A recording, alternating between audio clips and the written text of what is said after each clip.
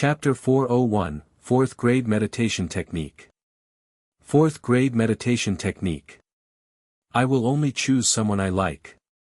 Do not provoke me, or else, Lei Lin coldly replied, sword drawn, as he immediately pulled Robin away.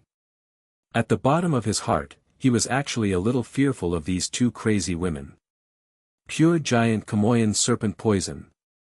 Such a powerful intimidating gaze. His bloodline is exactly what I need. Freya muttered to herself and watching Leyland's back with a steady glint of light in her eyes. Ha! What a personality! I like it. Miranda was even more excited than Freya. Hey! Hey! You saw his ability. Although he isn't as strong as either of us, he will definitely escape if we try to get him ourselves. I suggest we join hands to deal with him. What do you think? Miranda moved close to Freya and bit her ears. When the time comes, I can let you be first. Of course, if you prefer a threesome, I have no objections. Nonsense. Freya rolled her eyes and walked straight out. Phew. Lei Lin let out a long sigh of relief after leaving the place. Ha! You will get used to such incidents. You are considered lucky, joining only after you have attained the 3rd rank. These two lady warlocks are the most powerful. If they can't get a hold of you, the rest won't have a chance. Thinking back about my past. Sigh, Robin sighed as if recalling some repressed memories. Lei Lin maintained his silence, he was sensible enough not to provoke Robin at the moment. This is it, this manor belongs to you. After passing through a series of buildings, Robin led Lei Lin to the front of a big garden courtyard. At the entrance sat two enormous ash-gray stone serpents. Faint energy undulations were emitting from them. They were evidently not just ornamental. Cubular was standing at the front of the gate, dressed like a butler. Upon seeing Lei Lin, his eyes lit up and he immediately stepped up and bowed respectfully. My lord. Robin handed Lei Lin a pink crystal. My men have sent the decoration details to Cubular. This is the master key and identification crystal. I assume you will have many matters to handle since you have just arrived. Just remember to be at the same meeting place tomorrow afternoon. Sir Gilbert will see you then. He stepped out after giving his last instructions. Show me around the manor. Also, your matter is resolved now. Lei Lin was deeply moved as he looked around at the surrounding structures. He would be spending a long time here if nothing happens out of the blue. As you wish, my lord. Cubular thankfully replied. Although a simple matter like his could be resolved with a word from his lord, it was indeed rare for the master to care so much about a servant. Lei Lin was now not only a marquis of the Ouroboros clan, but also a student of Duke Gilbert. His future was truly bright and immeasurable. Cubular was naturally filled with enthusiasm as he intended to be a good servant to Lei Lin. In this manner, other than your personal master bedroom, there is also a study room, a laboratory, and an arena for negative energy. There's a bloodline purifying pool, a quiet field of sculptures. In addition, there are more than enough specially prepared facilities meant for use by magi who are 3rd rank and below. Cubular clearly had been briefed before. During the introduction, he spoke with much familiarity. A common facility for other magi? Looks like it is an exclusive one for the vassals. Lei Lin nodded his head. Go ahead, pick a set for yourself. Thank you, my lord. Cubular bowed earnestly, his face filled with joy. The perks that came with being the retainer of a marquis were definitely outstanding. In fact, they were better than what he would normally get if he'd become a baron. This manor is too big, and it is a little quiet. Look into whether we should recruit some acolytes or perhaps buy a few slaves. Lei Lin casually gave the order and Cubular listened intently. In the study room. Gilbert unrolled the document in his hand and analyzed it closely. According to what Lei Lin has revealed, his bloodline is that of Norco Caradas Far. Yes, sir. Robin replied respectfully. This Norco Caradas Far is registered in our records. It belonged to a marquis of the Kamoyan bloodline who went missing during an exploration. Looks like it had been disseminated to the south coast, and he also left behind a descendant. The south coast. I traveled there when I was younger. It was a barren place, Gilbert sighed. To a Magus of the central continent, the south coast and twilight zone were poor backwater regions. The energy in their atmosphere was extremely lacking and their resources were limited, which was the reason they'd left. As for the Norco Karatus Far Warlock, he is considered my senior. For Leyland to acquire such an inheritance, and the corresponding accuracy of events in the timeline, it is clear what will come next.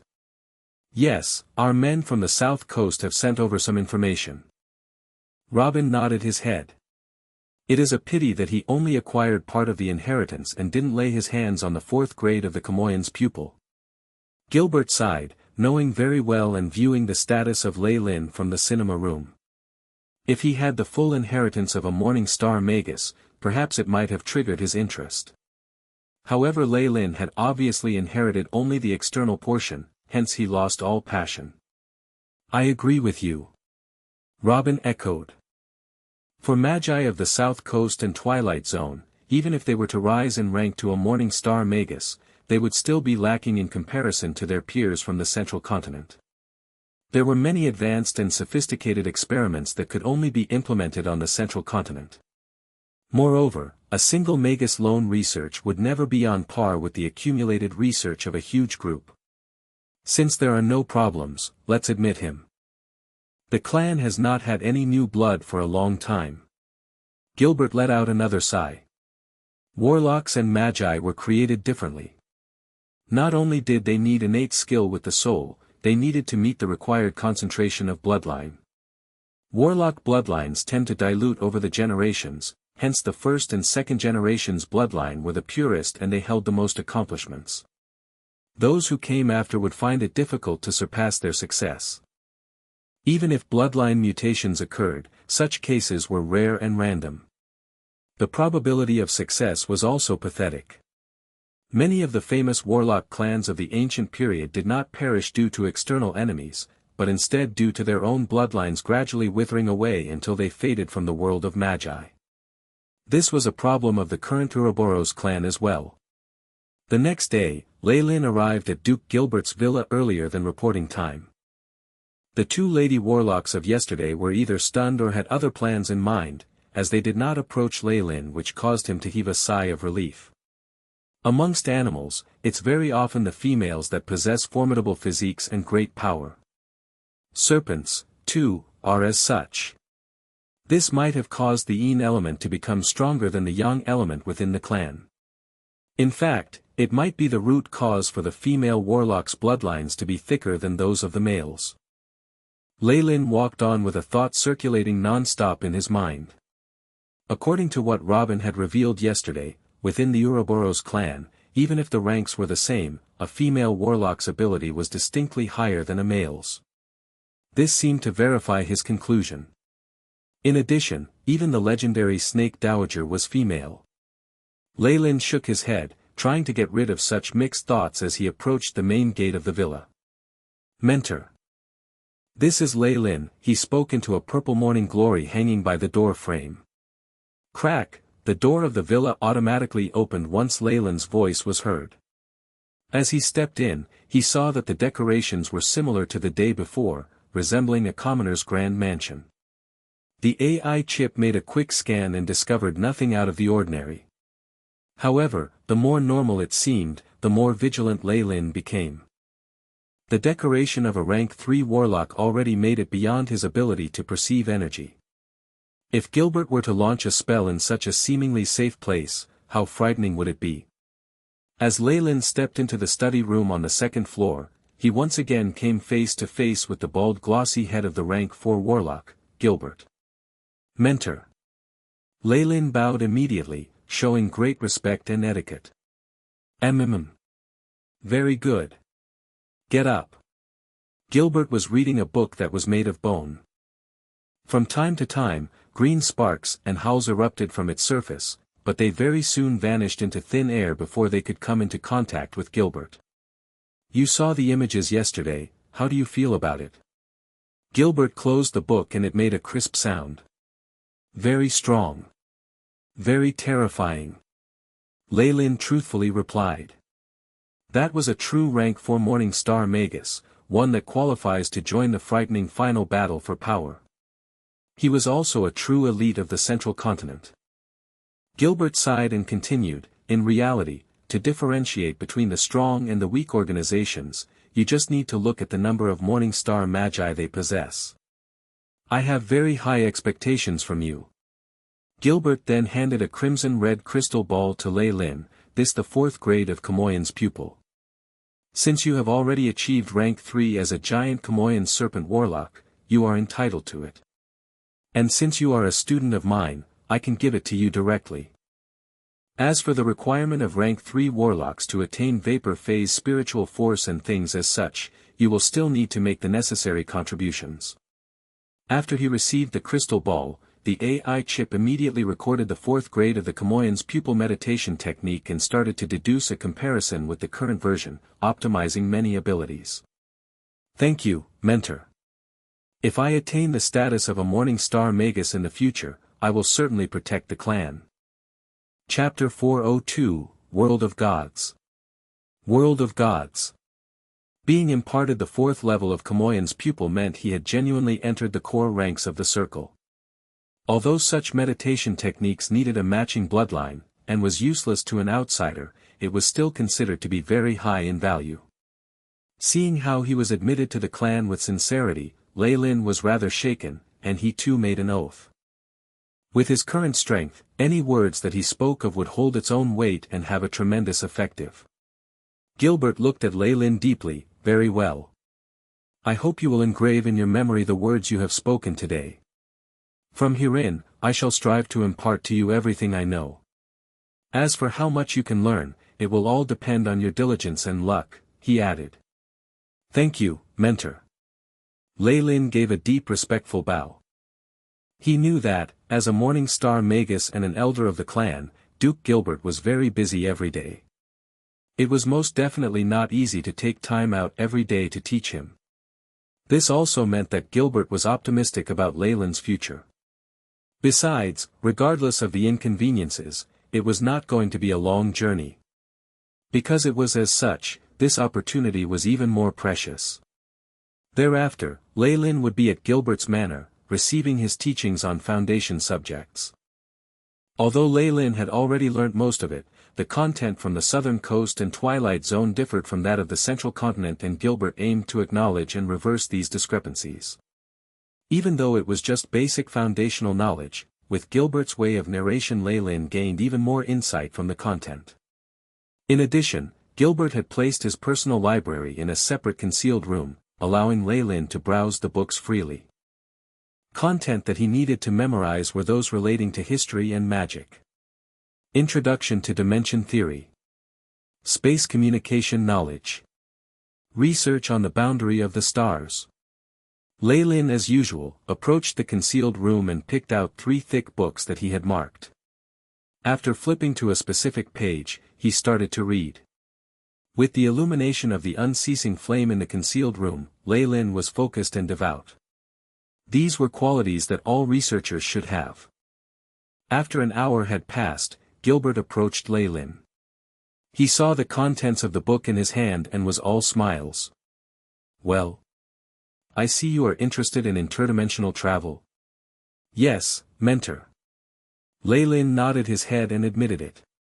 Magi from ancient times were formidable because they had plundered an enormous amount of the world's accumulated knowledge and their consistent research to upgrade themselves. Lei Lin wanted to be like them.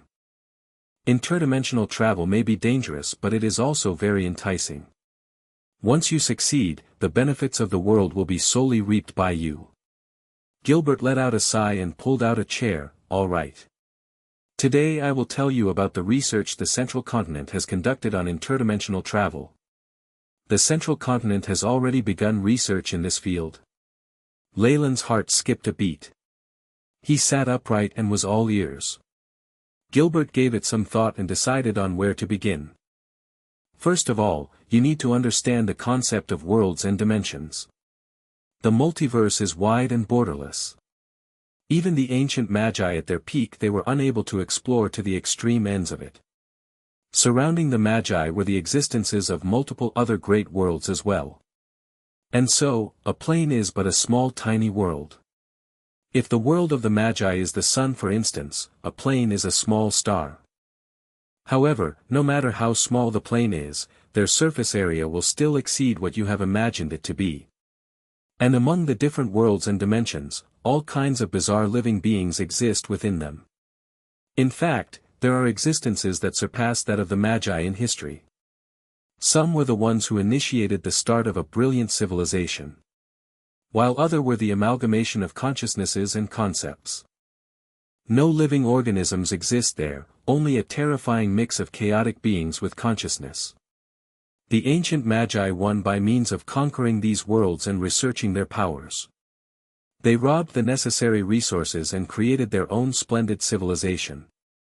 And so, the basis of interdimensional travel is a cosmic gate. One theory states that the cosmos is the highest state of the multiverse. It is also the core of all dimensions, time and space.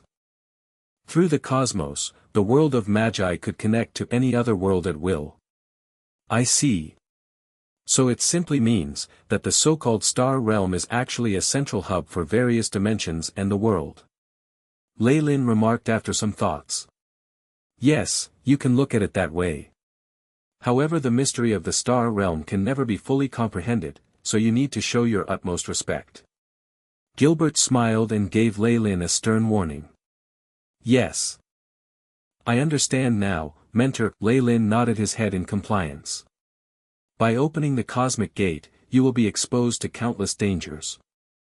There were Magi who stumbled into unknown worlds carelessly and died to attacks from various dangerous creatures. And others who went and came back to the Magus world with unusual and terrifying curses. Of course, on the whole, Magi dominated the various worlds, well, except for that world. Are they the formidable enemy that we fought with, during the battle that ended our golden period? Lei Lin vaguely remembered the details from the antique book he had read back in Twilight Zone. Right. Gilbert replied with a tone of seriousness. Magi from the ancient past conquered one dimension after another, causing many living creatures to bow and surrender and to be used as slaves. However, the huge victories and glory soon clouded their egos, and they became greedy for more insane strategies of attacks, ignoring all signs of dangers, until they met that world. What kind of world is that? Lei Lin couldn't help asking, knowing very well the formidable power it possessed yet not knowing the seldom mentioned details. It is a world that consists of multiple planes that can no longer evolve any further. Clusters of smaller dimensions are suspended at its edges. And surrounding the entire world is yet another strong layer of crystal walls. As a rank 4 Magus of the central continent, Gilbert naturally knew the details of ancient secrets very well. There are many strong Magi in that world, some at rank 7, rank 8. Of course, they are not called Magi there, instead they address themselves as gods. Gods. Yes, and so that world is known as the world of gods.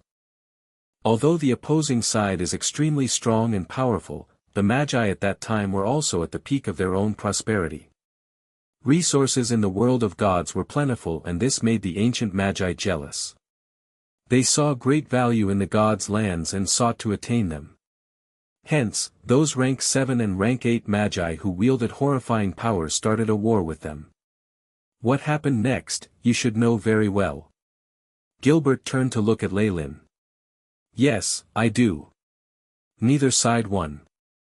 Many of the ancient Magi died one after another to the point that it ended our golden period. The door to the cosmos, on the other hand, had no choice but to be sealed too. All this led the collapse of the Magus world. The way I see it, our Magus world and the opposing world of gods are each at one end of a funnel and the cosmos is the link between us. As for the planes and other worlds, they are sprinkled between us along the way. Gilbert explained his personal opinion. As the strength of both sides were similar, the opposing gods did not have an easy time. There were rumors that their most powerful, the supreme god, suffered an irreversible injury that caused him to sink into an eternal sleep.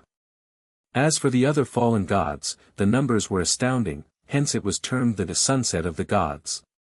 So, after finding out about it, the new generations of Magi recently reopened cosmic gates and started conducting interdimensional travel. Leyland guessed. This explains why the central continent is much more prosperous than all the rest. In the beginning, it was the lone decision of a single morning star Magus to do so, but when it was revealed that there were no signs of invasion from the world of gods and no adverse consequences, the other morning star Magi followed suit. Gilbert smiled bitterly. In the central continent, if you did not improve, the others would naturally improve and leave you in the dust. Since using cosmic gates would cause no harm and yet reap great rewards, then how could the rest of the Magi endure this temptation? After some cautious travel, we finally got word of the world of gods.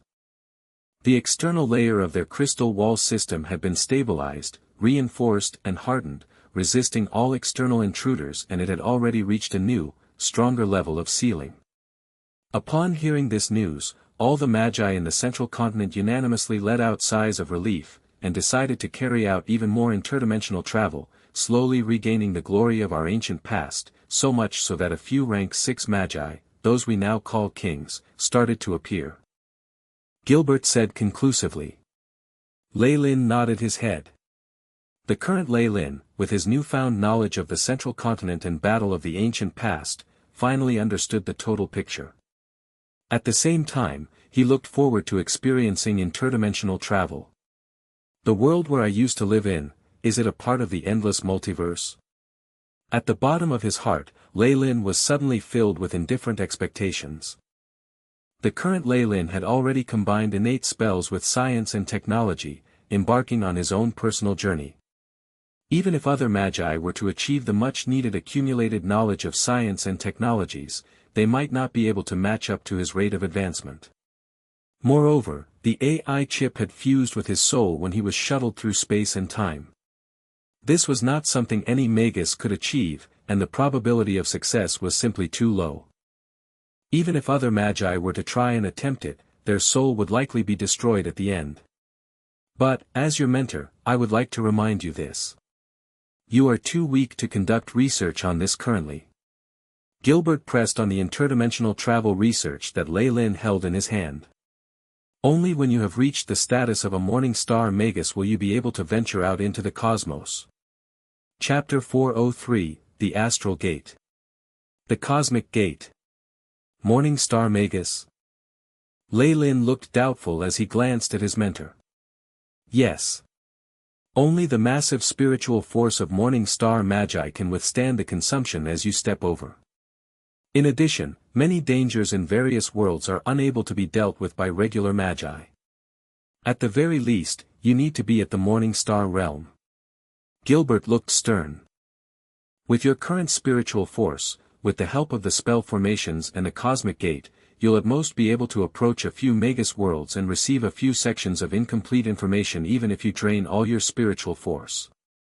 You may not even be able to obtain all of the information. Gilbert shook his head. If you really must do this, you could aid me in my experiment regarding projection of coordinates. After that, through Gilbert's explanations, Leyland found out some fundamental information on how to use the cosmic gate.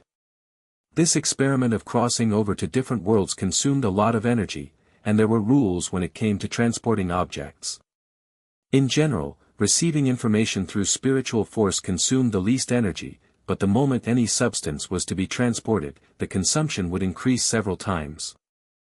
If a Magus were to go over, the energy required was tremendous, to the point that it might even cause Morning Star Magi to exhaust themselves. In reality, in both ancient and recent times, there were so many Morning Star Magi who had consumed large amounts of resources and energy only to find a desolate world, ending up with nothing despite their efforts.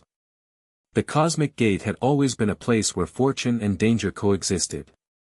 The Magi in the central continent seldom traveled over. They preferred to send out a few spiritual force coordinates, as well as use things like teleportation spell formations. This was similar to setting down fish bait, and then waiting for the other side to accept it. Though the chances were so small that they were below 1 in 10,000, there was a real possibility of intelligent beings receiving the spiritual force tokens that were floating in spatial cracks.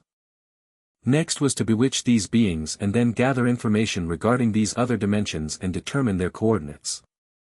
If this information was determined valuable enough, Morning Star Magi would then open the true cosmic gate and then travel there in great numbers, seizing control of the dimension.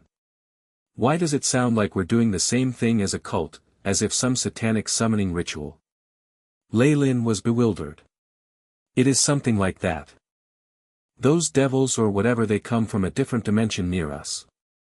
They like to gather spirits through this method. If not for them concealing themselves so well, we would have long since used the coordinates and tried to kill them. A killing intent rose in Gilbert's eyes. Well then, Mentor. I would like to enter your experiment with the cosmic gate. Lei Lin immediately requested. All right. While I am experimenting, you can be my assistant, observing and studying at the side. Gilbert watched Lei Lin's resolute gaze and nodded. After leaving Gilbert's villa, Lei Lin was in a very good mood. Not only had he gathered many ancient secrets, he was now qualified to participate in the space experiments. In the future, I want to make my own cosmic gate. Lei Lin decided. At the very least, he would need to go to that purgatory world at least once. He would gain a solution for the shackles of his giant Kamoyan serpent bloodline there. Of course, this was the hope of the entire Ouroboros clan. Lei Lin's mentor, Gilbert, and the 2 other Morning Star warlocks were crazily searching for the coordinates of the purgatory world. It was a pity that the multiple worlds and coordinates were like the numerous stars in the sky. With their method of trial and error, it was impossible to know how long it would take from them to find Purgatory World. However, Lei Lin had plans of his own. He would not mention them yet. Lei Lin. Around a corner, Lei Lin heard a voice and halted his footsteps, seeing a blonde middle-aged Magus walking over. However, there was no longer the calm and dignified look he had had. Instead, he was flustered, and even the energy fluctuations around him were unstable, as if he had gained injuries. What is it? Lei Lin was in no mood for this sheltered warlock who had once threatened him before. Woody. Don't think you can do whatever you want just because you have someone backing you, you gigolo. Woody's expression was terrible, looking as if he wanted to gobble Lei Lin up. Gigolo. Lei Lin's heart jumped, and he had a bad feeling about this. Woody. Aren't you starting yet? A female voice that made Lei Lin's hair stand. He then saw that warlock Freya from before, pulling at a pet that seemed to be a black sheepdog. Upon closer inspection, Lei Lin realized there were complicated black patterns on its face, its eyes flashing with intelligence. However, all that was inside them was now despair, frenzy, and an unspeakable dread. Morphing technique. This is, Johnny. Magi naturally did not recognize people by their appearances.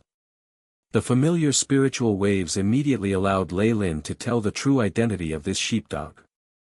This is, crazy. Seeing the dog leash around the sheepdog's neck, Lei Lin could confirm Johnny even had thoughts of suicide. Woo! After seeing Woody, the sheepdog began to whimper even more, as if hoping its original owner would save it. Woody paled in anger, but did not do much. He then gritted his teeth, bowing slightly to Lei Lin. Marquis Lei Lin, please forgive me for my previous offenses. Please do whatever you please with Johnny. Having said this, Woody immediately turned to leave, disappearing after turning a corner. How is it? Do you like my gift? To change him into this form, it used up a precious morphing scroll I got from my mentor. Freya pulled the black sheepdog till it reached his side, anticipating his reaction. Lei Lin could only force a smile. He had heard from Robin that compared to the wanton Miranda, Freya kept her chastity and did not do anything to charm male warlocks into becoming their toys. However, in order to improve the bloodline in her family, she would go around looking for suitable candidates. At this moment, she seemed to have chosen him. The earnest look on her face seemed to be giving Lei Lin a headache. Though she was a student of the second elder and was thus doted on, for her to become hostile to another giant Kamoyan serpent warlock and even punish members in the same circle as she was in, she would definitely be under immense pressure. Of course, as a warlock, she had inherited emotional instability and perhaps would not think too much of her actions. Through the AI chip, Lei Lin noticed the unstable aura on Freya's body. It was apparent that pressuring Woody was not such a simple task, and both sides would suffer losses. The reason Woody had automatically conceded was because his bloodline instability was not flaring up. He knew how to weigh his benefits. Whatever. Do whatever you want with Johnny. Looking at the whimpering sheepdog on the ground, Lei Lin really sympathized with it. Also, here are 2 things for you. Lei Lin passed her a high-grade healing potion, as well as a high-grade potion of tranquility. He was not one to accept favors from others. A healing potion was a small matter, but what was more important was the high-grade potion of tranquility. This was the strengthened version of the potion of tranquility, and Lei Lin had even added parts of the icy jade scorpion's bloodline. Though the effects were reduced, it was still very effective for giant Kamoyan serpent warlocks. He really hoped this potion could slightly inhibit her crazy tendencies and stop her from bothering him. Watching Lei Lin seemingly fleeing and disappearing along the road, Freya caressed the 2 potions in her hands and smiled, "It's great as long as you have a good impression of me. You'll be mine." If Lei Lin knew what Freya was thinking, he would probably regret his actions. Now, however, he had found Robin. You want to take a look at your territory?" Robin looked at Lei Lin in front of him. "Yes. Mentor Gilbert has finished his teachings, and all that's left are preparations for the Cosmic Gate. There's nothing left for me to do, so I want to look at the territory." Lei Lin spoke. After his current trip, Gilbert was done with teaching him. He was a rank 4 warlock and had numerous tasks to carry out. On top of that, he had to focus on his research and could not continue coaching Lei Lin. Before conducting the Cosmic Gate experiments, a lot of time was needed to prepare the materials, adjust the frequencies and the like. Lei Lin wanted to make use of this time and first leave the headquarters. A part of it was because he wanted to see his territory, but another reason was because he was really a little scared and wanted to hide outside. Oh, it was Freya. Robin thought for a moment and suddenly began to laugh. He seemed to have some knowledge regarding what had just transpired. She's actually not half bad. She hasn't had a partner in the past, and her mentor is also a Morning Star warlock. You should just marry her. Robin even teased as he suggested. If I really want to marry someone, I can take her into consideration, but you know. Lei Lin's lips quirked in a wry smile. Though Freya was doing all she could to get into his good books, her final goal was to make him a breeding machine. Even if they did become companions, she would want him to marry into her family. How could he stand this? In the deepest part of his heart, Lei Lin believed himself to be a male chauvinist, and he could not stand for this. That's true. Besides, you're still young. Robin thought for a moment and then nodded, as if having expected this. Young. I'm almost 100. Lei Lin was speechless. I'm almost 500, and I've had 24 wives. I've married into several families. Robin's expression showed his experience in this area. When you're at my age, you'll think little of this sort of thing. Chapter 404, Territory. Territory. The wind blew, bringing about with it a refreshing feeling. Lei Lin rode on a horse, looking at the scenery on both sides. Great numbers of farms joined to form a large field which many farmers were working on. At the 2 sides of the roads, purification towers could be seen everywhere. These were specifically to remove the unwittingly emanated radiation pollution from the bodies of magi. This allowed regular humans and magi to exist in harmony. Robin did accede to Lei Lin's request in the end, even sending another warlock to bring Lei Lin to his own territory.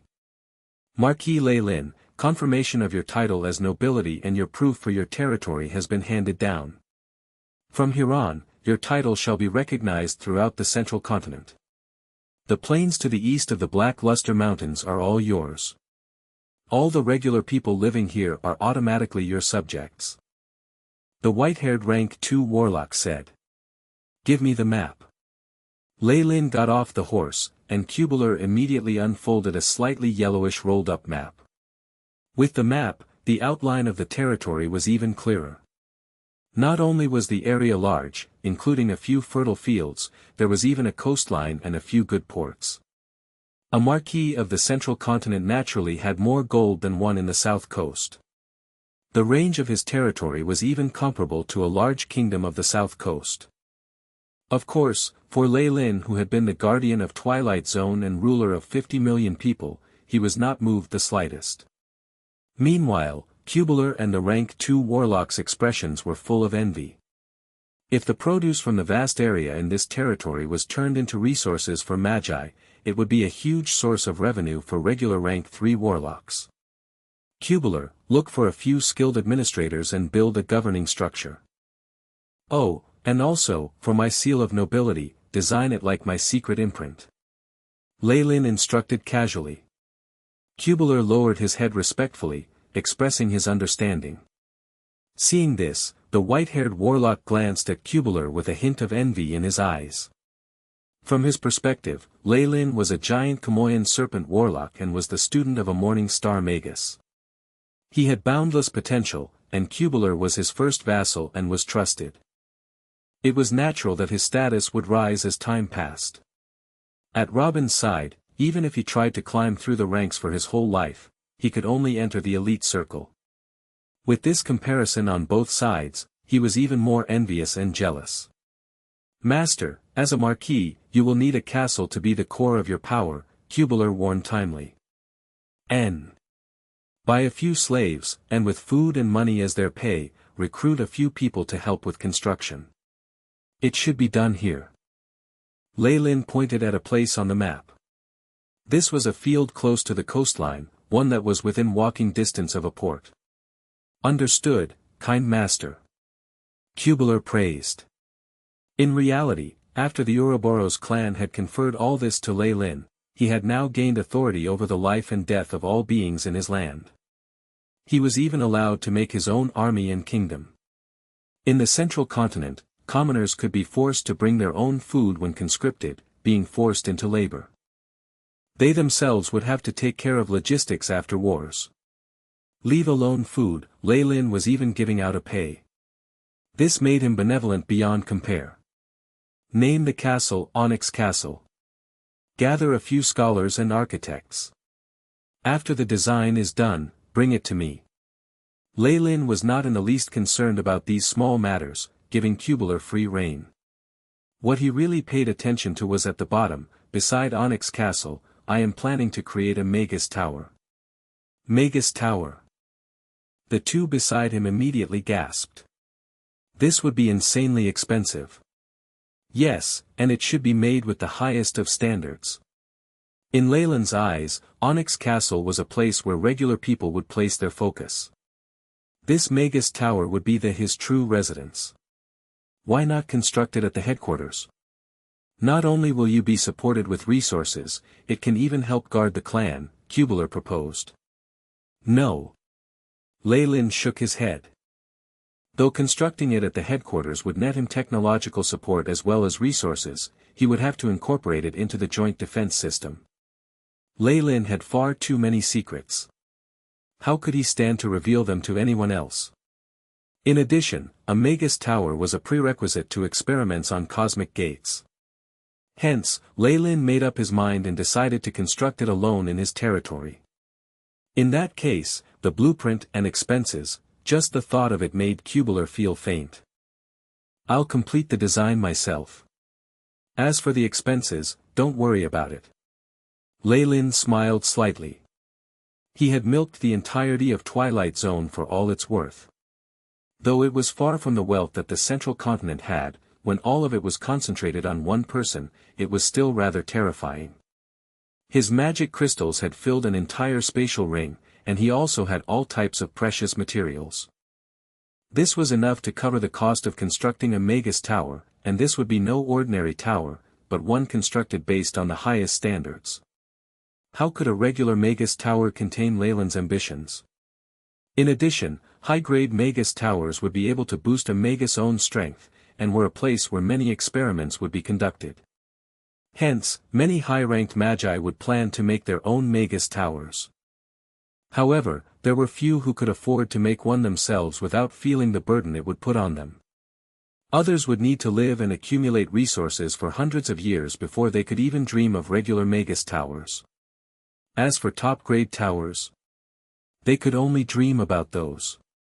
I'll need many male slaves and stonemasons for the construction of the castle and tower. Do you have any means of getting them? Leyland glanced at the old warlock.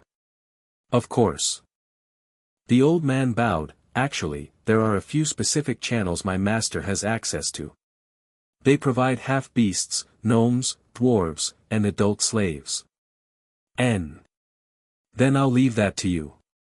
I'll need at least 10,000 people. The method of payment shall be with magic crystals. The moment Leyland's words were heard, a hint of elation could be seen in the old warlock's eyes. The central continent used gold and silver as their currency. Magic crystals were higher-grade currency that would have a higher exchange rate in the black market. By doing this, he would definitely be able to make some profit secretly. Of course, Leyland no longer cared about such trivial profits. If this could motivate the old man into working even harder, then so be it. No matter what they had once been called, Leyland had decided to rename these lands the Onyx Castle Plains. This land was now the heart of his developing territory. Under observation by overseers touting whips and clubs, groups of adult slaves transported large pieces of granite across the lands. The granite had been divided into equal sizes from a nearby stone quarry and was then transported here, being piled up to form a large castle. Leyland's Onyx Castle had 2 layers of city walls as defense. The outer layer was slightly lower than the inner wall, and there were many sentry towers, watchtowers, and the like. Outside the Onyx Castle, there was also a channel forming a very wide moat. The building was mostly constructed by piling up granite. Near the end, he would invite magi proficient at manipulating earth elemental energy particles to reinforce the structure and fill the parts between the granite, forming a large body. After that, he would get a few renowned sculpting masters to do more work. After the construction was done, it would definitely not lose out to the grandeur of common nobility. To complete the Onyx Castle, many slaves and the people that Leyland had recruited would put all their effort into working day in and out. The meals that Leyland provided were not bad, with black bread and fish soup. For slaves and poor peasants, all these were hard to come by. Hence, they worked even harder. Master, 10,000 male slaves have been transported over. A part of them are at the stone quarry, while the rest are here. Cubular followed behind Leyland, seeming like a very calculating housekeeper. As Leyland was paying with magic crystals and could be said to be rich and overbearing, not caring about the source, he was the best client for slave traffickers. The old man from before had also worked doubly hard, and soon enough, 10,000 slaves were bought. This was not a small number, and thus helped Leyland gain a deeper understanding of the power Robin had. We need to use these slaves efficiently. We need to divide them into classes. Those who are diligent and proactive can get a small piece of land after construction is completed. They can become my farmers or soldiers. As for the lazy ones and the rebels, they can be a slave till they die, or we can just kill them. Leyland spoke indifferently. He had gone through a lot and had much experience in administration. Everything he said had Cubular nodding along. Tell me the progress of the construction. Master, with this rate, your castle can be completed in spring next year. The entire cost comes up to around 1.5 million gold coins. Cubular lowered his head and gave it a thought, and then announced a number that could cause a few normal kings to faint. Alright, that's not bad. These were trivial matters. Leyland let it pass through his ears and did not think more into it. The construction of the Onyx Castle was not the most important thing. What was more terrifying was the blueprint in his hands. Cubular was fearful and apprehensive as he looked at the blueprint in Leyland's hands.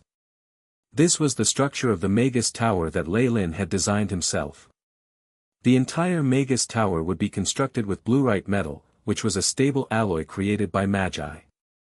There would be a total of 3 layers underground, with laboratories, summoning and binding rooms, and a huge negative energy reactive pool at the bottommost layer. On the ground, the first floor would be the living room. The second would be the master bedroom and library. The third would be the Magus garden and ecological laboratory. The fourth would be the storage room, and the highest would have a positive energy reactive pool that would be the counterpart to the underground negative energy reactive pool. Almost all energy particles had positive and negative properties. This sort of energy pool would seize countless energy particles and be a costly structure that could gather energy. Chapter 405, Internal Affairs. Internal Affairs. In Twilight Zone, Siegfried had been extremely proud of just the Earth elemental energy particle pool that he had saved up for over hundreds of years. However, Leyland had basically constructed energy particle pools of various elements, and even made 2 pools for each element. This terrifying consumption was enough for Cubular to want to faint. This was not all. Cubular knew what his master was planning. Not taking into consideration the tower itself and the spell formations for each level, it was the intellectual core that Leyland was planning to make, one using a Damor crystal and a 4th-grade magic scroll that could give the crystal life.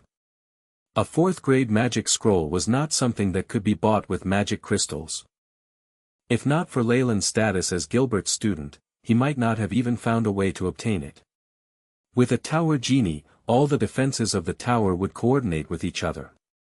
This intellectual being that would only recognize one master would be a great helper for a Magus. After all these resources and materials were brought out, Cubular believed that this Magus Tower would not be unpresentable even for a Morning Star Magus to live in. Its defensive abilities would be able to hold on for a long time against the joint attacks of multiple rank 3 Magi. The construction of the Magus Tower is a large project. With the people we have now, we can only make some preparations. After the Onyx Castle is completed next year, I shall live here and watch over the building of the Magus Tower.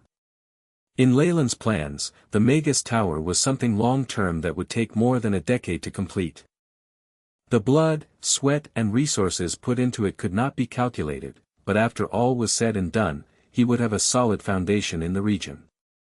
The amplifying effect that Magus Towers could provide for Magi was considerably frightful, especially for a high-grade building like this. Leyland reckoned that as long as he was at the gaseous spiritual force stage and within the scope of the tower, he would not need to be afraid of any rank 3 Magus, even if they were at the crystallized spiritual force stage. Of course, if the offender was a rank 4 Magus, even one of the disgraces that did not possess a final technique, could destroy him. The terror of Morning Star Magi was something he had really understood through experience. If those true Morning Star Magi used a final technique, half of his territory would be wiped out, and his Magus Tower would be useless.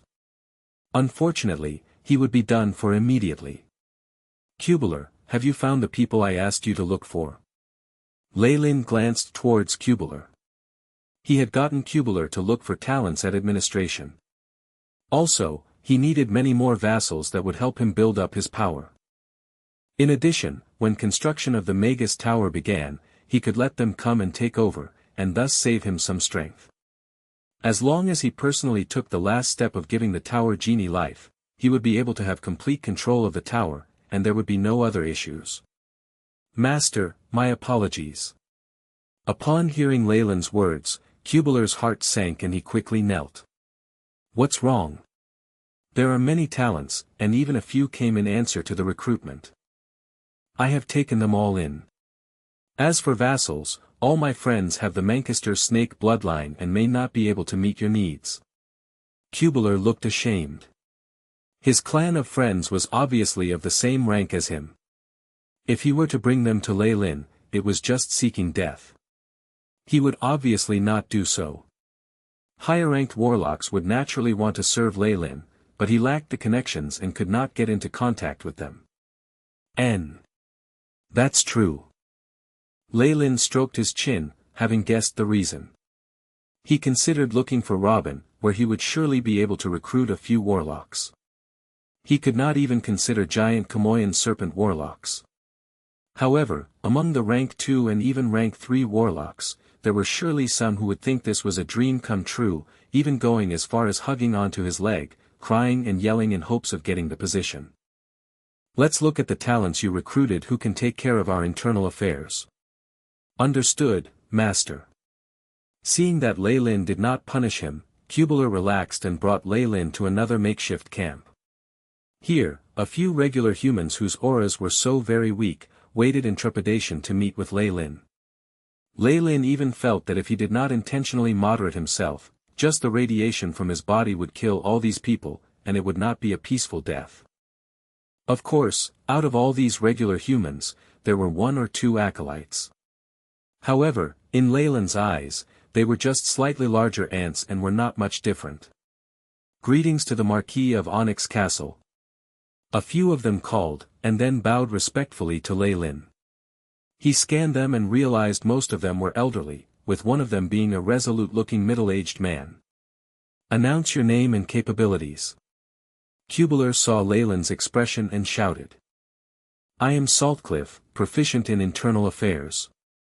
This was an old man. My name is Royce, and I'm adept at training troops. I was once the commander in a dukedom. This was the middle-aged man. My name is Alessander, and I'm proficient at internal affairs and law. This old man was brimming with the waves of an acolyte, and Lei Lin shot him a second glance. Alessander, have you taken the blueberry essence before? Lei Lin's nose wrinkled and he suddenly asked. This blueberry essence was a special secretion of plants, and had the effect of lengthening the lives of acolytes who were below official magi. However, their strength would be fixed, and they would never be able to improve. Yes, my lord. I am now only 150, and I have 100 or so more years to work under you. Alessander was truly a magician who knew the way they thought. What Lei Lin needed was long-term support. Regular old geezers would be so old they could not move in 10 or so years. What use were they? Very good. You and Royce, from just now have been recruited. As for the old people who were experienced but on the verge of death, they could only take their leave regretfully. After they left, Royce and Alessandro bowed once more, Master. This was the etiquette used when vassals greeted their masters. From here on, you are all my subordinates. Royce is in charge of security and the army, while Alessandro will take care of internal affairs. As long as you work hard, I will bestow upon you titles and your own land, and also take in your descendants to work for me. As nobility, Lei Lin naturally knew what they wanted, and want to use it to motivate them to work diligently. As expected, after hearing his promise, Royce and Alessandro all knelt in gratitude, kissing the ground under Lei Lin's feet. I shall offer my loyalty and respect, even if the world were to end. N. You can go. Cubular will give you more details. Lei Lin waved his arms. He was in no mood to deal with this, and could only pass on his authority to someone else to make decisions. If this was in the Middle Ages in the previous world, doing something like this would mean certain death. He would be made a figurehead by his subordinates, or even killed, but it was different here. Lei Lin himself held absolute power and did not have to worry about what his subordinates thought. Under the deterrence of magi, those two would not dare to have any strange thoughts or plans. It's about time I return. Not only do I need to gain experience from Mentor Gilbert, it's best to obtain a spell formation to vaporize my spiritual force. Lei Lin looked at his stats. Lei Lin Farlier. Rank 3 Warlock, Bloodline, Giant Kamoyan Serpent. Strength, 23.6, Agility, 20.1, Vitality, 35. 7. Spiritual Force, 215.3, Magic Power, 215, Magic Power is in synchronization with Spiritual Force. After entering rank 3, the effects of the Giant Serpent's Breath Potion had weakened. Though the environment in the central continent was much better than in Twilight Zone, after using such great amounts of resources, his spiritual force was now stuck, still around the level where he had just entered rank 3. However, Leyland was confident because the clan was a group formed entirely out of giant Kamoyan serpent warlocks. There were many formulas and products used to raise a warlock's spiritual force. In addition, with Gilbert's help, he would soon reach his current goal. The vapor phase spell formation would thus become essential. Buzz buzz, rays of light were emanated from the suspended imprint on Leyland's body, forming a scarlet rune. Mentor Gilbert's ready now. Alright, I'll get back as soon as possible. Leyland spoke to the secret imprint and then called Cubular over, telling him to oversee the project while he made his way back. Phosphorescent swamp. The black swamp held within an aura of death, occasionally generating green flames. Leyland walked atop the swamp, feeling his body jubilant and excited, and could not help but nod. As expected of the final choice made by the clan amongst many others. This environment with the particles around is very suitable for the advancement of those with Kamoyan blood. The headquarters of the clan were similar to before. Many warlocks resided, lived and researched in this small Magus city. Leyland went straight to find Robin and found out that Miranda and Freya had received a mission recently and had left. Knowing they were no longer in headquarters, he could not help but sigh in relief. Would. Ha! Seeing Leyland like this, Robin as a senior could not hold back his laughter. After the teasing, the two doves into work. The cosmic gate experiment is very dangerous. The creatures from other dimensions could be terrifying existences with strength surpassing Morning Star Magi. In the White Terror incident 214 years ago, the great pioneer, Morning Star Magus Burrell made contact with another world recklessly and met with a fearsome consciousness formed from terror. Not only did he fall, all his descendants all died as well. Even if they were not on this continent, they met the same fate. I hope you can reconsider. Chapter 406, Interdimensions Experiment. Interdimensions Experiment. Duke Gilbert has already told me in detail about the dangers related to the cosmic gate. Leyland had a smile on his face, but his expression was as resolute as ever. But if we don't communicate with other worlds and obtain their unique knowledge and resources, how can we improve? In the pursuit of knowledge, I'm willing to do anything. Magi desired truth more than any other being did.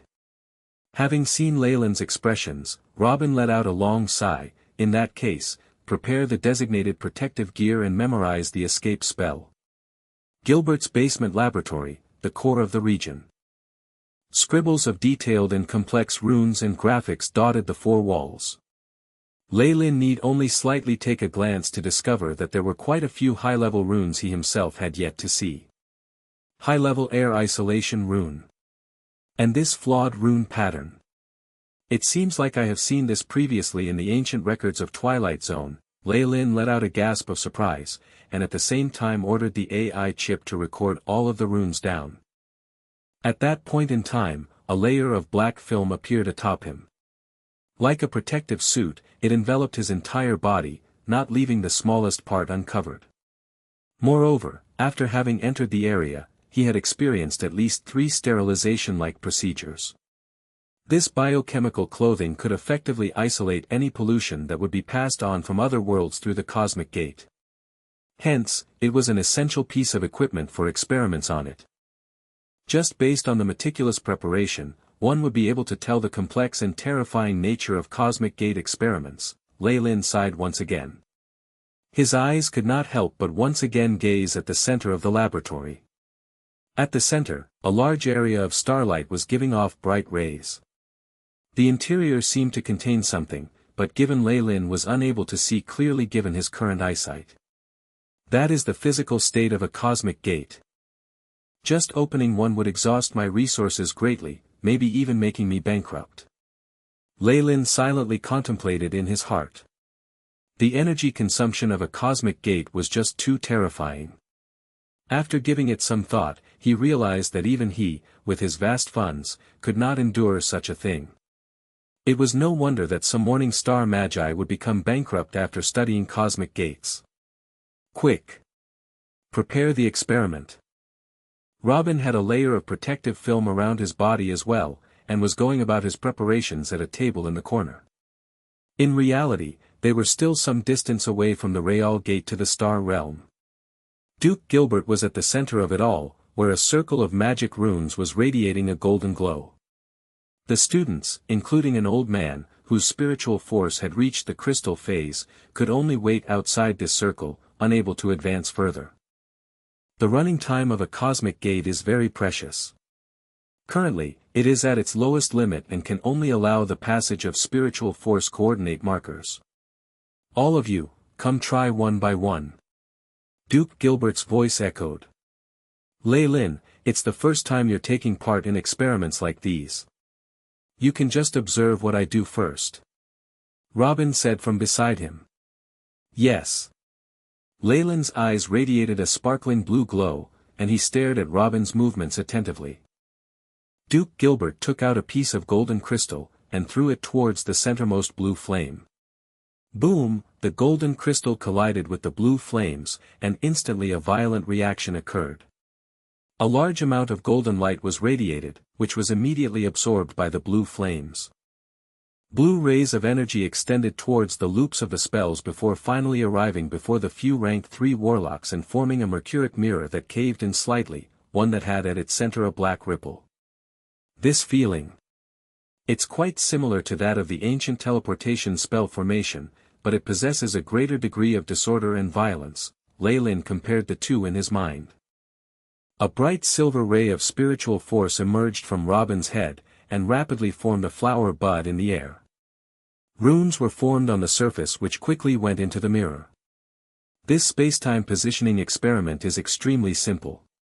With the repeated casting of coordinates into cosmic gates, we might stumble upon a different world, or it might be picked up by an intelligent being. Generally speaking, the probability is extremely low, and there may not even be a single case of success within 10,000 tries. Then isn't this just trying our luck? Lei Lin rolled his eyes in his heart, and was somewhat speechless. However, seeing Robin's pale face, he knew that things were not as easy as what he had said. In the past, it was impossible for me to use my spiritual force to sense movements in the Twilight Zone through teleportation spell formations, but now I have to use my spiritual force to explore the world. The difficulty level is incomparable. Even though I have already reached rank 3, and have the support and help of other magi, I'm afraid the difficulty levels have not decreased much. Boom, suddenly, an explosion sounded from Robin and he immediately took a few steps back, face pale. We have failed. My spiritual force coordinate marker met with spatial dysfunction, and has been completely extinguished. What they were doing now was sending the coordinate marker made from spiritual force to the cosmos between the various worlds to float in between, and they could only hope for good luck for the spiritual force to land in another world. But the gaps between the worlds were fraught with dangers.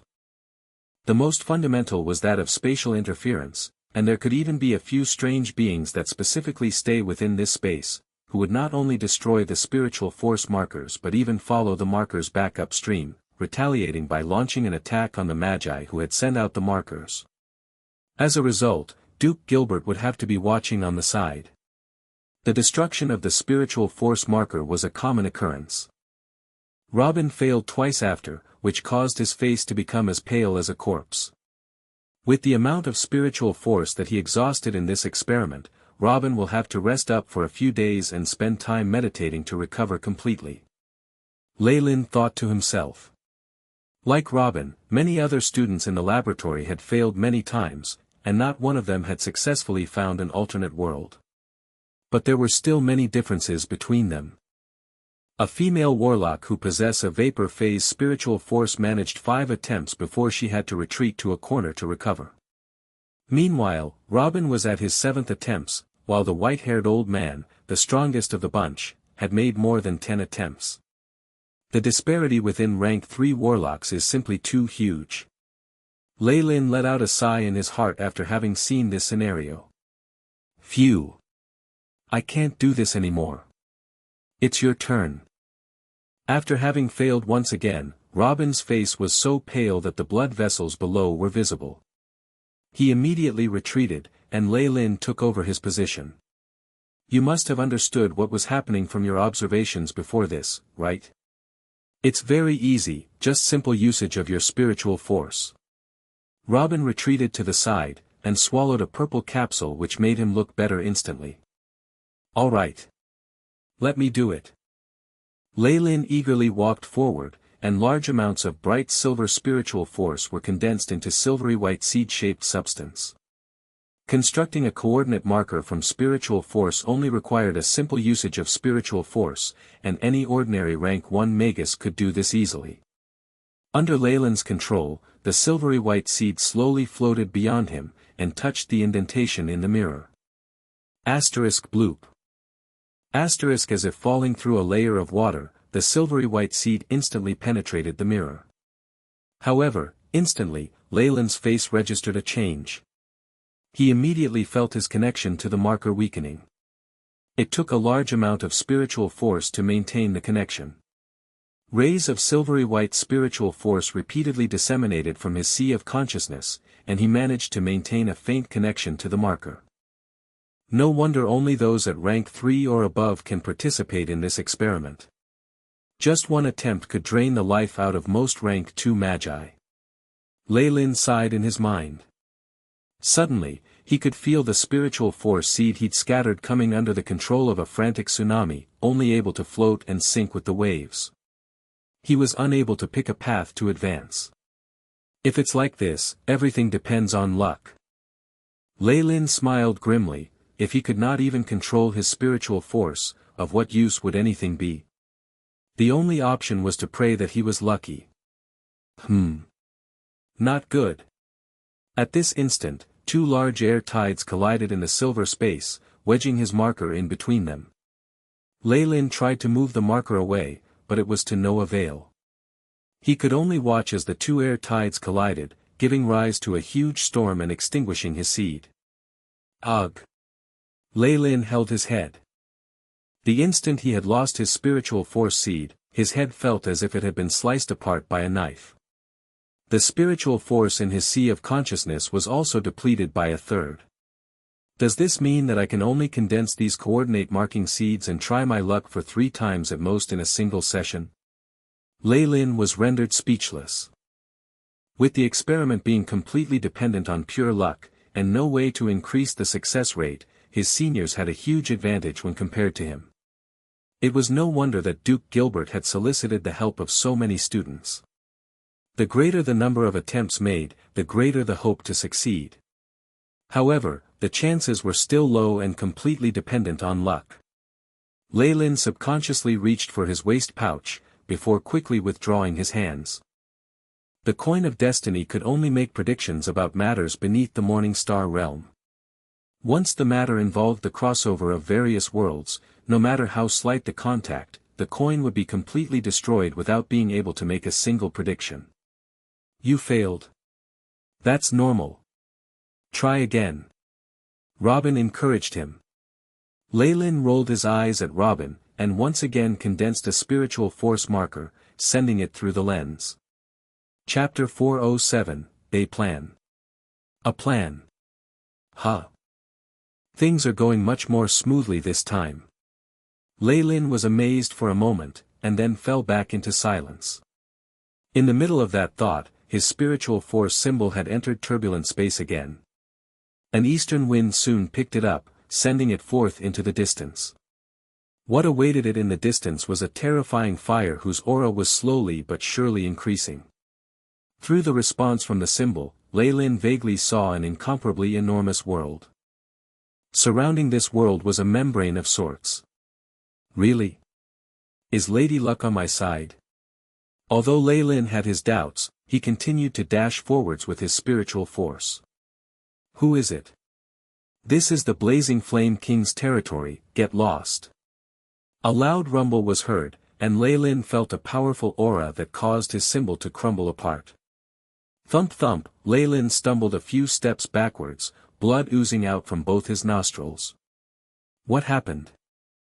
Robin immediately stepped towards Leylin and supported him. I seem to have discovered a world, but was blocked at the edge and attacked by a self-proclaimed king. Oh. That is the Blazing Flame world. It is under the control and protection of the monarch of blazing flames, Breaking Dawn Magus Aragorn.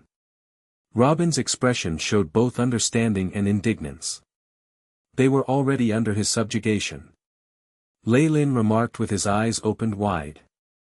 Yes.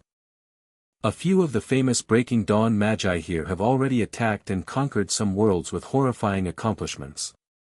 We even suspect that it is the spoils of these wars that have allowed them to enter the Breaking Dawn realm.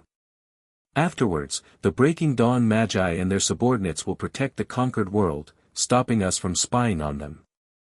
On top of that, the Guardians and other Radiant Moon Magi use their spiritual force to invade unconquered ones, at the same time destroying our spiritual force symbols. Robin's smile was forced and bitter. Therefore, avoiding probes by those formidable powers and camouflaging our spiritual forces until the time is right are topics that are very valuable for research. Ah! At this moment, the rank 3 old man looked as if he had provoked something, stumbled backwards and looking upwards, shouted, "Be careful, it is heading this way." Gee, an unpleasant sound transmitted out from the mirror in front of him. A huge tentacle stretched out from within the mirror. It appeared to be some species of octopus, but without suction pads on the pure black tentacles, it looked extremely illusionary. Intimidating gaze. Toxic bile. Despite facing possible death, the rank 3 warlock showed no fear. He extended his domain and under his manipulation, toxic bile manifested itself and became a trident, piercing through half the body of the black octopus-like creature. Pang! The mirror shattered into pieces as the octopus succeeded in squeezing its way through. Its skin was filled with eyeballs all over, making it a horrifying and gross sight. Fush. The highly toxic black poison fork had pierced straight into the body of the octopus, yet no injuries were inflicted. Innate skill of virtual transformation. This is most common attribute among the living creatures in space.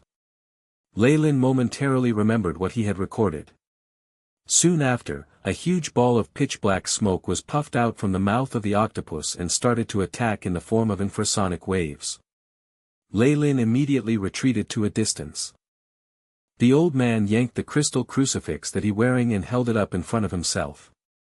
Thud, beneath the octopus' black tentacles, the crystal crucifix proved to have no effects and it was penetrated through easily. The octopus came face to face with the old man and pounced on him. Countless big and ferocious teeth started appearing beneath. A pretty good creature. However, the octopus did not come into contact with the old man's face. It was grabbed firmly by yet another palm. Snap.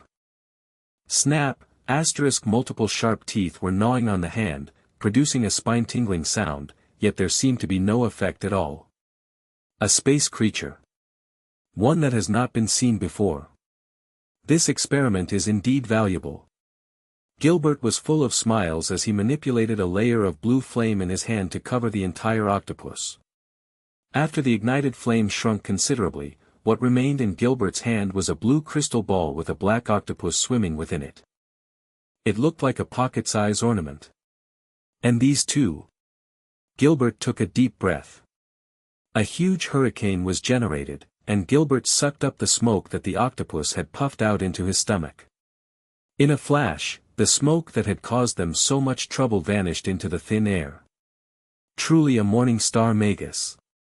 Leyland exclaimed with a tense gaze. Great! It's all thanks to Lucian for this successful experiment. I will remember your contributions. As for the rest of you, everyone will get 10,000 contribution points. Gilbert then declared the conclusion of the experiment. Looking at his expression, Leyland was sure Gilbert couldn't wait to lay his hands on the newly captured strange creature for experiments. The astral plane might be dangerous, but the gains are rich too. Leyland felt gloomy from the bottom of his heart. While walking out of the laboratory, Robin smiled and turned to Leyland to make introductions. This is Lucian, and this is Kesha, they are both my fellow students. Lucian was in fact the old geezer who was in the crystal phase. As for Kesha, she too was a rank 3 and Leyland gave both of them a respectful greeting. Lucian and Kesha extended a warm welcome to their new junior before leaving. Both of their spiritual forces had been exhausted considerably and they needed to rest and restore their strength. Especially Lucian, he was almost seriously hurt in the process, hence he was in a dull mood. Leylin understood Lucian's feelings, but he was left speechless after he had to adopt 9 more purification processes after the appearance of the strange creature. At the trading hall of the clan, bright twinkling lights were being emitted from the huge screen. Some fixed assignments and resource exchanges appeared on it from time to time. Leylin intentionally looked for the poster selling the life seed. Little did he expect to see there were many messages left under it. That it was a popular item for sale left Leylin speechless. He only looked at the messages for a short while before turning elsewhere. After numerous promotions to a higher position, the processing capabilities of his brain had strengthened immensely. He was now comparable to a regular computer. With just a few glances, he could assimilate the information that he needed from the huge screen easily. Rank 3 Vapor Phase Spell Formation, a must-have item for supplementing the vitality and strength of a Rank 3 Magus. Sale price, 100,000 contribution points. This was exactly what Leylin needed now. Cultivation of a Rank 3 Magi was to further compress and concentrate the already small spiritual force seed. Firstly, the bright silver spiritual force would be turned into vapor, after which it would enter the liquid phase and finally crystallization. At the final stage, all of the spiritual force would be condensed to a single point, the point mass. This was the raw material required for advancing to become a Morning Star Magus. Leylin was currently stuck at the beginning stage of Rank 3 and had not even entered vapor phase. With the help of this spell, together with medication and the right meditation techniques, it should only be a matter of time before I enter the vapor phase. Leylin reckoned. There was a door for every stage within the 3rd rank.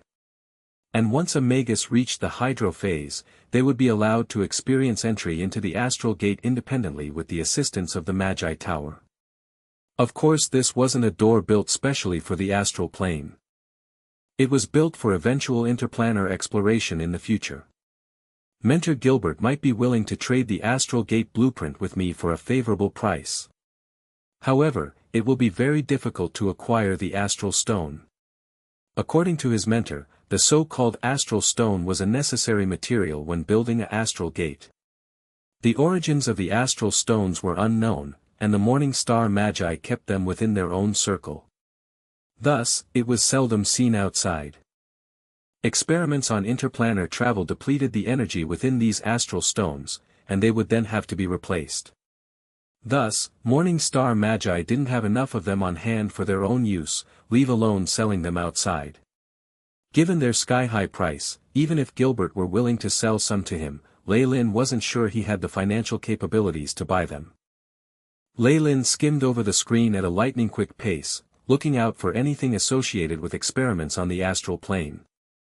Unfortunately, high-grade research like that would not normally be put on sale. Even the rare piece was immediately gobbled up for a very high price. Leylin stroked his chin in contemplation. Looking at the current circumstances, interplanar travel was a hot topic in the central continent. Although the weaker Magi did have some knowledge of it, most of it was still a big secret. It isn't realistic to expect to buy an astral stone, and the vapor phase spell formation is expensive as well. It's a better idea to slowly accumulate contribution points as I grow my spiritual force. Leylin thought about the 100,000 contribution point reward that Gilbert had handed out today, and exclaimed that such extravagance was indeed worthy of a Morning Star Magus. A few more visits to his experiments and Leylin would be able to afford the vapor phase spell formation. It was a pity that most Magi believed in the principle of equal exchange. Leylin's income today was a payment for the help he rendered, and there was a bonus due to there being gains from this experiment. Gilbert was not one to just randomly reward his students some points. I need to accumulate contribution points, and get a hold of some spiritual force potions that work for rank 3 warlocks. Leylin set these 2 short-term goals. It would be the wisest, most compatible and safest way through potions. Leylin looked at the screen. There were many highly paid requests for potion masters to concoct various potions. There were also contracts available for long-term patronage. Chapter 408, Precipitating 3 Years. Precipitating 3 years. Potions grandmasters were rare in the South Coast, and at that time, Lei Lin was only a rank 1 Magus. Thus, he needed to avoid doing things that would leak his secret and lead to trouble. But the central continent posed no such problems. Even the Ouroboros clan alone housed a few reputable grandmasters, not to mention the entire continent. Furthermore, Lei Lin had already become a rank 3 warlock, and his strength now was leagues ahead of what it was before. With Gilbert as his backup, he had no cause for fear. Thus, it wasn't much of a problem to reveal a bit of his prowess in the field. It was still important to keep it a secret on the whole. Lei Lin's potioneering ability was honed over many years by personal tests and AI chip simulations. In addition to the chip's assistance during the act itself, he'd reached a level of skill that bordered that of the most respected potions grandmasters, a mysterious and unfathomable realm. But it was unnecessary to show his complete prowess. On top of that, through potioneering, he could get hold of the majority of the recipes from the central continent for free. Moreover, most were exclusive, and would contribute greatly to Lei Lin's database. Lei Lin hoped from the bottom of his heart that, after acquiring all the information the central continent had with regards to potioneering, he will have a breakthrough in his skill. 3 years later. Lei Lin was in his manor in the Ouroboros clan headquarters.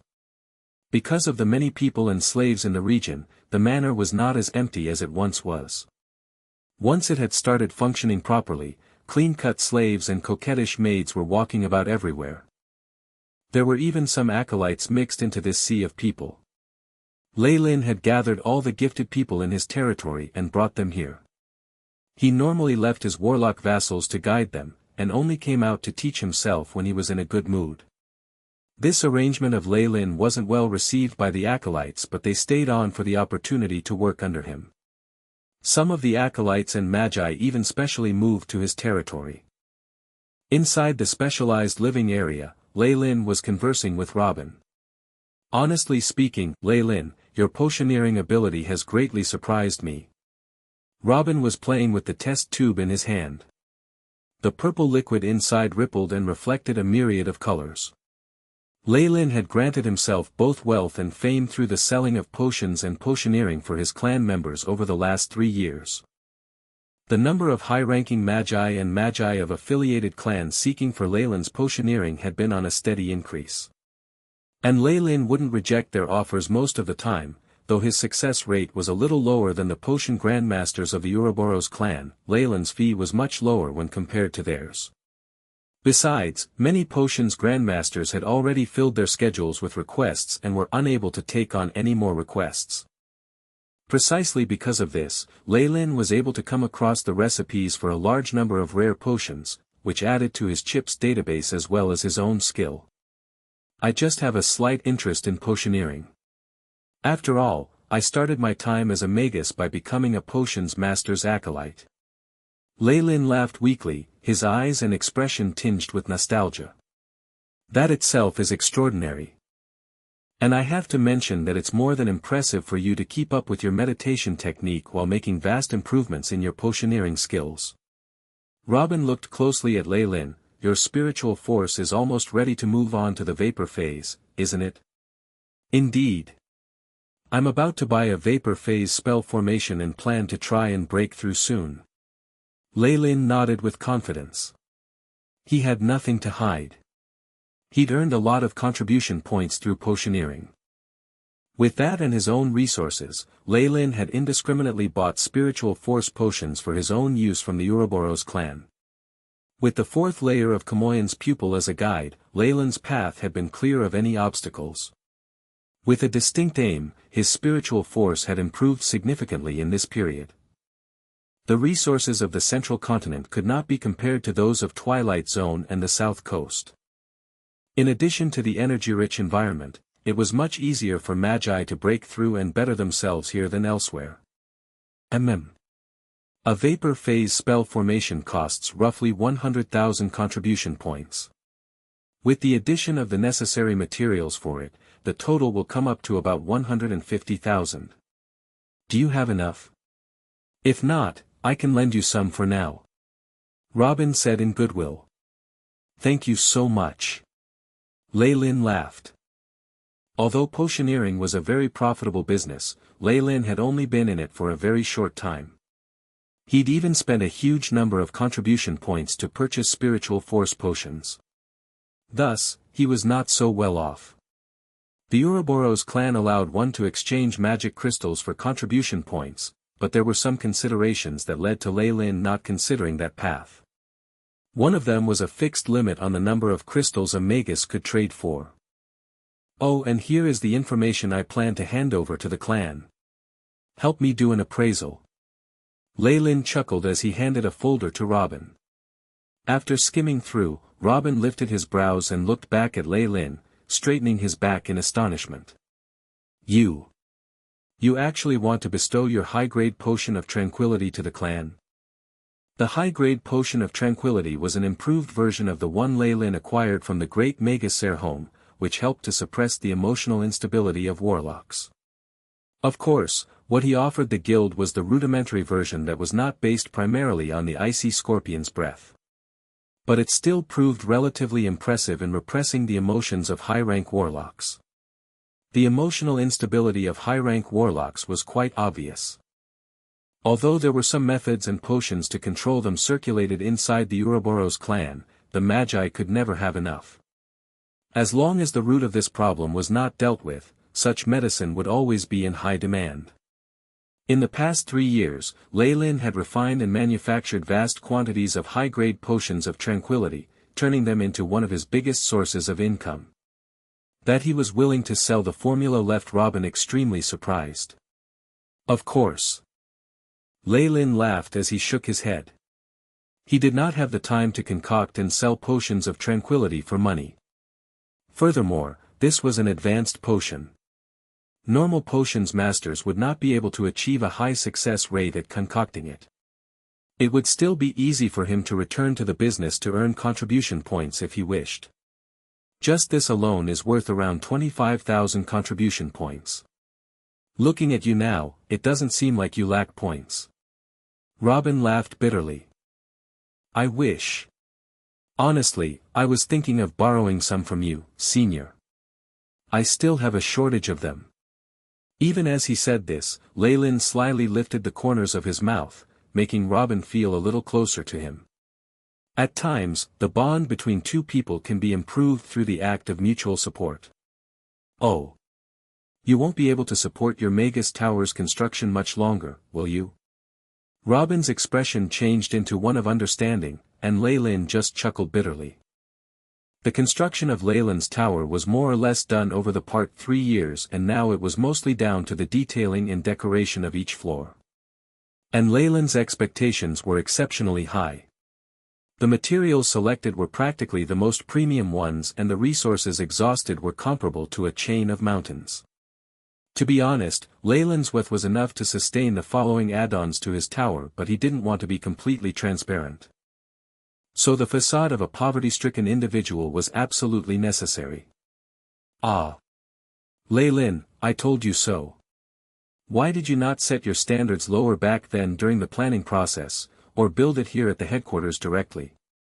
It wouldn't have resulted in this situation then. Robin consoled. No. Lei Lin shook his head with a resolute tone. The Magus Tower is a reflection of the rank of its Magus. If I were to build one, I will do it with the best of my abilities. Moreover, I have to think about the future. The tower being in my territory will act as a deterrent to the surrounding forces. Makes sense. But it is still unwise to use up all your resources for it.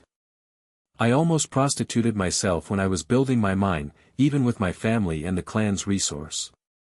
Robin pummeled his chest, fear lingering in his voice. Lei Lin could only roll his eyes at the near-promiscuous flashback as Robin moved on to the main concern. Anyway, how much were you thinking of borrowing? I'd like to ask, how much are you able to lend, senior? Lei Lin asked as a smile tugged at the corners of his mouth. In a short while, Lei Lin arrived at the trading hall of the Ouroboros clan with a large number of contribution points in hand. After spending the past 3 years here, Lei Lin was already familiar with the place and headed straight to his destination upon arrival. "I Chip, report my current status," Lain silently said in his head. Lei Lin Farlier, rank 3 Warlock. Bloodline, Giant Kamoyan Serpent Strength, 23.6, Agility, 20.1, Vitality, 39.1, Spiritual Force, 240.5, Magic Power, 240, Magic Power synchronized with Spiritual Force. The I Chip faithfully processed and sent the information. As a Magus, Spiritual Force and Magic Power were the most important numbers. Vitality was the foundation upon which Spiritual Force was built and sustained, and had to be strong enough, otherwise, the Magus body would collapse. When his strength and agility reached their maximum, Lei Lin temporarily took his focus away from them and raided for potions and alchemist spell formation in the clan that can boost his vitality, resulting in his terrifying increase to nearly 40. Looking at these numbers, Lei Lin felt that his own body terribly surpassed many high-energy beings. Not only was his rate of recovery alarmingly fast, he was able to take on any magi below rank 2 unarmed. His bulky physique made cultivating his spiritual force a piece of cake, and he was already prepared to break through the bottleneck that was the vapor phase. I Chip. Simulate my current shape and compute the conditions needed for me to move on to the vapor phase. Chapter 409, The Completion of the Onyx Castle. The completion of the Onyx Castle. Lei Lin immediately commanded the AI chip again. Task established. Initiating simulation, preparing main stats. The AI chip rapidly operated, and projected a 3D hologram in front of Lei Lin, which faintly resembled himself.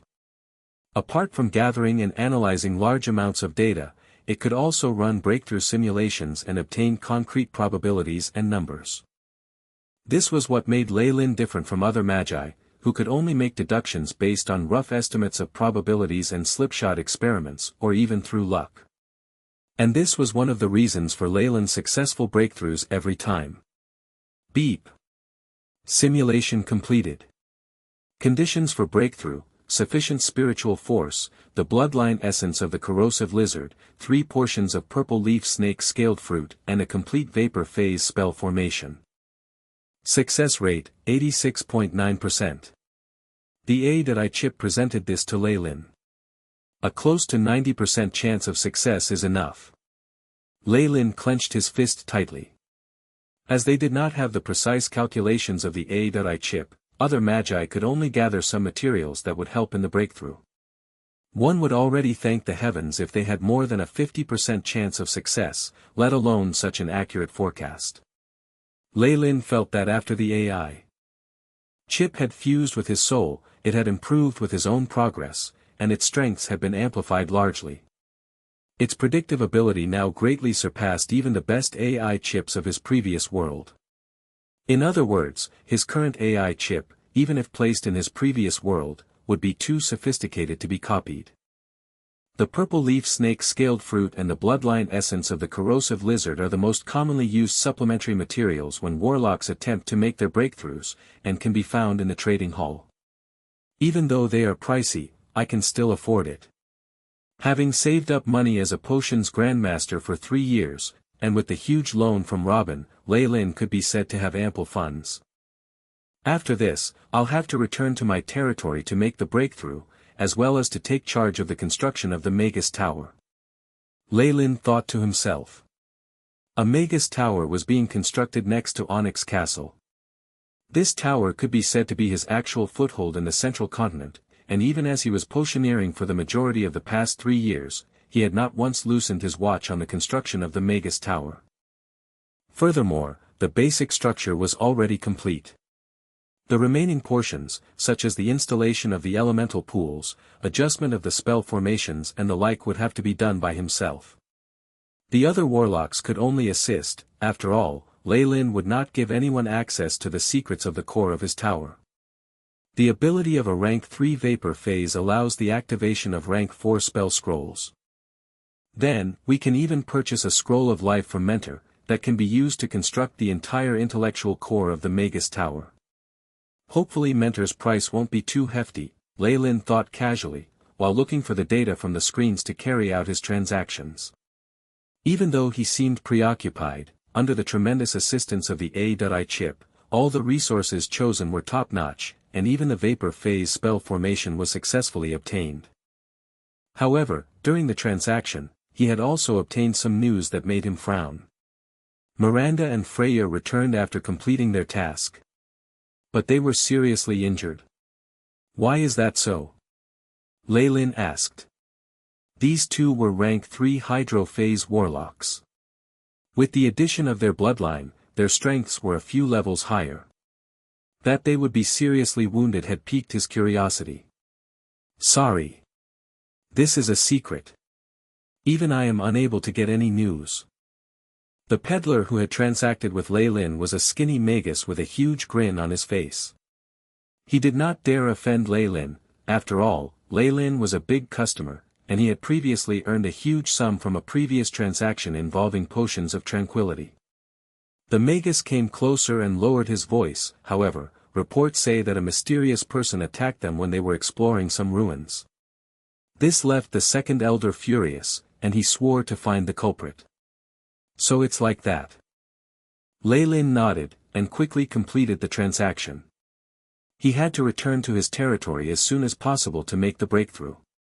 He'd merely asked out of curiosity, no matter how chaotic it was here, it would not affect him. Onyx Castle. Construction had been completed in the last 3 years. The entire structure was built out of sturdy granite, and was reinforced by earth elemental spells that closed up the gaps between the underlying rocks.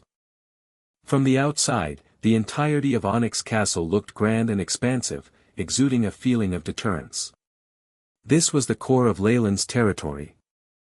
With the amount of reinforcement it had gotten, Onyx Castle could last a few thousand years at the least.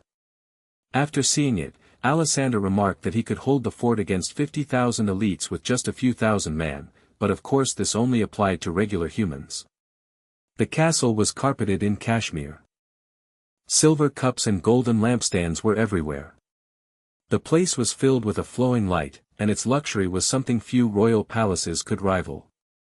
If a commoner were to use the castle, it might have stirred up criticism and attacks from other jealous leaders. But since the lord of the castle was a strong Magus, there would be no problem. The strength Lei Lin possessed was enough to let anyone with negative intentions despair. The people would only compliment the nobility of its lord, and not for a moment have any designs on it. Looks like Royce and Alessander have taken care of this place fairly well. Lei Lin slowly walked into the castle. He looked at the castle's surrounding farmland. A lot of it was already being cultivated, and large windmills were turning slowly as farmers cleared the earth of weeds. These were slaves he had previously purchased, with a portion of them being leaders. In the process of the construction of the castle, a portion of the outstanding slaves and citizens had received rewards in the form of land. Since then, they had settled down and built a relatively prosperous area. Soldiers and tall knights patrolled the place from time to time. Royce and Alessander, who were appointed and nominated to oversee politics and military matters respectively, had exhausted their time and effort into building a foundation over here due to the temptation of status and territory. At least in Lei Lin's eyes, the Onyx Castle looked more or less like a marquee palace. "Welcome home, my lord." Once they neared the main gate, Cubular quickly hurried out. He was wearing a butler uniform and looked very energetic, with Royce and Alessander following behind him. Well done." Lei Lin nodded his head slightly, and acknowledged Cubular's work. He was not one to leave the power in the hands of only 2 people, and hence he'd left Cubular here as well. Even though he could be sure that Royce and Alessander would not dare to betray him, corruption was inevitable. However, with Cubular around, Royce and Alessander would not dare to cross the line. "Master. The latest survey has been completed. Within your territory, there are a total of 13,572 soldiers. The total population is Before Cubular could finish his sentence, Lei Lin waved his hand and interrupted him. Write a report about that stuff and hand it over to me later. For now, follow me. I want to look at the progress on the Magus Tower. Lei Lin had invested in the Magus Tower more than 10,000 times what he had invested into Onyx Castle. He would naturally devote minimal attention to it, instead electing to let the AI chip scan progress reports every now and then. As you wish, Master. Cubular followed Lei Lin in his rightful position. Meanwhile, Royce and Alessander exchanged glances and could only smile grimly. A small distance from Onyx Castle, atop a mountain, was a huge piece of construction land with various workers running about. Because they were building a Magus Tower, they could no longer use ordinary human slaves. Ordinary humans were useless when it came to certain special construction materials, not to mention the possible contamination caused by long-term contact with such materials. Even with a purification tower, ordinary human slaves would perish within a short period of time. Hurry! Quicken your pace. Or else there won't be any alloy rods for dinner tonight. A youthful warlock with an iron whip in his hands was shouting in a strange language. Warlock acolytes, and even some formal warlocks, were doubling up as foremen and architects in the construction site, rushing a few strange slaves to speed up their work. These slaves were large in stature, with hard skin the color of stone. These slaves were from the Stone Tribe. Lei Lin had previously deciphered a book written in the Torm language from the pocket dimension of the ancient spirit-slaying sect. In it there was content left behind by the craftsmen of the Stone Tribe. The Stone Tribe was a type of human race. Because of their naturally large stature in addition to their stony exteriors that were as powerful as defensive spells, they could be said to have tough bodies. They were the species ancient magi favored to be construction slaves. Much of the construction in the ancient spirit-slaying sect was done by them. The members of the Stone Tribe spoke in the Torm language, mentioned by the young warlock, which was a difficult one to learn. Still, for magi, it was no big deal. The Stone Tribe existed in Twilight Zone and the South Coast, but Lei Lin had not expected them to be present here as well, let alone being sold as high-class slaves. For the construction of the tower, Lei Lin could only grit his teeth and buy a large batch of these slaves. It cost him no small amount. Lei Lin's arrival naturally attracted the attention of some magi. Not long after, an extremely good-looking and youthful Magus came before Lei Lin and bowed respectfully, Master. What was shocking was that his voice sounded extremely aged, which was not consistent with his appearance. Rise, Parker. What's the progress on the construction of the tower? Chapter 410, Attempt at Vaporization. Attempt at Vaporization. In his 3 years in the Ouroboros clan, it was not as if Lei Lin had done nothing but brew potions. Through the support of Robin and a few other seniors, he'd gathered a few henchmen and organizations under him. In the Ouroboros clan, it was a fixed tradition for lower-ranked bloodline warlocks to support higher-ranked bloodline experts. Lei Lin was a pure-blooded giant Kamoyan serpent warlock, and even had a Morning Star mentor. He could be said to have boundless potential, and it was obvious that some warlocks would want to side with him. Of course, as he was still not as strong yet and had not done anything to gain himself a reputation, no powerful people would side him. This Parker in front of him was Lei Lin's biggest gain. Parker had been introduced to him by Robin. He was a black Horal snake warlock, and his limit was rank 3. Giant Kamoyan serpent warlocks would obviously not become someone else's subordinate and become a vassal. Besides, Parker had only just entered rank 3 and had not even reached the vapor phase. Due to his age and the injuries and poison accumulated in his body due to his adventurous lifestyle, he had lost all hopes of advancing. He had joined Lei Lin's side to make preparations for his family. Despite all that, Parker was a rank 3 warlock, and was Lei Lin's strongest vassal. Thus, Lei Lin naturally treated him well, and even took in his grandson as a disciple to strengthen their bond. The main structure of the Magus Tower has been completed. It's exactly the same as is in your blueprint, but the energy circuit and spell formations need to be done by yourself, my lord. I wouldn't dare make that decision myself. Parker had experienced much in his life and knew what could be done, and what could not. Just these few sentences pleased Leyland a lot. Leyland couldn't help but turn towards the construction site. A tall black spire had already taken shape, possessing a vast power within, as if making its presence known to the whole world. Parker continued with his report. Also, we have already stocked up on many of the materials to create the elemental reactive pool and garden. There's also something regarding the Fanes family. The Fanes family? Leyland's brows furrowed. That was Freya's family. It was said that there were signs of their bloodline declining, and it had been a long time since any descendant had awakened their giant Chamoyan serpent bloodline. For this reason, Freya was now going around looking for pure-blooded giant Chamoyan serpent warlocks, and had thus considered Leyland. What do they want? Leyland asked, suddenly alert. Of course, he was even stronger than before and was not afraid of her. However, this was still troublesome. The Fanes family sent people to contact us, hoping to sell a large amount of materials for the construction of the Magus Tower at a low price. I've seen them, and they are all top-grade materials and of great quality. They have even expressed their intentions in helping construct the tower, my lord. In times of need, they also offered to send over manpower. Parker made sure to note Leyland's reaction as he made the report. Rumors were already circulating about the previous incident, and he himself wondered whether his master had chosen her. Leyland twitched upon hearing the news. He glared at Parker, which resulted in him lowering his head deferentially. We can purchase everything at full price, we don't need their discount. As for any assistance they provide, reject it all, Leyland commanded. Though he knew the other party was expressing goodwill, just thinking of their goal caused Leyland's expression to warp. He had to resist rolling his eyes. Understood, master. Parker acquiesced, though he felt a tinge of pity. The Fanes family was prestigious amongst the giant Chamoyan serpent warlocks.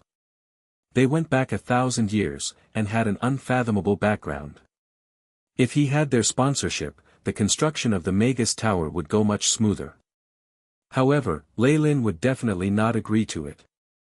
If not, the Fanes family would definitely throw out more bait and lure him into a trap. Though he could be ruthless, taking all the bait but not caring about them, that would be too shameless of him. Leyland believed that unless he was in dire straits, he would not do such a thing. After all the resources he had plundered from Twilight Zone were more than enough for him to use for himself as well as to construct the Magus Tower. Since his needs were all taken care of, Leyland would not even consider this. It was much too shameless. It was now night. In the large onyx castle, candles and oil lamps were used everywhere to illuminate the area. There were even illumination spells such as eternal light in several areas, filling the interior of the castle with light. From afar, the castle was like a large, dazzling column of fire, overflowing with radiance and heat. All his subordinates and vassals were gathered in the ballroom. After enjoying a sumptuous meal together, Leyland returned to his bedroom alone. This was the most secure area in Onyx Castle. Not only were there many regular elite human troops patrolling, if one went further in, some specific detection spell formations and guard warlocks would appear. He closed his eyes inside his bedroom, and the general situation in the castle entered his vision. He could not help but nod. Looks like Parker and the rest are doing quite well. The defense of Onyx Castle was not bad. Though it was far from perfect, it was impossible for rank 2 magi to sneak in. To truly make Onyx Castle a strategic stronghold against magi, it might take over 100 years to strengthen the defensive spell formations bit by bit. The radiation unwittingly given off by high-ranked magi residing here has to affect the whole castle and strengthen it. Leyland rubbed his chin as he pondered. The higher ranked a Magus was, the easier it was for them to affect their surroundings. Leyland believed that just by emitting the terrifying might of their bodies in the castle, Breaking Dawn magi could affect the quality of the castle itself. The powerful members of the Magus world could even give the castle a life of its own, having it give birth to many strange creatures. These were the best foundations in creating defensive spell formations. As long as one subdued the castle's spirit and enslaved all the strange creatures, the defense of the castle would reach its peak. With his own radiation, he could achieve a similar effect. However, the time taken would be more than a century. If numerous magi were to reside here, this time could be shortened.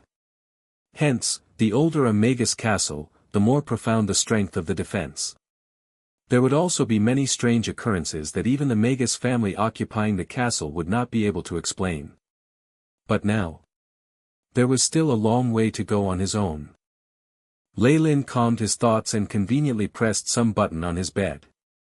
With a mechanical sound, the large bed in front of him opened up and revealed a passageway that led downwards.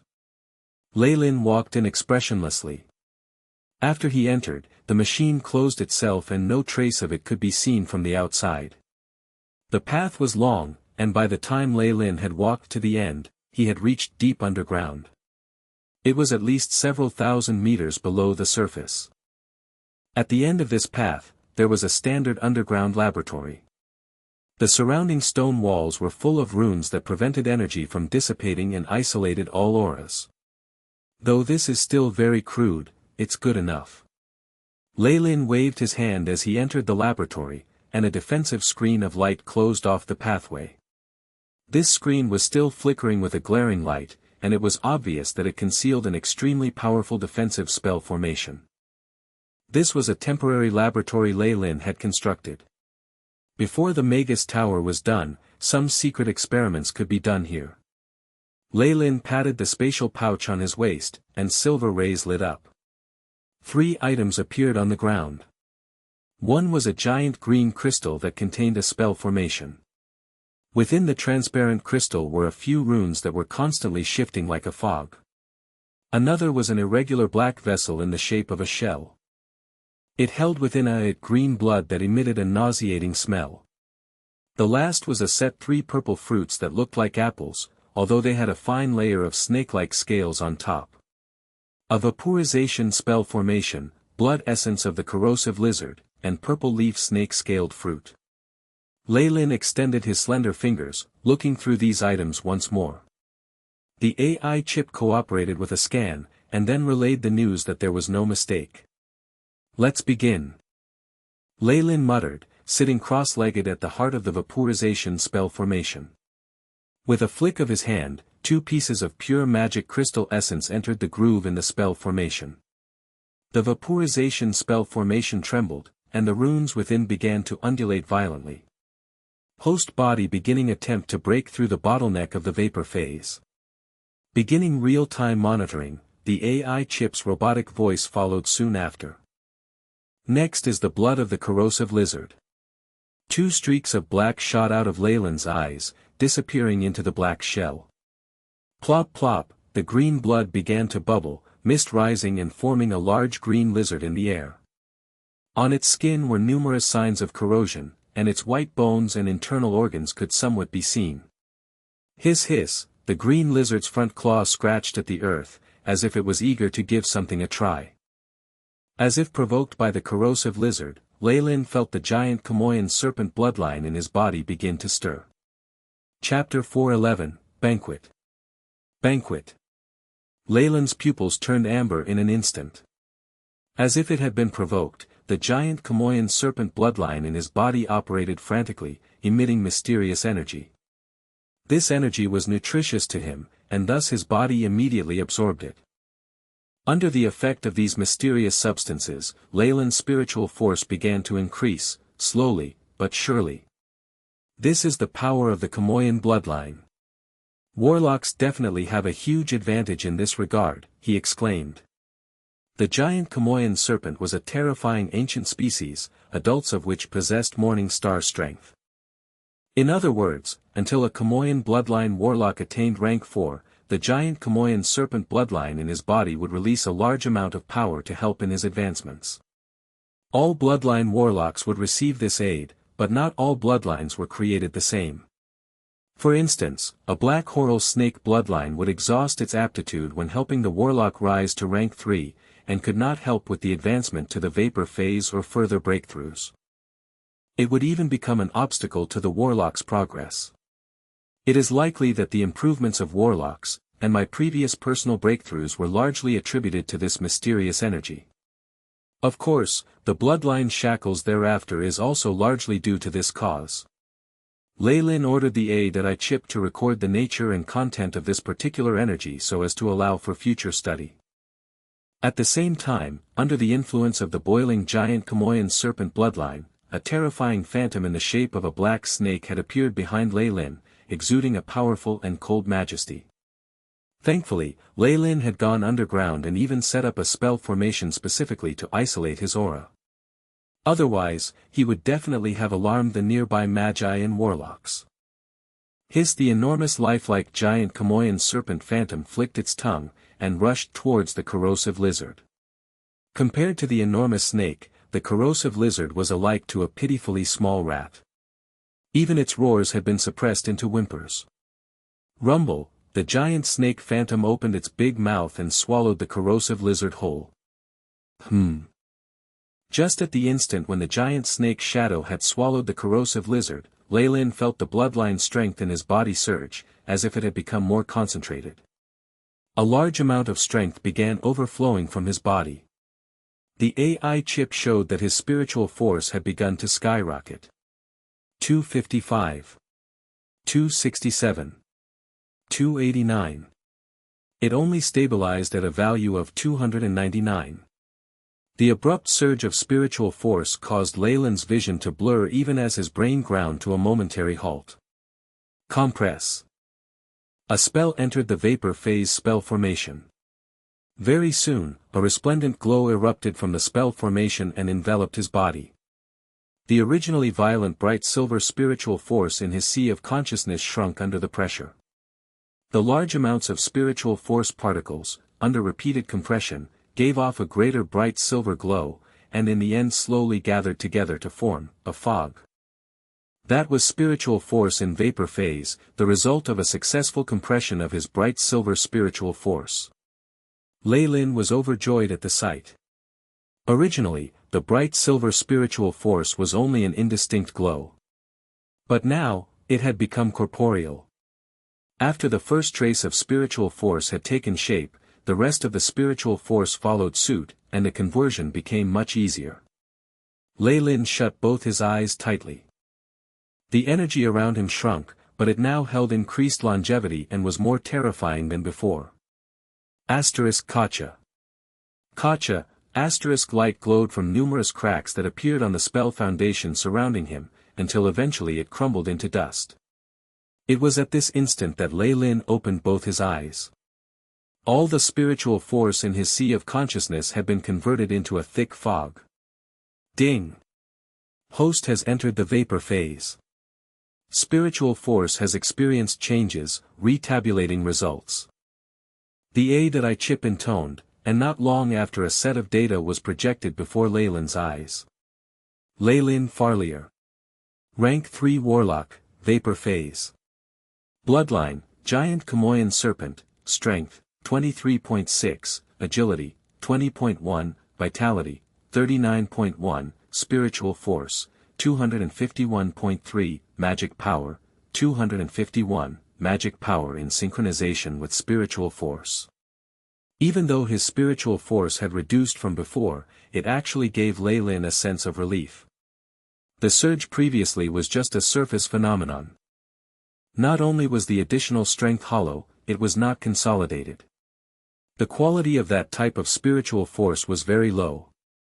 If not for having been compressed into a vapor, it would have actually impeded further progress. And now, even though the total amount had decreased, the quality had increased quite a bit. Vapor Phase. Leylin lightly waved his hand, and a foggy spiritual force immediately appeared at his fingers. This was the first time that his spiritual force had taken a physical form. The bright silver previously was just an indistinct glow, but this haze now was tangible. Just that alone showed how tremendous the changes to his spiritual force had been. This is but the beginning. Rank 3 Magi at the crystal phase can actually directly condense their spiritual force into crystals that would not dissipate easily. Even after long-term storage, these crystals could be used to replenish their spiritual force, or even sold to others. According to a few deductions of the AI chip and Leyland's own conclusions, this was his future path. Warning! Warning! More than 12.6% of the host cells are injured. Immediate treatment suggested. The emotionless voice of the AI chip sounded out and Leyland stumbled, almost falling to the ground. This must be the after effects of the surge and sudden concentration of spiritual force. I'm afraid that, apart from my cells, even my sea of consciousness might have been affected slightly. Leyland smiled wryly, and thereafter waved his hand once again. The 3 sets of purple leaf snake-scaled fruit that he had bought appeared in his hands.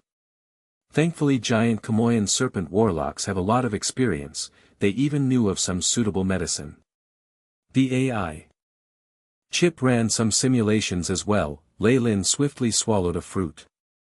The exterior of the fruit had fine scales that felt like hard ice to his gums and teeth. When it entered the stomach, the icy sensation of the fruit immediately disappeared, instead being replaced by a flow of warm heat that swiftly spread throughout his body.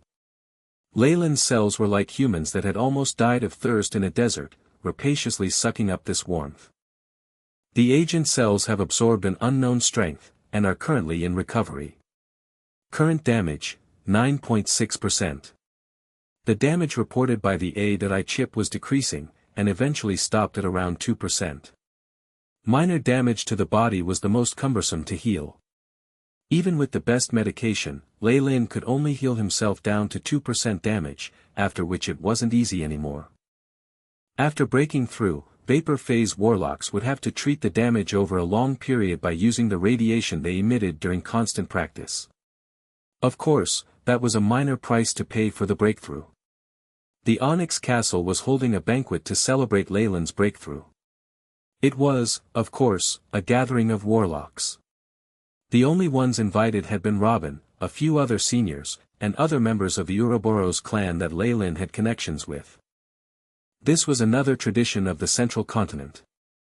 Leyland originally should have held the banquet upon the completion of Onyx Castle, but he had decided to delay until the Magus Tower had been built completely. Now, however, Leyland's breakthrough called for a celebration, so he decided that he might as well hold a banquet to take care of both obligations. In the wide hall, large chandeliers hung up high from the ceiling, radiating a bright glow that was a mixture of spells and man-made flames.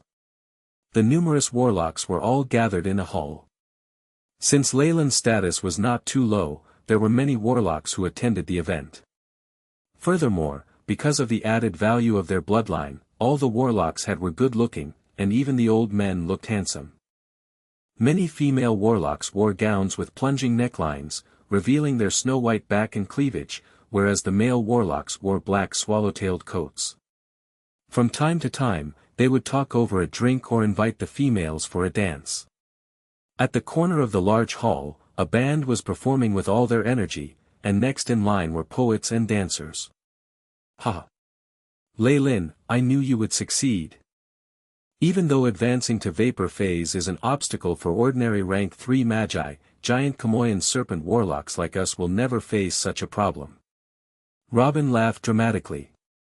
Given how high this junior's innate talent was, he was becoming increasingly important to the short warlock. Even at the banquet, the differences in ranks between the various warlocks was very obvious. The few rank 3 giant Kamoyan serpent warlock marquises, including Leyland, had gathered in a circle and none of the other warlocks would dare to interrupt them. A few rank 1 or rank 2 warlocks with pure bloodlines had the fortune to listen at the side, but even they had no right to speak. With regards to the other circles, Leyland needed only to make a toast and say a few words, but the guests in this circle required his personal accompaniment.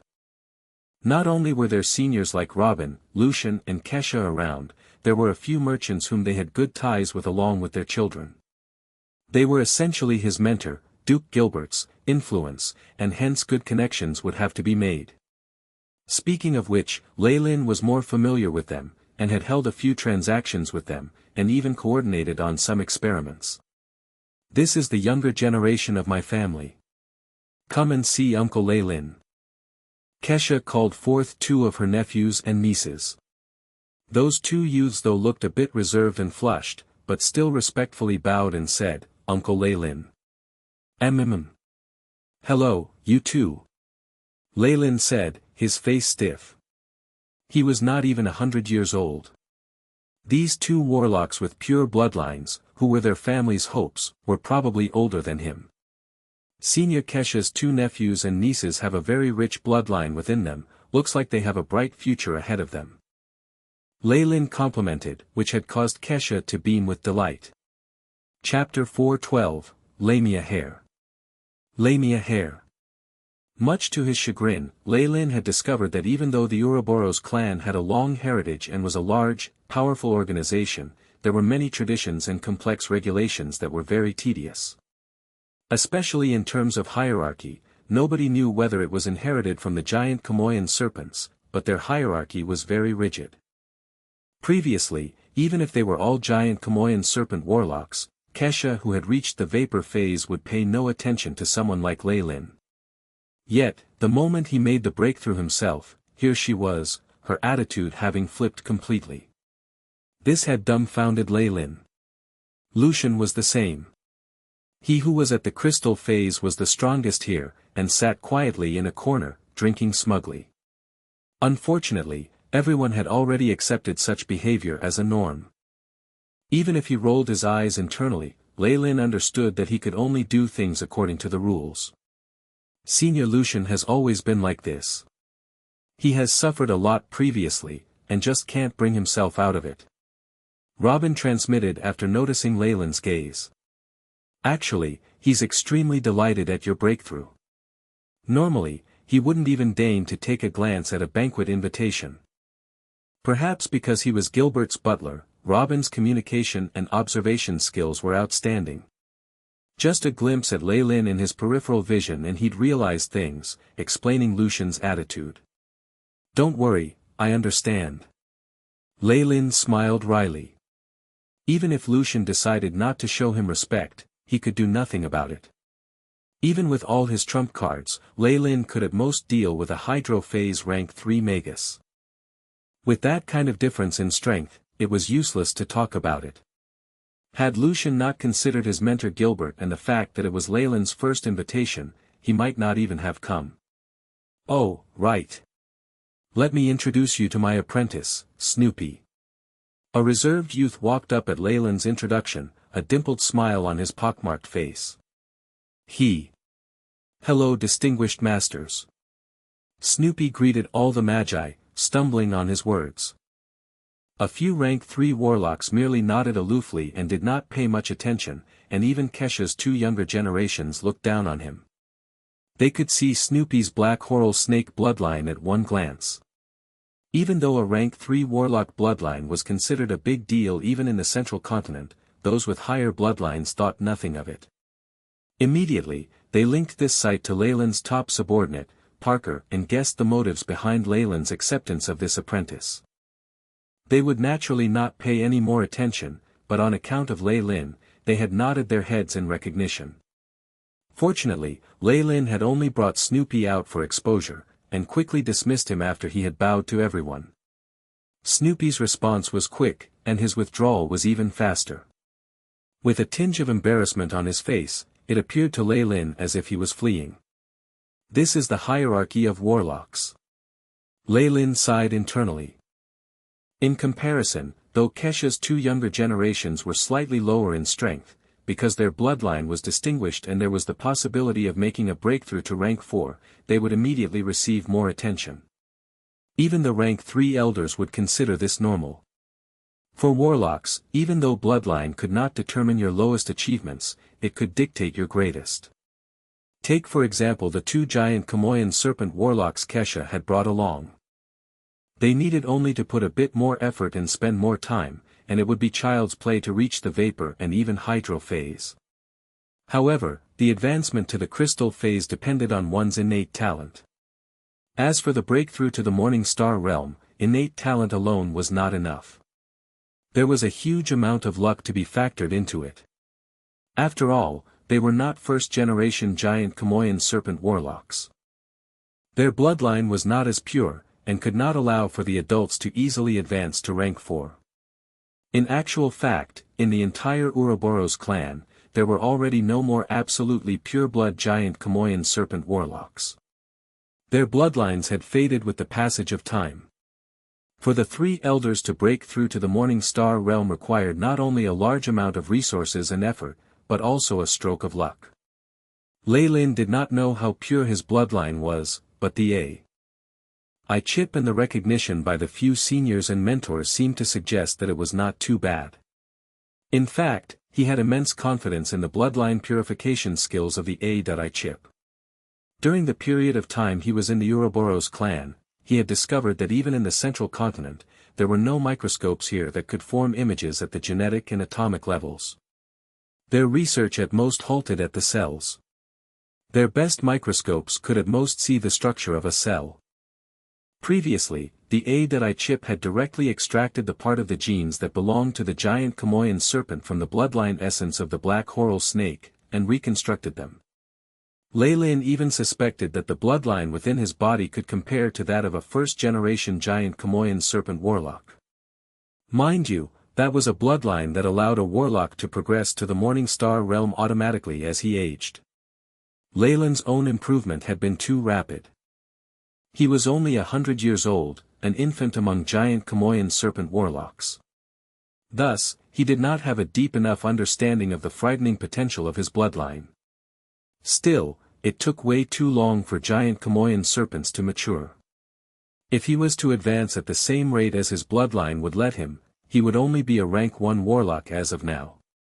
With the passing of time, he would feel his spiritual force growing slightly even if he did nothing but sleep all day. After finishing semi-conversion and complete conversion, his strength would soar. At about 500 years of age, he would become a rank 3 warlock. As for a Morning Star warlock, that would take him until he was 900 if he only depended on his bloodline. In other words, Lei Lin's current improvement was rapid to the point that his bloodline could not keep up with him. Even if I have almost 900 years of life according to the AI chip, the risks with waiting that long are way too high. He thought as he stroked his chin. On top of that, Lei Lin can't be sure that the purity of his bloodline was enough for a breakthrough to the Morning Star stage by the time he reaches 900. As such, he would continue to work hard. At the very least, his bloodline shackle would not retard his progress before he hit rank 4, and he would be able to advance to that realm without any obstacles. Penny for your thoughts. His introspection had obviously drawn Robin's attention. Oh. It's, Lei Lin summarized his ruminations on his bloodline growth, obviously concealing his conjecture on its purity and instead diverting the conversation to how he could develop his bloodline. So, you wish to find out whether there are any medicines or materials the Ouroboros clan uses to speed up bloodline growth? Robin looked at Lei Lin, and did not know whether to laugh or cry. Many warlocks depend on the strength of their bloodlines when using their meditation techniques to slowly improve in ranks. A case like yours, where the host's strength surpasses that of the bloodline's growth, is extremely unlikely. Unlikely, but not impossible. Lei Lin was determined. The central continent had many groundbreaking talents, and the Ouroboros clan was where giant Kamoyan serpent warlocks congregated. There must be a way. Still, any solutions that existed were sure to be extremely precious and hidden. Lei Lin had never seen such a thing in the trading hall. Indeed. Like you, Lei Lin, our organization has had a few warlocks in the past whose strengths far surpassed their age. Kesha interrupted, and they used a top-notch precious material to increase the growth of their bloodline to remarkable results.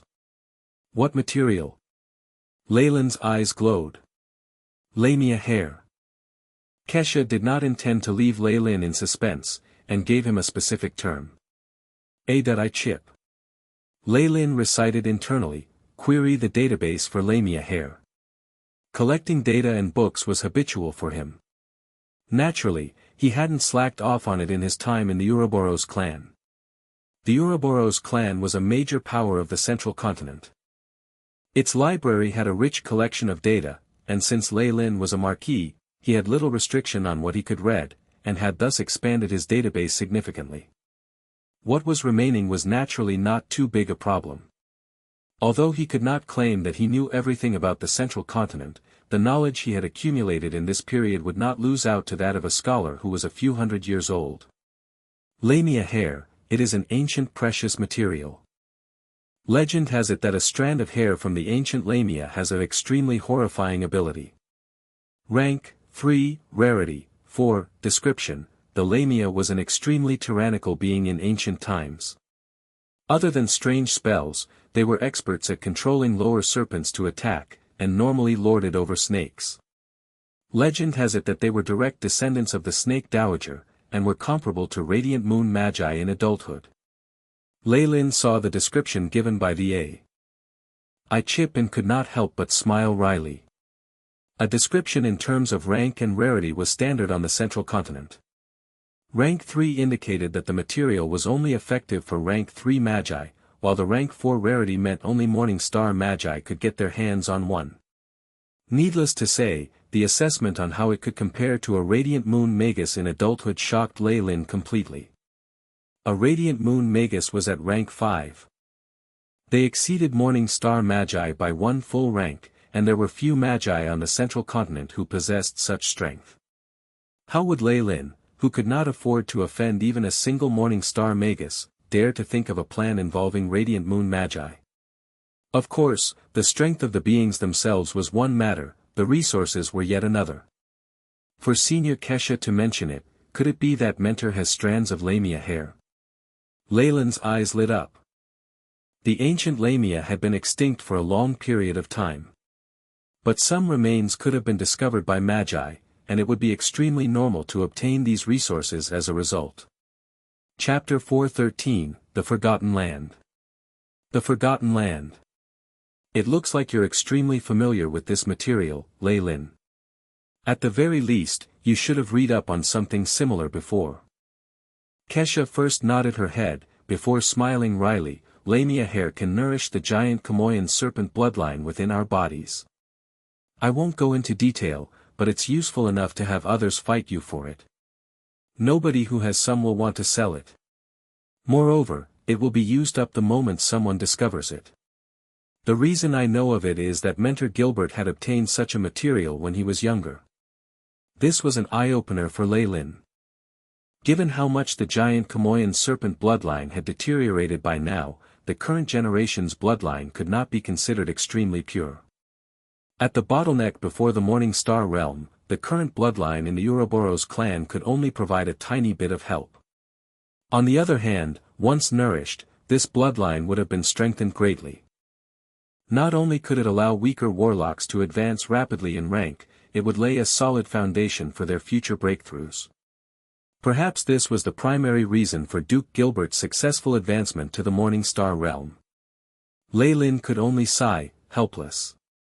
This type of top-notch material was not easy to acquire, and one required both sufficient strength and fortune to get their hands on it. At that very instant, Leylin noticed that Robin's expression had warped. Leylin put it into memory before beaming and changing the topic. Leylin's study in Onyx Castle. The banquet had already ended, and an attendant had currently led Robin here, opened the door and entered before retreating with a bow. Leylin was sitting on a couch, the glass in his hands filled with dark red wine that was rippling under the light. The wine produced in this year is actually my personal collection. Does Senior Robin want a glass too? Leylin swirled the wine in the glass. Of course. Robin sat down on another couch and picked one up for himself. After pouring a small amount, he swirled the wine as well, his face expressing his enjoyment. Grape wine brewed during the harvest year. It's a rare sight these days. Parker and the rest sent it over to me. Apparently, it was a tribute from some royals in the vicinity. Leylin laughed. He was not interested in anything that was purely for enjoyment, and moved on to the main topic after some pleasantries. When the matter of the Lamia hair came up today, Senior, you seem to have some thoughts about it. Robin squinted his eyes and deeply inhaled in the fragrance of the red wine. Since Senior was willing to come over, the information must be something that can be shared. Please state your conditions. Good, that's the Ley Lin I know. Robin praised before taking a sip. He continued, there is no price or the like, but I need you to keep what you hear today a secret. This information cannot be leaked. No problem, I swear upon the honor of my royal bloodline. Leyland's face was solemn as he made an oath. When two parties were at a certain level of strength, even casual agreements would be binding, let alone an oath like this. It made Robin smile. I do have some clues about the Lamia hair. Before Ley could inquire further, he continued, I received information that in the eastern region of the Forgotten Land, a pocket dimension was found. The Forgotten Land.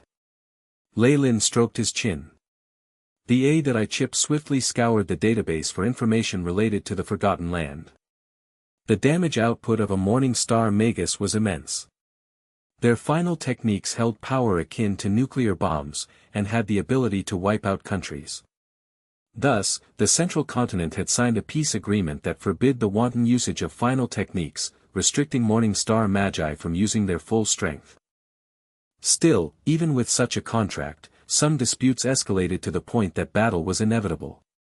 Clashes between Morning Star Magi still occurred, and devastated the land every single time.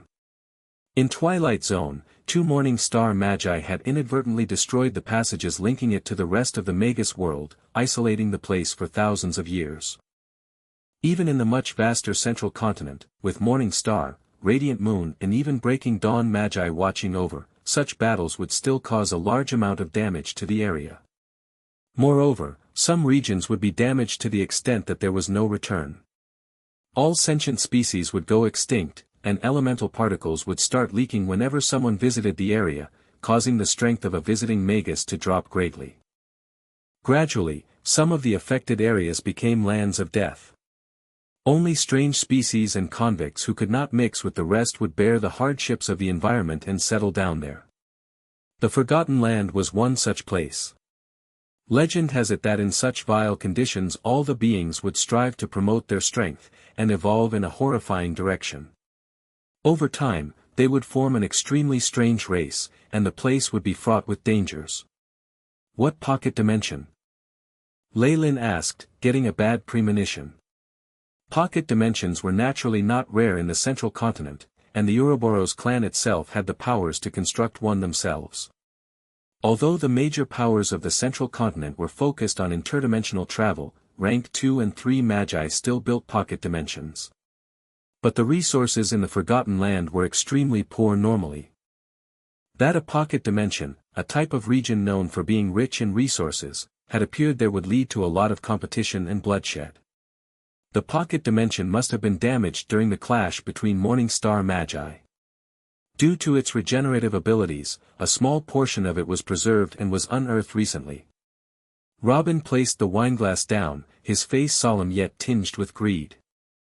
Even though the subordinate who had discovered the mysterious region was under a very powerful curse, and died painfully immediately after handing me the intelligence, at least I obtained some information.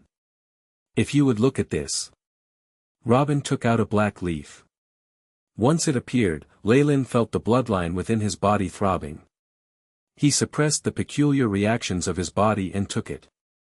Even though it was an ordinary leaf with green veins, there was an aura lingering on its surface that caused his pupils to dilate. Even though the aura was very feeble, it could not in the very least conceal the strong essence behind it, and even caused Ley to be fearful. The aura of the Lamia.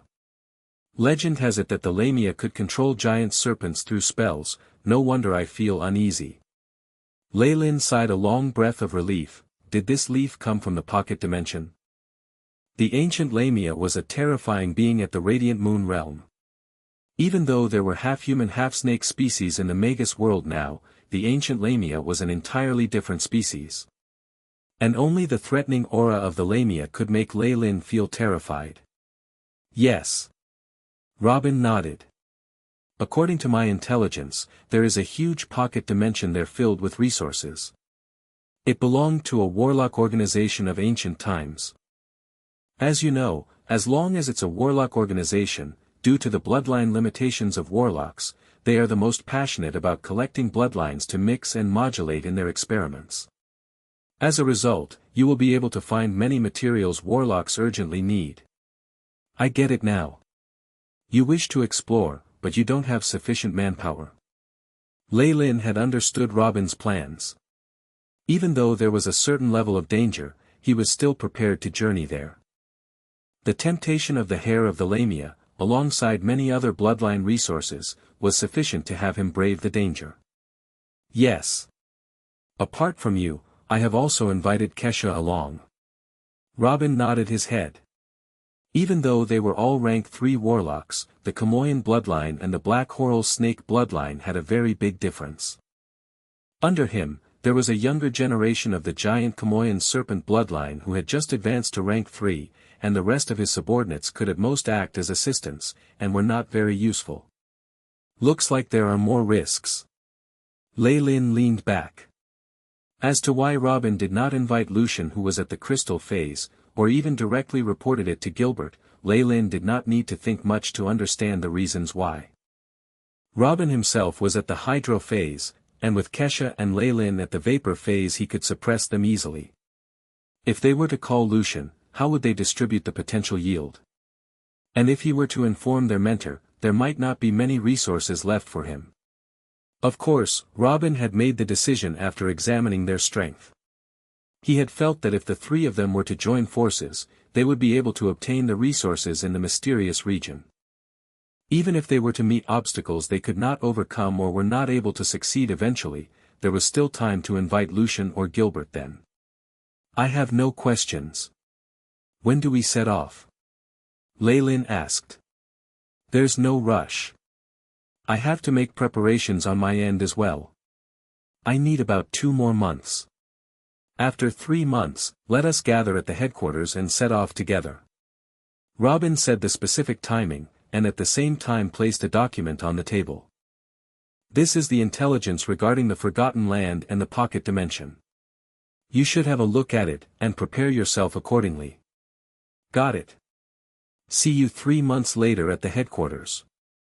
Lei Lin nodded, and got up to send Robin out of the study room. After which, he sat down and did not utter a word. The AI chip was swiftly scanning the documents Robin had left behind, and was carrying out comparisons and making deductions. There are no problems with the data, looks like Robin is sincere. Lei Lin stroked his chin. The data related to the Forbidden Land which Robin had provided was generally similar in content to the data the AI chip had collected, and was even more comprehensive and detailed. Quicksand.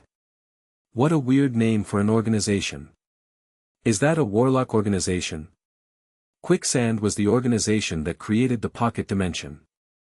Legend had it that it was a warlock-based organization, but it was unlike that of the Ouroboros clan which only accepted warlocks of the same bloodline.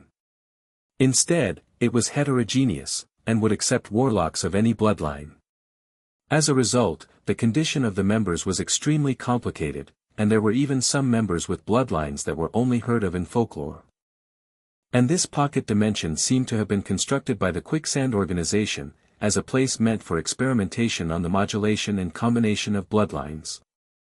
Of course, no matter how formidable Quicksand once was, it had disappeared in the ancient Final War, and was now an abandoned mysterious region.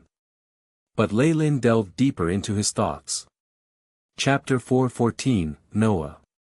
Noah. Perhaps the Lamia hair within the pocket dimension was not obtained by capturing an ancient Lamia.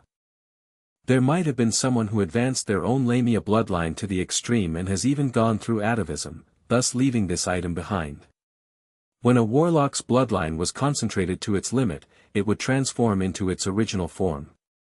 Once this process was over, a warlock would discard their original appearance as a human, and completely turn into a creature alike to his bloodline origin. By that time, the warlock would no longer be human.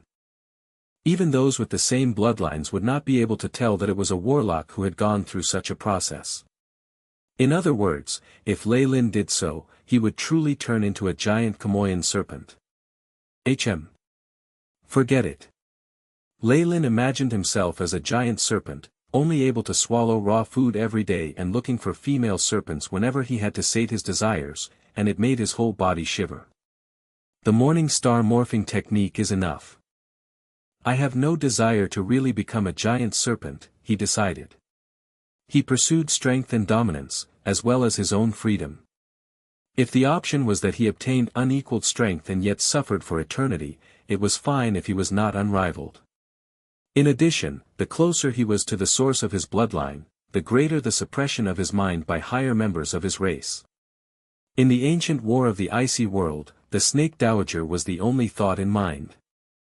Many giant Kamoyan serpents who risked their lives and battled with beings from other worlds were more than aware of this.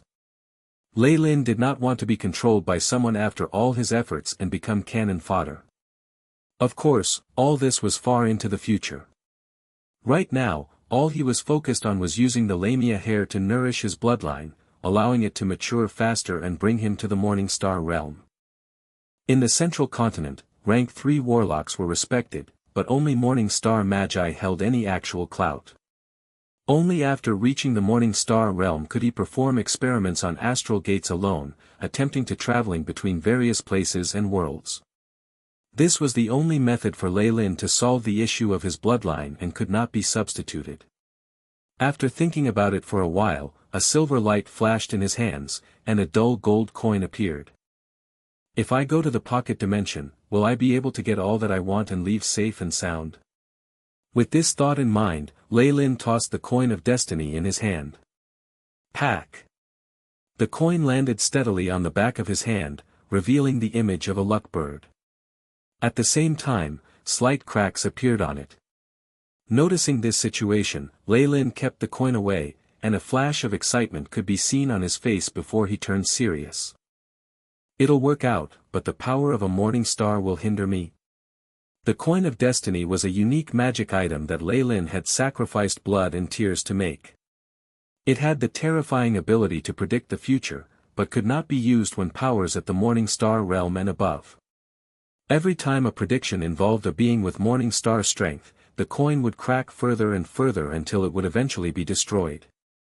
Lei Lin had a feeling that after losing this coin of destiny, he would not be able to create another for a long time. What does this prophecy mean? Is there a Morning Star creature slumbering in the pocket dimension, or will there be Morning Star Magus outside who'll interfere? Lei Lin rubbed his eyebrows, the many possibilities flying through his mind and giving him a headache. The coin of destiny was a non-living thing and its prophecies were vague enough to baffle him on occasion. In addition, destiny could not be grasped so easily. Even the coin could make some wrong predictions, especially in a place like the central continent where almost every area was overseen by Morning Star Magi. They would affect destiny even more. Morning Star's strength was already able to slightly affect the force of the River of Destiny. The strong grasped their destiny. This was an eternal truth. Hence, the prediction of this coin could only act as a reference and might not be accurate. Blue light flashed in Lei Lin's eyes, and all sorts of possibilities streaked through his mind. About 2 months had passed in the blink of an eye. Lei Lin was now in front of the Black Magus Tower, with various runes and strange metal plates on the ground. Enchant. Foggy spiritual force congealed to form a solid rune pen that carved out refined, complicated patterns on the metal plates. All the patterns combined to form a dazzling spell rune and imprint. After the last stroke was completed, the many metal plates were shrouded with dim light. Your enchantment techniques have probably reached the level of a master and are not far from those of a grandmaster, my lord. My respects towards you. Parker glanced at the enchanted metal plates, of which almost all had been done successfully, his expression revealing his admiration. The young man in front of him had reached the vapor phase before he turned 100, leaving him biting the dust. His knowledge in potioneering had even reached the level of a grandmaster. It seemed like his enchantment knowledge was also not to be underestimated, at the level of a master. Looks like my master's future will be hard to predict. Parker suddenly had this thought. This is good too. I've made the right choice. Lei Lin cared little for Parker's thoughts. He glanced at the enchanted metal plates that he had worked on, looking satisfied. In actuality, with the support from the AI chip, what he was least afraid of was complicated things like this. His skills in enchantment and alchemy had long since reached the level of a grandmaster. He had even intentionally failed a few so that he would not be seen as terrifying. He would be considered a genius if he could be 1 or 2 steps ahead of everyone. However, being 10 or more steps ahead would cause panic, and he would be seen as a freak. Lei Lin obviously did not want that to happen. Parker, spread these isolation plates within the positive and negative energy elemental pools based on the blueprint from before. Is that understood? Lei Lin took a white towel from a deferential Snoopy and wiped his hands as he spoke to Parker. The Magus Tower was now completed with the efforts of the Stone Tribe men. The next order of business was to carve defensive runes and activate spell formations. The warlocks that sided with Lei Lin were like him, spending all their time adding these runes on all sorts of materials. After inspection, they were stored until the building's construction was completed. Understood, Master. Parker respectfully bowed 90 degrees, leaving Lei Lin flabbergasted. This new vassal of his seemed to be even more respectful than before. However, this was to be expected. The might of a leader was built from strength and obedience. Also, I'm planning to leave. When I'm not around, you're in charge of everything regarding the construction of the Magus Tower. A few supportive facilities have been built. However, the activation of the spell formations will wait until I'm back. I'll do that myself, Lei Lin commanded. These miscellaneous matters could be passed on. As long as he was the one checking everything and activating the spell formations, there was no problem. The last step, which was to give life to the structure, was enough for Lei Lin to make the whole Magus Tower perfect and even have a spirit of its own. If there were any issues, all would be known to him. Understood. Master, are you going on a long journey?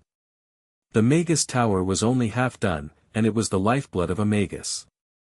Usually, nothing could move them from the tower, which was why Lei Lin's actions were very strange. Yes. I'm going to the headquarters, but it is not certain how long it will take. Lei Lin glanced up the sky, into the distance. He had a reason why he had to go there. The temptation of the Lamia hair was too much for him.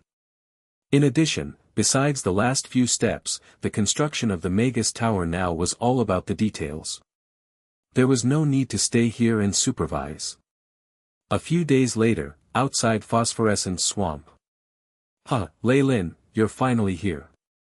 We've been waiting for you. Upon seeing Lei Lin's figure, Robin immediately moved over and gave him an enthusiastic hug. My apologies. I had some work to do, so I'm a little late. Lei Lin had an apologetic look on his face as he greeted Kesha.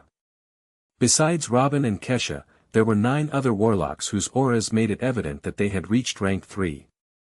Lei Lin couldn't help but sigh in admiration at these warlock families who had accumulated their bloodline and strength for a long time. Just a casual request would call forth many powerful warlocks. This is Noah. You've seen him at the banquet before. Robin laughed as he pulled Lei Lin aside. Uncle Lei Lin. This young man named Noah had wine-red eyes that were very memorable. This young man was Robin's nephew, and he had a very concentrated bloodline.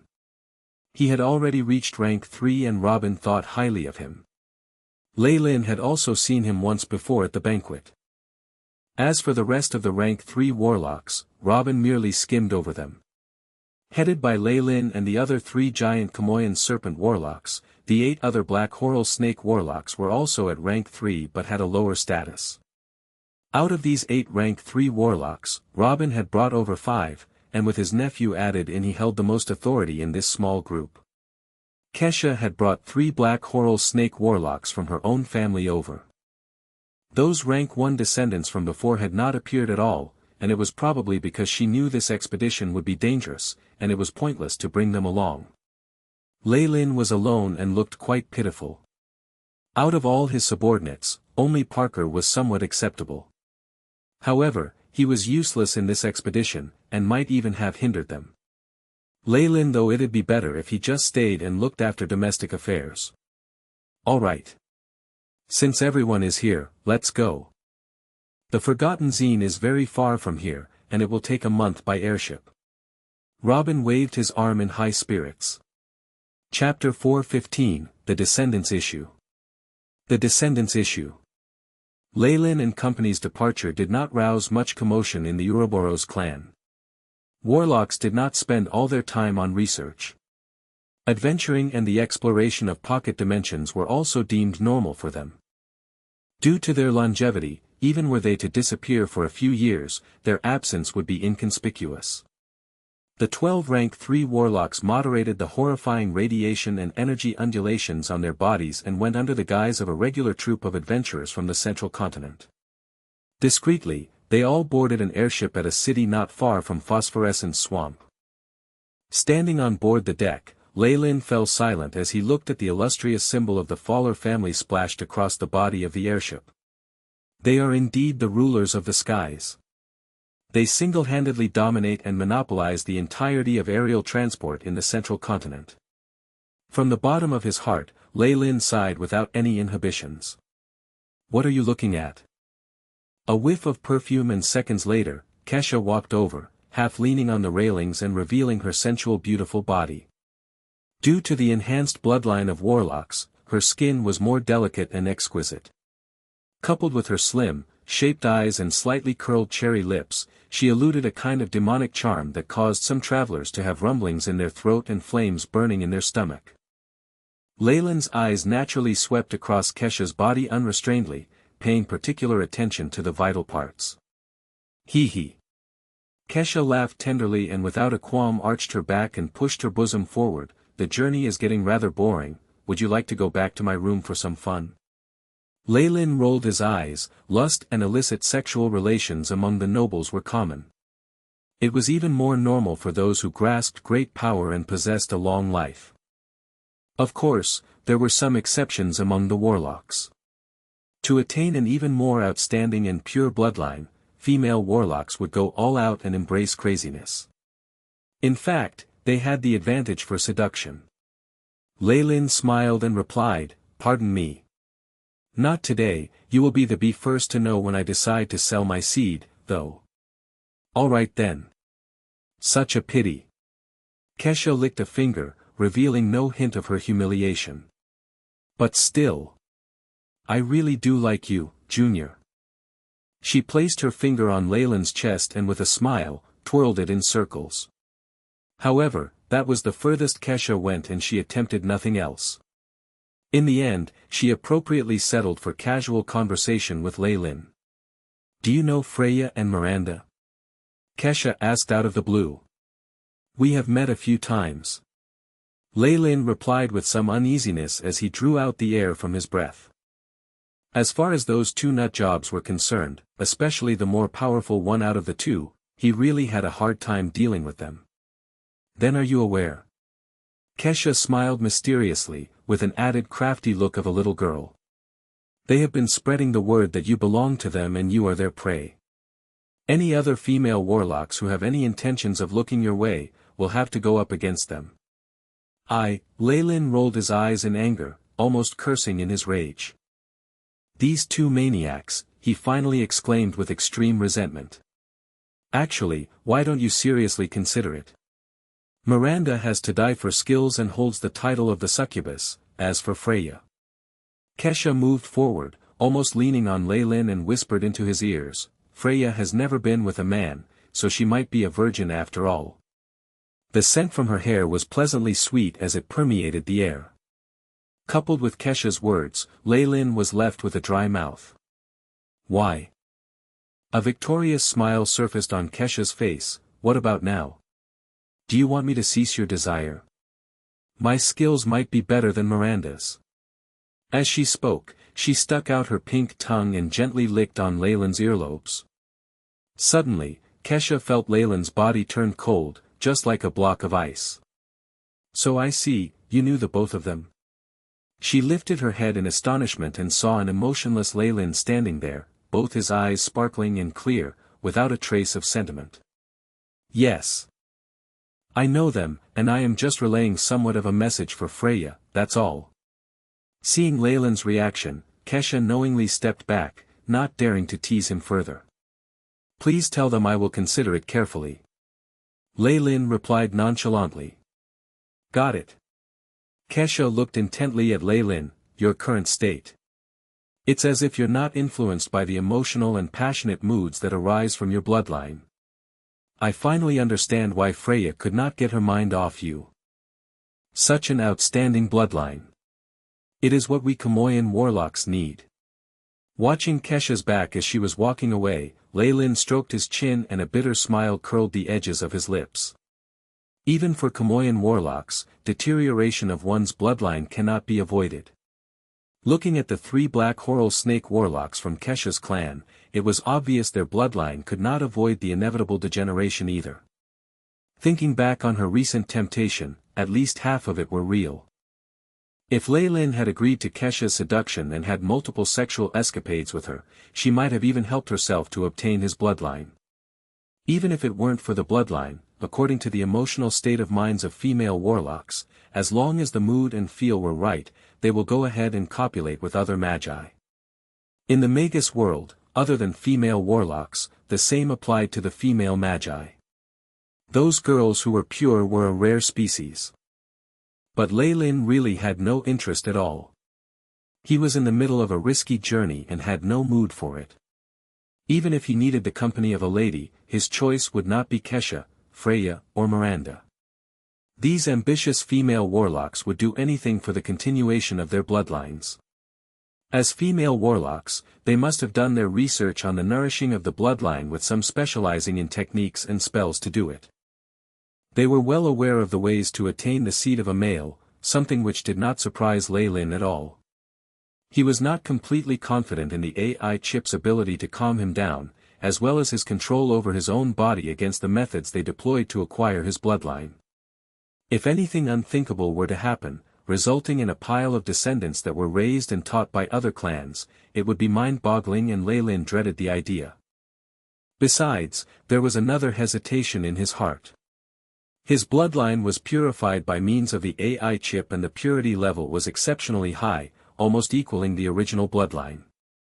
With his own ability and with the help of the AI chip, he was able to conceal his true strength and capabilities from others, but a newborn baby could not.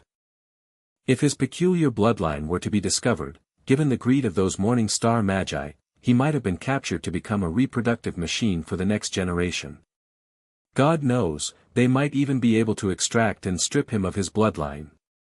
Therefore, until he was absolutely sure that it was safe, he would not allow the outflow of his bloodline, not to mention having descendants. But, nevertheless, if I am promoted to the rank of a morning star magus and I want to start a clan of my own in the central continent, I am afraid those female warlocks are my only choice. Lei Lin stroked his chin. Being a pure Kamoyan bloodline warlock, in order to have strong and powerful descendants in the future, it was naturally more suitable if he chose a female Kamoyan warlock. As for female commoners and ordinary warlocks, children he had with them would have their bloodline diluted to half of his, something which was unacceptable. The quality of a warlock's bloodline was known to be the best in the first generation. The more concentrated it was, the better they would be.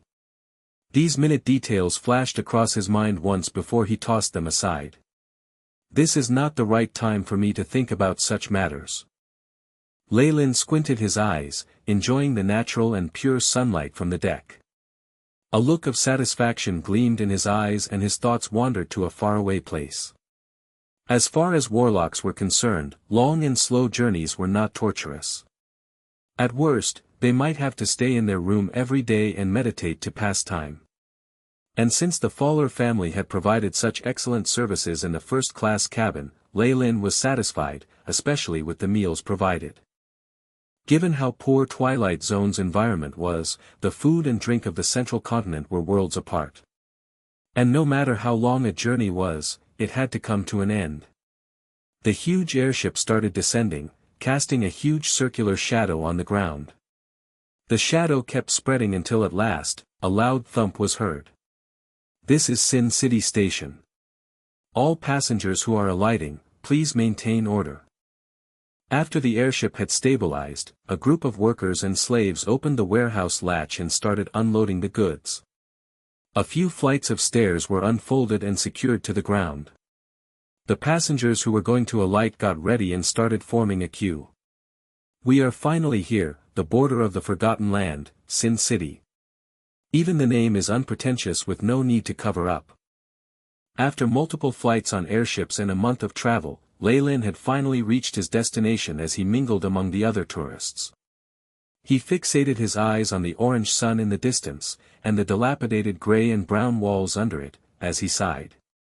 The AI chip issued a warning. Beep. The energy particle concentration here is about 10 to 20% lower than the outside world. Please take note. The spells of warlocks and magi were cast through their own energy which galvanized the surrounding energy particles.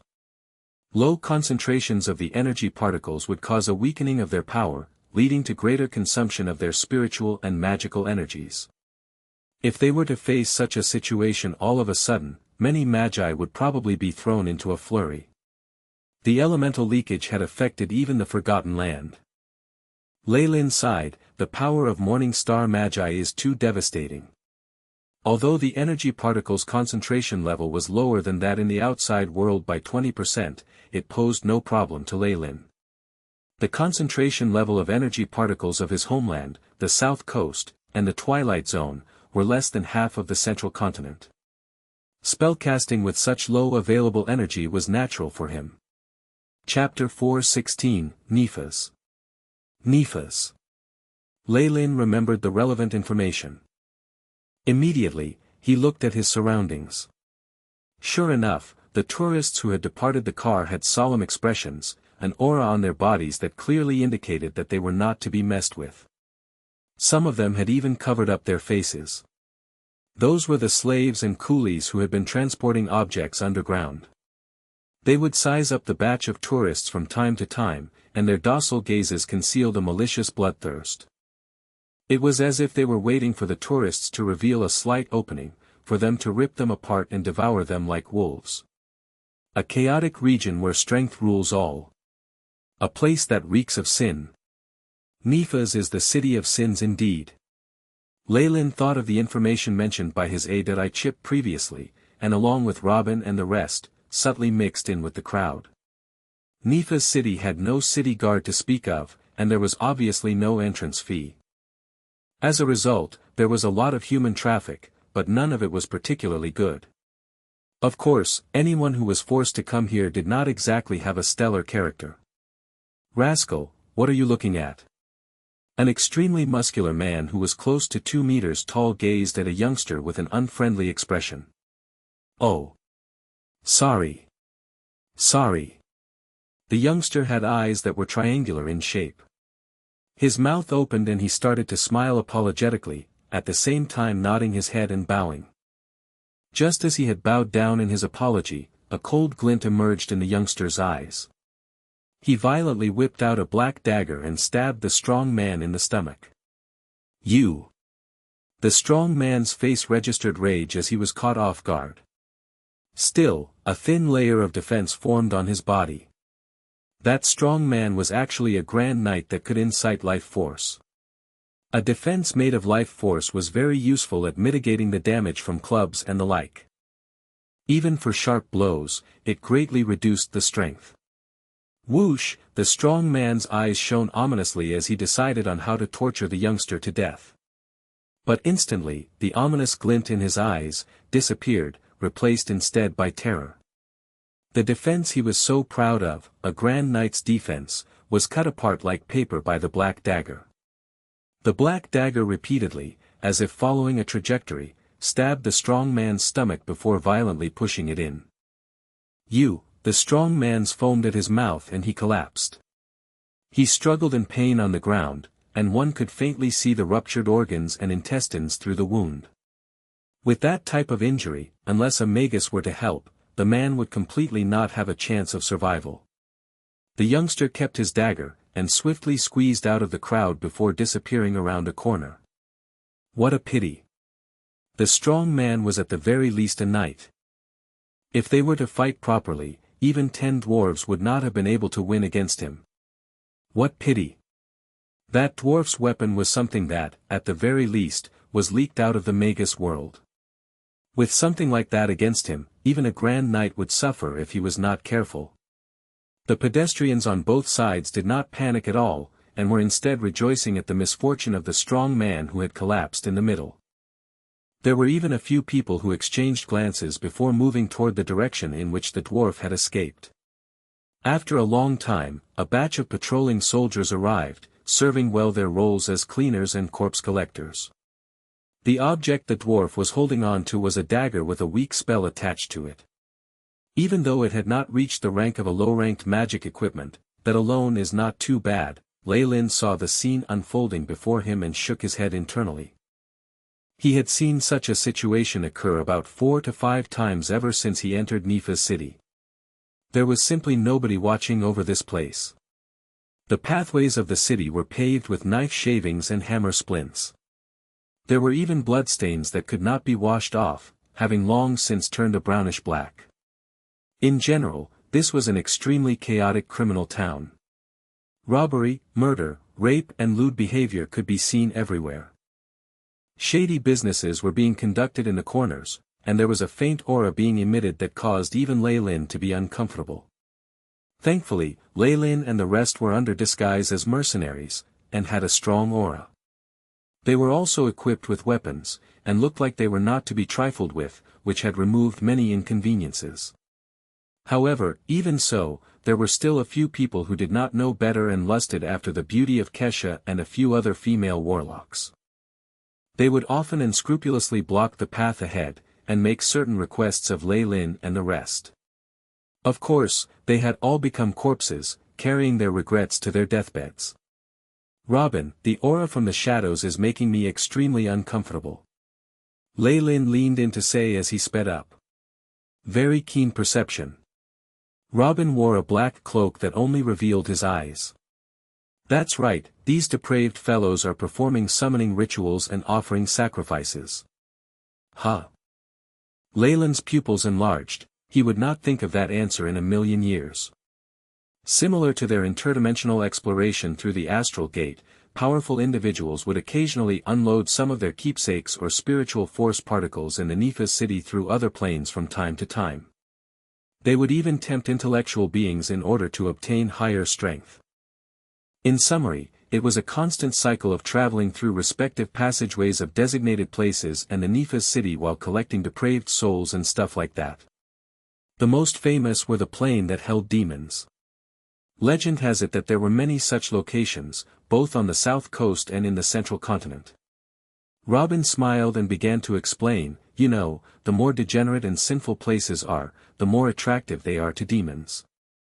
The sacrifice of spirit and flesh in these environments brings them even more delight, leading to their duplicates, or even original bodies, descending.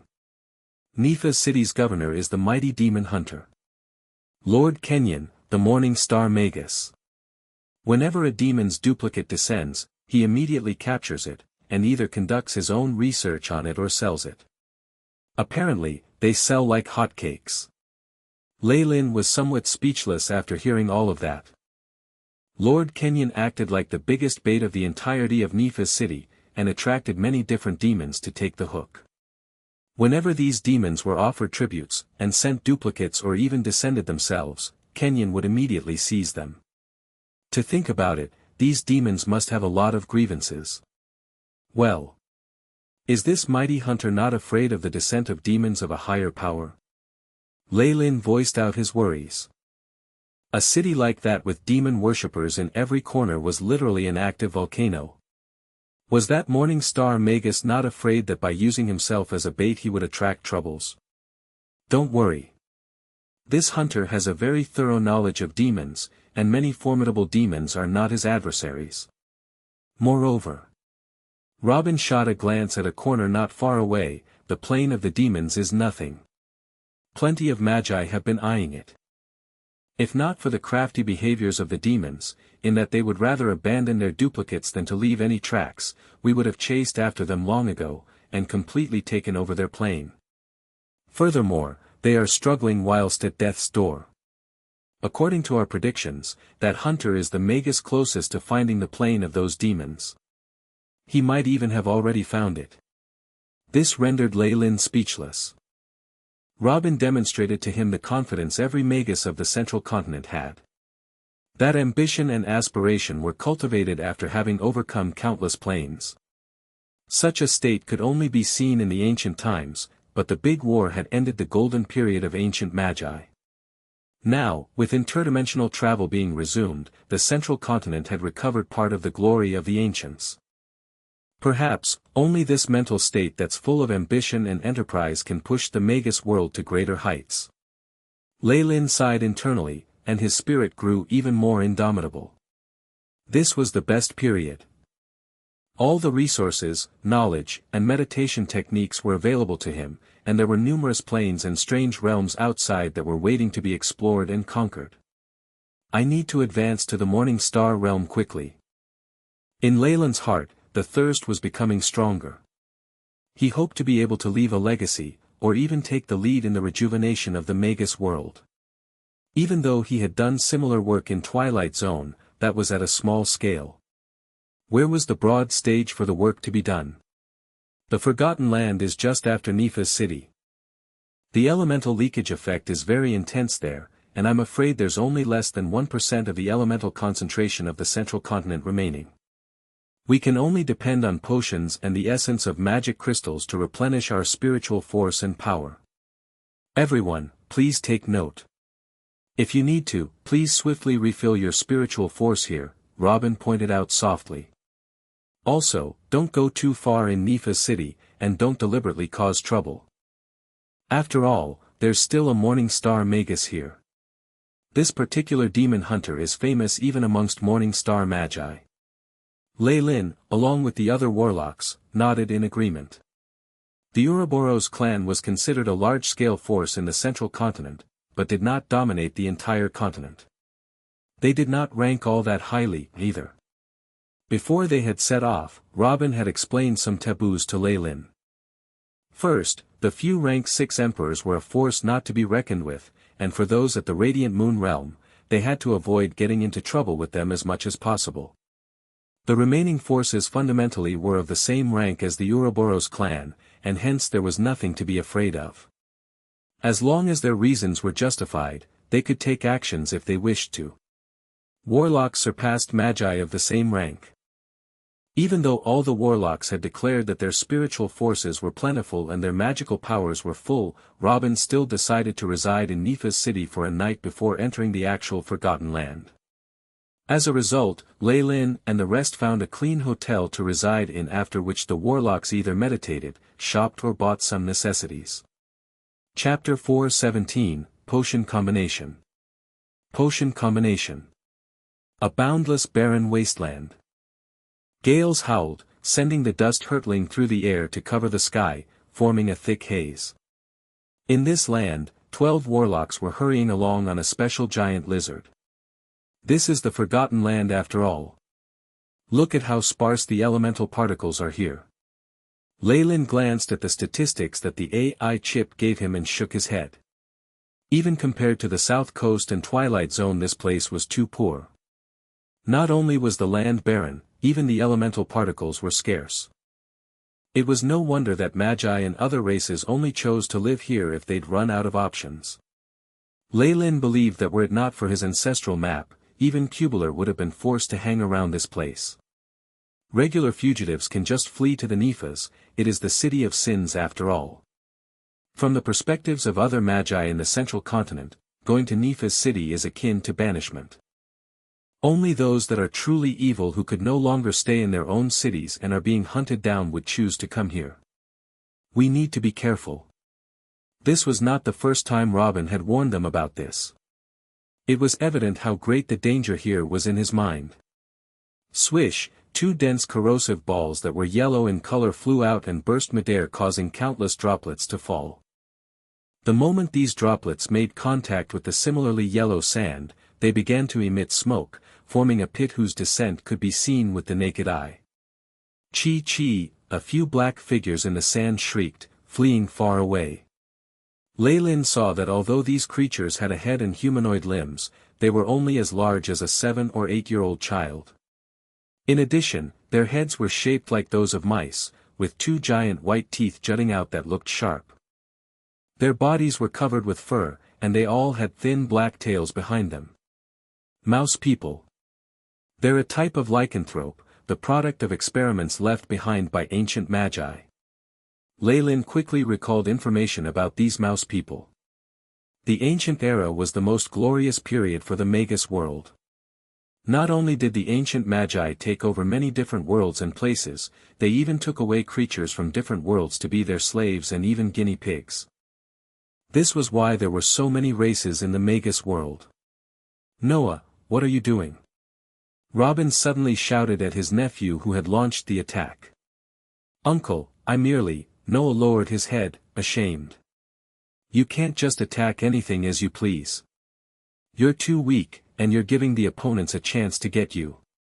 The mouse people are a very united race, and the blood from their injuries will attract even more of them. We need to leave this place as soon as possible." Robin was infuriated, but after remembering that Noah had only just come out for some experience, he could not help but soften his words. "I'm sorry." Noah found it hard to speak. Though he was no longer young and had long since obtained the strength of a rank 3, he might not even be as experienced as rank 2 magi when it came to confronting enemies. Giant Kamoyan serpent warlocks were precious resources in the Ouroboros clan. They were sheltered, which was why Noah had no real-life experience even if he had theoretical knowledge. Under Robin's command, the lizard under them increased its speed. However, it was too late. The situation proved that Robin was not wrong in his lecturing. In less than a day, they were surrounded by a large group of mouse people. "Damn it, why are there so many?" Noah's face flushed as he glanced at the mouse people who amounted to more than 2,000. They formed a huge wave and surrounded them, the stink so bad that he was on the verge of vomiting. Mouse people reproduce like rabbits, and they require very little in order to survive. Other races may find it difficult to survive in the Forgotten Land, but this is not an issue for them.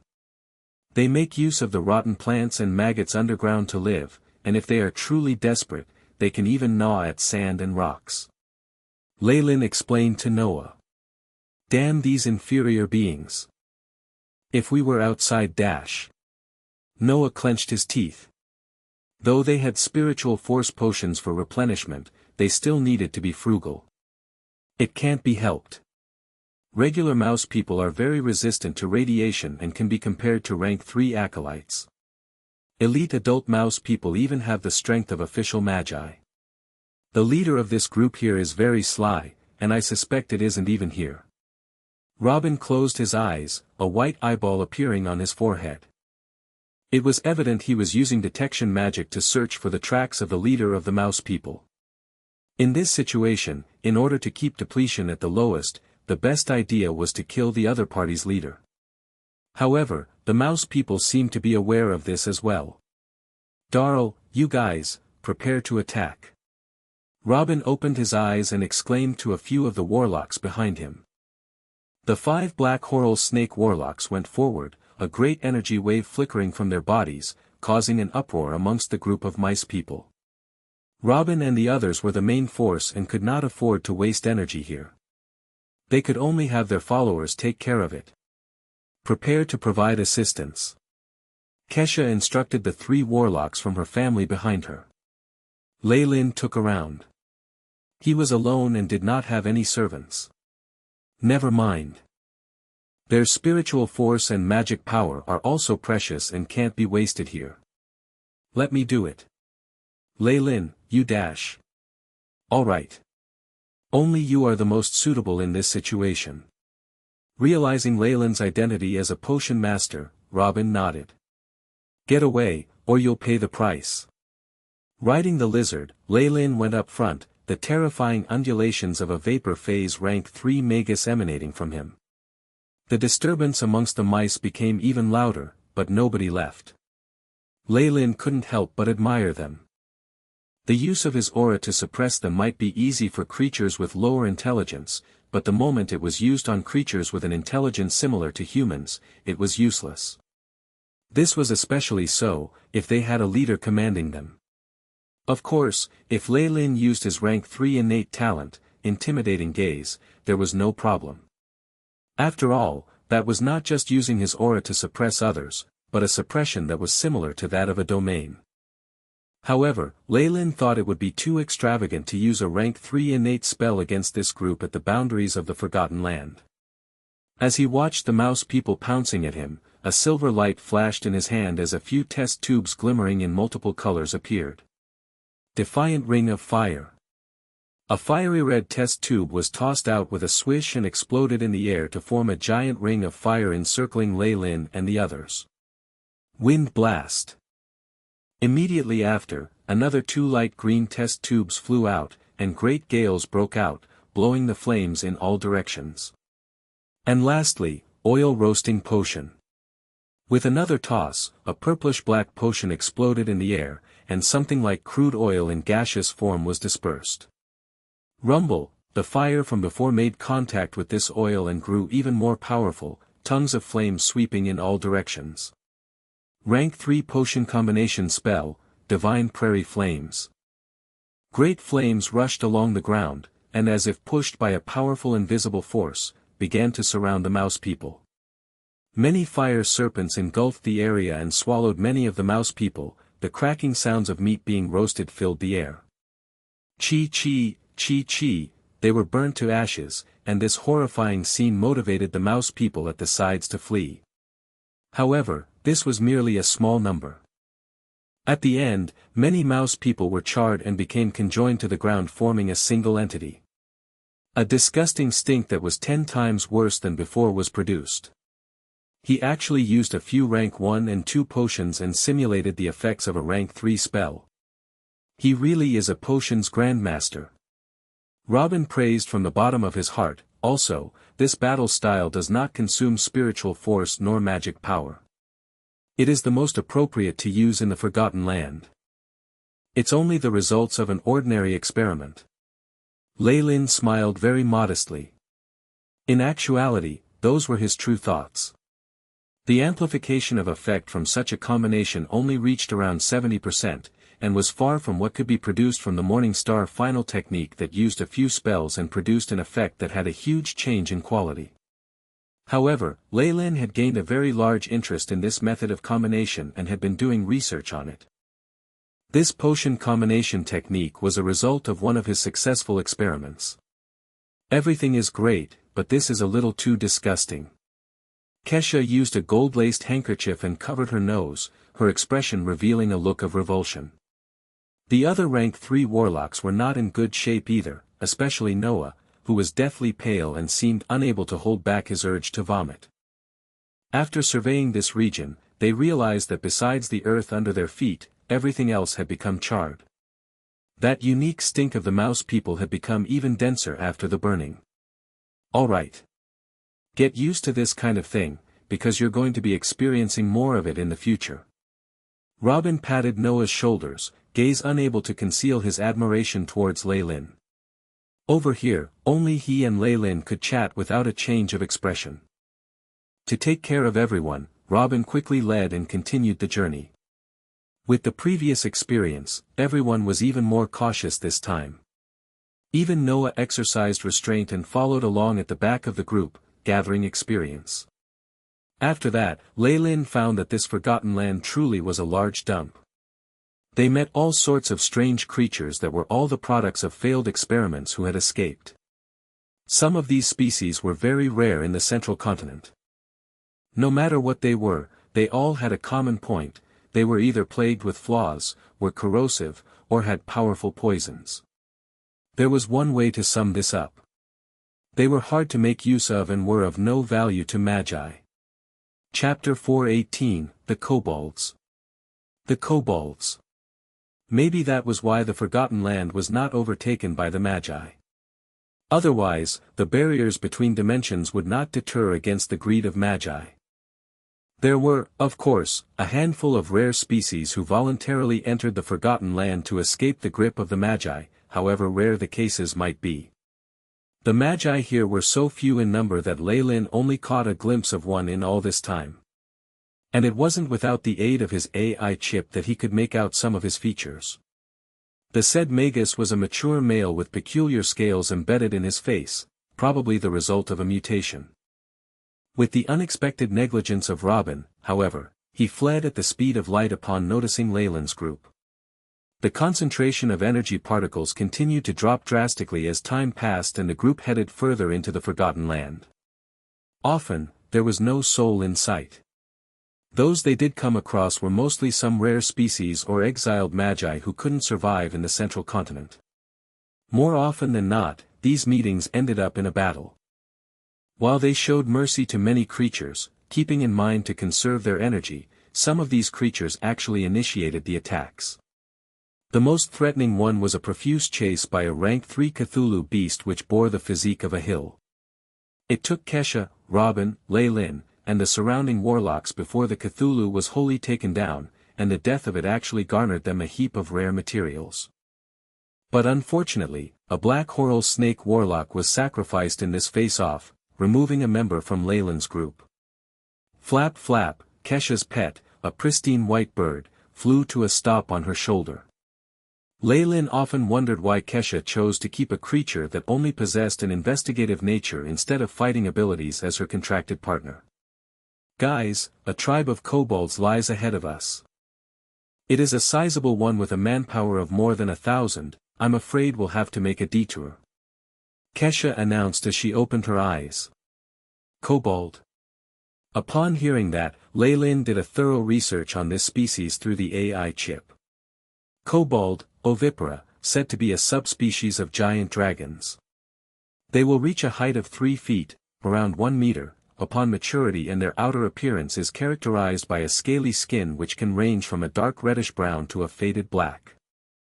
There are 2 taupe horns on the crowns of their heads and their fiery red eyes possess infrared vision.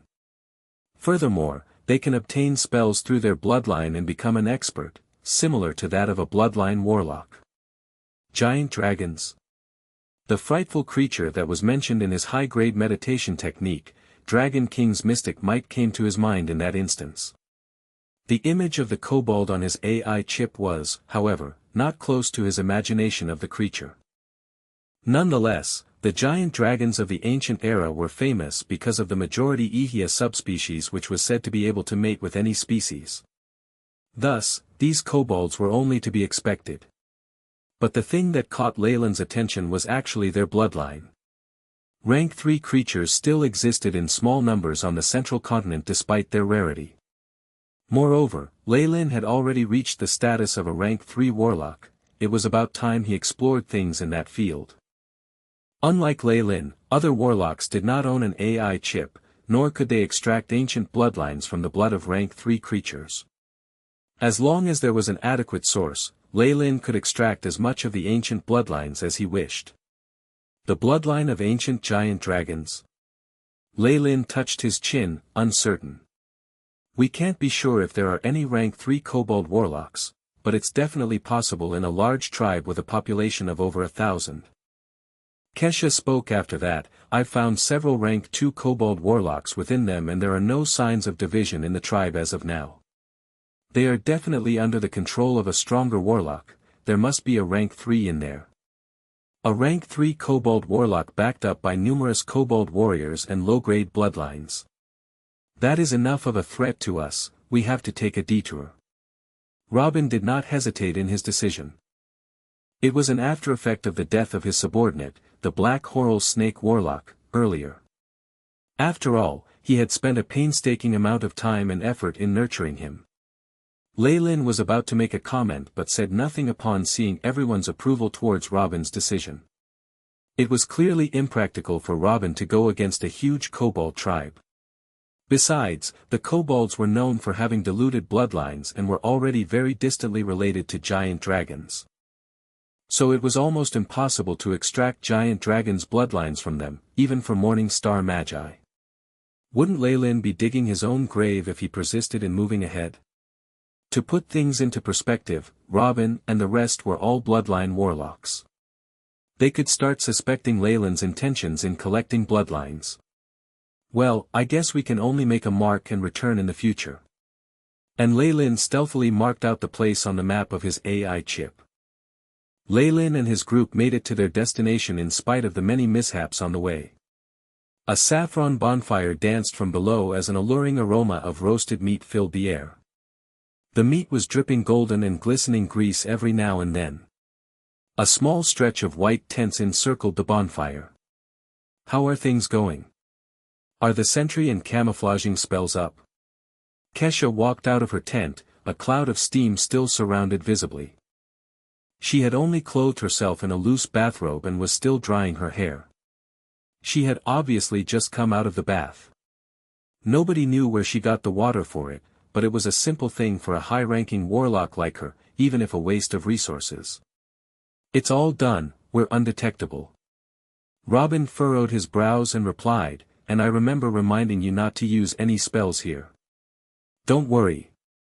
The water was from my spatial item." Kesha was noticeably annoyed and even threw a coquettish glance at Noah, who turned beet red. Robin pulled a long face at that, saying, "Kesha, you're old enough to be Noah's granny. On top of that, our families have numerous blood relations, he might as well call you aunt. Rest assured, I have no interest in kids. On the contrary, I actually prefer mature and charming male warlocks. Am I right, Leylin?" She shot Leylin a look. "I'm gonna go double-check." Leylin quickly excused himself from the circle to check on the spell formations before he got involved in the irrelevant argument.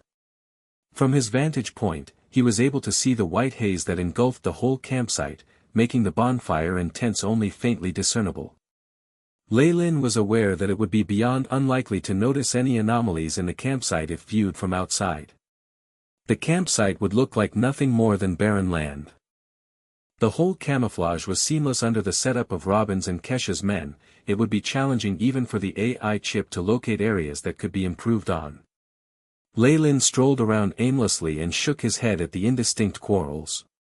Many families of Kamoyan warlocks intermarried to preserve the purity of their lineage and for other benefits. Strictly speaking, every family in the Ouroboros clan was related to every other, and they all could even be traced down to the same ancestors. Hence, it'd be a rotten mess if one were to try and piece the puzzle together. Leylin was sick of hearing about the indecent acts of the aristocrats, and of the fact that they would always be superior regardless. He figured that he might as well use this extra time to study the spell models and relevant information in his AI chip. Leylin's eyes lost focus as he devoted the entirety of his attention to the AI chip. Robin and Kesha had made up by the time Leylin returned to the bonfire in the evening. They, too, knew it wasn't a time to discuss such things. Robin gathered all the warlocks next to the bonfire and spoke of the final safety precautions. This pocket dimension was discovered by a barbarian bear tribe from the Forgotten Land, and the information was proliferated in the Forgotten Land instead of being kept secret. Following that, two factions, that were led by human magician fugitives and the local barbarians respectively, also marked out this sacred place, opposing the barbarian bears. They are the three main factions that will be facing this time. Aside from a trickle of other intellectual species, we can overlook the rest, he explained in detail. The entrance to the pocket dimension is at the midsection of an underground river, guarded by these forces. We must break in swiftly, then fight our way through using either a boundary-breaking spell or by force. A solemn look was painted across the faces of Leylin and the rest. Given the pitiful concentration of energy particles in the Forgotten Land, it would be hard to find useful resources. Thus, this secret place was of utmost importance to the Forgotten Land and its livelihood, especially towards those factions. These factions would not sit back if Leylin and the rest were to take advantage of this land. Though the group was practically undeterred as they were backed by the Ouroboros clan, it must also be understood that the clan would not launch an attack just for them. It just wasn't worth it. To add on, there was no end to the amount of evil and wicked magi and dangerous creatures in the Forgotten Land that couldn't care less about it. Leylin and the rest had to defend themselves throughout the duration of their escape from the Forgotten Land, or else it'd be a truly undignified sacrifice if they were to lose their lives. The boundary-breaking spell was a type of escaping spell that was fast and convenient, customized for entering and exiting pocket dimensions. Though the result varied for different types of lands, and might have no effect on occasion, it was still a useful spell. Though, if one was superior in ability he'd able to travel through the pocket dimension with ease. Obviously, this did not work with Lei Lin and company. Why else would they painstakingly plot all this? Chapter 419, An Unexpected Situation. An unexpected situation. What happens after we enter the pocket dimension? Are we going to be working together or alone? Lei Lin asked unhurriedly from the side, taking a bite of the roast meat. Kesha was gazing at Robin attentively. The reason she was here was due to the temptation of the precious materials in the pocket dimension. It was natural not to choose to work together. You can do as you wish. Robin answered without hesitation. I have a general topographic map here, but it lacks a lot of information. Take a look. Robin had evidently made preparations earlier and produced 2 maps, giving one each to Kesha and Lei Lin. Of course, after we get everything, I hope we can discuss or perhaps exchange a few things. If anyone here plans to sell their precious materials, the other 2 shall have the preemptive right to purchase them. Robin was very thoughtful, and since Kesha and Lei Lin had no issues with that, they both nodded. A snaking river flowed out from underground, the sound of surging water echoing throughout the cavity in this underground world, making it feel even more oppressive. In another area, not only were there powerful defensive spell formation setups and runes that glimmered, there were even magi and beings of other races patrolling the area. Though these people looked pitiful wearing clothes filled with creases and patches, their auras were very powerful and wild. Lei Lin and his group all entered shadow stealth state and snuck in. Not far away from them, black bear humanoids, upright creatures with animal skins around their waists as well as other accessories, were standing guard. Barbarian bears. This was the first time Lei Lin had seen such a creature. Unlike the half-beastmen who had escaped from the laboratories, barbarian bears were truly from another world. They were extremely intelligent, and their bodies were very resilient. An adult barbarian bears was comparable to a rank 1 branded swordsman or bio booster, as well as other sub-branches of ancient magi. After awakening, the power of their totems, elder barbarian bears, and barbarian bear shamans could gain the ability to obtain magic with offerings, and turn into frightening magicians. Just this tribe alone could take on the role as the kings in the Forgotten Land. In front of Lei Lin, there were no less than 100 elite barbarian bear warriors, as well as numerous elders and barbarian bear shamans. And their opponents were not limited to barbarian bears. A few short green creatures strolled past the barbarian bears patrol group, holding multicolor staffs with different ores and gems embedded into them. These staffs emitted detection magic, which caused Lei Lin to back up. These green creatures were very similar to gnomes, though their larger heads were like watermelons, large and round. Their skin was a wretched green. These were the green-skinned barbarian magi. Favoring the ability to cast spells, they had abandoned the advantage of strength. Their spiritual force and magic power were terrifying. Every single one of them was akin to a human rank 2 Magus, and some even emanated the strength of rank 3. What do we do? Kesha's voice traveled into Lei Lin's ear. Don't act recklessly. Look. Lei Lin pointed in another direction. At the side of the river, brown vines crawled all over a brown rock. It looked very normal, but this immediately attracted Robin and Kesha's attention. It's an alarm spell pattern that targets hidden fluctuations in the air. It's concealed very well. If not for Lei Lin's warning, we'd all have been deceived. Robin gritted his teeth, let's withdraw first. They exchanged glances and left the underground, while the other Black Horror warlocks followed closely behind. Boom! Once they got to another safe area, Robin's expression darkened, and cracks appeared under his feet from his stomps. Those wretched traitors to humanity. They must have set up those alarm spell patterns. If not, it'd be impossible for the barbarian bears and green-skinned barbarians to come up with this technique even if they had 10,000 more years to do so. Robin walked in circles, evidently very annoyed. Within the Forgotten Land, besides the barbarian bears and green-skinned barbarians, there were organizations formed entirely out of fugitive human magi. There had always been three main forces here. In order to protect this common asset of theirs that was the pocket dimension, they had obviously teamed up. Didn't we discuss this matter some time ago? Though this is the worst situation, we have made the required preparations. Relax, your emotional state does not seem too good. Kesha watched Robin, whose eyes were turning red, and quickly warned, damn it. Lei Lin, Robin's probably going to have another episode. Upon hearing this, Lei Lin was stunned and turned to look at Robin's bewitching handsome face. It was now distorted, and bloodlust was beginning to converge.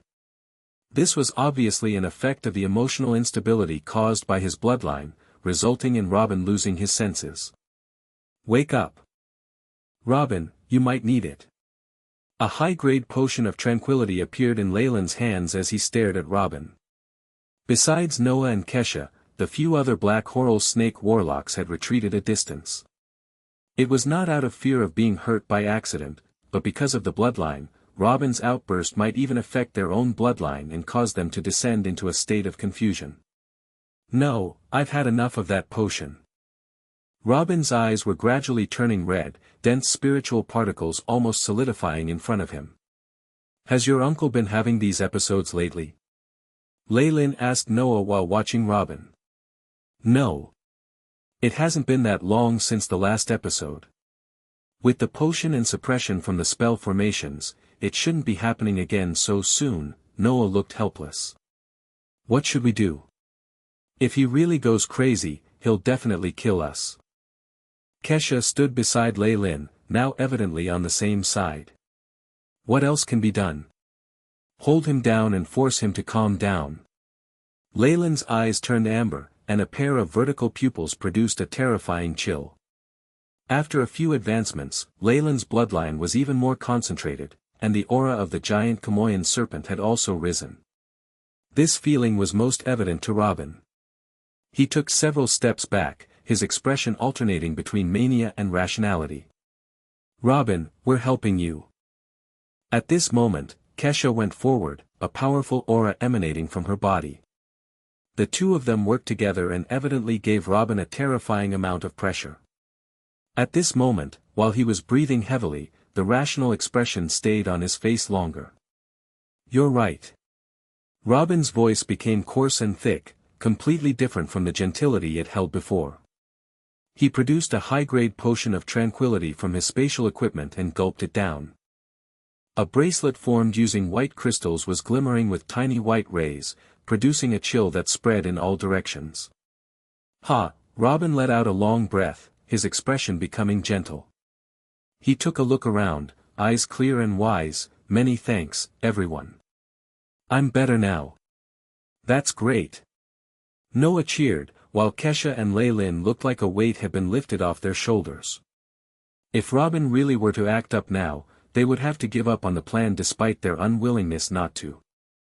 Robin, what's going on? Why did it suddenly happen? Kesha expressed her disapproval towards Robin. My apologies. The outburst of emotion was too sudden, and I could not control it at all. Robin laughed wryly. The defect of emotional instability caused by the bloodline had always been an issue for warlocks. Even with all types of suppression potions and spell formations, they could only ease the issue, not cure it. This was why Leyland's potions of tranquility were in such high demand. With Robin's strength and thoughts, he shouldn't be stirred up so easily and invoke the emotions from his bloodline. Looks like there's something he must have from the pocket dimension, which caused him to be so irritated and be made susceptible to those emotions, Lei Lin rationalized. Compared to other high-ranked warlocks, he had used the breath of the icy jade scorpion emperor to treat his bloodline in Twilight Zone. That was why he had experienced no episodes till now. Based on the AI chip simulations and Leyland's own calculations, he did not have to worry about this until he reached the Morning Star realm. Other warlocks would not be so fortunate. Even a rank 3 hydrophase warlock like Robin would often be affected by these emotions. As for Kesha, Leyland's eyes swept past her, and he found at least 3 types of spell patterns that acted as alarms and bloodline suppressors. Alright, now we think about what happens at the end of the plan, Leyland spoke, gathering Robin and Kesha's attention. Though we are now a distance away from the pocket dimension and have also especially set up a concealing spell formation, an outburst of aura like what just happened could be sensed by our opponents. We need to decide on what to do as soon as possible. Upon hearing this, Robin looked sorry and embarrassed. This whole situation was caused by him. Rank 3 warlocks, merely by using their auras, could generate giant energy undulations, and it was unknown whether their setup was enough to conceal that. It can't be helped. We should enter stealthily, and if it doesn't work, we barge in. Robin gritted his head and made his choice. Now that they might have discovered the undulations and are coming here, we should just head straight to the entrance of the pocket dimension. As I am the reason for the delay, I will place myself at the back of the group and enter after all of you have done so. Robin bowed slightly. At the rear, he would require much strength to face the crazed counterattacks from other powers. Even Robin would find this difficult to bear, which made his sincerity clear. Hence, Leyland and Kesha immediately agreed to Robin's suggestion. Chapter 420, Being Discovered. Being Discovered. Leyland and Kesha were both unemotional, knowing that it was not the time for any disputes. Their opportunity was fleeting, and could not be wasted. Approximately 10 seconds later, everyone entered shadow stealth and left. A huge formidable energy undulation suddenly broke through the spell and created a violent explosion, just like a prominent bonfire in the darkness of the night. Of course, this was intentionally set up by Leyland and company. And with the continuous transmission of the energy undulations, some brilliant rays shone in their direction. We're here. This is the furthest we can go, any further and we might alert the alarms that were set up, even in shadow stealth. The spell has too many defects that can be probed. Robin led everyone into a hiding spot and then stopped his steps. Leyland looked over and from where he stood, he was able to see to the bottom of the flowing river, in the middle of which was a huge whirlpool. The continuously whirling water sparkled on occasion, and some green barbarian bears and human magi started to emerge from it. The entrance to this pocket dimension is unexpectedly just a whirlpool. Leyland nodded his head. The undulations that were being emitted by the whirlpool did not seem to be fake. He was deciding on a path of approach. Leyland took a closer look at the surroundings of the whirlpool. The AI chip was working at full power, forming a 3D map of the area in his mind. The enemy's defense was naturally strong, with some large structures and a sentry system in place for defense. There were even some rank 3 magi standing guard. Leyland shifted his line of sight to the center and shot a glance at a barbarian bear. It had a thick neck with a weird-looking flag on its back. There was another big-headed, very old-looking green-skinned barbarian. Lastly, there was an unassuming human mage robed in gray. These 3, Leyland's pupils dilated, they're at least at hydro phase. As for the barbarian bear, it might already be at the crystal phase. Leyland and company were nearly equal in power to these magi, and only held a slight edge in power. Once the patrols were counted in, numbering 10 times their own, it would be very difficult to defeat them. I will make use of the secret gem to cover up our tracks. Wait for my signal and move together. My men and I will take care of the back. Robin took out a black ring and spoke in a heavy tone. Leyland and Kesha both nodded their heads, and walked in a straight line towards the whirlpool in the dark river. There were some scattered buildings around where they were that looked brand new. It also had a rugged feel to it, most likely made by the barbarian bears. Leyland and company were amongst the shadowy construction area and moved progressively towards the center with the help of the shadows of some patrolmen. If they come 10 meters closer to us, we will attack. Robin's voice sounded out, the tone oppressive. Rank 3 magi were very sharp and alert. As soon as they came close, the party would certainly be discovered. In the midst of the crack in the shadows, the outside world seemed like it was covered with a layer of fog, almost like a starch paste. It was very vague and fuzzy. However, Lei Lin could clearly sense them advancing. 1 meter, 2 meters, 3 meters. Another 7 meters to go and Lei Lin and the rest of the warlocks would have the confidence to breach their defense and wipe them out completely before heading for the pocket dimension. Woo! At this very moment, something unexpected suddenly happened. The decorative flag on the back of the barbarian bear started to flap and shudder. A strange skull symbol on the scarlet-red patch of the flag started to open its mouth, revealing a mouthful of sharp teeth as it wailed loudly. Intruder! The barbarian bear stood up and hissed. The sound engulfing the entire area. Damn, we've been exposed. Charge! A singular ray of brilliance shone through the hollowness and Robin appeared to take the lead. Innate poison. Immediately, he opened up his poison domain. In a split second, an invisible and terrifying ripple originated from Robin and started to spread. The surrounding patrolmen immediately started to collapse one after the other, with some dying on the spot and their bodies decomposing thereafter. Toxic bile. You are a warlock from the Ouroboros clan. The average-looking Magus wearing the grey robe clenched his teeth, as if he had some deep-seated hatred with the Ouroboros clan. Activate the rank 5 poison defense spell formation. He ferociously raised his hands and clapped. A burst of intense brilliance erupted and a huge spell was cast, rays of green falling on every Magus present. Like a protective armor, the spread of the green rays enveloped the Magi. Although the armor was trembling continuously, it resisted the attack of the toxic bile. As for the rest of the Magi around Robin, they were completely doomed for, even with the assistance of the spell formation. All of these sinners deserve death. Do not show mercy. Kesha and Lei Lin entered the scene with her yell as she launched her own attack of poison. The rest of the Magi soon followed suit. In the blink of an eye, the Kamoyan serpent poison built up, repeatedly overlapping and growing. The formidable power increased to such an extent that even Lei Lin raised his eyebrows in awe. ZZ, the green rays of brilliance were corroding the armor.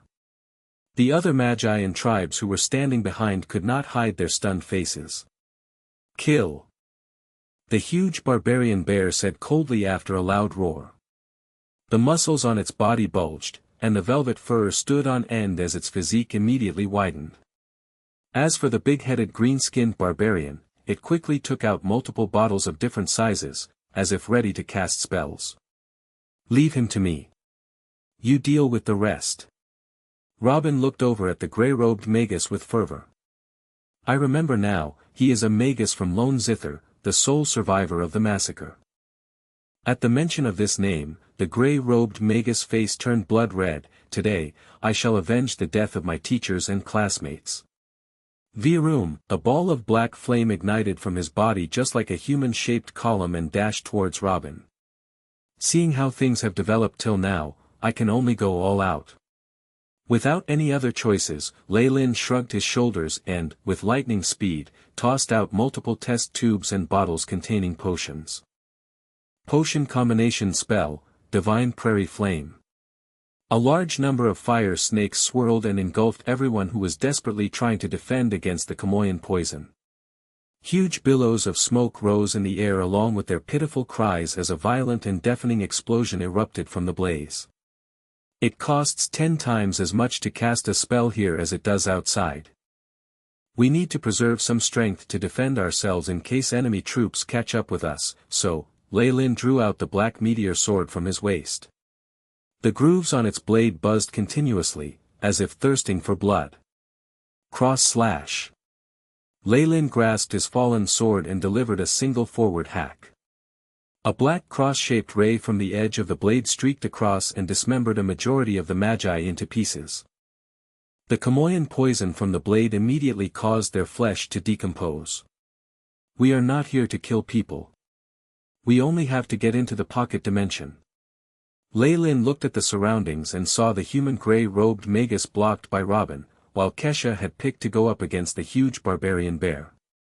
He found it puzzling as to why she liked such big challenges. Noah, on the other hand, led the Black Horal Snake Magi and continued with the attack. The entire field was a sea of confusion and chaos. An urgent bugle horn sounded and Lei Lin could feel the rays of light that chased them making their way back rapidly. Foreign human, do you also long for the Forgotten Land's pocket dimension? With a brain that was twice the size of a regular human and a body covered with endless wrinkles, the green-skinned barbarian was done with its poison concoction and positioned itself in front of Lei Lin, revealing its few teeth that were stained yellow. I didn't expect you to be a potions master as well. Lei Lin looked intently at the gray-colored alms bowl the green-skinned barbarian was holding. In it was a bubbling dense green liquid. Get out of my way. The fallen sword in Lei Lin's hand created endless blade rays. A huge ray of brilliance swiped across the ground and left a long deep gush. You shall make a fine addition to my, Madras, collection. The green-skinned barbarian laughed. With its exceptionally nimble hands and the constant undulations on its body increasing steadily, it seemed as if it was more powerful than Lei Lin. Asterisk swish. Swish.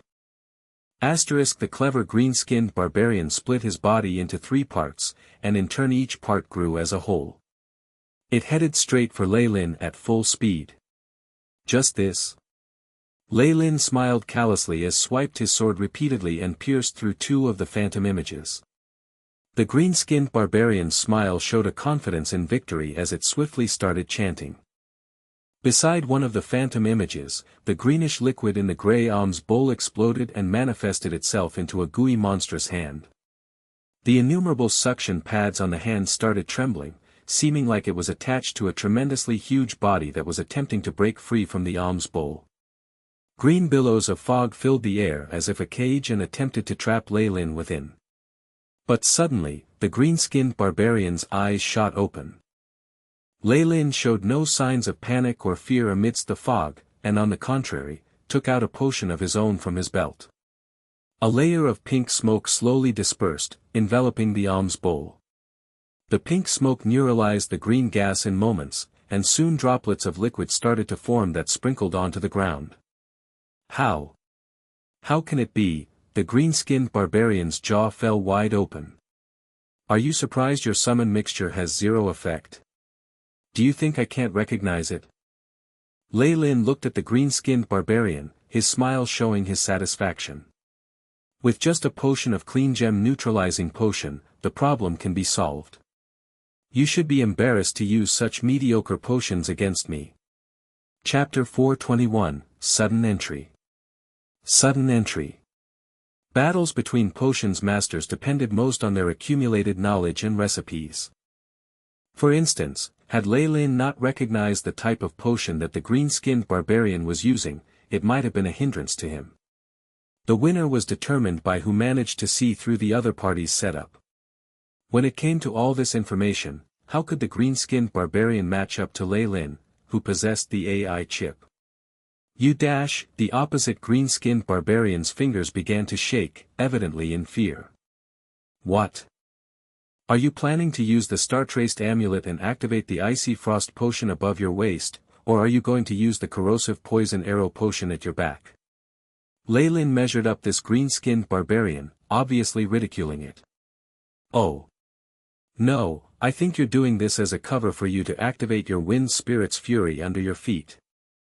All sorts of expressions crossed the opposite green-skinned barbarian's face, and it was truly difficult for it to have so many expressions and movements on his creased face. At the end, all this turned into terror. Ah! You're the devil! The devil! The green-skinned potion master yelled, and actually abandoned his race and companions, fleeing from the battle area first. It evidently had a very high status here. After seeing it flee, the other green-skinned barbarians were startled, and with some of them shouting at the top of their voices, they rapidly left the area. Good job. Robin, who was not far away, revealed a smile. He was the strongest of the 3 of them, and the opposite grey-robed Magus could only fend for himself. Kesha, who was on the other side, was not so lucky. When she had chosen her opponent, she had had no AI chip and depended on her judgment. She had actually chosen the barbarian bear shaman, which was likely at the crystal phase. This barbarian bear shaman not only had unimaginable strength but also a tough body. Even Kesha's eye of petrification could only hold it for a second and had no other effect. Rank 1 or 2 spells that struck it would char the fur, but there would be no substantial harm. As for rank 3 spells, not only were such models difficult to get a hold of, to use them in the Forgotten Land required that one pay a huge price. Not everyone was a potions grandmaster like Lei Lin, who could use potions to simulate the effects of a rank 3 spell. Woo woo! At this moment, the skeleton flag on Barbarian Bear Shaman's back suddenly exploded, sounding like a bugle horn. A woo. The surrounding barbarian bears who heard these sounds immediately roared frantically, eyes turning blood red and their offensive abilities increasing by a large amount. Noah and the other warlocks were immediately at a disadvantage. They're entering a frenzied state. Even regular barbarian bears are affected. How about that one? Lei Lin immediately shifted his attention to the barbarian bear shaman. Along with the sounds of the horn, the barbarian bear abruptly roared towards the skies, slapping its chest. Thick veins that were like old tree roots occupied its hands, chest, and back. Ka-cha! The skull of this barbarian bear cracked open, revealing a muscle similar to a brain that was beginning to glow with warmth. A woo! Under its crazed roar, this barbarian bear shaman's body began to expand. Its body that was about 2 floors high became taller, turning into a gigantic humanoid bear-shaped monster. Energy undulations typically produced by crystal phase magi burst out from the body of this giant barbarian bear.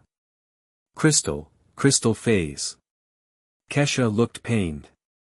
The barbarian bear monster obviously did not care about that. With its paw that could cover the heavens, it swiped at her. Under this terrifying might, the air seemed to solidify and began to attack Kesha. With a boom, Kesha's figure was sent flying, slamming into numerous buildings. Explosive fireball. Countless giant fireballs exploded on the barbarian bear's head, but the groove with what seemed to be a brain was not the least bit damaged. All these attacks successfully incited the fury of the barbarian bear monster, and attracted its attention elsewhere. Kesha, how is it? Are you dead yet? Who asks questions like that? Bricks exploded, and Kesha's figure appeared. However, she was not in a very good condition. Her clothes were tattered beyond repair, revealing dense snake scales. Kesha was now in her snake form, and not only did her Kamoyan scales cover her entire body, even her pupils had elongated and turned vertical. Even with the most powerful defensive form of giant Kamoyan serpent warlocks, there was a huge wound on her arm and it was slightly twisted. Even her bones had issues. I used a diversion technique and shifted most of the attack to my left hand.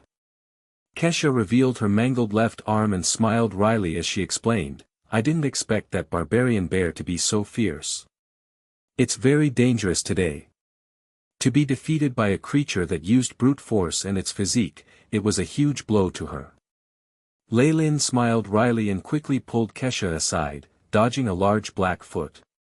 Boom! The building from before was smashed, leaving behind a gigantic footprint. What we need to consider right now is how to get away from them. Besides, the support troops and magi who we attracted before are coming this way.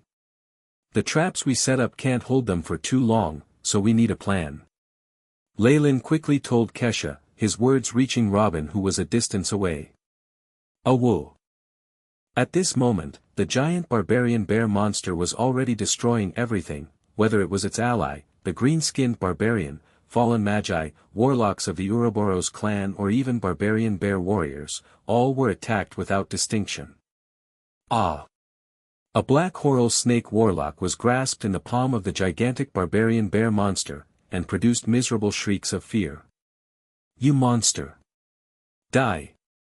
His facial muscles twisted as he yelled, terrifying rays converging in his hands and turned into a large axe, striking down at it. Ka-cha! The axe, which had the terrifying might of a rank 3 spell, made contact with the monster's chest, and actually produced sparks. Asterisk boom! Boom! Asterisk The barbarian bear monster took 2 steps back, shook its head, and continued roaring. With a swing of its arm, it threw the rank 3 black coral snake warlock into its mouth and began to chew. Gachi. Gachi. Asterisk. Flesh, blood, organs and bones slid out from its mouth. The might of those jaws, as well as its physique and sharp teeth turned the barbarian bear monster's mouth into a grinder, turning the warlock into minced meat. Oh no! Alfredo! Noah screamed. It looked like yet another warlock from his family had died, while Robin's expression turned as gloomy as dark waters. When he saw a few rays about to catch up to them, his eyes revealed a steely determination. Quick, get into the pocket dimension. I'll bring up the rear. He opened up his hand, illusory terror. Formless thin lines like a large web trapped all the human grey-robed magi within. There were even all sorts of strange laughter being produced in the air. After that, he stood in front of the giant barbarian bear monster and helped Noah and the others stall for time. The seal spell formation is completed.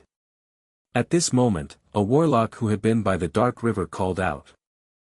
A scarlet rune launched from his finger and entered the whirlpool of the underground dark river.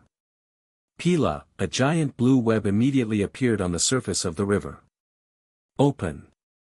Leyland's eyes flickered with blue rays, his meteor sword streaking across with a strange arc and slashing at the web.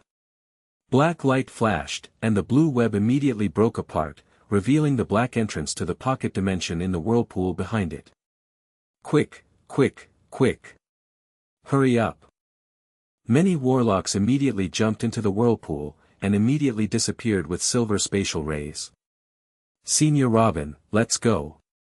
Leyland slashed at the area with the meteor sword and terrifying Kamoyan toxins appeared once more, before he unhesitatingly jumped into the whirlpool. Awoo! The giant barbarian bear monster's eyes glinted with intelligence, and it charged towards Robin in a frenzy. What a pity!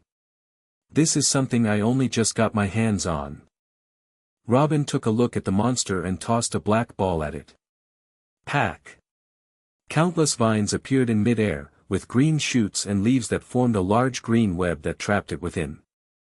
Ball of Binding. This is a one-time use magic object passed down from ancient times. Even crystal phase magi will be held back for at least a minute. Robin sighed, and then jumped into the whirlpool. Silver-white rays flashed, and he disappeared. At this moment, a few splendid rays charged to the camp and the lights vanished, revealing the forms of a few people who looked terrible. Douglas, stop, you idiot. A barbarian bear with golden fur immediately went forward and roared using a unique method. This roaring was at a specific frequency that prevented the monster from moving. Looks like someone broke into the pocket dimension. I smell the disgusting scent of warlock blood. The green-skinned barbarian leader's nose twitched and he concluded confidently. The Ouroboros clan. Even they have to abide by our rules in the Forgotten Land. Together with these two magi was a human Magus with a strange brand on his face that seemed like some kind of symbol. Chapter 422, The Sun's Child. The Sun's Child. So what now? Do we continue our chase? Upon hearing the howl of the barbarian bear, the huge monster had already returned to its original state and was currently lying on the floor, depressed. Or we could simply destroy this entrance, the golden-furred barbarian bear proposed. Are you mad? It would be a waste to destroy such a good pocket dimension. Nobody will agree to it. The green-skinned barbarian shook his head and continued, besides, those magi can completely escape from other small cracks. This is such a silly plan. The barbarian bear groaned coldly, revealing a big flag on his back. All right. Currently we are allies and we need to discuss as to how we will handle our enemies, said the human Magus as he was stuck in between the green-skinned barbarian and the barbarian bear. What else can we do? If we have no intentions of letting our enemies mindlessly plunder from our pocket dimension, then we must send people in. But you've seen their strength, we'd be sending them to their deaths. The green-skinned barbarian's eyes flashed with a tinge of helplessness. Then we'll have to deploy hydro and crystal phase magi. In the worst-case scenario, we just abandon our bases.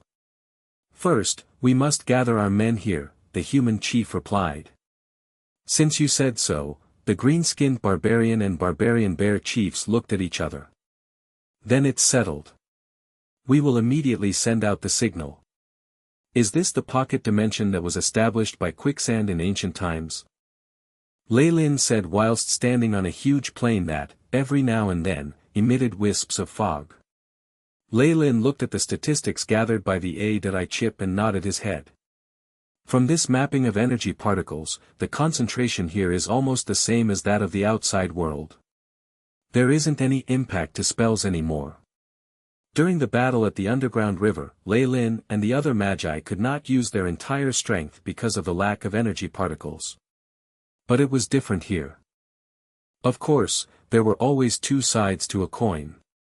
With this concentration, even the crystal phase magi of the other side would have their strengths restored as well, and become free of restraints. Robin's silhouette slowly emerged as silver rays of light flashed. He looked at his surroundings and his expression lit up, wonderful. These are the purple plains, which are not very far from the magi buildings in the center. Where do you intend to go? If we have different targets to plunder, we need to separate here. He asked Lei Lin and Kesha for their opinions. Of course. I want to go to the core of the magi buildings. Lei Lin said with a know-it-all look on his face. The Lamia hair was likely to be kept in the core of the pocket dimension, why would he go to other places? Me too. Kesha followed. Each pocket dimension had its own set of rules, and the resources were most plentiful at its core. Furthermore, the ruins of Magi are there, so there definitely would be storerooms and laboratories inside, making it the most sought-after place. That's good then. We shall go to the ruins of the central continent together, then split and start our mission when we arrive. Robin nodded his head. In any case, the ruins there are expansive and we can't say for sure we won't run into. There could still be remaining magi and other creatures from the previous three forces that dwelled in the pocket dimension, and not to mention the possibility of armies chasing after them. They ought to move as a group to achieve better security to prevent any mishaps. To make full use of time, Robin immediately announced the start of the mission. Although they had lost 2 men in their lineup, the remaining 10 shot out blazing rays of light from their pupils, which transformed into 10 black streaks that pierced through the horizon. Bang! A green-skinned barbarian Magus was thrown to the ground with no light in his eyes. His forehead had a massive and terrifying hole in it, and one could faintly see a portion of his brain. But it was already thoroughly destroyed and looked like a lump of starch paste. This green-skinned barbarian Magus originally had rank 2 strength. But because his brain was damaged and he did not deploy a clone seed beforehand, he was actually doomed to die. As his body twitched, the flames of his life were slowly extinguished. Kesha, who was beside him, took out a gold-trimmed handkerchief and cleaned her hands of the brain remnants. I've already extracted fragments of his memory. He is a sage of the green-skinned barbarians. This time, he came to gather potion materials and resources. According to his memory, we did not deviate far from our original path and we are almost at the core of the pocket dimension, the quicksand ruins, she told a bunch of magi near her. Their faces flashed with delight upon those words. They had taken about 2 days to get to their current location. All this time, they had not only encountered scattered members of the 3 forces, there were also hydrophase magi on their tails with orders to kill. That troop, under the lead of a crystal phase Magus, had unhesitantly chased after their group. Luckily, being warlocks whose strength exceeded their levels, Leyland's group had been able to fight them and flee whenever they met, but this had still caused a deviation from their original plans. Go there as quickly as possible, find what we need and immediately get out. Our traps will not be able to hold them off for long. Robin's expression sank. The small squads at the back could only grit their teeth and carry on with the mission with no time to rest, not to mention any time to find resources. Even if a trap was put in place again, with the add-on of Leyland's spectacular skills, and the difficulty in successfully confining multiple rank 3 magi, the effects would not last very long. Even their whereabouts would be known to their enemies. After entering the pocket dimension, their ultimate goal was to reach the quicksand ruins in the central continent. Leyland and company had never tried to conceal this fact, or rather, they couldn't. The fiery, blazing sun shone in the sky, scorching everything. Although this was merely a projection of the sun of another realm, the terrible heat waves were still rising constantly, clambering up the surrounding temperature. Leyland had draped himself with a white cloak and was standing in a large desert. There was only yellow sand as far as the eye could see. Not even a cactus could be seen, not to mention other plants and animals. It was a scene of death. Although this is a desert, the atmosphere and environment here are out of the norm. Leyland grabbed a handful of sand and its boiling heat spread to the center of his palm. This kind of temperature is easily beyond 100 degrees. Leave alone animals or plants, even a group of acolytes or rank 1 magi cannot stand this terrible place for too long. He opened his palm, letting the boiling sand slip through his fingers. Furthermore, this terrain is giving off a peculiar vibe. It seems to be from an ancient life form. Did you notice it too? Robin walked up to Leyland as he asked. Apparently, there are traces of some kind of ancient life form that lived here once, and they have a characteristic of blazing heat. He said with a firm nod of his head. Large-scale environmental changes like these, made subconsciously by the ancient life forms, were scaringly similar to those by Breaking Dawn Magi. I've heard a rumor. Among the ancient quicksand organization, there was once the son of a famous bloodline warlock who safely returned to his ancestors and really became the ancient sun's child. Robin looked at the vast desert and could not bear to sigh with sorrow.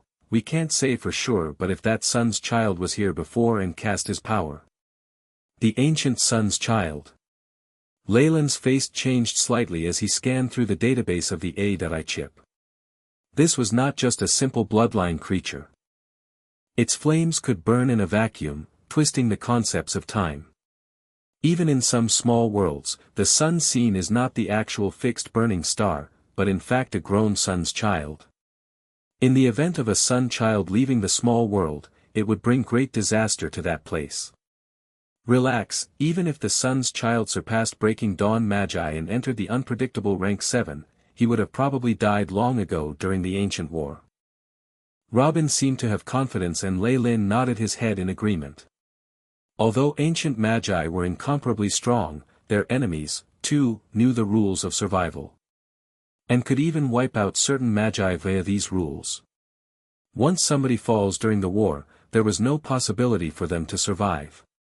Even if they cloned their bodies as a backup, it was no use because it would decay the second the main body dies. Even if the sun's child surpassed the strength of the morning star Magus, it would be dreadful if he was made to enlist and die during battle. Everything takes its own course. Even one as strong as the sun cannot escape the fate of death. Leyland sighed. So it is uncertain if rank 9 magi will be able to reach immortality. This was his highest pursuit and his greatest ambition, a path to eternal life. Even if he attained the position of a rank 9 Magus in the highest realm, if he realized that he was unable to be immortal, he would still carry on with his journey, without the slightest hesitation, looking for all hope and opportunities. Leyland's pupils burned with desire, but he quickly concealed it. We've arrived! Shouted Robin, who was at the front.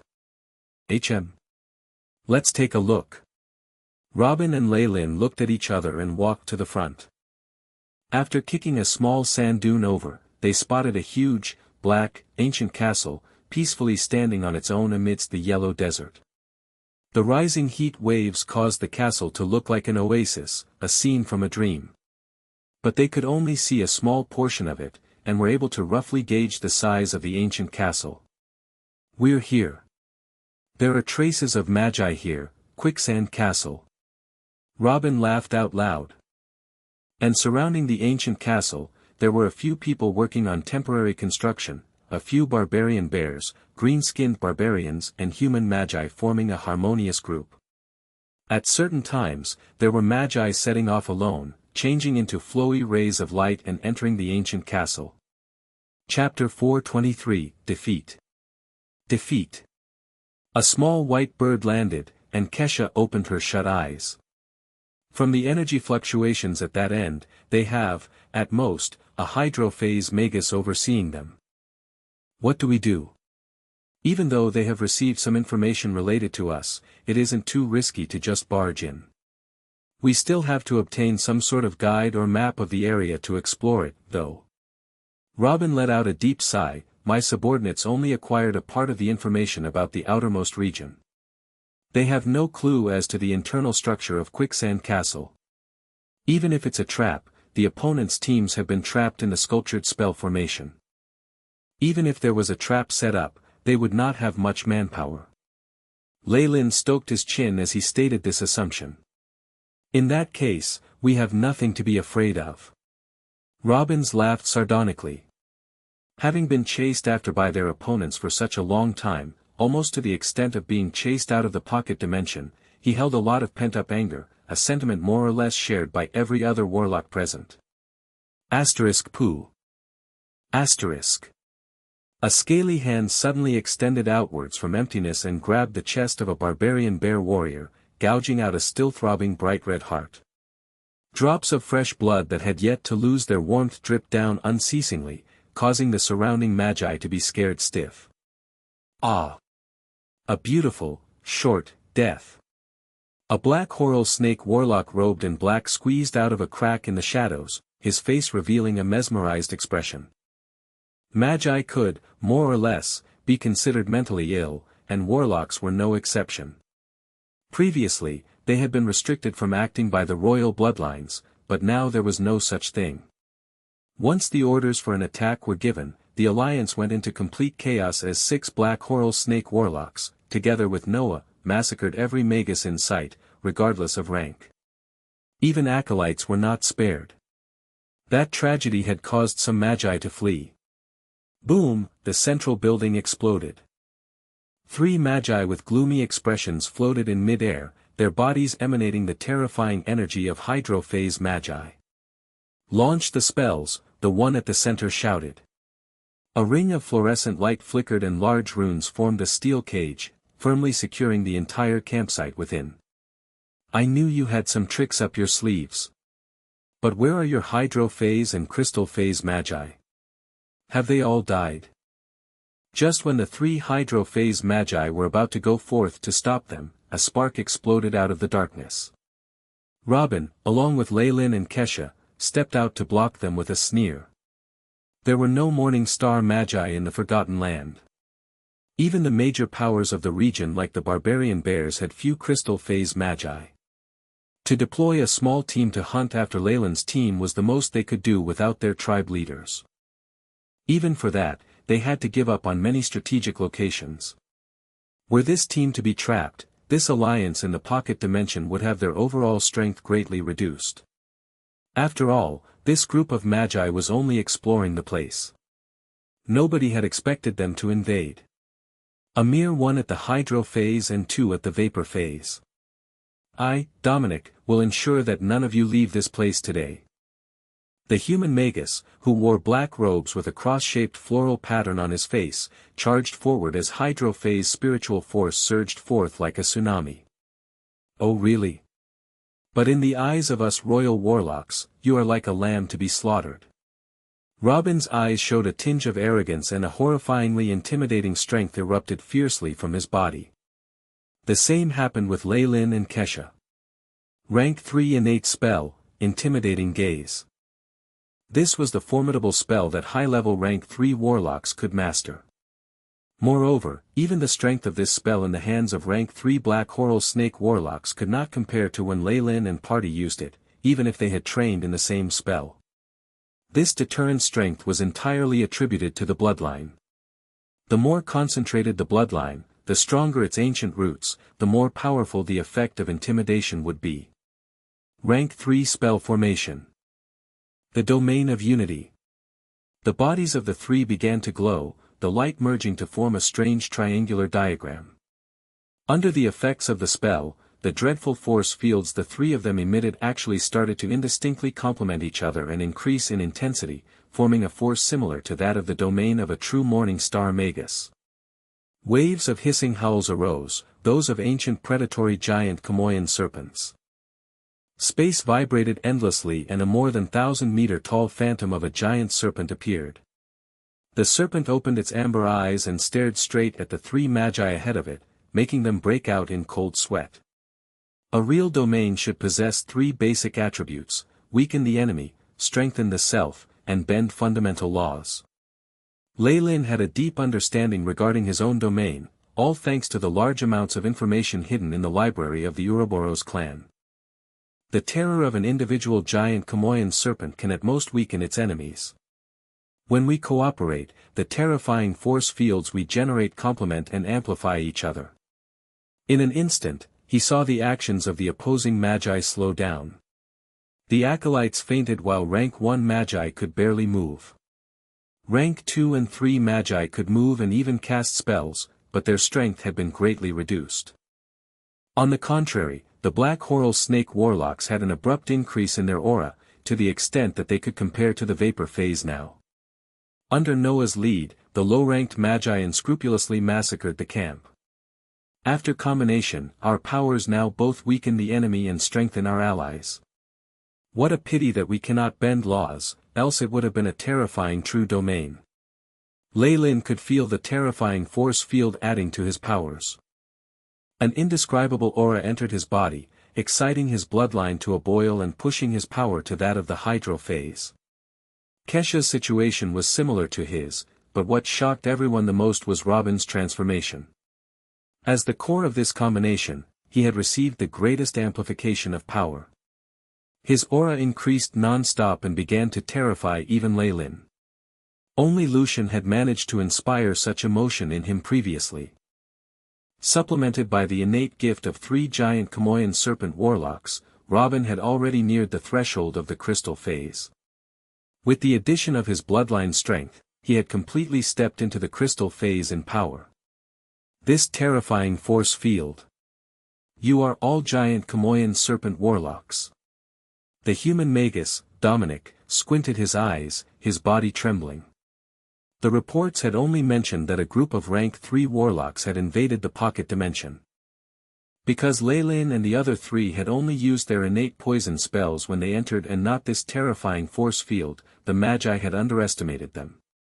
Even if they were rank 3 warlocks, the Black Horal Snake bloodline and the giant Kamoyan serpent bloodline were in completely different leagues. Their strengths were poles apart. Giant Kamoyan serpent warlocks were very rare, and typically never strayed out of the Ouroboros clan headquarters where they were well protected. The human Magus had not expected the presence of so many giant Kamoyan serpent warlocks in this infiltrating party. He could feel a portion of the spiritual force in his sea of consciousness being locked.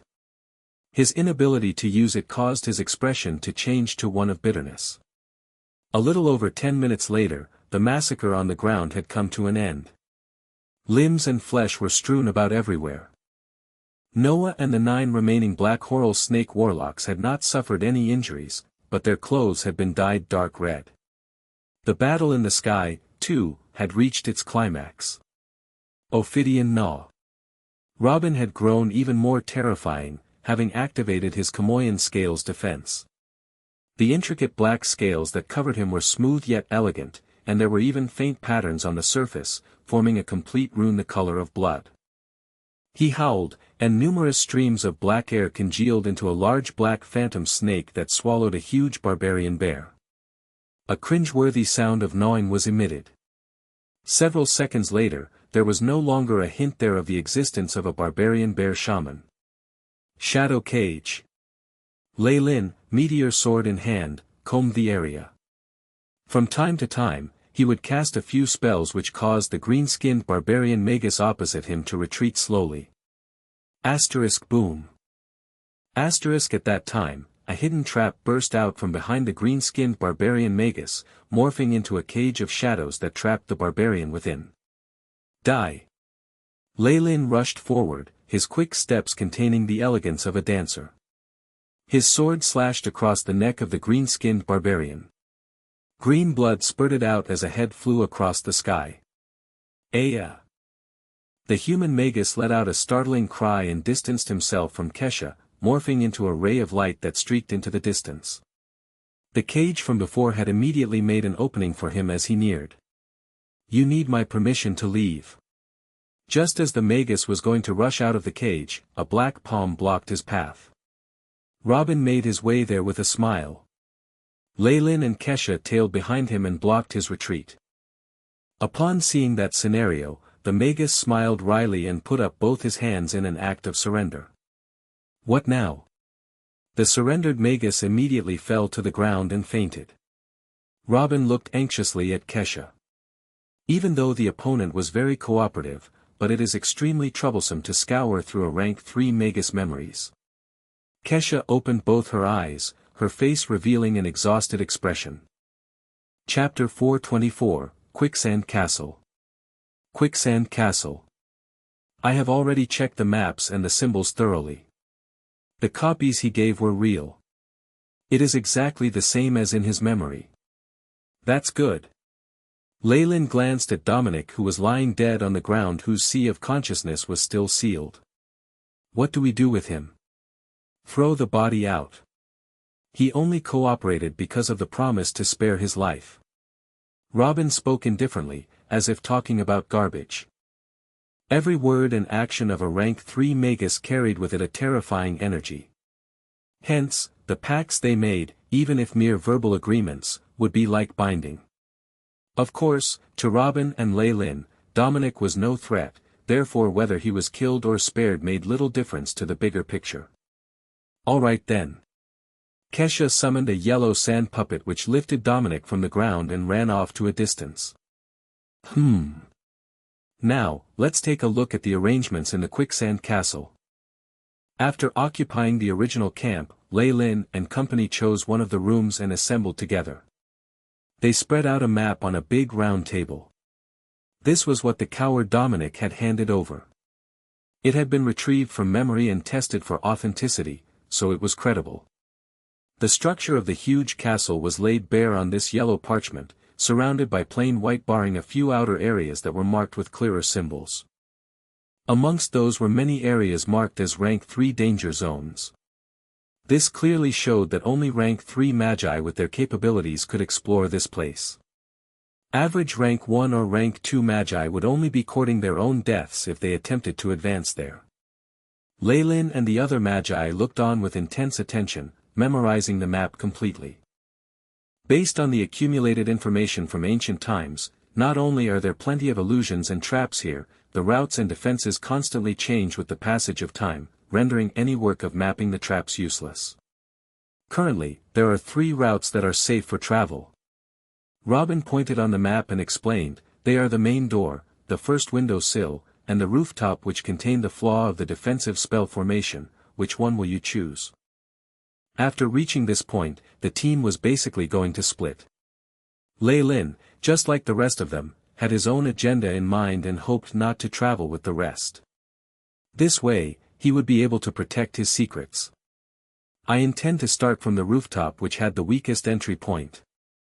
Kesha took the lead and decided, the 3 warlocks from my clan shall follow me. I will take the main door then. Although the rooftop might contain good natural resources, the main door is much safer. Robin chuckled. Noah and the rest of the 3 warlocks said nothing. It seemed like they followed Robin willingly. So Leylin parted his lips and was about to reply. Leylin, why don't you join me? Kesha invited, I know you are looking for Lamia hair. If we find it, you'll get priority. Lamia hair was very precious, so for Kesha to make such a comment showed the great extent of her goodwill for him. Join you? Leylin lowered his head in thoughts. Of course there were benefits, especially in the face of enemy troops and when facing multiple traps. In turn, though, it would create many troubles for him. He still had some strategies up his sleeves that he had not divulged as yet because the time was not right. Sorry, he smiled apologetically. It's nothing, Kesha smiled, as if she didn't care too. All right. Let's move out after we have decided on our routes. I do not wish to be chased out again. Robin exclaimed and immediately left the room with Noah and the other 3. In this excursion, both Lei Lin and Kesha had not suffered much loss. However, Robin had lost 2 of his rank 3 subordinates, something which left him in regret. He felt a sense of urgency to search for more resources to make up for his losses. Kesha and Lei Lin nodded their heads in agreement and quickly left the place. The entire camp was left in a deathly silence. Remaining behind was the blood that had seeped into the ground and the wreckage, remnants of the violence that had taken place. Shoo! A few hours after Lei Lin and company had entered the depths of the ancient castle, a few rays of dazzling brilliance shone over from the horizon. They faded out to reveal the figures of the magi of the various tribes. In the arms of one of the women was the unconscious Dominic. This whole camp is completely abandoned. Kulom and Akamu are most likely dead. Seeing the ruins on the camp, many of the high-ranking magi had to constrain their rage. Kulom is fine, he prepared a clone seed long ago. The regeneration itself will take place in our clan. An old green-skinned barbarian announced, if not for the fact that this cloning process causes huge exhaustion of his spiritual force, it would have been difficult to defeat him. Not true. Another barbarian bear shaman who had a dull expression remarked. Within this camp, out of the 3 hydrophase magi, one was in a coma and the other still had a clone seed. Only the hydrophase barbarian bear shaman was truly dead. The barbarian bear clan specialized in physical strength. As for the spells and such, they drew support and strength from the totem, so naturally they did not have many methods of keeping their lives safe. They were also rather rigid in thoughts, unwilling to bend over and surrender like the humans. I can feel the power of the crystal phase. Based on Akamu's ability, only with such strength could they have wiped them out in such short order. The barbarian bear shaman roared loudly. What do we do now? The female Magus eyes met the green-skinned barbarian. Give chase. I can smell them, they have intentionally split up. The barbarian bear shaman's eyes grew bloodshot, looking horrifying. Those who dare to murder those of my clan will pay dearly. I will act personally, and place their heads at our altar to suffer eternal damnation. It looked exceptionally furious indeed. The female Magus shuddered in cold sweat. She had heard about such curses. It was said that the enemy's head would be chopped off and placed on the altar and the power of the totem would inflict eternal torture. Some rumors stated that the soul of the Magus would also be imprisoned inside the skull to suffer the eternal cruelty. This was the barbarian bear's most wicked punishment, and it looked like this time it was going to be put to use. For these different tribes to survive in this forgotten land, they have to stay united, hence their troop cohesiveness is very high. The female Magus sighed. Comparatively, for the human alliance, which was made up mainly by the disloyal and traitorous, their alliance was very strong and solid, but sadly there was no unity. Thus, their combined strength was less than those of the barbarian bears and green-skinned barbarians. Let's split up 3 ways and move forward. The green-skinned barbarian nodded his head in agreement. These 3 powerful individuals had met and formed an alliance for the pocket dimension. Although there was some semblance of unity amongst them, the bond was rather weak. Not too long ago, even they had been at loggerheads for sole ownership of the plane. Thus, to act independently was a wise choice.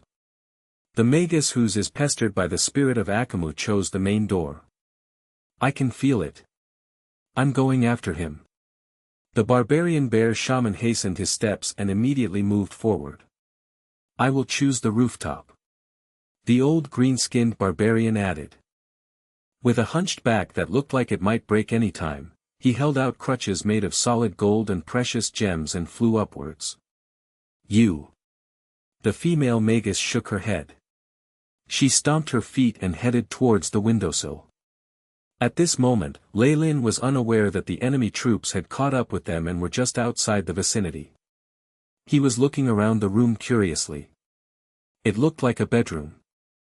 The floor area was very small with only a bed, a table, a chair and a bookshelf, with nothing else present. The wooden planks inside the house had turned a brownish yellow. Cobwebs and piles of dust covered the corners. On the whole, it seemed like a regular abandoned bedroom. Lei Lin walked to the bookshelf and started reading the titles on the spines of the books. 7 Ways to Brew Apple Wine, Ways to Capture Molten Bugs, The World, a General Discussion. There were many odd genres of books stacked neatly together, something that amazed Lei Lin. He held himself back and refused to touch any of them. Such ancient Magus castles had already absorbed unquantifiable radiation from the previous residents over the years. There might have been a terrifyingly powerful Magus as well, or the sun's child.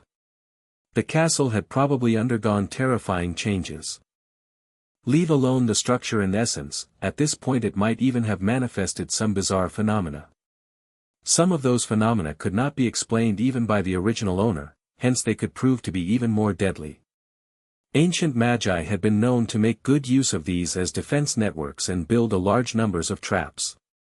Exploring magi had previously touched these items in the house and were drawn into a deep mysterious space, completely lost to the world.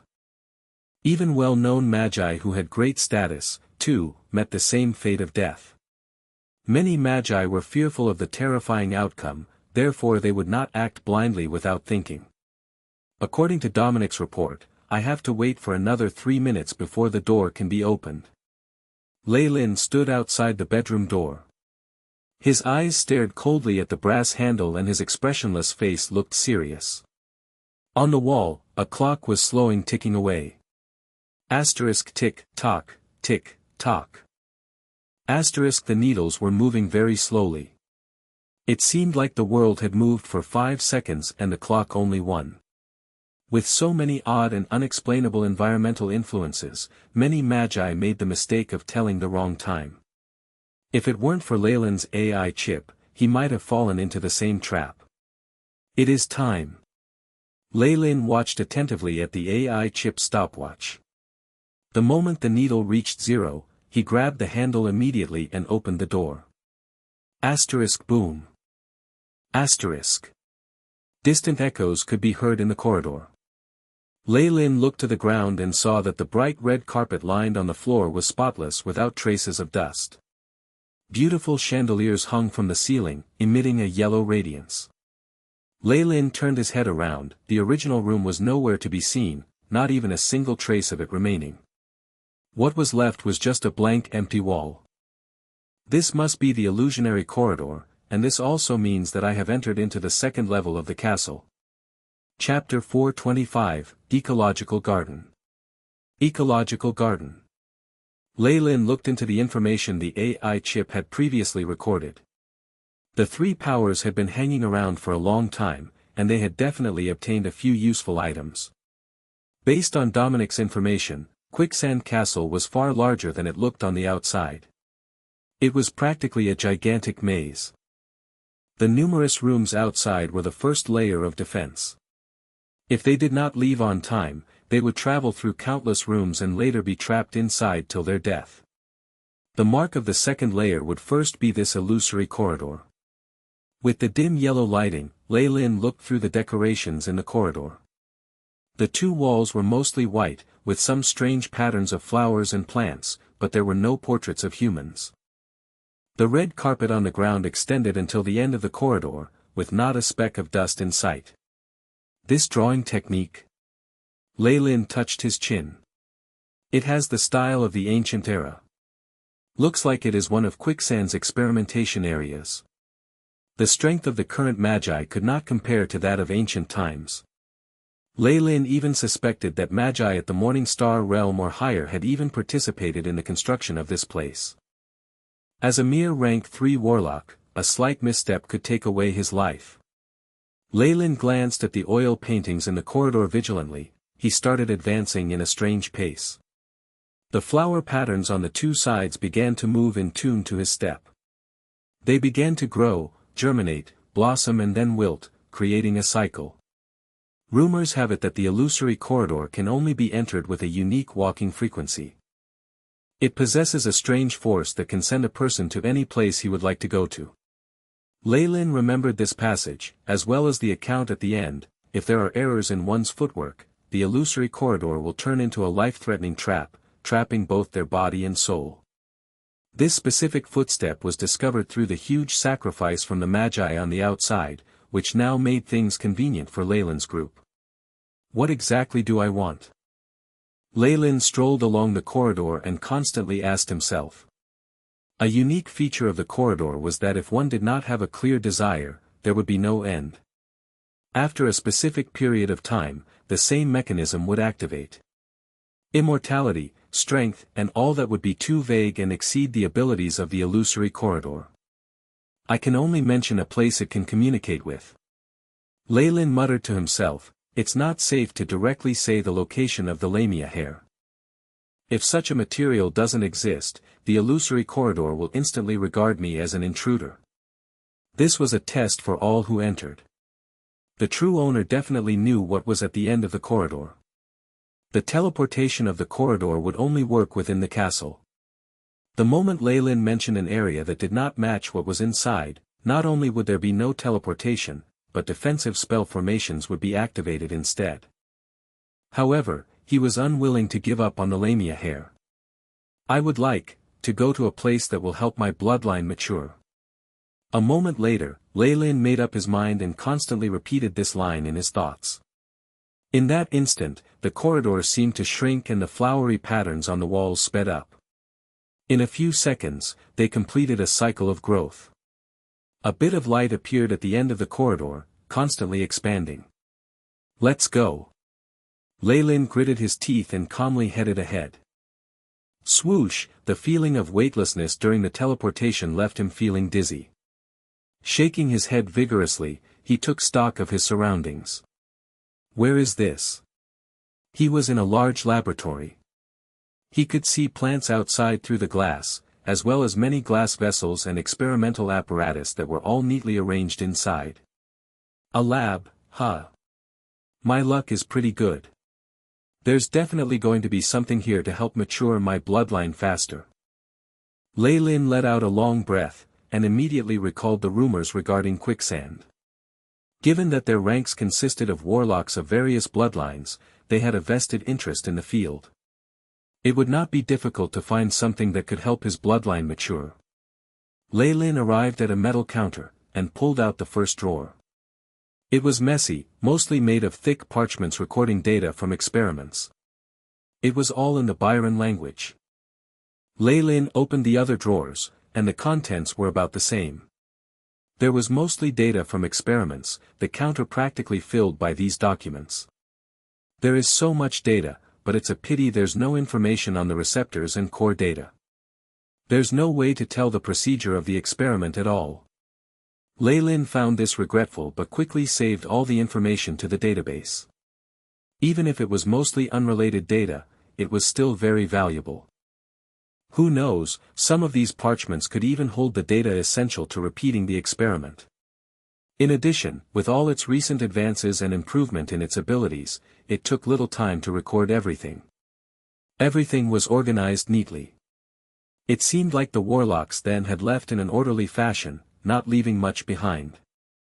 After recording the information, Leyland turned his attention to the ecological garden outside the giant glass wall. Large leaves that were like palm leaf fans covered the sky. Barely any sunlight shone down on the thick roots of the plants. It looked like a primordial forest. However, Leyland, who had experience from Twilight Zone, immediately realized the difference in this sunlight. This was not sunlight from the natural world, but an artificial recreation of heat and light. Though there was a similar effect, it lacked the harmony of nature. This place has probably been abandoned for thousands of years. To be able to let this ecological garden achieve a balance like this, it truly is a perfect system achieved with astonishing skill. Leyland sighed and touched the glass. Custom-made reinforced glass. Degree of hardness, 3. The AI chip concluded. A level 3 hardness meant that regular rank 3 warlocks would be unable to break this glass. Leyland's eyes brightened at this information. Looks like this place was used to hold many powerful creatures. A giant fireball appeared in Leyland's hands, the terrifying heat burning even the air around it into nothingness and searing through the void. Explosive fireball. Enormous flames smashed against the glass wall, the dazzle of the heat and light incomparably piercing. Even Lei Lin himself had to close his eyes temporarily. When he opened his eyes again, there was an indent in a part of the glass, but not much more. It still stood strong. As expected of a material with a hardness of level 3. Lei Lin sighed, as he could immediately tell how much power this reinforced glass could withstand. Based on the power of his attack, it needed to be used at least 10 times before he could completely shatter this glass wall. What for? He thought as he stroked his chin. While gathering information, he had also discovered an activating spell which should have been the key to entering the garden. The attack from before was purely to test how strong this laboratory was. Looks like there were at most rank 3 creatures here, so it's not too dangerous. Lei Lin was now assured. If not, the defense would not be so uncomplicated. Even if there were still spell formations that had yet to be activated, the creatures would still be around rank 3. He quickly arrived at an instrument that was like a disc. After checking it briefly, he found a groove and placed crystallized magic crystals inside, replacing the previous powder. After that, Lei Lin placed both hands atop the disc, rays traveling from his palms and connecting with the disc. Activate. Ka-cha. Ka-cha, the entire glass wall began to shake, great amounts of dust and silt sliding off. Rumble, as it had not been activated for a long time, the mechanism seemed to be aged and produced a loud sound as a glass door opened. A crack appeared within the glass, expanding in 2 directions, bringing with it an unusually refreshing breeze. In that instant, Lei Lin felt every cell in his body dancing in joy, and his giant Kamoyan serpent bloodline beginning to stir. I didn't notice this before, but it seems like every plant in this ecological garden is an ancient species. Also, they're quite a few times larger than the species we have now, containing traits of the ancient era. Lei Lin walked out of the laboratory and looked backwards. The laboratory from before was like a giant white egg, set atop a thick stone base. Everything around it looked like a primordial forest. With such obvious traits of the ancient era, and given how lively my bloodline has become, this place is a perfect copy of that period, he determined. Though such an environment may have been the norm at the time. This is very valuable information, Lei Lin revealed an expression of excitement, and immediately commanded, AI chip, record the parameters of the environment. Mission established, beginning scanning. Recording parameters of the atmosphere. The AI chip loyally intoned, following through on Lei Lin's command meticulously. After giving the order, Lei Lin walked along a giant plant root, meteor sword in hand. At the end of the root was a berry vine, and atop a leaf the size of a millstone, he found bite marks. An animal eating, Lei Lin looked at the mark on the leaf, it should be omnivorous, these marks are of teeth used to tear flesh. The plant was repairing itself rapidly, erasing all traces of the bites. They grow so quickly, which explains how this cycle was constructed here. Lei Lin touched his chin and came to the ground. At the root of the plant was a stinking thick, green goop. Chapter 426, Blood Vulture. Blood Vulture. Lei Lin guessed that this animal was the bottom of the ecosystem's food chain. That was the only way for this cycle to have been sustained through the ages. After all, this was just an ecological garden, not a pocket dimension full of resources. As big as it was, it could not support the entire ecosystem on its own. The organisms here had apparently established their own ecosystem in the absence of the researchers. Groan, a deep howl sounded out and Lei Lin instantly hid himself, watching the new creature draw near. This creature looked somewhat similar to the snake-necked dragons, but what gave him the chills was its enormous black shell, barbed with spikes. It made the thing look indestructible. Its head stood out in a stark contrast, as opposed to its humongous body, it was tiny with 2 small bumps at the back of it. It also had a long nose which produced the howling previously. Booms rang out with every step, creating a weak resonant vibration with the ground. This massive creature had to weigh more than 3 tons. It came to a stop in front of Lei Lin's hiding spot, threatening yet tiny eyes scanning around as it stretched its neck every now and then to nibble on the leaves of the giant plant. Its bite marks were the same as on the leaves Lei Lin had seen previously. AI chip. Search the database for the image of this creature. Lei Lin ordered stealthily. Beep. Mission received, starting to scan image, checking database. Lei Lin's order was carried out faithfully by the AI chip and the answer seemed closer than ever. No matches found in database, starting search for similar creatures. After comparison to similar creatures in the database, this creature is suspected to be a snake-necked turtle. The two are 87.9% similar. A detailed information on snake-necked turtles was then provided by the AI chip as a follow-up. Snake-necked turtle, creature of the ancient era. Extinct as of the present. Omnivorous and even-tempered, its shell possesses an astonishing defensive ability, making it the core ingredient of many defensive weapons. Can reach a strength similar to that of a rank 2 Magus upon maturation. Lei Lin studied the image, an illustration in an antique book the AI chip once recorded, of the snake-necked turtle in concentration. Right. The only differences between them are the color of their shells, the number of spikes on the shell, and their heads. It must be a mutation of some sort.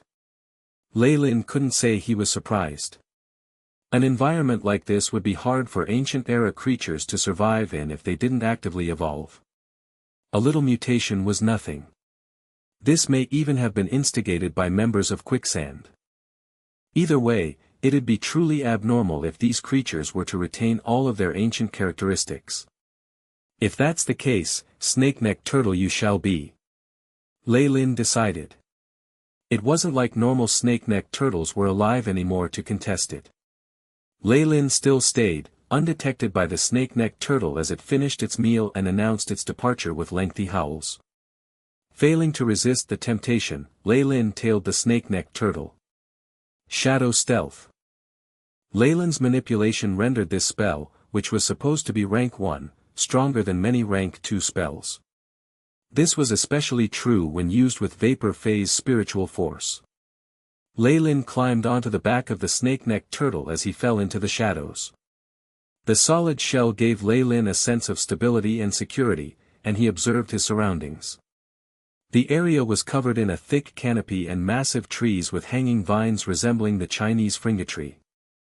Droplets of water exuded an enchanting radiance as they rolled over the leaves and down the vines. The atmosphere was further amplified by the blooming of bright-colored flowers, larger than humans, and the fragrance they gave off. They were truly roses with thorns. Lei Lin sniffed, hallucinogenic pollen, paired with this neuro-inducting energy. A level 3 acolyte, or even an official magus would be tricked. To Lei Lin, this place felt like a virgin tropical rainforest from his previous life where different species prospered. It painted an ambience of primitivity. Instead of spotting Lei Lin, the snake-necked turtle became his form of transportation, advancing continuously. Its steady steps caused no discomfort to Lei Lin as he rested on its back. Approximately half an hour later, the snake-necked turtle brought Lei Lin to a lake. Beside the lake was a piece of vacant land. The water came from a river, white as jade, that filled the lake with fresh water bit by bit. Mo, a crowd of snake-necked turtles started gathering around. Many of them swam around without care in the lake, diving in every now and then before raising their heads above the water suddenly, resulting in huge splashes everywhere. Some also shot columns of water from their nostrils that resembled fountains. The snake-necked turtle that Lei Lin rode was similarly excited and went straight for the lake. There should be about 75 of them here. Lei Lin's eyes lit up. Snake-necked turtles weren't well known after the ancient era. Not only were they lacking in strength, their bloodlines were weak too. They were of no use to Lei Lin. However, there was something that stood out about them: they bred like rabbits. The breeding period of a regular snake-necked turtle was very long.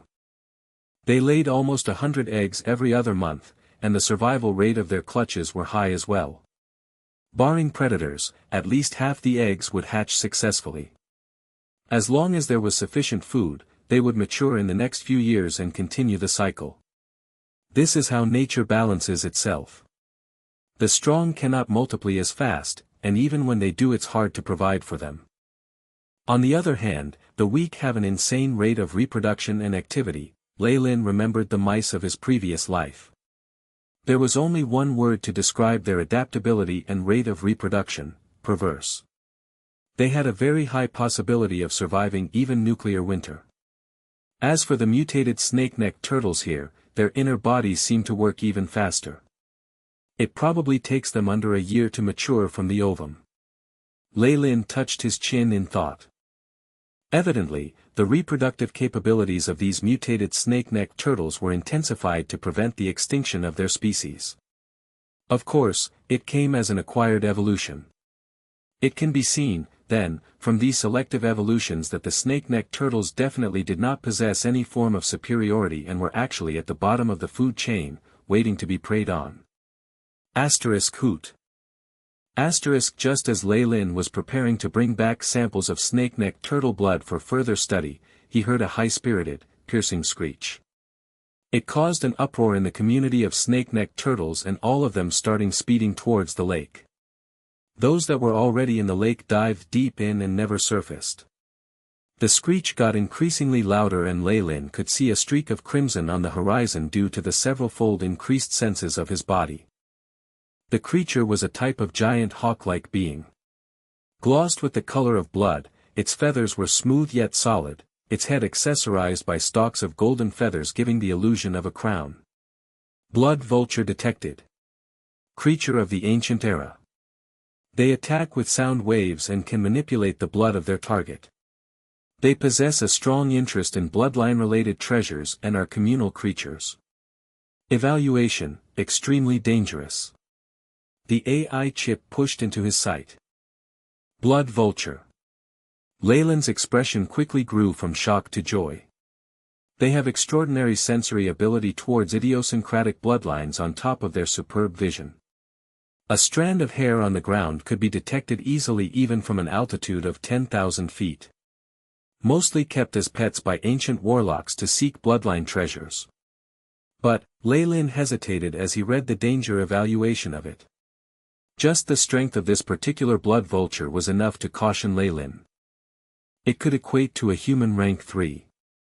Moreover, the AI chip stated that they were communal creatures. There were definitely more rank 3 members back in its nest, or even a king blood vulture. The king would, no doubt, be a rank 3 crystal phase being, and may even have reached the morning star realm. Hoot! The blood vulture sounded out occasionally as it sailed in the air, causing fear within the community of snake-necked turtles, something which seemed to encourage the vulture even more. Bang. A single snake-necked turtle, with a wounded leg, stood out as it trailed behind the mass of them, and fell to the ground under the stampede. Deciding that it was time to stop the fun, the blood vulture flapped its wings and plunged straight to the ground. The strong winds that followed its action already had Leyland stunned. The remarkable size of the vulture, much bigger than the snake-necked turtle, slowly came into view as it drew closer to the ground. The contrast between their forms was not obvious when the blood vulture flew in the sky, but compared when closer by, the huge snake-necked turtles were like mice to the blood vulture. Hoot! The blood vulture stretched its huge claw and punched a hole in the head of the snake-necked turtle. The thing fell, blood splattering everywhere. Chapter 427, Entering the Nest.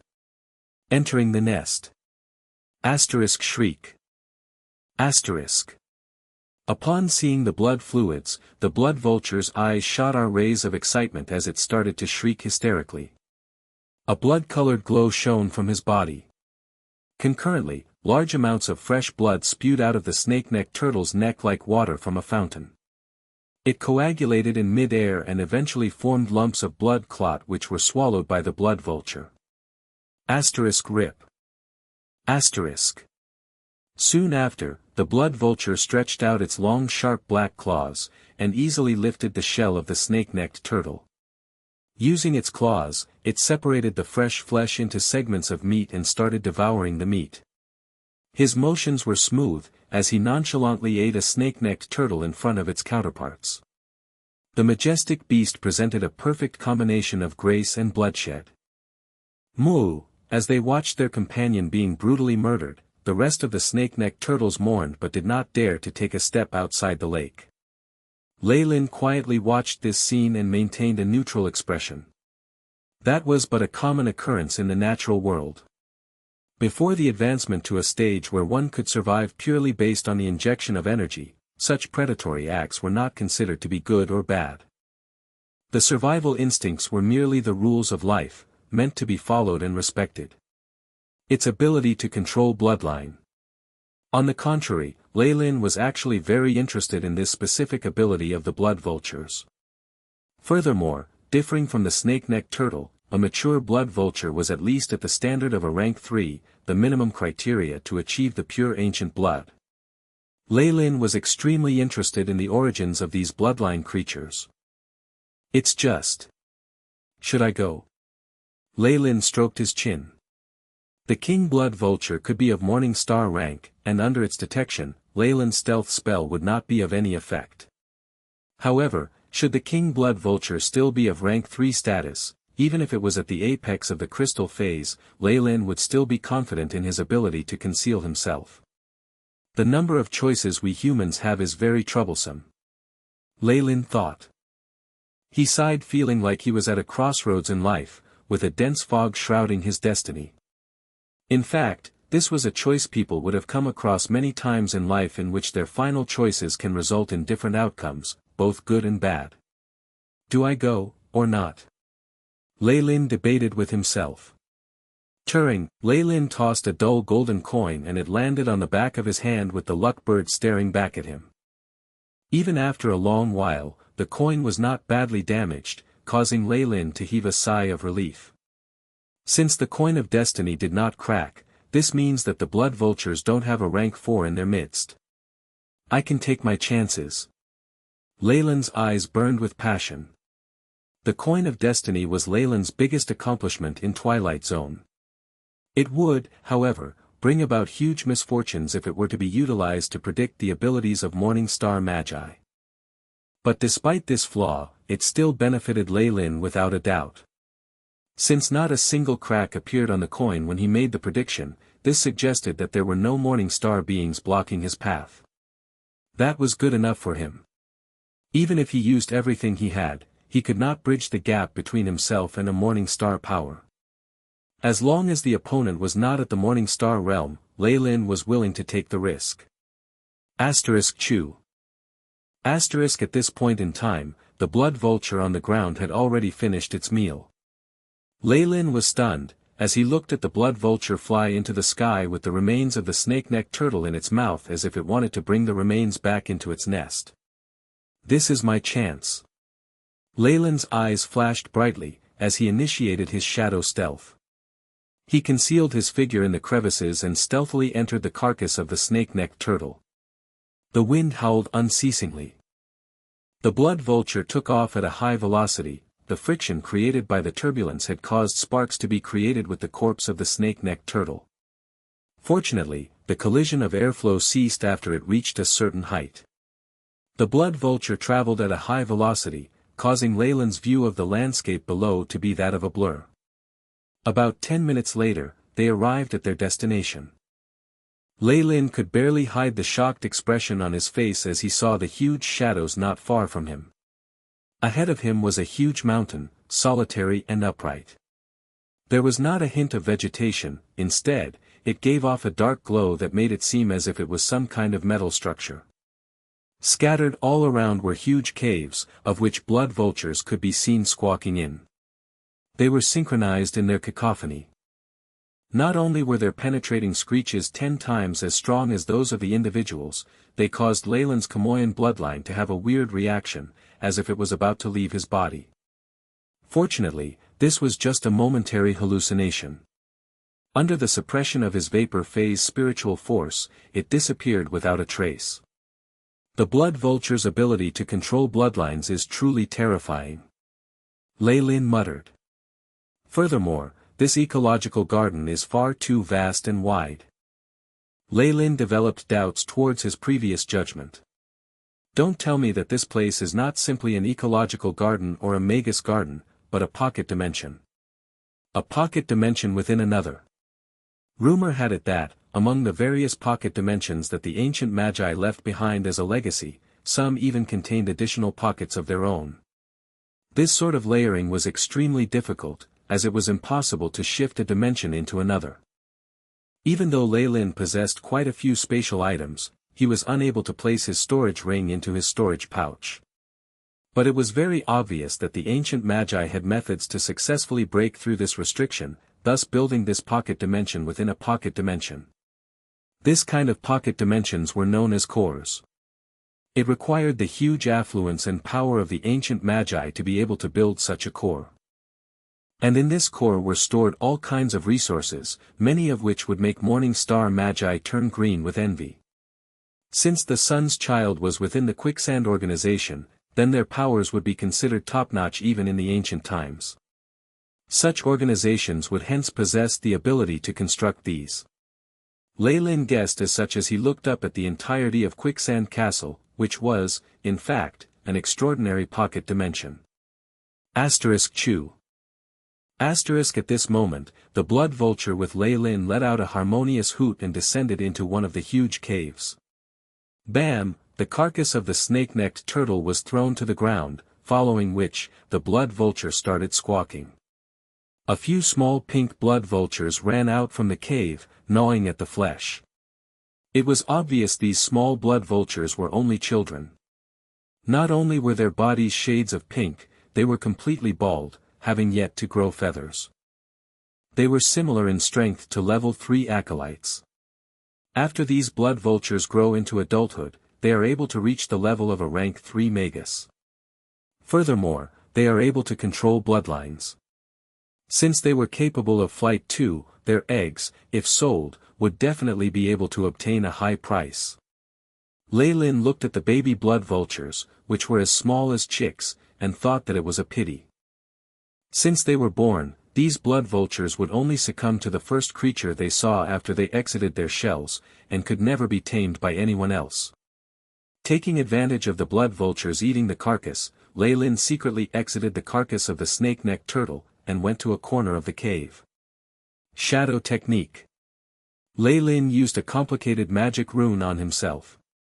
The darkness immediately shrouded him and Lei Lin vanished into the shadows. The blood vultures were driving Lei Lin up the wall and at the same time, Lei Lin felt a terrifying life force fluctuating from the centermost cave. That was definitely the King Blood Vulture, a peak rank 3 crystal phase creature. Under the detection of so many high-ranked creatures, his shadow stealth could not hold out for long, hence Lei Lin had used yet added another spell. The shadow technique was not exactly a spell but a special technique. When Lei Lin was in Twilight Zone, he had collected many rank 3 spell models. Even though the majority of them were flawed, there were still a few which were in good condition.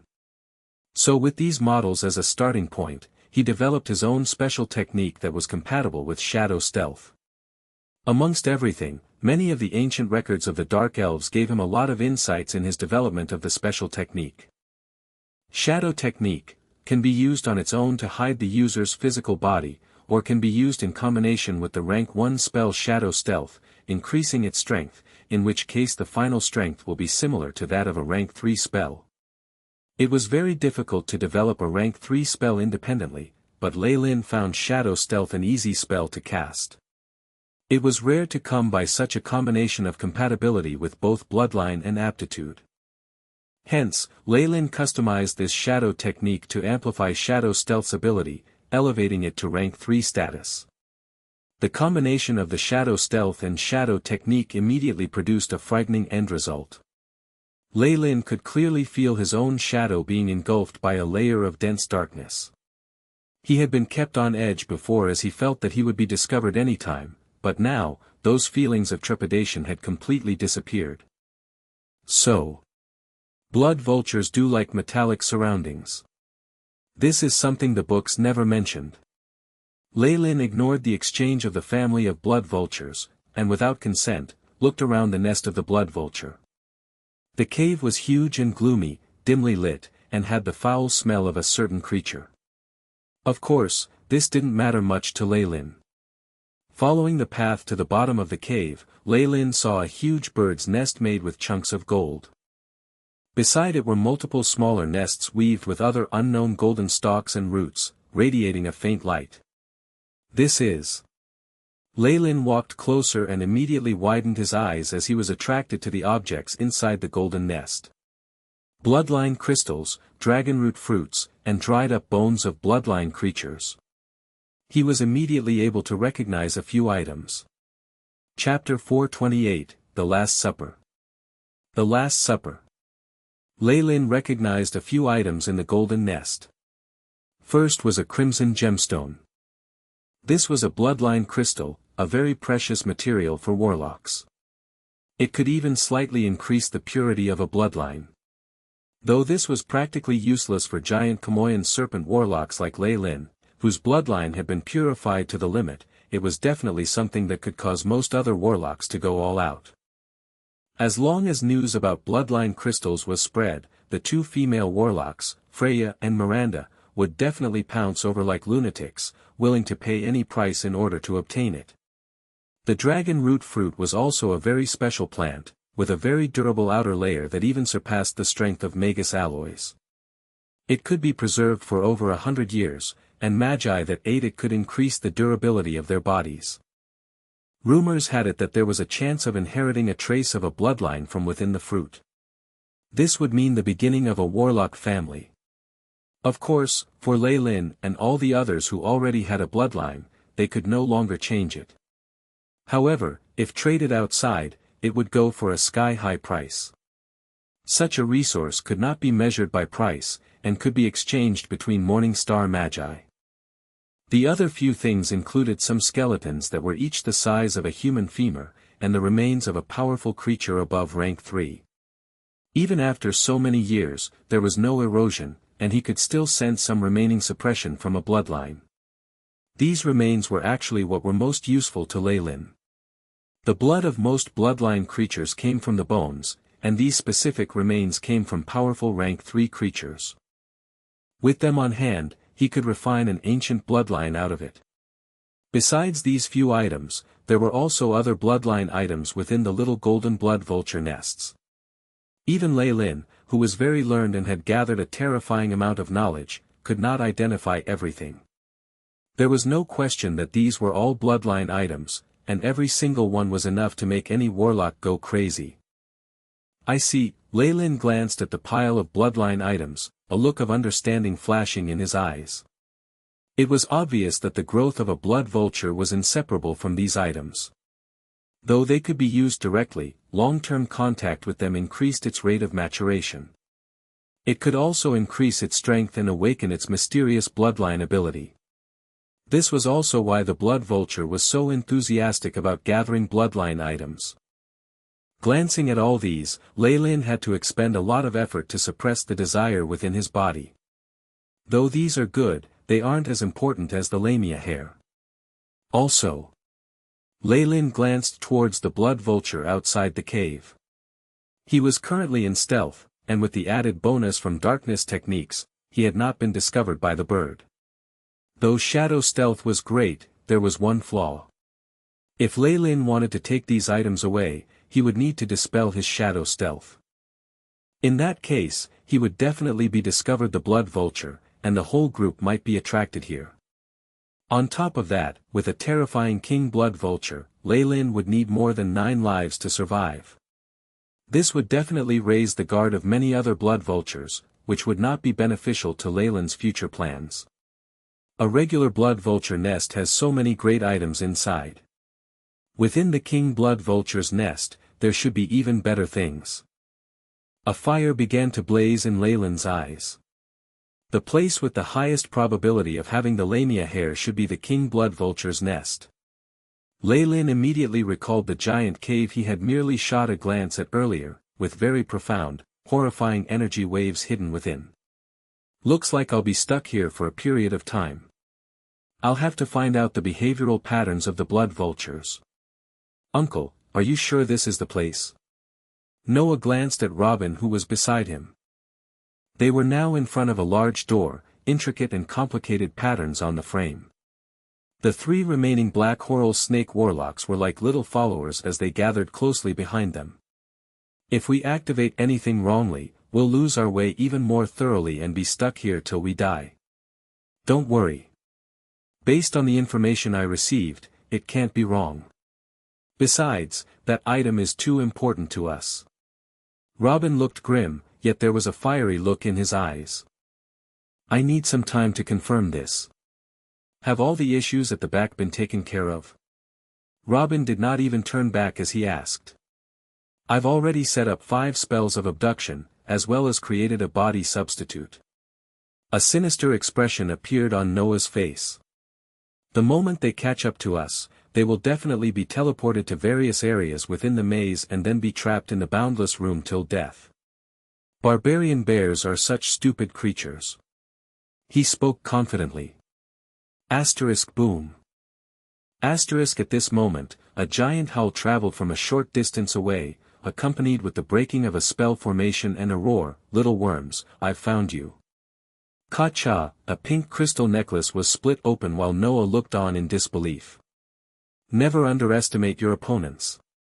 Robin's eyes were still fixed on the giant door, but his voice was transmitted over, "They've only broken through our first defensive spell formation. We still have some time. Take care of the spell formations and try your best to buy me more time." Robin commanded, and the other 3 black coral snake warlocks bowed, before leaving immediately. Rumbling sounds were heard constantly, and a large bear monster could vaguely be seen roaring in the spell formation, causing beads of cold sweat to roll down Noah's face. Ka-cha, ka-cha, crystals shattered one after another, every time being followed by the voices of the subordinates. Second defensive spell formation destroyed. The main body of the defensive formation is damaged. We can hold for less than a minute. The short conversation ended, followed by the abrupt blood-curdling shrieks, signifying the end of these warlocks. Noah clenched his fists. All of them were from his family, but they had all fallen in this exploration. Now, only he and his uncle were left. I'll go and stall for more time. Noah exclaimed.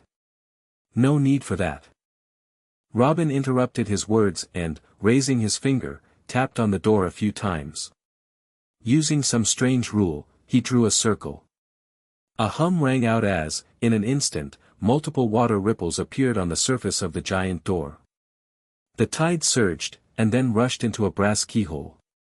Like a castle of blocks collapsing, the door rapidly broke apart into countless fragments, the 2 sides springing open and revealing a mystical luster within. Wretched maggots, I'll tear you apart. Boom. With a loud sound, the last spell formation hindering the barbarian bear shaman shattered, revealing a giant barbarian bear with firm muscles all over. After seeing Robin, its eyes immediately turned red. Don't mind it. Let's enter. Robin pulled Noah through the door. If you want revenge, then come in. The sound of Robin's taunts traveled over. Ah! Its eyes completely red, the barbarian bear shaman chased them in. Magnificent rays flashed, and the scene suddenly changed. By the time Noah came back to his senses, he was already sitting at a dining table. On the large white tablecloth was not even a speck of dust, while the silver lampstand had candles burning above it. After which, Noah found that he was unable to get up. Even the spiritual force and magic power that he had been so proud of as a rank 3 Magus could not be used at all. He looked towards his uncle, fear and terror apparent in his expression. At the other end of the table, the barbarian bear Magus was sitting in a daze. Though the muscles that were bulging displayed the fury of its owner, it could not move an inch. This is the Last Supper, which is the most impartial and bloody duel. Between us, only one side can live, while the loser shall lose everything and turn into the meal of the victor. In addition, the victor will even be awarded with the judge's horn. Robin said matter-of-factly, seemingly very familiar with all that was happening. The moment his words sounded, black figures suddenly appeared in seats that had initially been empty. There were no energy undulations from their bodies, their eyes completely red. For some reason, the moment he saw them, Noah felt cold sweat running down his back. He counted carefully. There were 13 seats at this long table, but there was one empty. Now, for the first dish. The Bloody Mary Desert. An indescribable voice resounded in Noah's mind, sending a shiver down his spine.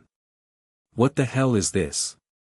At another area in Quicksand Castle, Kesha was quickly fleeing along a corridor, a green-skinned barbarian with a strange appearance escaping shoulder to shoulder with her. These two were originally Hunter and the Hunted, but for some reason, they had formed an alliance, and were both looking pale in panic. All offensive spells of the 4 great elements are useless against it. Try special attacks. I'll cover you. The green-skinned barbarian looked to be in pain as he flung a gemstone necklace behind him. Bang! Terrifyingly chilly air exploded, covering the ground with a layer of frost as numerous runic chains appeared. Asterisk crack. Crack. Asterisk what followed was the sound of ice shattering, and footsteps drawing closer. A black figure materialized from the icy mist. It was a monster that looked like a middle-aged man wearing a trench coat.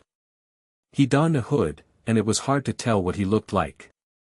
The fingers on his 2 palms had disappeared, and in place of them were many scissors that were glinting with light.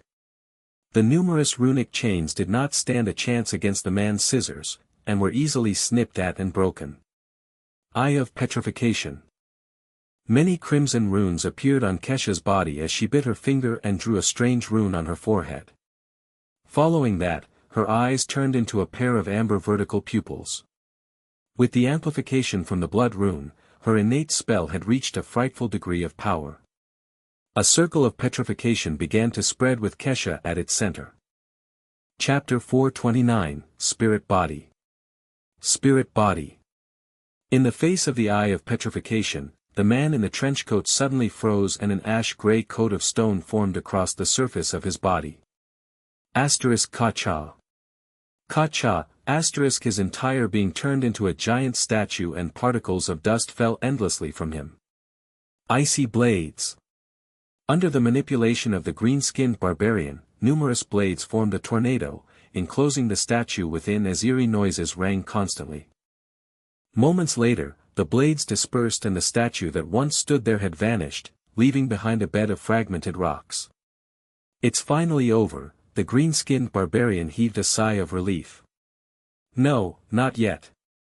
Kesha laughed bitterly instead. Soon after, to his terror, the green-skinned barbarian saw the fragmented rocks explode, exposing pieces of flesh within. Many of them grew tentacles and started amalgamating to reform the man in the black trenchcoat from before. Even a single tear could not be seen on his clothes. God damn it. The green-skinned barbarian cursed, where in the world did you infuriate this darn thing? Not only is it immune to spells, even physical attacks are useless. I have no idea. Kesha's face spelled despair. After entering Quicksand Castle, she had only charged through a few levels before the man in the black trenchcoat set his sights on her. With her subordinates being lost one by one, the current situation seemed to bode ill. Under the immense threat of death, the last green-skinned barbarian in pursuit was compelled to join forces with Kesha to defeat this creature together. But by the looks of it, they were at their wits' end. Chirp chirp, a piercing sound sliced through the air. Violent whirls of wind were brought about as the earth was engulfed in darkness and shadows. With a wing spread wide enough to envelop the land in darkness, a blood vulture descended in the heart of an enormous mountain range that bore the appearance of a honeycomb, landing in the highest and largest cave. Somewhere in the mountains, Leyland's eyes sparkled with a blue glint. Left at 4:47 p.m., and returned again after an interval of 23 minutes and 45 seconds. He was currently recording the King Blood Vulture's travel statistics with great detail. Over the past few days of observation, he had managed to reap some returns. This King Blood Vulture had at least the strength of the crystal phase. The bulky physique of the creature and the terrifying spiritual force on it was sufficient to completely destroy Leyland's plans of seizing anything. Besides, the King Blood Vulture had no need to leave its nest to hunt. It received sacrifices from the entire pack of blood vultures. Every day, numerous blood vultures would return with food and deliver them into the cave. Hence, it rarely left the cave throughout the day, unlike the average blood vulture Leyland had seen earlier, which usually spent half its day flying around outside. However, every afternoon, at this particular time of the day, the king blood vulture would leave the cave for a period of time, likely to patrol its territory. This was the very chance that Leyland had been waiting for. The blood vulture is indeed a creature from the ancient era gifted with the bizarre ability to sense any bloodline treasures. Leyland exclaimed. Apart from the king blood vulture's cave which he had not dared to pry into, he had explored the lairs of the other average blood vultures and discovered many bloodline treasures which would be useful to warlocks. The accumulated value of these items were enough to make even Duke Gilbert lose his mind. Everything will hinge on tomorrow. Leyland watched the cave at the highest point with caution, and slipped into the darkness. The next day, in the afternoon. Following a cry, the gigantic king blood vulture stepped out of its cave once again, casting a shadow upon the earth. Terrifying vibrations swept the area, intimidating the other formidable creatures that watched over the region. The time is now. Leyland's glance froze. Shadow stealth. Darkness technique. In a split second, his physical being vanished and was concealed within the shadows, surrounded by thick fog.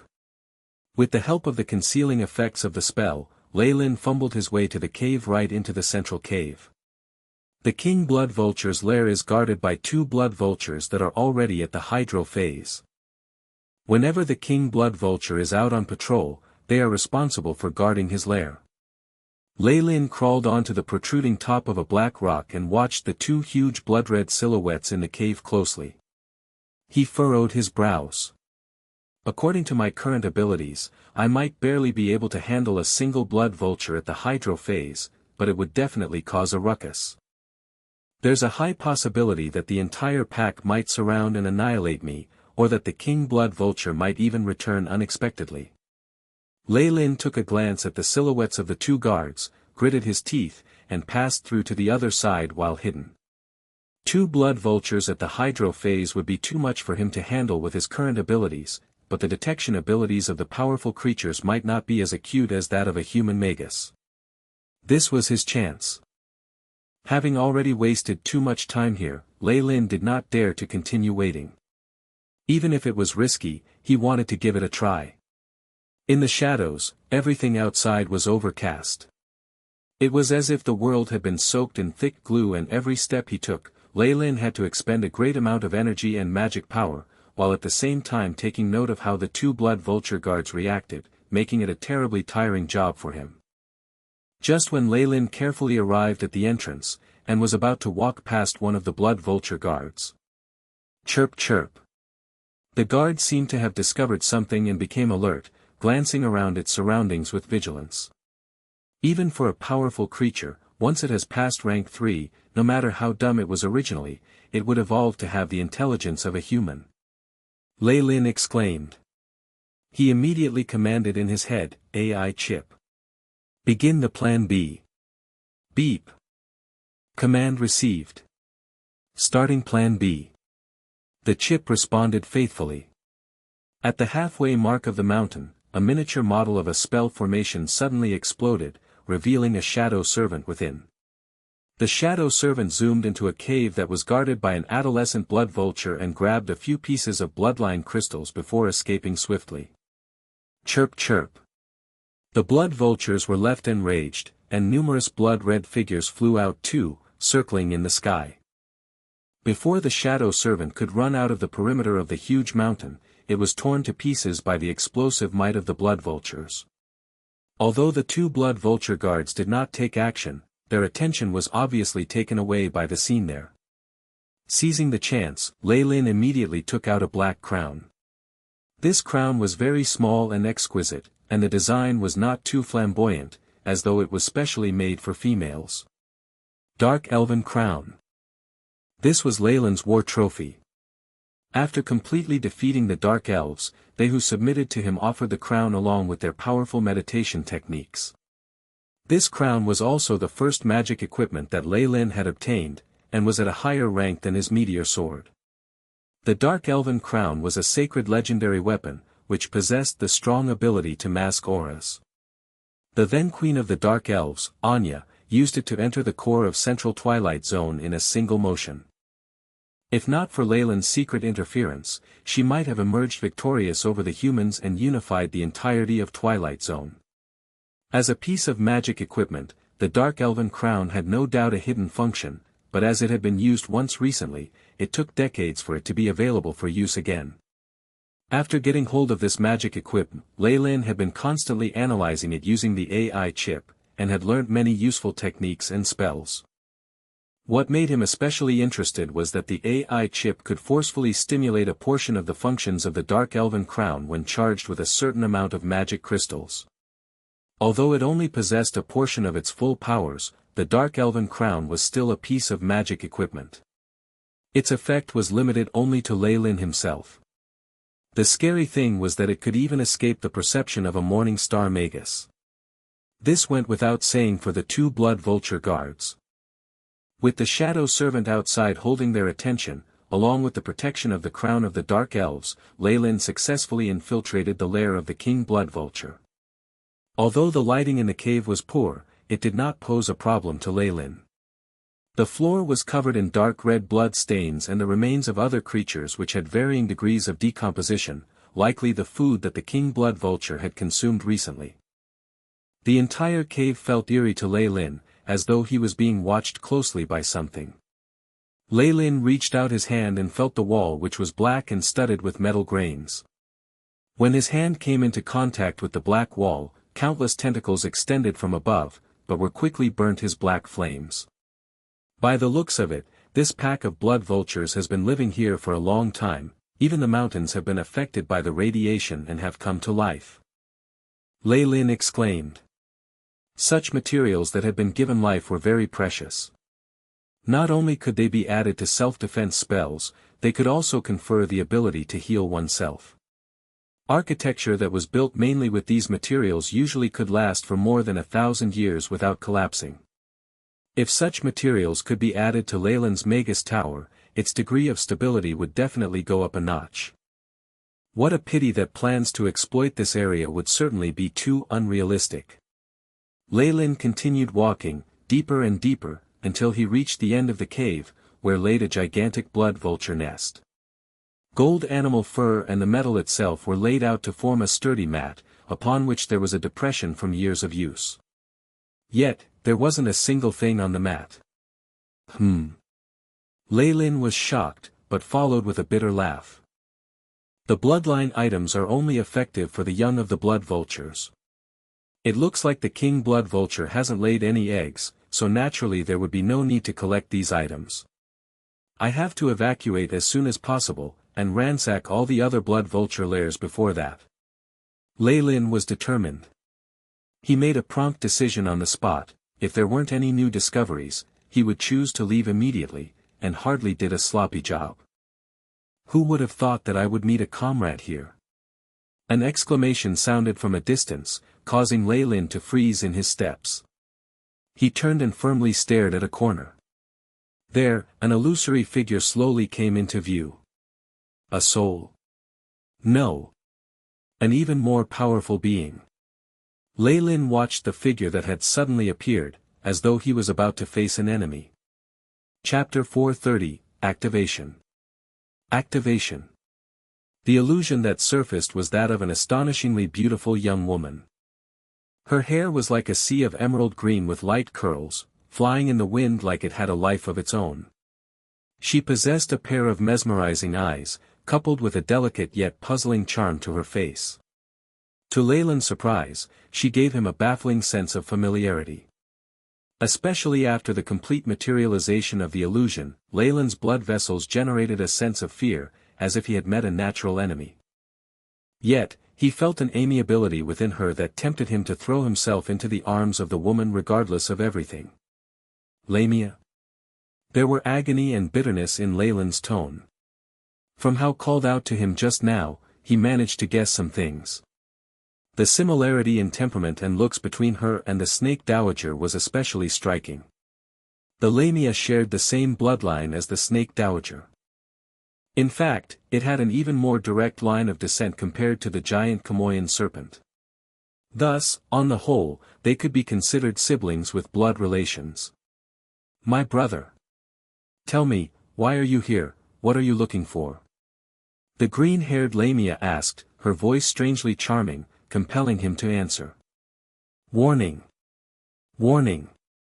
Instability detected in host bloodline, possibility of an emotional outburst. The AI chip sounded the reminder, snapping Lei-Lin out from the confusion he was in. This made him unwilling to look at the opposite party, particularly at the Lamia's eyes. Rumor has it that the ancient Lamia has the ability to manipulate any kind of snakes she desires. It seems like this is true indeed.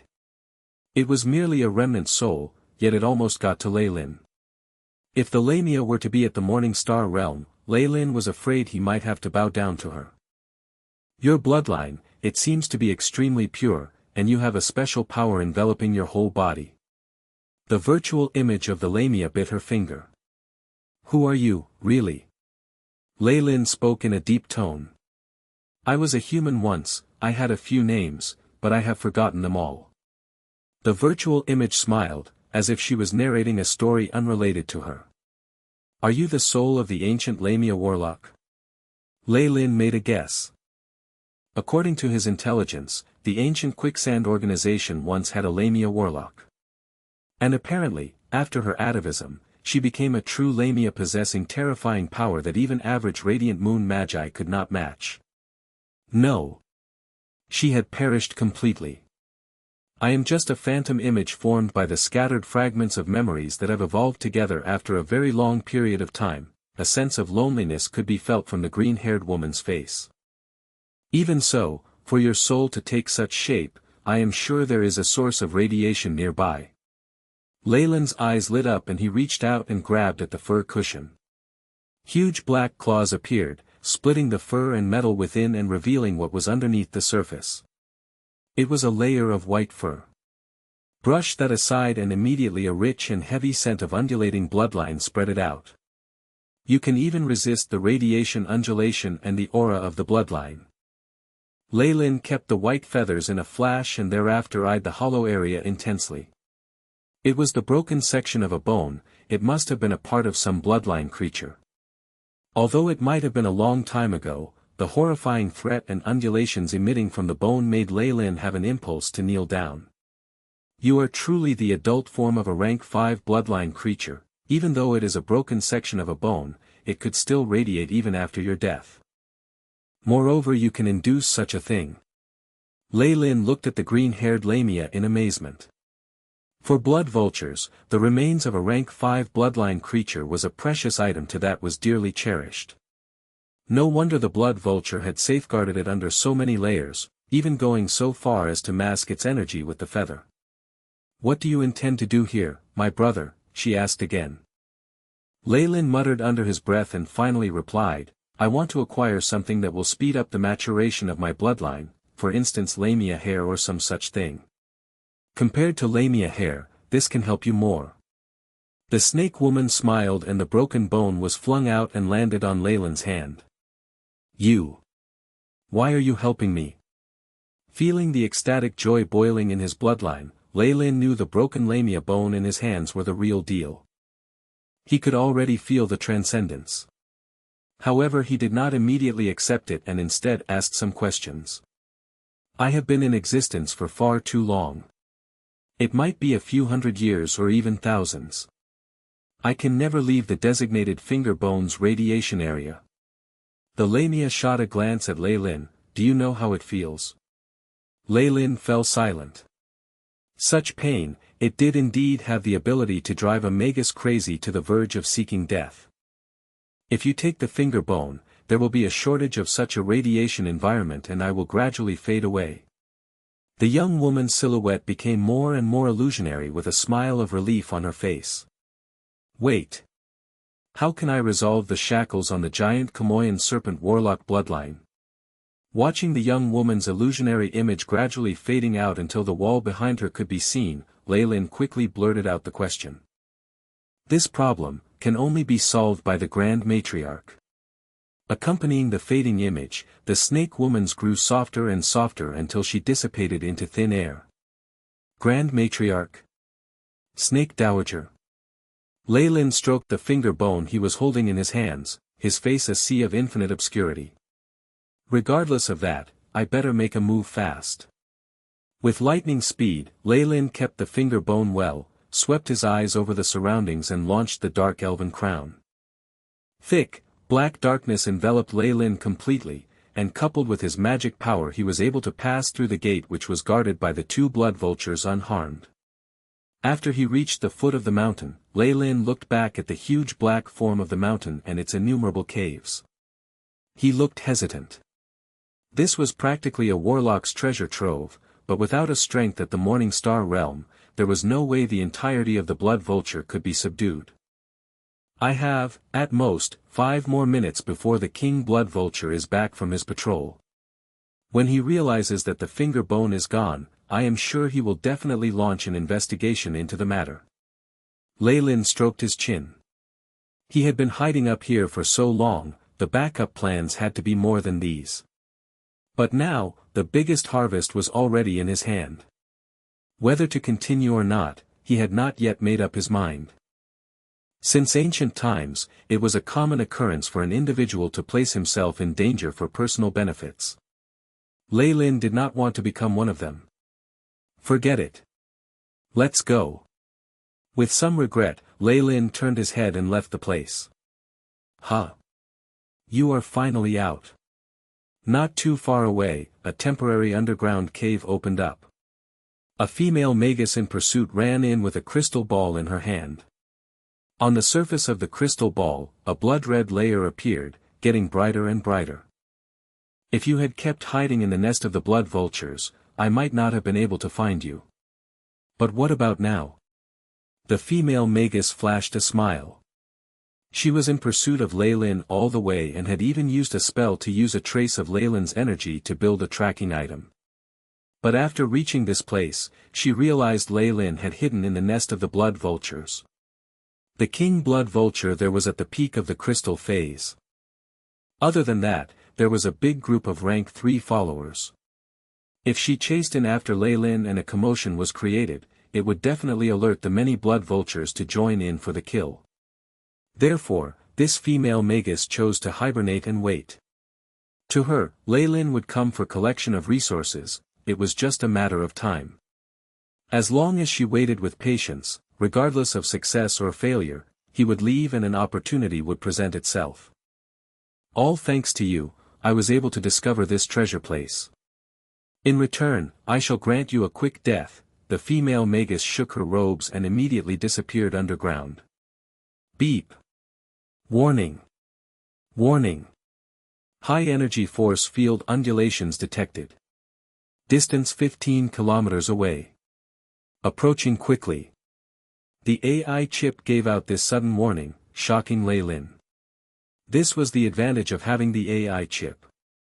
Not only did Leyland possess the Magus special abilities of consciousness scanning, he also had the AI chip for exploration, probing and throwing necessary warnings.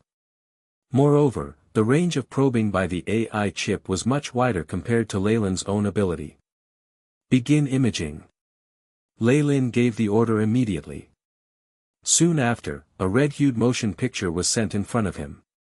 It was an image of a living creature. There were only heat and radiation readings, without any signs of the gender, however the bright colors were a giveaway. It was a rank 3 Magus, one that had attained the crystal phase. Ah, the pursuers are finally here. Leyland had expected this would happen. Hoot! At this moment, from a distance, a high-pitched sound pierced forth, turning Leyland's face pale white. The king blood vulture is back. If I turn back now, all that awaits me is death. As it is, at this point in time, Leyland curled his lips into a smile and commanded his AI chip, AI chip. Prepare to activate all programs. Command received. Activated. The AI chip alerted without any emotion. Hoot! Immediately after the king blood vulture had entered its cave in the mountain, a violent cry rang out. 2 hydrophase blood vultures were pinned to the ground by its claw. Feathers and blood were smeared all over the ground. The king blood vulture snarled, creating a whole world of uproar in the blood vulture's mountain. But that was not all. Asterisk bang. Bang. Bang, asterisk following Leyland's order, in a secret corner of the blood vulture's mountain, hidden spells were activated in series. One after another, shadow servants manifested themselves at lightning speed, so much so that they appeared right next to the blood vulture's nests. They grasped at many of the bloodline treasures, with some even clasping onto huge blood vulture eggs, fleeing the grounds. Basically, except for the area around the king blood vulture's cave, the rest of the mountain in its entirety was under attack. There were at least 50 such spells placed. Corresponding with the loud snarl of the king blood vulture, multiple shadows of darkness bore through to the center of it all, and immediately the whole of the blood vulture's mountain became a huge field of upheaval. Chapter 431, The Hunt. The Hunt. Chew, the king blood vulture used its wings and fanned the 2 blood condors in its path away, flying into the sky. A crimson beam of light struck down, and a shadow servant who could not dodge in time was shattered, scattering multiple bloodline treasures everywhere. With the commanding high-pitched squawk, the flock of blood vultures now had a leader, and their formation immediately changed. Many of them flew high into the sky and, like a web, began to circle the shadow servants, occasionally dropping down in attack. Though this method was effective at killing many shadow servants, the remaining servants' movements in looting them were much too quick. After paying the price of a large number of casualties, a portion of them still broke out. Chew, the king blood vulture roared, bringing with it multiple blood vultures as it gave chase. Found you. Leylin met with the person who were chasing after him. It was a ginger female Magus. Her body was curvy, a golden headband rested on her forehead, and her pair of long and narrow eyes were fixed on Leylin. My name is Leylin. May I know yours? In the face of her gaze that was ready to shoot flames, Leylin smiled slightly and performed a noble's bow, his movements so precise there was nothing to criticize. Tanasha. This female Magus had not expected Leylin to feel so relaxed. Though her chest was bouncing in her anger, she still had a lot of self-restraint as she announced her name. Are you prepared to admit to your sins? Tanasha glanced at the handsome young man in front of her. Captives could be ransomed in the central continent. In addition, he had not caused too many casualties to her organization, and was also a human backed by the Ouroboros clan. Hence, it was not too surprising that he was still calm in this situation. Oh, no, you've misunderstood. Leyland's smile was dazzling. I just want to ask you this. Do you, like blood vultures? What do you mean? Tanasha's mind could not process this fast enough. But looking at the numerous crimson figures appearing on the horizon, she suddenly had a bad premonition. Leylin acted before she could do anything, eye of petrification. His eyes turned amber and the pupils became vertical slits, shooting out mysterious, unmeasurable rays of petrification. Though it was only a rank 1 innate spell, with the addition of his vapor phase spiritual force and the strength of his bloodline, its power could not be underestimated. At the same time, Leylin quickly chanted some incantations, and numerous shadows emerged from all directions, forming a giant cage that trapped her inside temporarily. Tanasha's reaction was extremely quick. Storm. Almost at the same instant the rays of petrification appeared, her eyes turned silver white, releasing dazzling light that blocked them. Meanwhile, a giant storm appeared from behind her, forming a tremendous tornado that stirred up and created chaos in the interior of the cage. However, Leyland's sudden attack made her falter. Lance of Corrosion. A dark green lance, tip white, appeared in Leyland's hand. It shot towards Tanasha, accompanied by a burst of air. How confident are you that a mere vapor phase Magus dares provoke a crystal phase Magus? Tanasha was expressionless, but her fury was evident. Snap, Tanasha extended her delicate, pale arms and a translucent layer appeared on top of her smooth skin. Lei Lin had used all his might when he shot this lance of corrosion forth, and yet, she'd caught it just like that. Boom, she viciously crushed the lance into powder, while Lei Lin paled as he took several steps back. However, his smile now was as if he had gotten away with something. Tanasha's brows furrowed.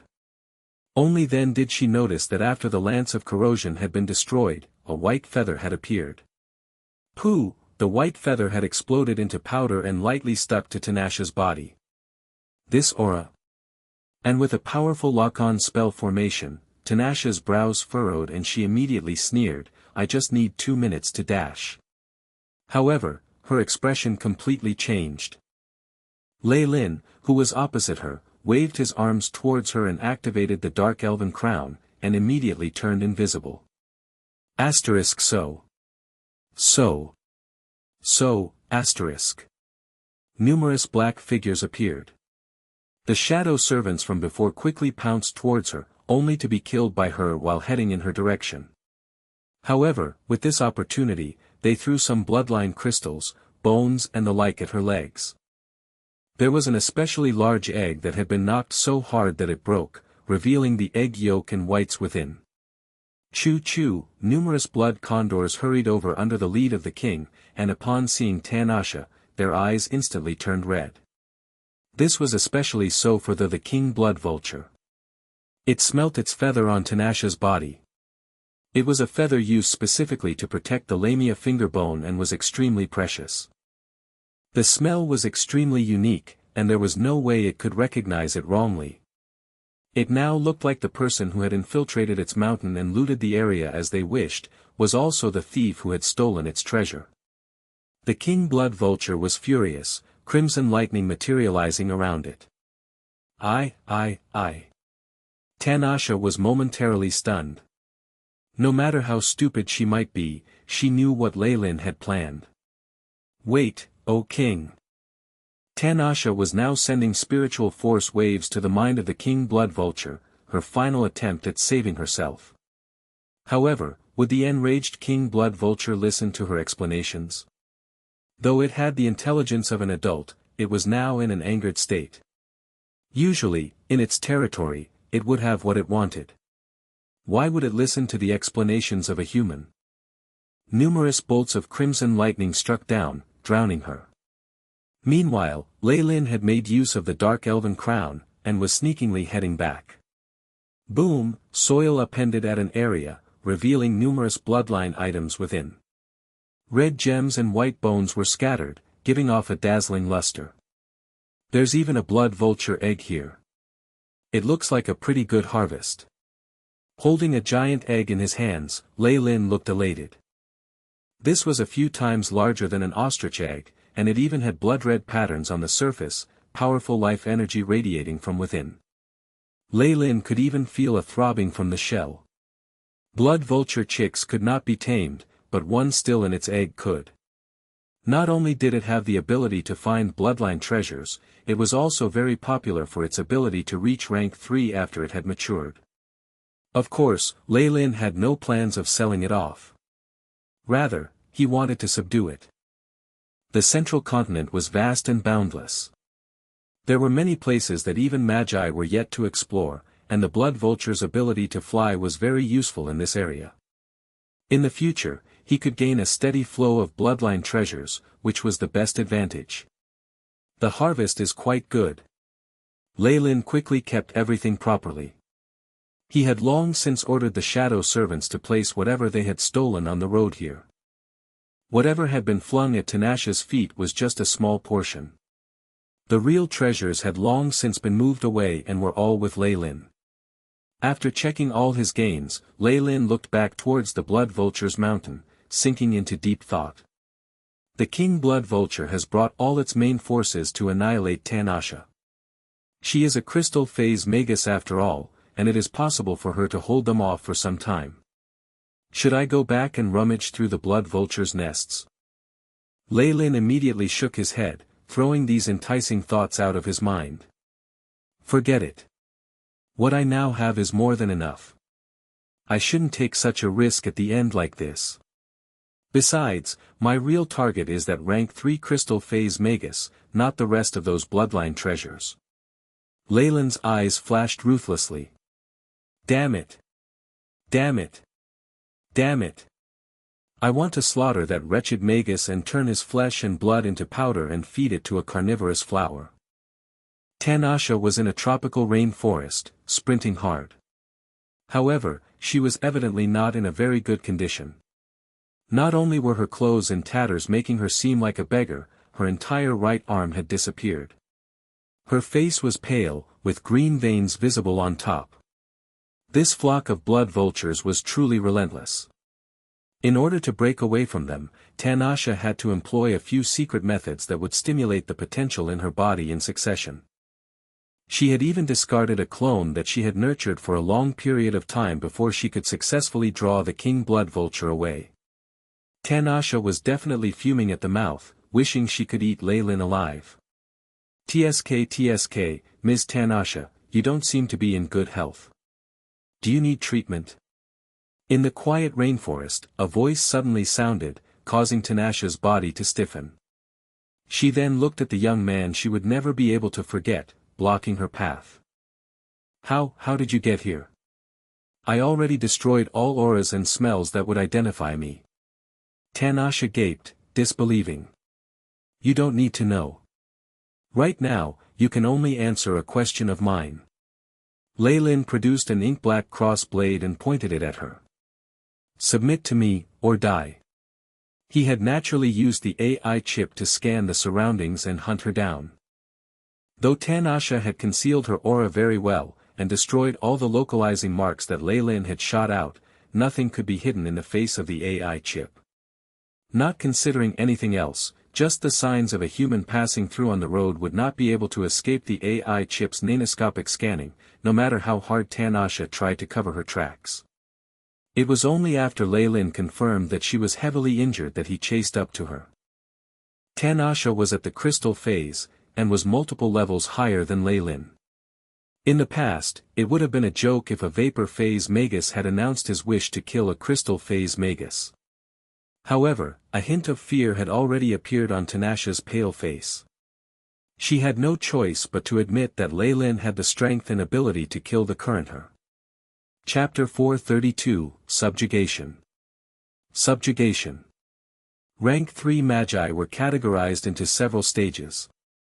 Leyland, at the vapor phase, could compress his spiritual force into a physical, observable fog. On the other hand, Magi at the crystal phase could solidify their spiritual force, even preserving it to sell. Spiritual force at the crystal phase had an unimaginable advantage against vapor phase spiritual force. In other words, even if Leyland, Robin and Kesha had teamed up against Lucian, they wouldn't be his match. However, Tanasha's spiritual force was exhausted long ago, including her crystal phase spiritual force crystals. He wouldn't be Leyland if he let such a good chance slip out of his hand. Not only were crystal phase Magi powerful, they were considered nobles in the central continent due to their status as the reserve forces of Morning Star Magi. Under usual circumstances, it was out of the question for Leyland to defeat Magi of this rank. Perhaps only Duke Gilbert, his mentor, would be able to. But with Tanasha as she was, it would be easy. Tanasha's pale complexion flushed in anger, her fingers trembling. How dare a lowly vapor phase Magus talk to me like that? Looks like I'll have to help you snap back to reality. Leyland sighed in disappointment upon seeing her demeanor. His figure transformed into a ray of light and flashed in front of her. Thump, he planted a fist on Tanasha's cheek. Buzz. A barrier of light was created around Tanasha as a brilliant ruby ring shone. It was, however, too feeble to deter Leyland as he easily broke through. In the blink of an eye, Tanasha was sent flying, a large red patch on her cheek. The meteor sword has already reached her neck before she could react. Now choose. Surrender, or die. There was a change in Leyland's tone. Now he demanded with utter disdain, every word pricking with a bone-chilling vibe. He had decided to kill were she to choose it. He certainly did not wish to leave behind a crystal phase opponent. Tanasha wisely chose to be silent in front of the cold-hearted Lei Lin. This feeling of impending death was familiar to her. She felt as if she had returned to times of frailty and weakness, as old memories surfaced and she momentarily became distraught. What is with this woman's mental state? Lei Lin shook his head. Tanasha's reaction was nothing out of the ordinary since he was aware of the common psychological instability of magi. There was also her injuries to consider. Moreover, all who entered the Forgotten Land would certainly have a dark past of own. I'm only giving you 3 minutes. Be quick.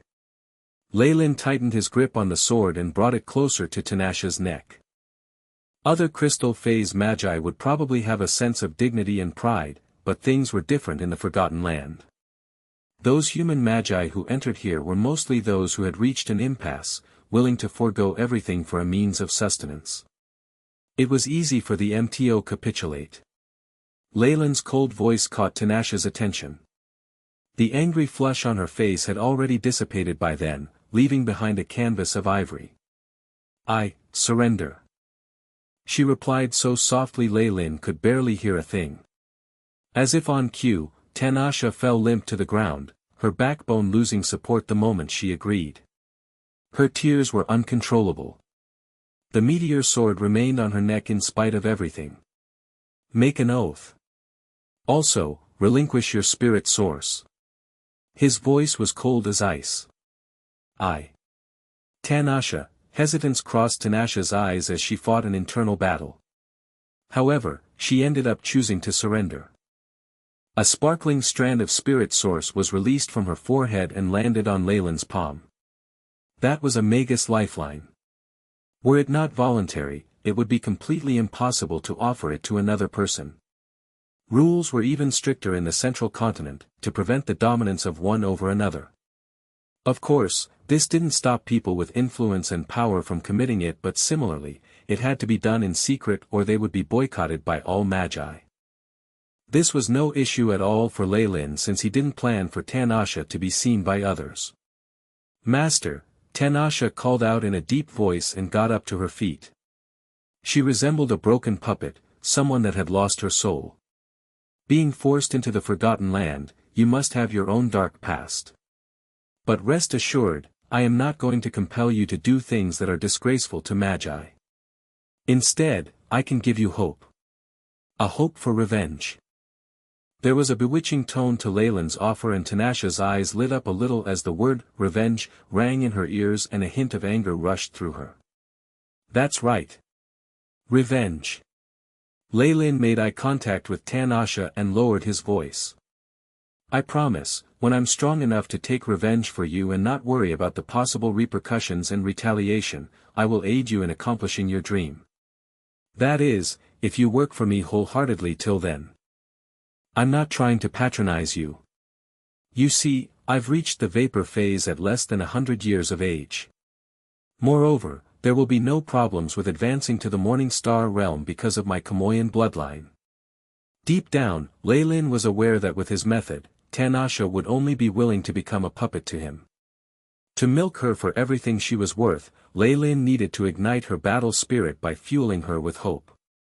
And instead of empty promises, he promoted his skills to Tanasha, proving his capability to help her in her revenge. 100 years old. Vapor phase. Tanasha gazed at Lei Lin with a heightened intensity. 100 years of age was definitely old for humans. But for magi, especially those who were at rank 3 and above, it wouldn't even be considered as puberty. For Lei Lin, who have both the talent and bloodline of the giant Kamoyan serpent, his status in the Ouroboros clan could not be overlooked. All this pointed to one thing: there was a substantial chance for him to become a Morning Star Magus. Even someone with the capability to escape a rank 3 crystal phase Magus would crumble like paper in the face of a rank 4 Morning Star Magus. I am at your beck and call, Master.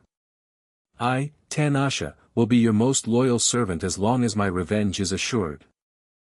Tanasha knelt on a knee and gritted her teeth, a little more willing this time. Although it was a mere promise without a covenant, what more could a captive like her bargain for? Huh, Lei Lin cackled. The addition of Tanasha was definitely a reinforcement to Lei Lin, given her strength which was more than his. Plus, she would be hidden from the public since this assistance would be carried out in secret. That was Lei Lin's plan all along, to gather as much of an underground force as he could in case anything unexpected occurred. Take these potions quickly and recover. Lei Lin showed generosity to the newly recruited Tanasha and presented her with 3 tubes of differing colors. High-grade healing potion. High-grade spiritual force recovery potion. Sacred regeneration potion. Tanasha's face was painted with surprise as she recognized these 3 potions. Apart from their heavenly price, these potions were heavily utilized by large-scale organizations as there were reserves and could not even be bought with money. This was especially true for the sacred regeneration potion, which could stimulate the regrowth of limbs that were as good as the original with absolutely no side effects. It was unfamiliar, even to a rank 3 Magus like Tanasha. "Thank you, Master." Tanasha bowed and sighed in relief. "Don't mention it, it's just something I made." Lei Lin added to his credibility. Sure enough, Tanasha's eyes widened at his sentence. She was beyond impressed. Advancing to vapor phase before the age of 100 was amazing enough. She did not at all expect that Lei Lin would be a potions grandmaster as well. This was genius at its best and would be considered rare even in the central continent. As long as there were no mishaps along the way, success was pretty much guaranteed. Hints of hope filled Tanasha's eyes as she watched Lei Lin. Simultaneously, in a clandestine area, Noah was staring at his dish, face drained of color. There was an indistinct bloody liver-like substance lying on the white china, emitting a chalky fog. Noah slapped a palm over his mouth, resisting the urge to gag. In his vision, the barbarian bear shaman's stomach was cut open, and a large amount of yellow grease flowed out from it. There were also visible traces of the skeleton inside. "Uncle, I can't do this any longer." Noah cried through the spaces of his fingers. Robin didn't look good either. His body was missing huge chunks of flesh and he was covered in terrifying wounds. "It was rumored that this place is dominated by the sin of gluttony. We will be attacked if we stop partaking. We have to keep going, success will be ours if they fail first." Robin persisted to his best abilities whereas Noah's hand trembled as he picked his cutlery. Ultimately, he put them down again. All the food here was created from the sin of gluttony and due to it, all spells would be rendered useless, only their own tenacity could help them withstand that feast. Ring ring ring, the melodious bell rang from afar, but to the trio it seemed like it came from the depths of hell. Chapter 433, Rescue. Rescue. Noah made several attempts to reach for the knife and fork but he gave up halfway, letting out an expression of intense suffering. He collapsed on the dining table with a bang, his teeth clenched tightly. Similarly, Robin had a pained look on his face as he endured the nausea and swallowed a bloody piece of meat. Within 30 seconds, the ringing of the bells came to an end, lasting only for a short duration. Ka-cha, out of nowhere, it seemed as if a huge invisible mouth took a bite. At this moment, Noah let out a deep cry. A large portion of his flesh was missing on the right side of his head, his ear having completely disappeared. From the side, his ghastly white teeth could be seen. It was a horrifying sight. Suddenly, a streak of light flashed across. A bloodied ear, still twitching unconsciously, appeared before a dark figure. E.W. After a few rounds, Robin and Noah had paled, now resembling corpses. However, the barbarian bear shaman on the other end had finally reached its limit and collapsed onto the table. Buzz, as if a signal was given, the barbarian bear shaman was immediately moved to the 13th chair, which was unoccupied. When this was done, numerous dark figures pounced on it. "Ah!" the barbarian bear shaman shrieked continuously. Soon after, fur and skin started disappearing piece by piece, followed by flesh, veins and even bones. The crystal phase barbarian bear shaman no longer had any power to fight back and vanished within the dark figures.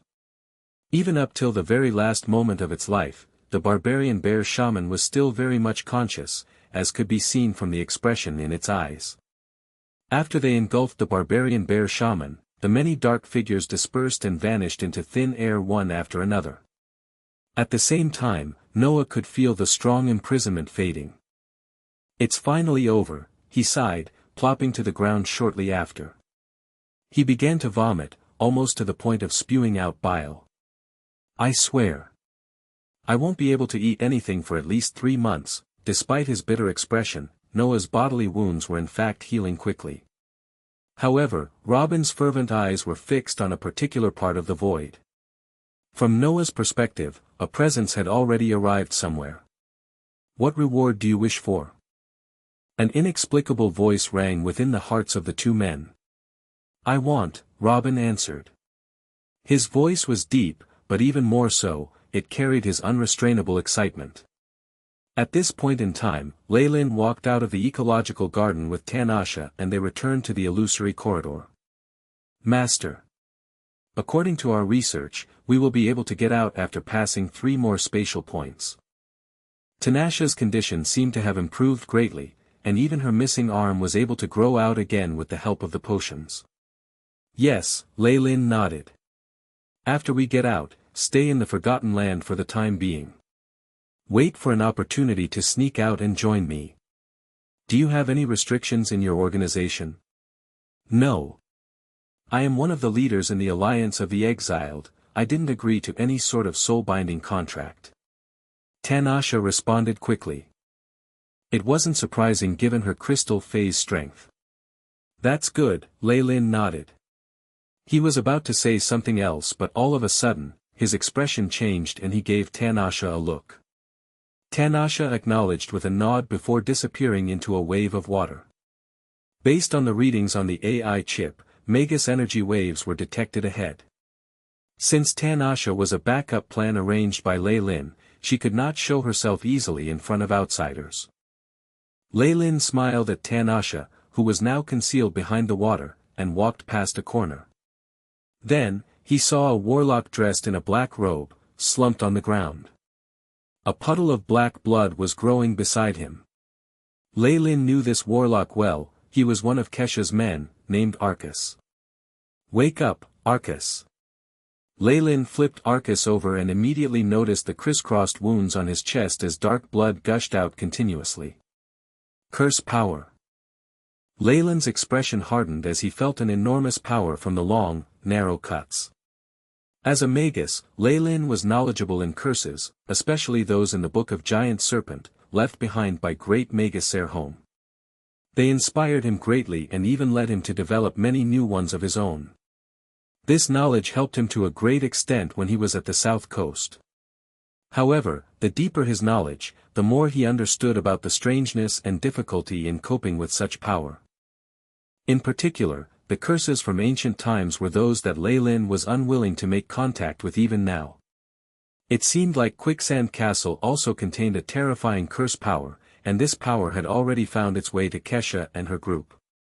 To the unconscious Arcus, whose face was faintly branded with a spell made of dark fumes, Leylin looked at him and said, "Today is your lucky day." He then smiled and pulled out a tube filled with a green solution from his leather pouch. Leylin applied the thick, green fluid onto Arcus' wounds drop by drop.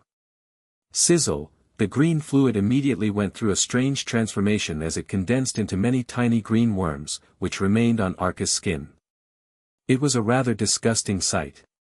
After that, the numerous green worms aimed at the dark fumes and pounced on them.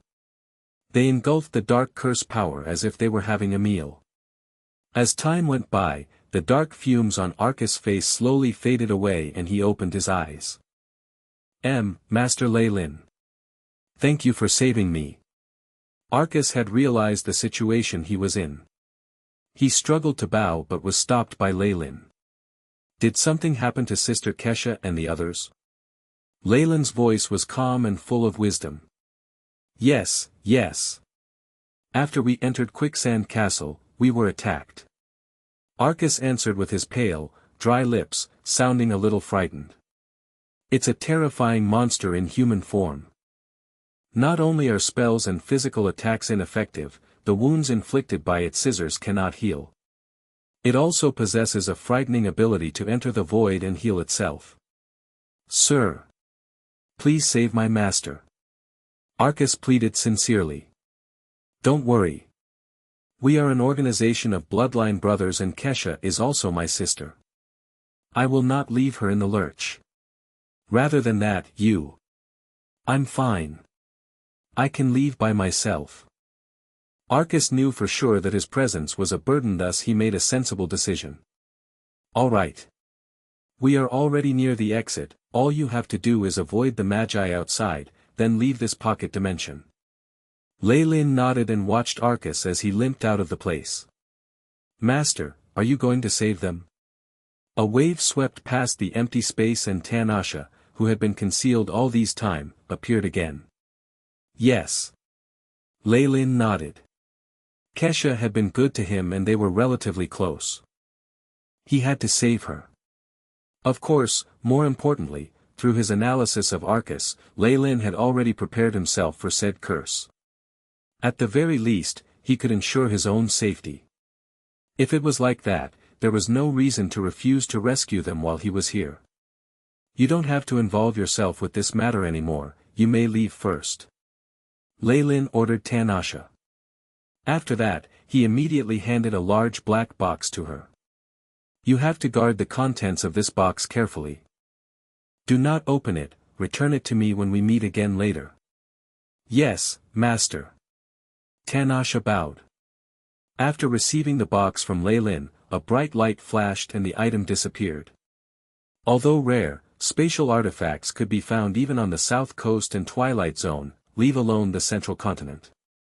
Tanasha had long since entered the crystal phase. A storage artifact was no big deal. As he watched Tanasha's silhouette moving away, Lei Lin turned in the opposite direction and disappeared into the corridor. Huff. Kesha hid behind a large shelf, and her tall chest moved up and down unsteadily as she breathed. How is it? Has the trap succeeded? She asked a green-skinned barbarian beside her. Both Kesha and the green-skinned barbarian had long, narrow wounds on their bodies. A pool of dark gas circled above those wounds. These two magi were almost entirely drained of their energies and they were at their worst condition. The fog-bound labyrinth can only trap it for 3 minutes. The green-skinned barbarian said bitterly.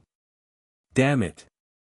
That amount of time isn't even enough for us to recover, not to mention getting past the illusory corridor. Kesha looked despair. Being pursued by the man in black, especially after sustaining such injuries, the illusory corridor had refused to transport a cursed person like her several times. They were practically trapped in there while still alive. By now, both magi were already at their limits. They had no more strength to fight back. I'd never expected that I would die here, and with a green-skinned dwarf beside me. Kesha let out a faint sigh. What did you say, woman? Angered after being called a dwarf, the green-skinned barbarian jumped up and pointed his staff at Kesha's nose. If you guys hadn't intruded and killed many of our clan members, we wouldn't have chased after you and we wouldn't have run into that thing. Kesha wanted to refute further but her expression suddenly changed. She and the green-skinned barbarian dodged in opposite directions. Ka-cha. A brilliant, silver-white light streaked across and the large shelf was split into two. It exposed the silhouette of a man in a black trench coat who held a pair of scissors emitting a sharp radiance. Oh no! It broke through earlier than expected. The green-skinned barbarian turned pale, looking even greener than usual, and it began to shiver. Fuck! I knew it, you green-skinned dwarves can't be trusted. Out of her despair, Kesha burst out swearing. The man in black made an ambiguous howl. The sounds of the scissors echoed as his footsteps slowly drew near. With her sea of consciousness now dried up, a bitter smile emerged on Kesha's face.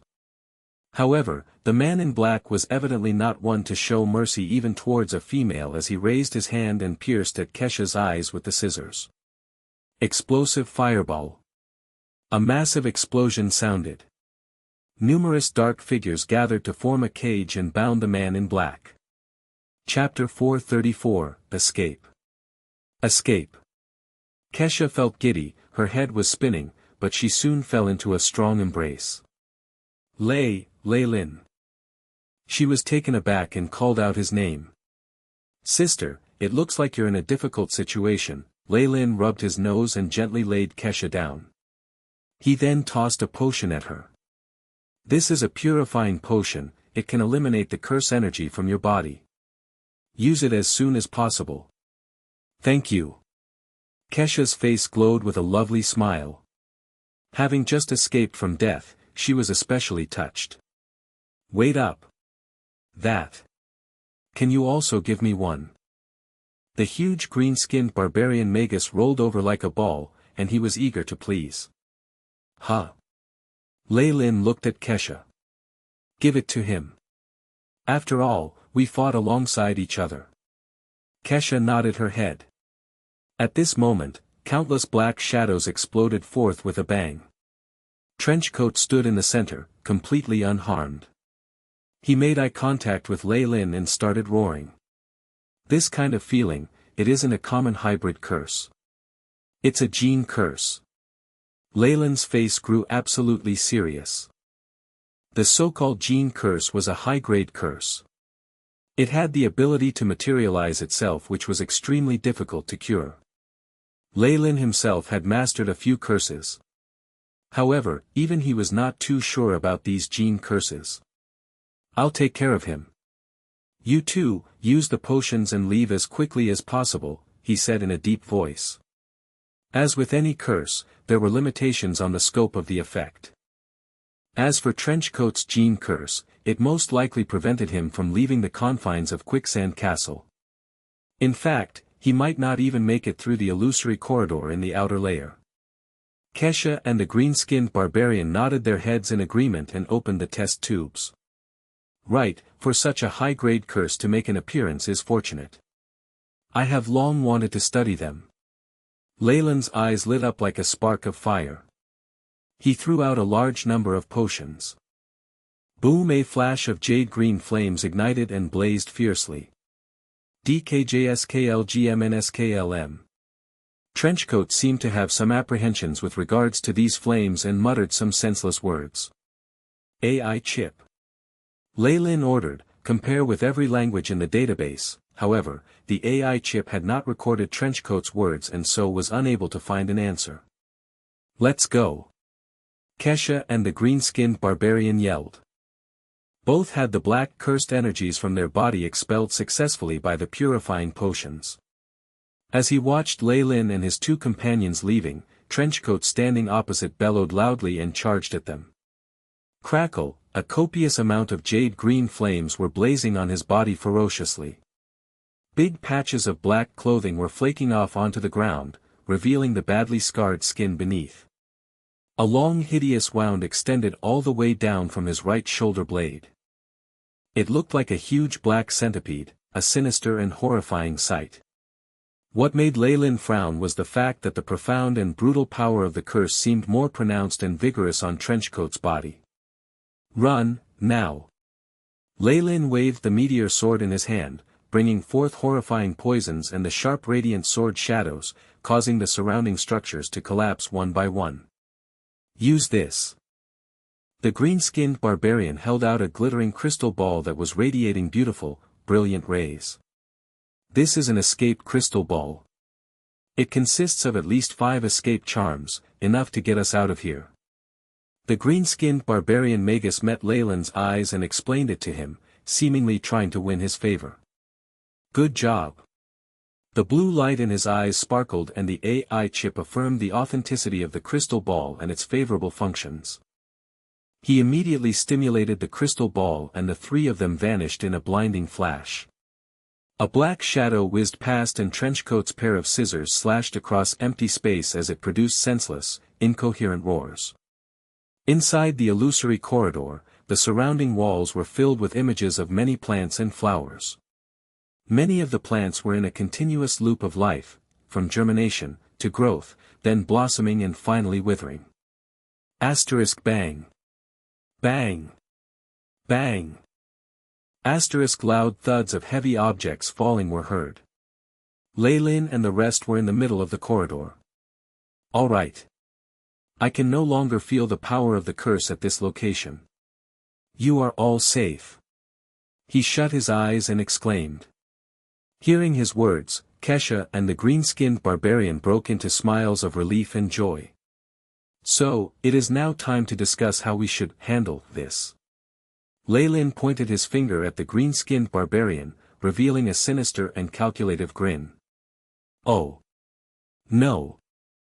You can't do this to me. I saved your companion's life. And we even fought alongside in battle. The green-skinned barbarian raised both his arms, pleading innocently. It didn't adopt any form of resistance as its spiritual force had been drained a few days ago when it was in pursuit. It even needed Lei Lin to stimulate the escape crystal ball as it wasn't able to do it on its own. But the fact is, you came here to capture us, no? Lei Lin saw through his clumsy trickery. Thus, he held up the cross blade and aimed for the green-skinned barbarian's brains.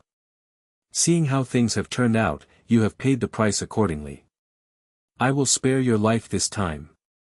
At that moment, Lei Lin revealed his true intentions. Having heard what he said, Kesha, who was initially displeased, suddenly snapped out of her emotional state.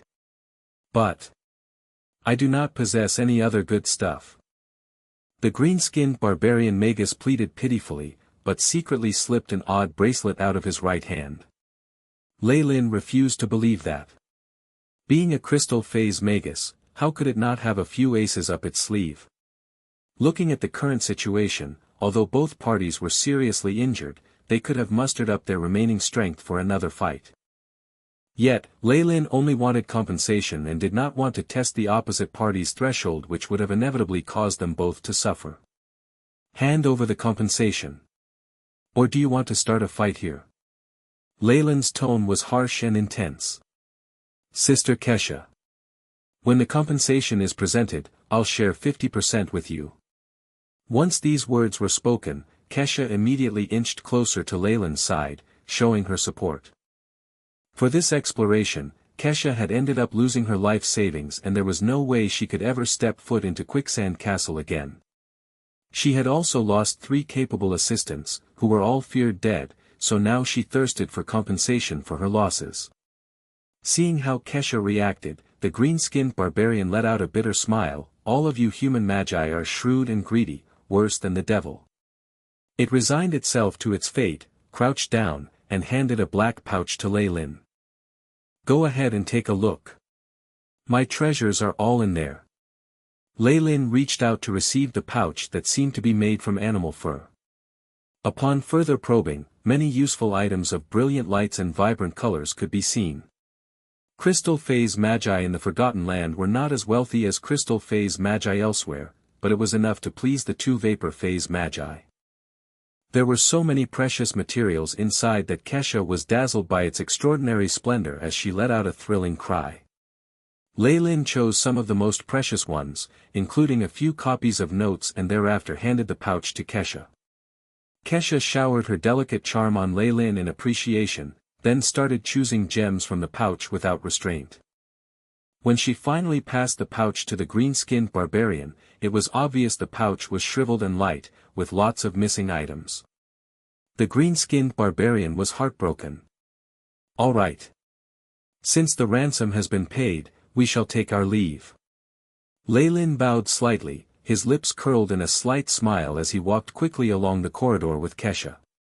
They disappeared at the end, leaving the green-skinned barbarian speechless and bitter. A few days later, at the desert surrounding the Quicksand Castle, in a dim and gloomy underground area.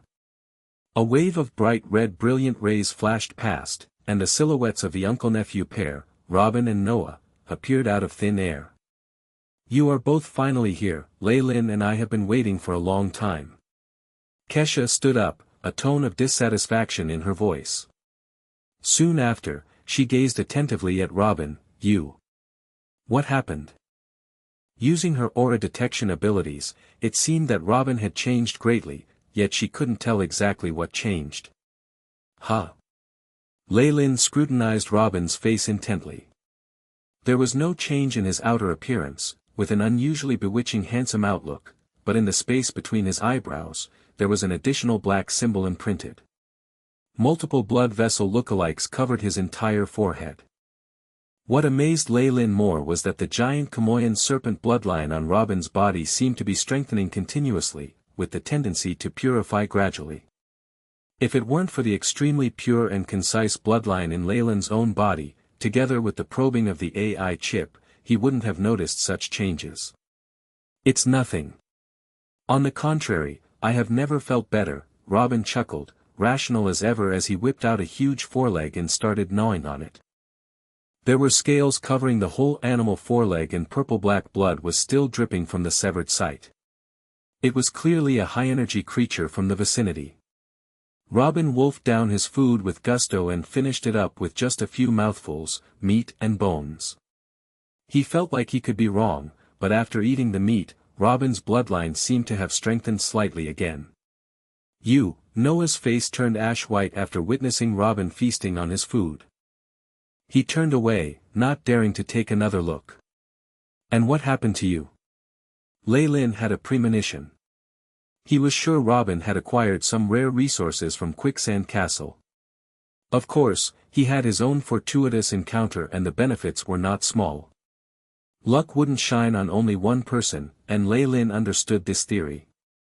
No, nothing, it was just a traumatic experience. I might fast for a period, I do not even want to see anybody eating anything. Noah waved his hand weakly. The horrible memories from the previous dinner left a deep horrifying impression on him. Noah has experienced too little, let him be. We need to leave the quicksand pocket dimension immediately. Any objections? Robin was evidently clear-headed and wise, not mentioning anything about his experiences in the castle. Lei Lin and Kesha, as well, were too tactful to ask. Chapter 435, Demon Hunter. Demon Hunter. No matter the profits or losses, it is time to leave. Lei Lin nodded, approving of Robin's suggestion. He had gained quite a lot this time, and had long since had the inclination to leave. More importantly, his pursuer, Tanasha, had surrendered into his service. The green-skinned barbarian Magus was also heavily injured, and only after being extorted precious materials from was he released. As for the road that Robin had taken, it was evident that it had been disastrous. These were crystal phase magi. The three powers outside would probably be stamping their feet in anxiety.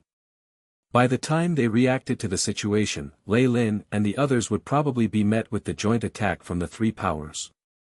On Lei Lin's end, the Black Horal Snake warlocks that Robin and Roya had brought were all dead, and those following Kesha were probably in a similar situation.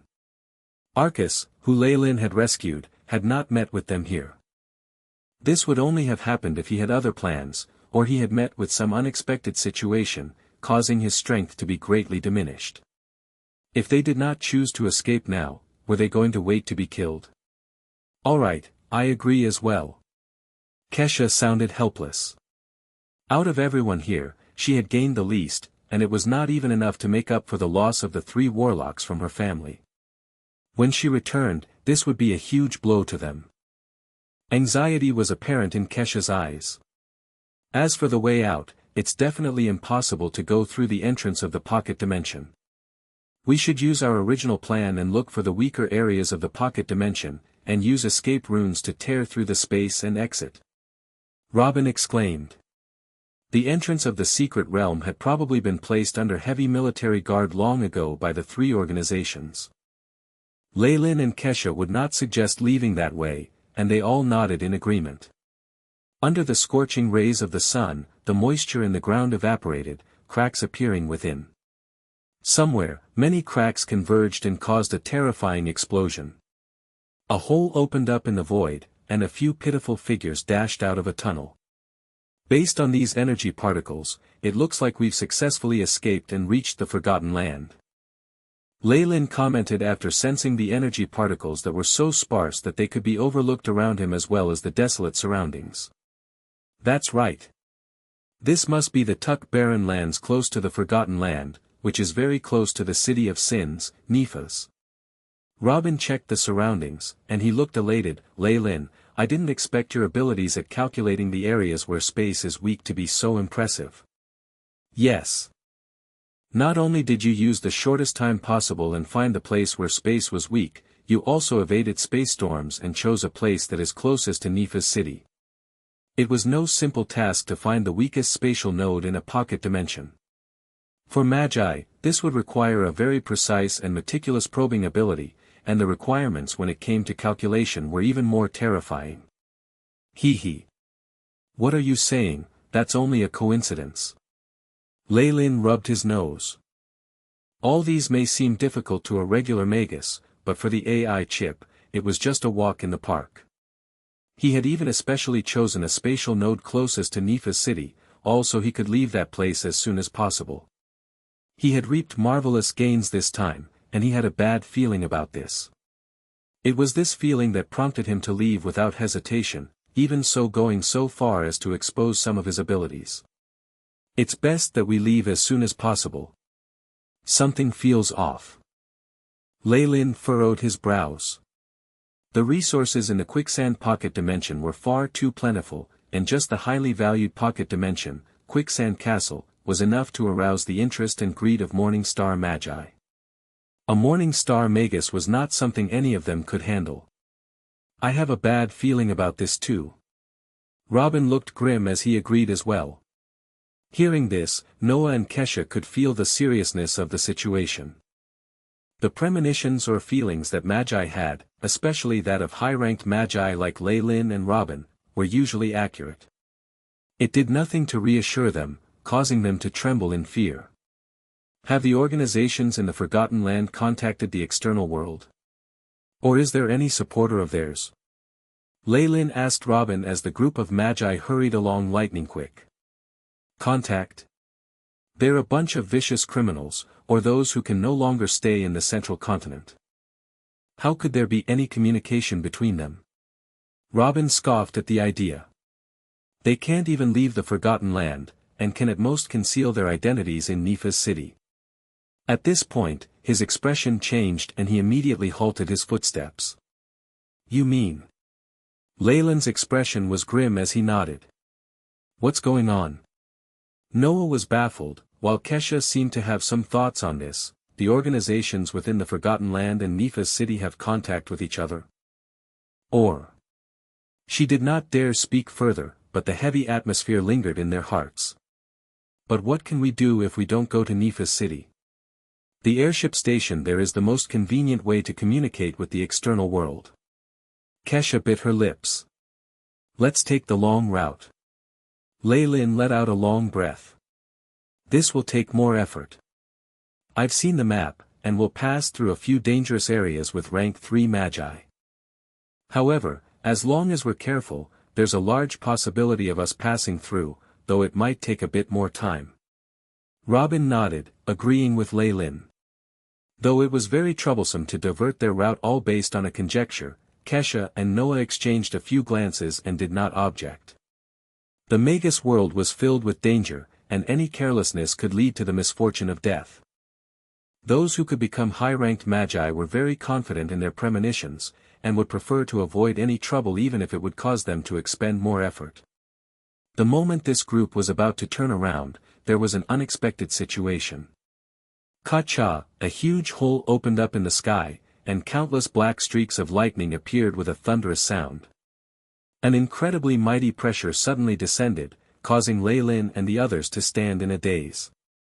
Suddenly, Lei Lin felt this whole region being isolated from the surroundings, and the air suddenly becoming heavier, to the point that he could not even move a finger. This is the domain of a Morning Star Magus. I felt it before at my mentors. I can't be wrong. Robin turned back, face so pale it was like a corpse's. Found you. A hoarse voice was transmitted from the black hole in the sky, cold, unfeeling and condescending. It was as if Lei Lin and his group were a bunch of insignificant little ants. Numerous black streaks of lightning twined around each other to form a black, giant palm, grabbing at Lei Lin and the rest. Ah! Leyland wanted to retaliate, only to find that not only was it difficult to use the spiritual force in his body, even the sparse elemental particles in the external world had disappeared, as if they had become insulators of elemental particles. Host body affected by unknown force field. Spiritual force suppressed by 80%. Stats in all areas decreasing. The AI chip's voice sounded, being distorted as if it was being interfered with. In terms of Leyland's own stats, there was a large decrease in all of his abilities, and he had been suppressed to about as strong as a rank 1 Magus. The suppression from a morning star domain, and its influence, has turned us into elemental insulators. A wry smile appeared at the corner of Leyland's lips. The terror of morning star magi is something I can only hope to achieve. Honestly speaking, he was still in a good condition. Kesha and Noah had already collapsed, leaving Robin and him somewhat able to stay standing. However, in front of the giant black lightning palm, they were helpless. Humph. Cyril, it's not up to you to give my students a lesson. Just as even Leyland gave up all hope, a voice suddenly rang from beside him, a familiar sound immediately perking him up. Mentor Gilbert. Robin and Kesha exclaimed, delighted. Following that, Gilbert appeared by Robin in loose white robes, his two eyes turning into dangerous vertical pupils. Kacha. Kacha, ash gray stone skin extended on the black lightning hand, and it eventually collapsed in mid-air, turning into a pile of powder as it sprayed downwards. Pa. Like a soap bubble that had been pierced through, Leyland felt his body become lighter, the region he was in returning to the world. That feeling of being shrouded in a tight membrane disappeared. The numbers on the AI chip were returning to normal, as was his contact with the elemental particles. Beep. Detected reactions from 2 unknown force fields, resulting in a neutralizing effect. The AI chip prompted, and a look of comprehension flashed in Leyland's eyes. This is Mentor's morning star domain, cancelling out the other party's force field. He had also gained a deeper understanding of how formidable morning star magi were. Without reaching the morning star realm, just a morning star domain was a torture to many low-ranked magi. In the face of morning star magi, the concept of strength in numbers was just a joke. Giant Serpent Duke Gilbert. A figure appeared in the sky suddenly, and though he was just standing there, Leyland felt that he was like a high mountain. Demon Hunter Cyril. Leyland lowered his head, taking a few secret peeks at the sky. Cyril's face was gaunt, and his lips were very thin. He had a pair of silver eyes that could inspire fear, and the Magus robes he wore, with black threads that formed demonic images, and the many chains, axes and torture instruments along with, made him look frightening. Wait here. I'll go have a good talk with him. Gilbert placed his arms at his back. Wrapped in dense crimson rays, he floated above and, with Cyril, transformed into 2 shooting stars that disappeared into the horizon. Ha! Robin let out a long breath and dropped to the ground. He no longer cared about his image. The situation just now could be said to be extremely dangerous. If Gilbert had not reached in time, they would probably be in a terrible state. Chapter 436, Private Airship. Private Airship. What exactly is going on? Noah shook his head, still feeling slightly giddy. Demon Hunter Cyril tried to hinder us, but Mentor showed up in time to save us, as simple as that. Kesha laughed bitterly. The great name of Demon Hunter Cyril struck his ears like a peal of thunder. Rumor had it that this infamous, ferocious being would make even the most cunning devil burst out in tears, regretting that they were ever born into this world. Simply thinking about falling into the hands of such a person had her breaking out in cold sweat. I should have thought of it earlier. Nephas, the city of sins, and the Forgotten Land are in close proximity, and there are frequent interactions between their people. It is impossible that the forces in the Forgotten Land are not in contact with the Demon Hunter. Robin's face was full of remorse. In actual fact, what he meant was that those forces were the other party's lackeys. When they saw that they could not handle their group, they immediately informed their master. However, there was no conclusive evidence. In addition to that, the demon hunter was also a morning star Magus, which was why Robin spoke obscurely. If Mentor Gilbert hadn't arrived in time, we would have been in grave danger. Oh yes, why did Mentor come here? Robin asked with a doubtful expression. It was me.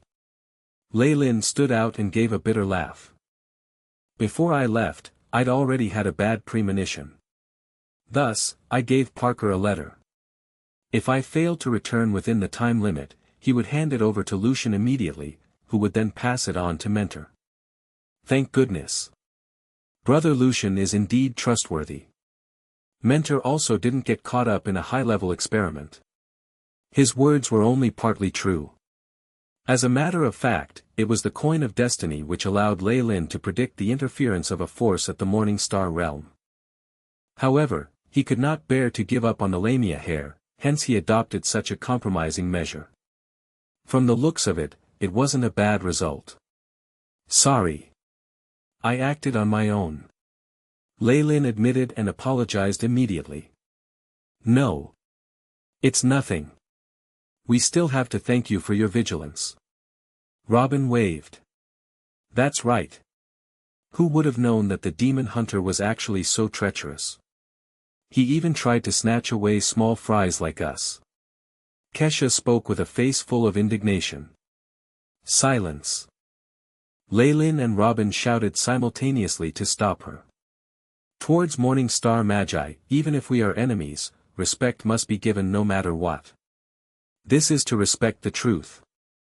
Kesha flushed red from embarrassment and lowered her head. Rumble, at this time, a large wave was transmitted from afar. Lei Lin looked towards that direction in concern. No need to worry. The demon hunter may be famed for his strength, but you have to believe in our mentor. He is also very powerful. Robin noticed the worries on Lei Lin's mind and gave him a comforting smile. Let's hope things will be as such. Lei Lin replied a little forcefully. Getting Duke Gilbert out was already his last resort. Apart from this mentor, he could no longer think of any other ways to make the demon hunter give up. Should their mentor be defeated, the students themselves would not have a good ending as well. Strength. It still comes down to strength. Lei Lin could not help but clench his fists together as his yearning for the Morning Star realm grew. Whoosh, a scarlet ray of light streaked across the horizon and Gilbert's silhouette emerged before Lei Lin and the others. Mentor. Robin and Lei Lin rushed to bow.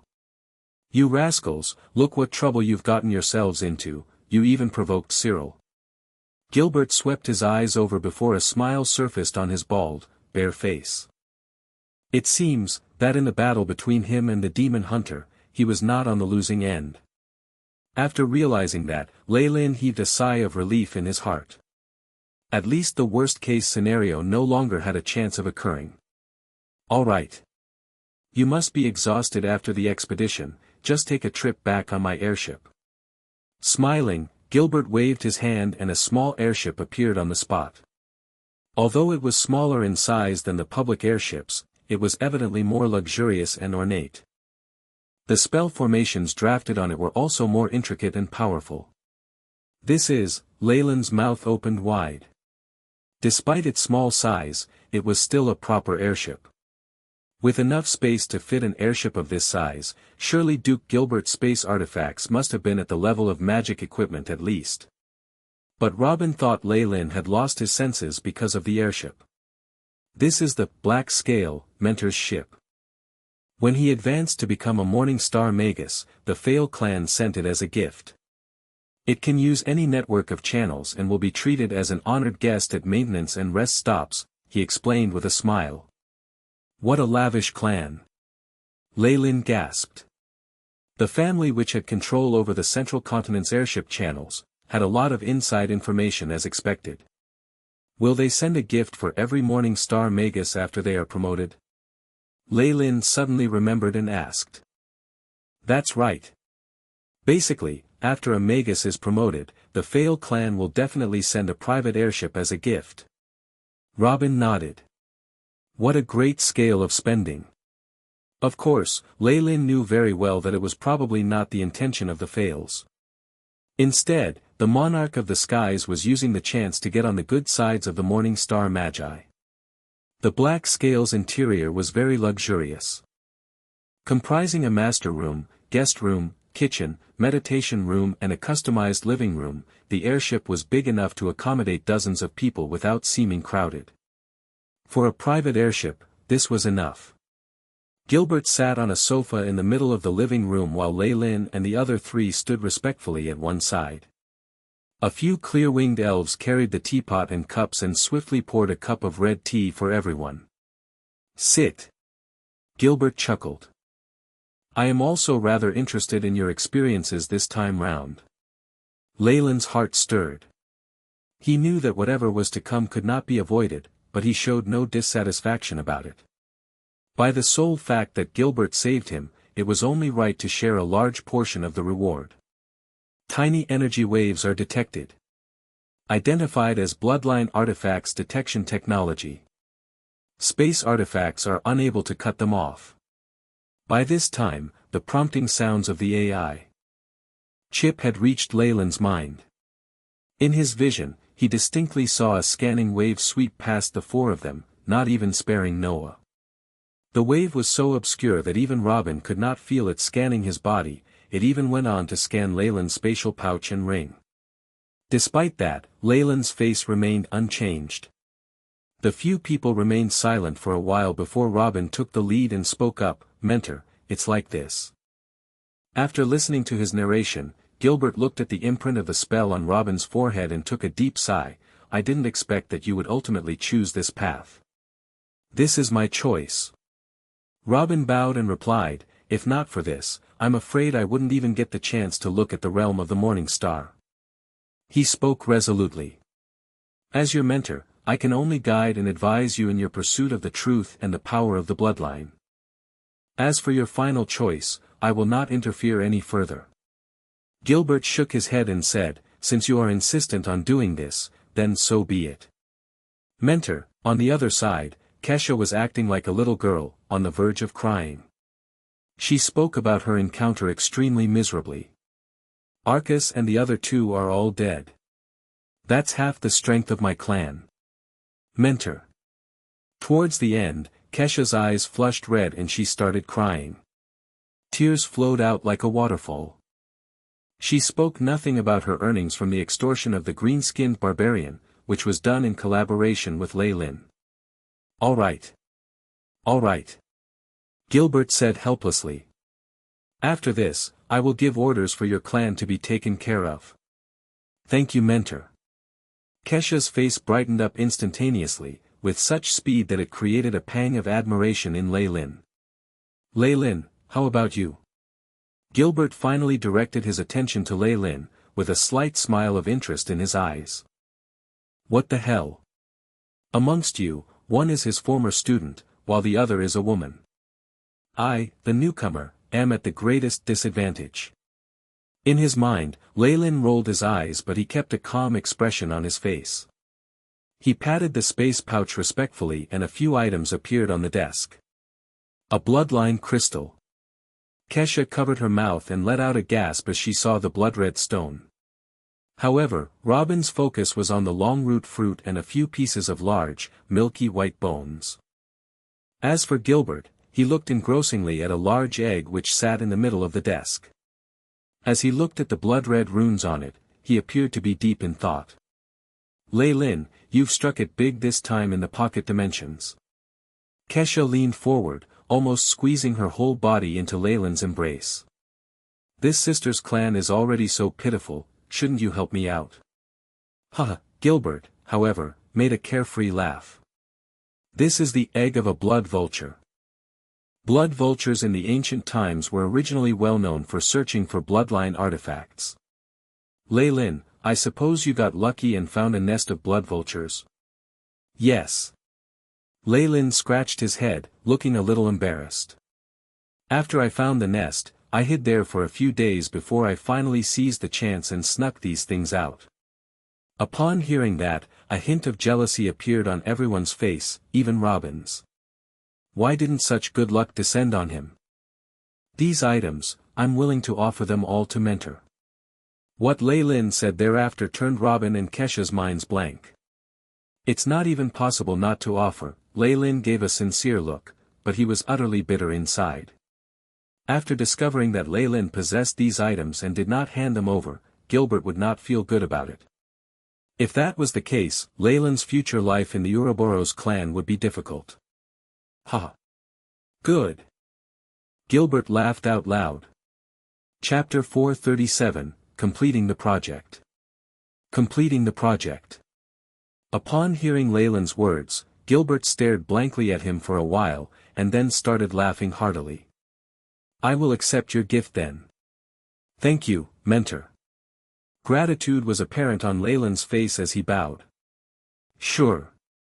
Of course, I wouldn't simply just want to have your things for no reason. After all, blood vulture eggs from the ancient times are still very precious. Gilbert lowered his head in thought. How about this? Aren't you currently accumulating contribution points to buy the scroll that can inject life into constructs? I'll make an exchange with you directly then. A sealed 4th grade magic scroll would be sufficient to make up for these items. Gilbert swept his hand across the tabletop. The numerous bloodline treasures vanished, and a gray scroll covered in simple floral designs appeared. Thank you, mentor. Lei Lin received the scroll and expressed his thanks again, this time with more sincerity. Besides, Gilbert glanced at Lei Lin's ring and smiled. Lei Lin scratched his head and displayed his embarrassment, knowing that Gilbert had discovered the items he had hidden in his spatial ring. After nightfall, Lei Lin lay on his bed and examined the scroll in his hands, satisfaction written on his face. Exchanging those items for a 4th grade scroll is indeed a fair trade. I didn't suffer. He then looked at the ring on his hand and collapsed onto the bed, looking as though he would fall into deep sleep soon enough. Boo! In actual fact, he was sneering secretly. What Gilbert had discovered was actually what Lei Lin purposely wanted him to. Inside the ring, there was only a single bloodline crystal and a few remains from ancient times. Gilbert did not value them exactly because there were only a few items, thus he silently agreed to Lei Lin's secret stash. In actual fact, what Lei Lin had handed over today was not even 10% of his real loot, much less the fingerbone left behind by the 5th grade lamia from ancient times. The temptation of such an item was too huge, and even Lei Lin was not willing to take it out. If not, it would be hard to pass Gilbert's checkpoint. No matter what happened then, it would not be a situation that he would want to see. After all, Gilbert was rather nice to him, and he didn't want to fall out with his mentor and the Ouroboros clan. Benefits are the greatest reason why people are divided, and Lei Lin did not want to use the fingerbone to put the bond between master and disciple to the test. Might as well avoid it for the better good. Yes, the real loot, including the lamia's fingerbone, were not on Lei Lin himself. Therefore, no matter how strict Gilbert was with his inspection, there was no use at all. However, although this journey was dangerous, I finally attained the items I wanted, and the other loot is not bad, Lei Lin thought as he lay in bed, quickly falling into deep sleep for Real. The black scale traveled at high speeds. Initially, Lei Lin and company took more than a month to travel from the Ouroboros clan to Nifa city, but the return journey only required about 10 days or so. After returning to headquarters, Lei Lin, his mentor and a few seniors gathered together and returned to Onyx Castle to check on the Magus Tower in his territory. Welcome, Lord Lei Lin. Parker stood in front of the Black Magus Tower and saluted respectfully to Lei Lin. His voice still sounded old as usual, and was strangely mismatched with his youthful face. How is the construction of my Magus Tower going? Lei Lin stepped forth and gently caressed the Black Tower, admiring the exquisite runes on it and the faint but powerful energy waves it emitted. A smile spread across his face. The entire structure of the Magus Tower has been completed, we're just left with a few cores and most importantly, the activation of the spirit of the tower. These are awaiting your completion, Master. Parker's response made Lei Lin satisfactory. He was serious when working too, the previous task that Lei Lin had given him was performed well. He had successfully delivered a letter to Duke Gilbert and helped Lei Lin avert his misfortune. Excellent. Lei Lin nodded, bring Snoopy to my lab someday. I haven't taught him anything new in a long while too. He, of course, knew that age was catching up to Parker and he had no ambition, so he placed all his hopes on his grandson Snoopy, whose importance surpassed any reward. Of course, after hearing what Ley-Lin said, Parker was slightly excited and his bow almost reached a right angle. Thank you on his behalf, Master. On my way back from this trip, I obtained the Scroll of Life. Under my orders, prepare to begin work. I would like my Magus tower to be completed immediately. Ley-Lin gave his orders indifferently. Your wish will be executed. Parker replied. All the preparations for construction were already complete, and the other core materials had already been prepared too. All was left was to wait for Ley-Lin to return and take the lead. Wandering in his own Magus tower, Ley-Lin examined every corner carefully. The interior of the Magus tower was very spacious. Ley-Lin created all of it according to the highest standards, with a complete set of facilities that looked refined and luxurious. Ley-Lin looked at level after level, especially the positive and negative energy reactive pools, along with other places such as the laboratory, the binding room, and the ecological garden. AI chip. What are the results of the scan? While looking around his tower, Ley-Lin did not forget to let the AI chip fully scan and record the decorations and spell formations that he saw before conducting an inspection. 1. The AI chip sent feedback faithfully. As the blueprint of the structure was originally done by Ley-Lin himself, using the AI chip's perfect deductions, the decorations of the entire Magus tower were perfect, almost to the point that no fault could be found. The remaining areas that could be further optimized were only small problems that resulted from improper construction and other reasons. No matter how perfect his plan was, as long as it was executed by humans, accidents were bound to happen. Ley-Lin had long prepared for this. The rest is alright, but the previous ecological garden can be altered a little by adding in the data I collected about the environment in the ancient times while at Quicksand Castle. Ley-Lin stroked his chin. Since the Magus tower was yet to be completed, he could still take the chance to amend it now. If he waited until the defensive spell formations were activated, especially after the tower genie had been awakened, then he wouldn't be able to amend anything even if he wanted to. AI chip. Design an improved version of the blueprint according to what I said earlier. Ley-Lin had always liked to put the AI chip in charge of the nitty-gritty things, while he himself was responsible for directing the big picture. Task established, adjusting original blueprint. Adding in simulated environment parameters from ancient times, beginning formation of the blueprint. The AI chip operated swiftly and projected a new blueprint in front of Ley-Lin within a few minutes. Ley-Lin scanned the blueprint many times, satisfied with the blueprint made by the AI chip. Yes. To maximize the use of the original resources and setup, I just have to add a few items and spell formations. This will do. He now had numerous subordinates and a huge number of Stone Tribe slaves. Once he handed down the task of amending the place, it would only take a small number of people working in shifts day and night for 10 days to complete it. Ley-Lin stood at the side of the negative energy reactive pool on the lowest level, and examined the complicated spell designs. At the radiance of the pure gold, silver and other precious materials, his face showed no signs of sadness or joy, maintaining tranquility. Simulation of the spell formations of the entire Magus tower complete, 341 dummy runs, number of malfunctions, 0. The blue glow of the AI chip flashed in the depths of Ley-Lin's eyes. Begin. Ley-Lin exhaled gently, and placed a piece of compressed energy crystal that was emitting immense light rays and heat, much like a miniature sun, into a groove at the heart of the spell formation. BRR, the entire spell formation started to shake, and ring after ring of runes appeared out of thin air. Traces of light circulated on the spell formation. Start. Ley-Lin's spiritual force extended and connected with the spell formation. In the instant when the spiritual force came into contact with the spell formation, Ley-Lin felt as though he had opened a valve, causing a multitude of energy particles to be frantically absorbed by the spell formation, before passing through a complex conversion channel and flowing into the negative energy reactive pool. Meanwhile, outside the Magus Tower, Parker, Cubular, Snoopy and Leyland's other subordinates had all gathered to watch this scene, their eyes all brightly lit. A huge elemental wave seemed to form a vortex that was absorbed by the black Magus Tower. One by one, the magical runes on the body of the tower lit up, bringing about frightening and yet stable waves, firmly connecting to one another. Only Leyland was in the Magus Tower at that moment.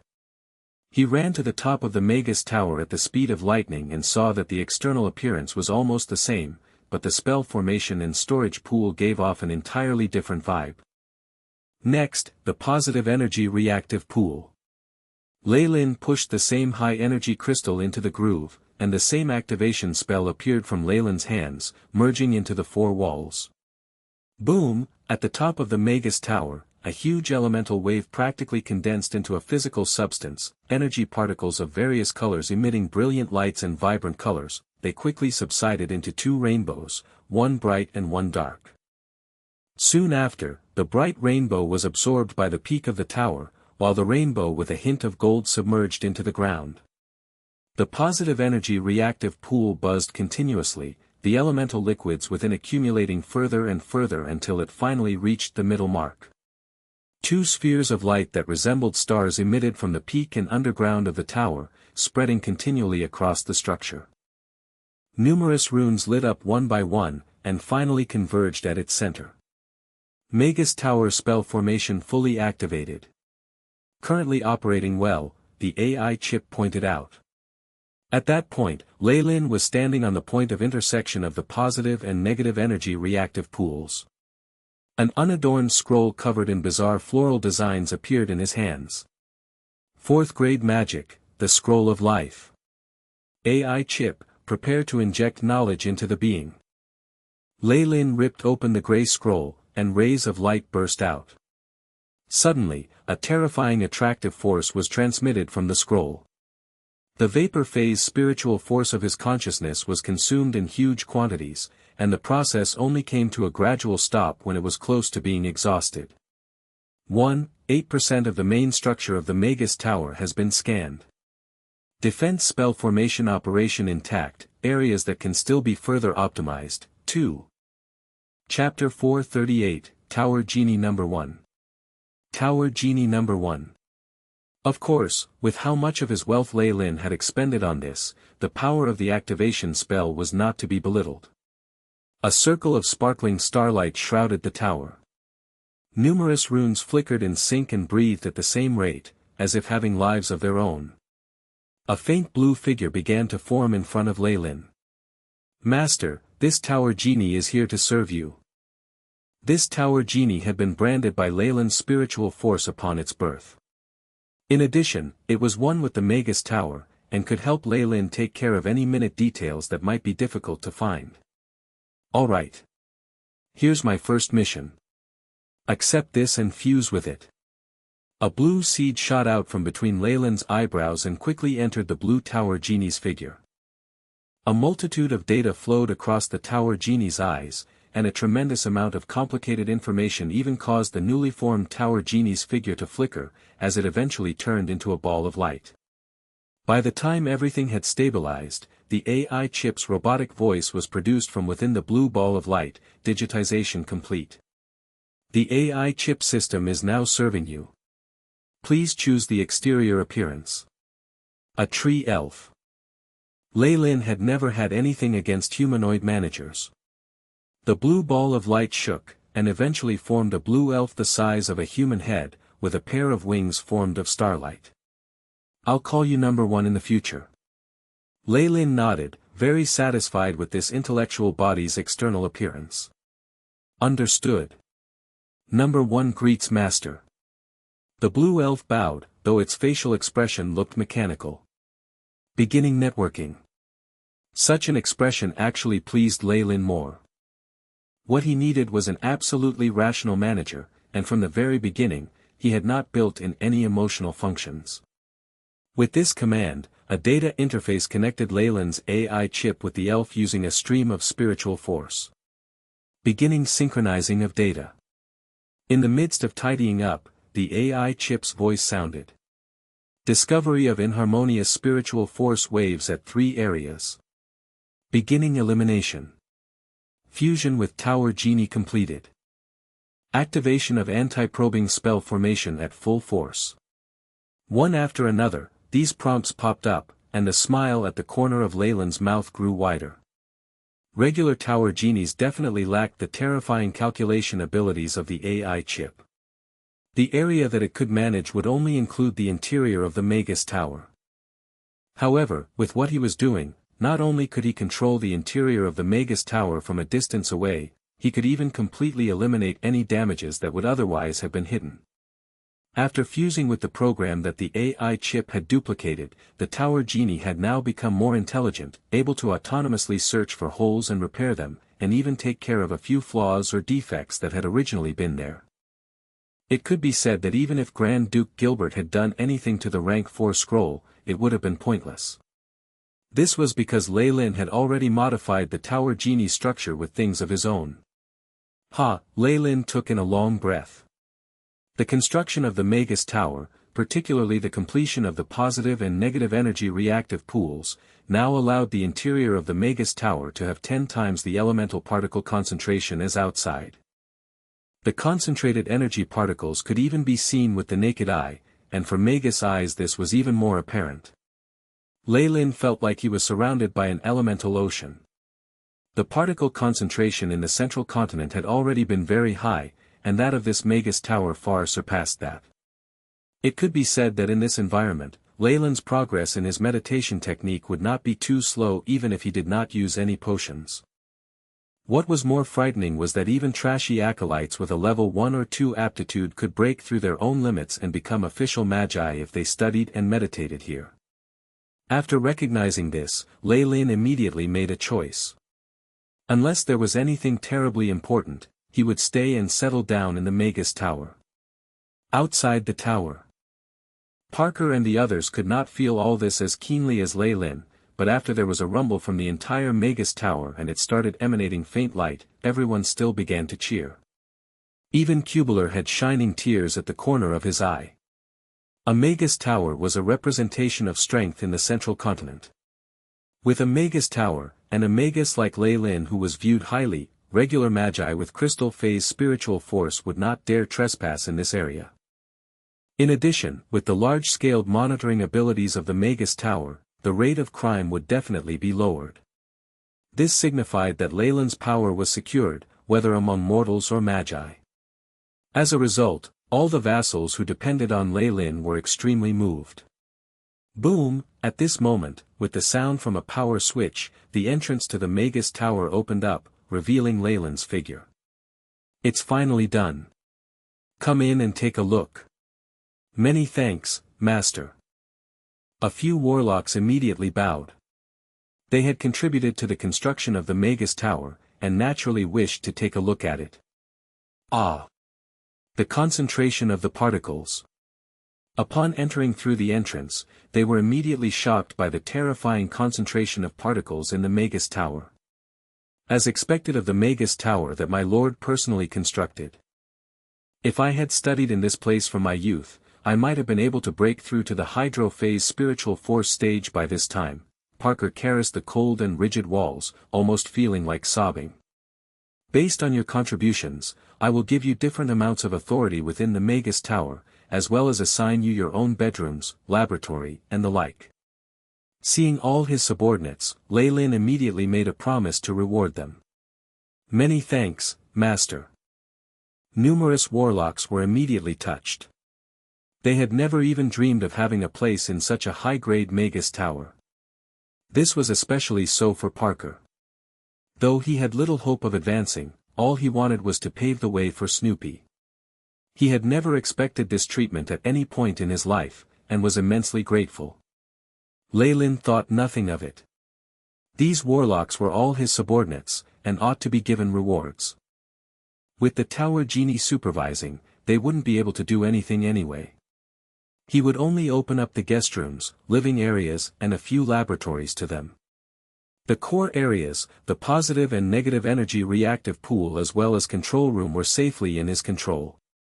As it was very likely that they would live and perform research here, Cubular and the others had a different reaction and emotion to this.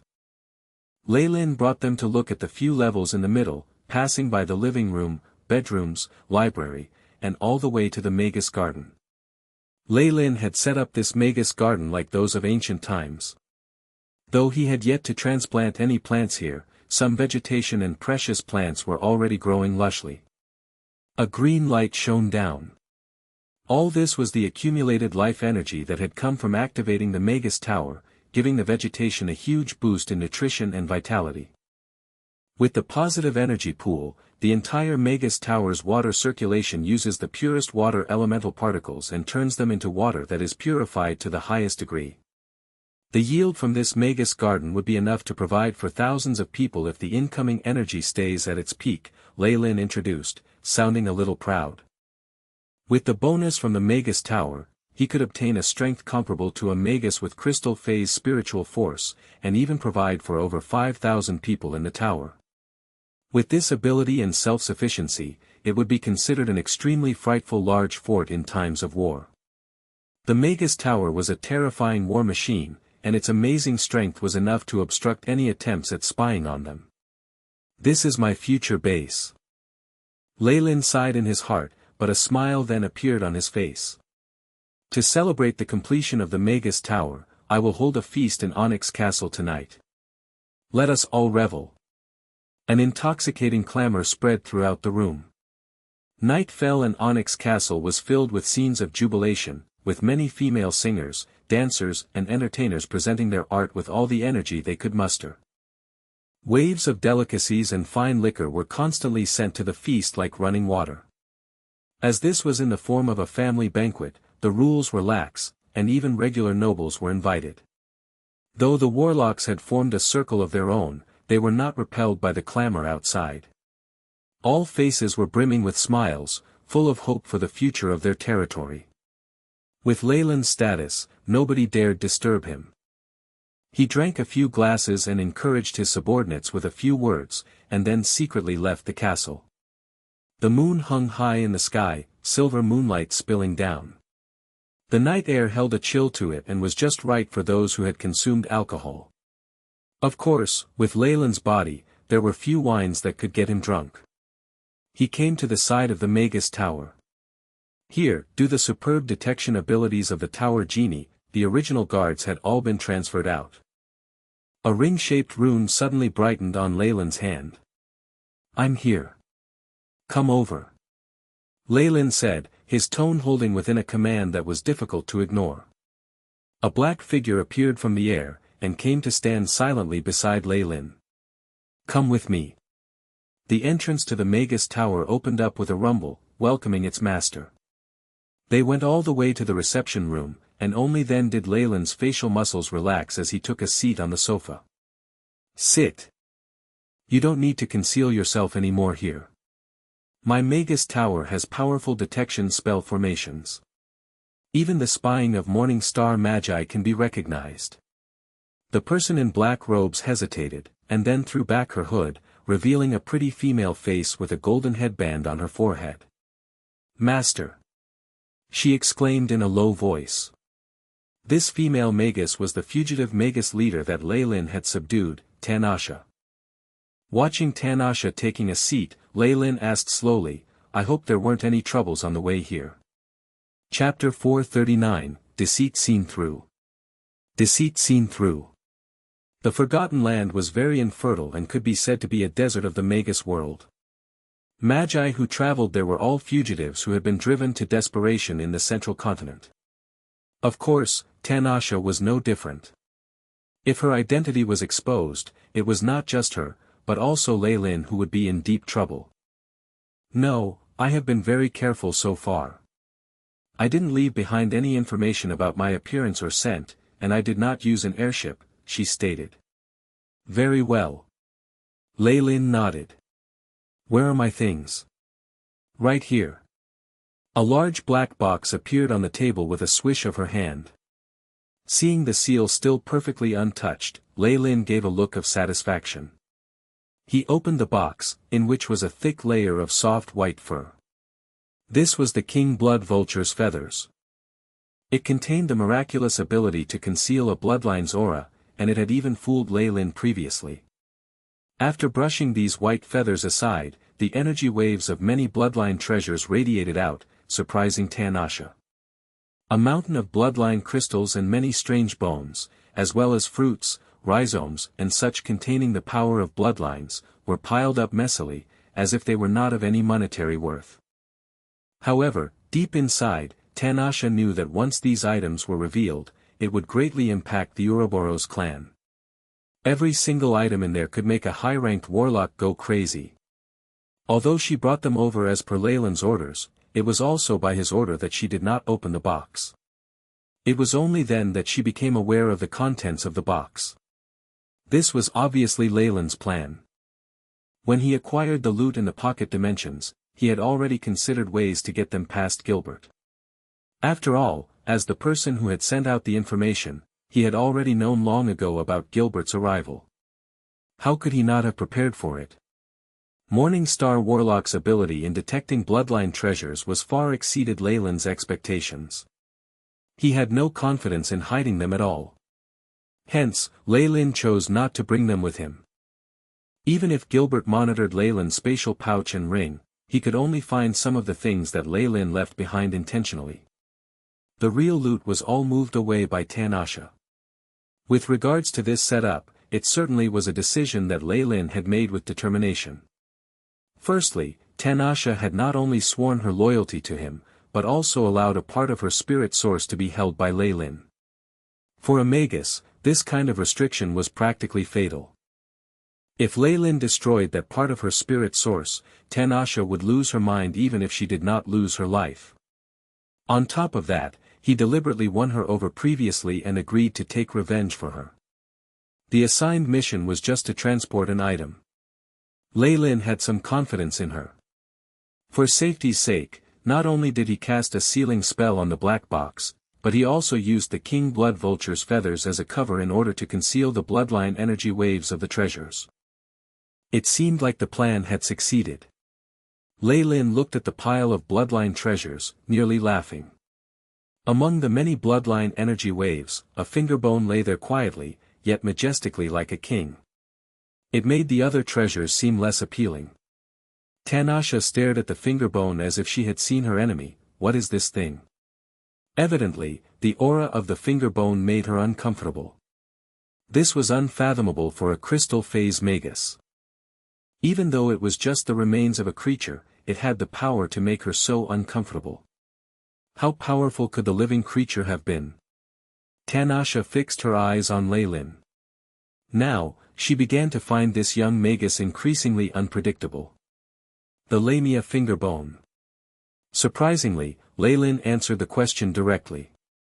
Tower Genie, keep these items safely.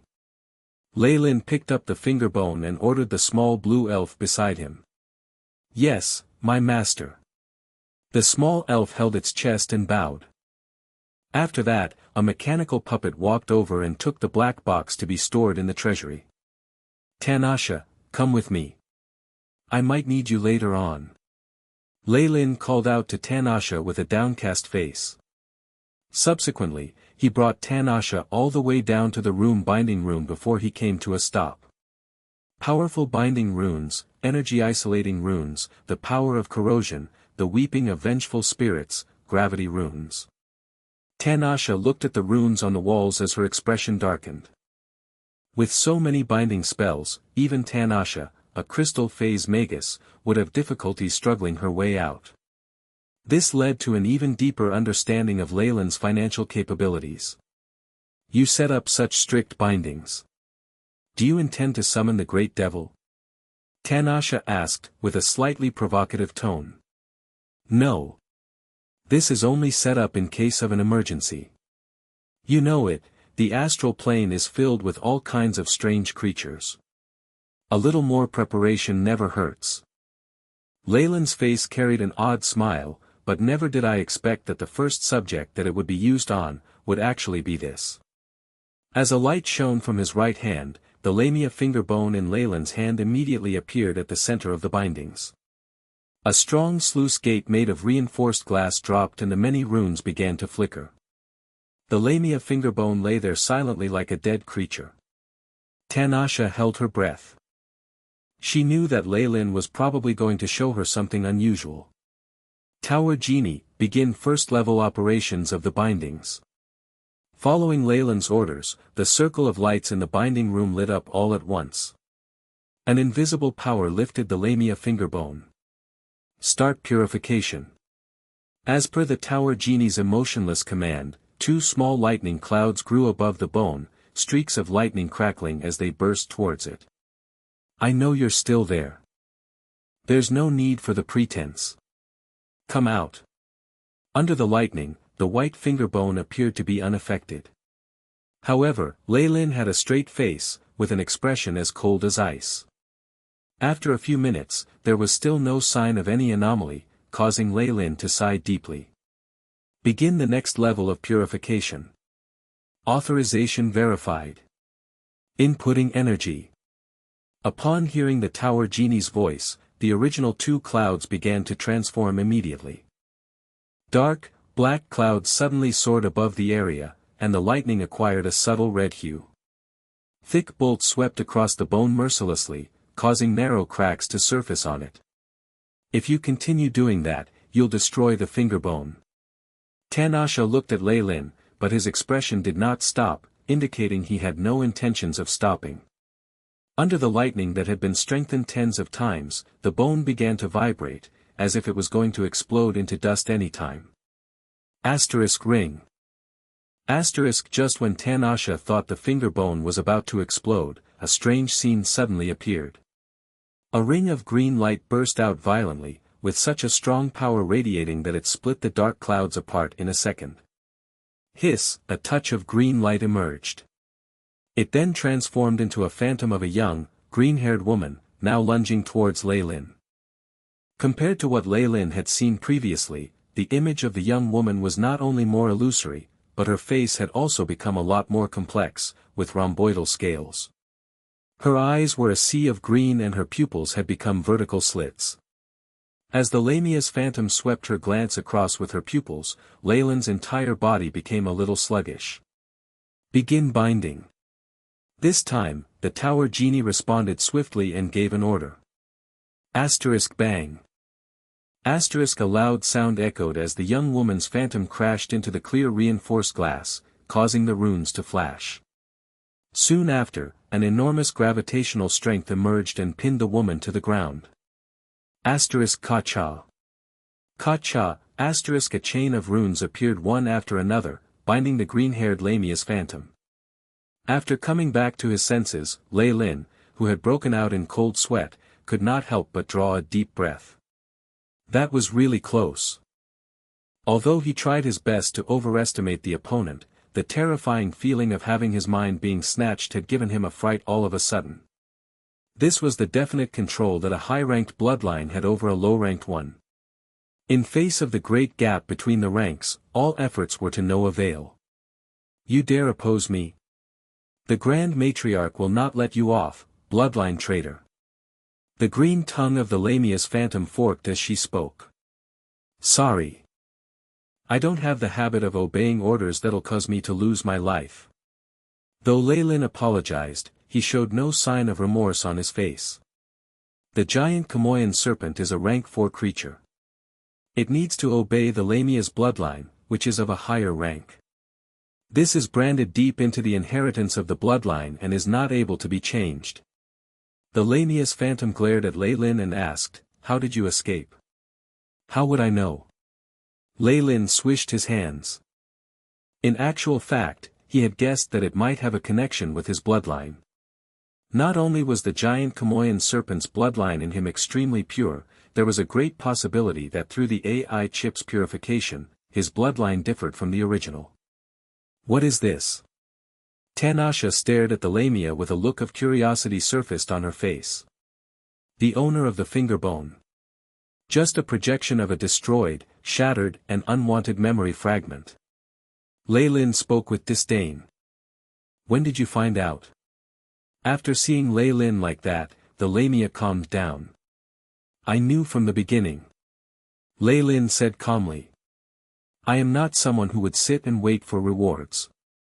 I only believe in achieving things through my own efforts. Seeing how you took the initiative to come to me, there's no way I could let my guard down. Frankly speaking, Leyland basically believed the part about the other party being tired of staying in the King Blood Vulture's nest, but he could not believe that it would be so boring and despair-inducing that one would seek death. Ancient Magi had strong mental endurance, and on top of that, she was an extremely powerful warlock. How could she possibly be cowed by a long period of solitude? Perhaps her true intention was to get out, or to seize a corporeal body with the help of Lei Lin. A giant Chamoyan serpent warlock which is suppressed by the ancient Lamia, was definitely a first-rate target to seize control of. Chapter 440, Destroy. Destroy. The moment Lei Lin used the Lamia finger bone and fused with it, her remaining memory fragments would also fuse into his giant Chamoyan serpent bloodline, secretly lurking within. When the time was right, the Lamia's sea of consciousness would burst forth. How could Lei Lin be a match for her? It was not just the large gap between them in terms of their knowledge and experience. The inborn control in terms of his bloodline, as well as issues of how she would try to gain dominance over him would definitely put Lei Lin at death's door. Having thought this through, Lei Lin's murderous intent towards the Lamia was at its boiling point. However, he had not flared up but instead, pretended that he knew nothing. He waited till the Magus tower was built, and once his most capable subordinate, Tanasha was at his side and increased his power to the maximum, he then lashed out on his home ground. It looked like it had been a good idea to be so meticulous. If not, his opponent could have easily taken care of him. Shall we make a trade? The scales on the Lamia phantom's face faded, returning her face to that of a young girl. Her delicate and pretty face even enchanted Tanasha, who was also female. What trade?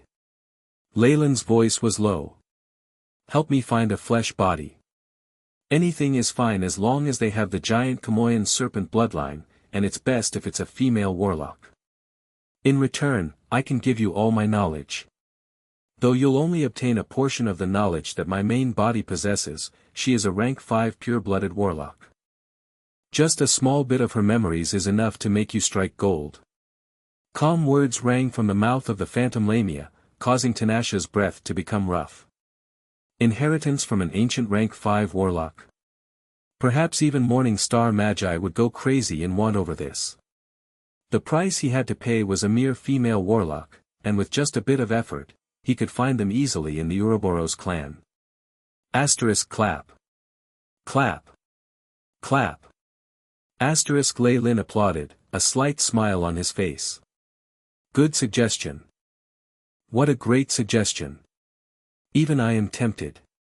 Good. You can first. The Lamia phantom's words stopped halfway, and a look of fury suddenly appeared on her face. You. Countless chains tightened, binding her to the spot.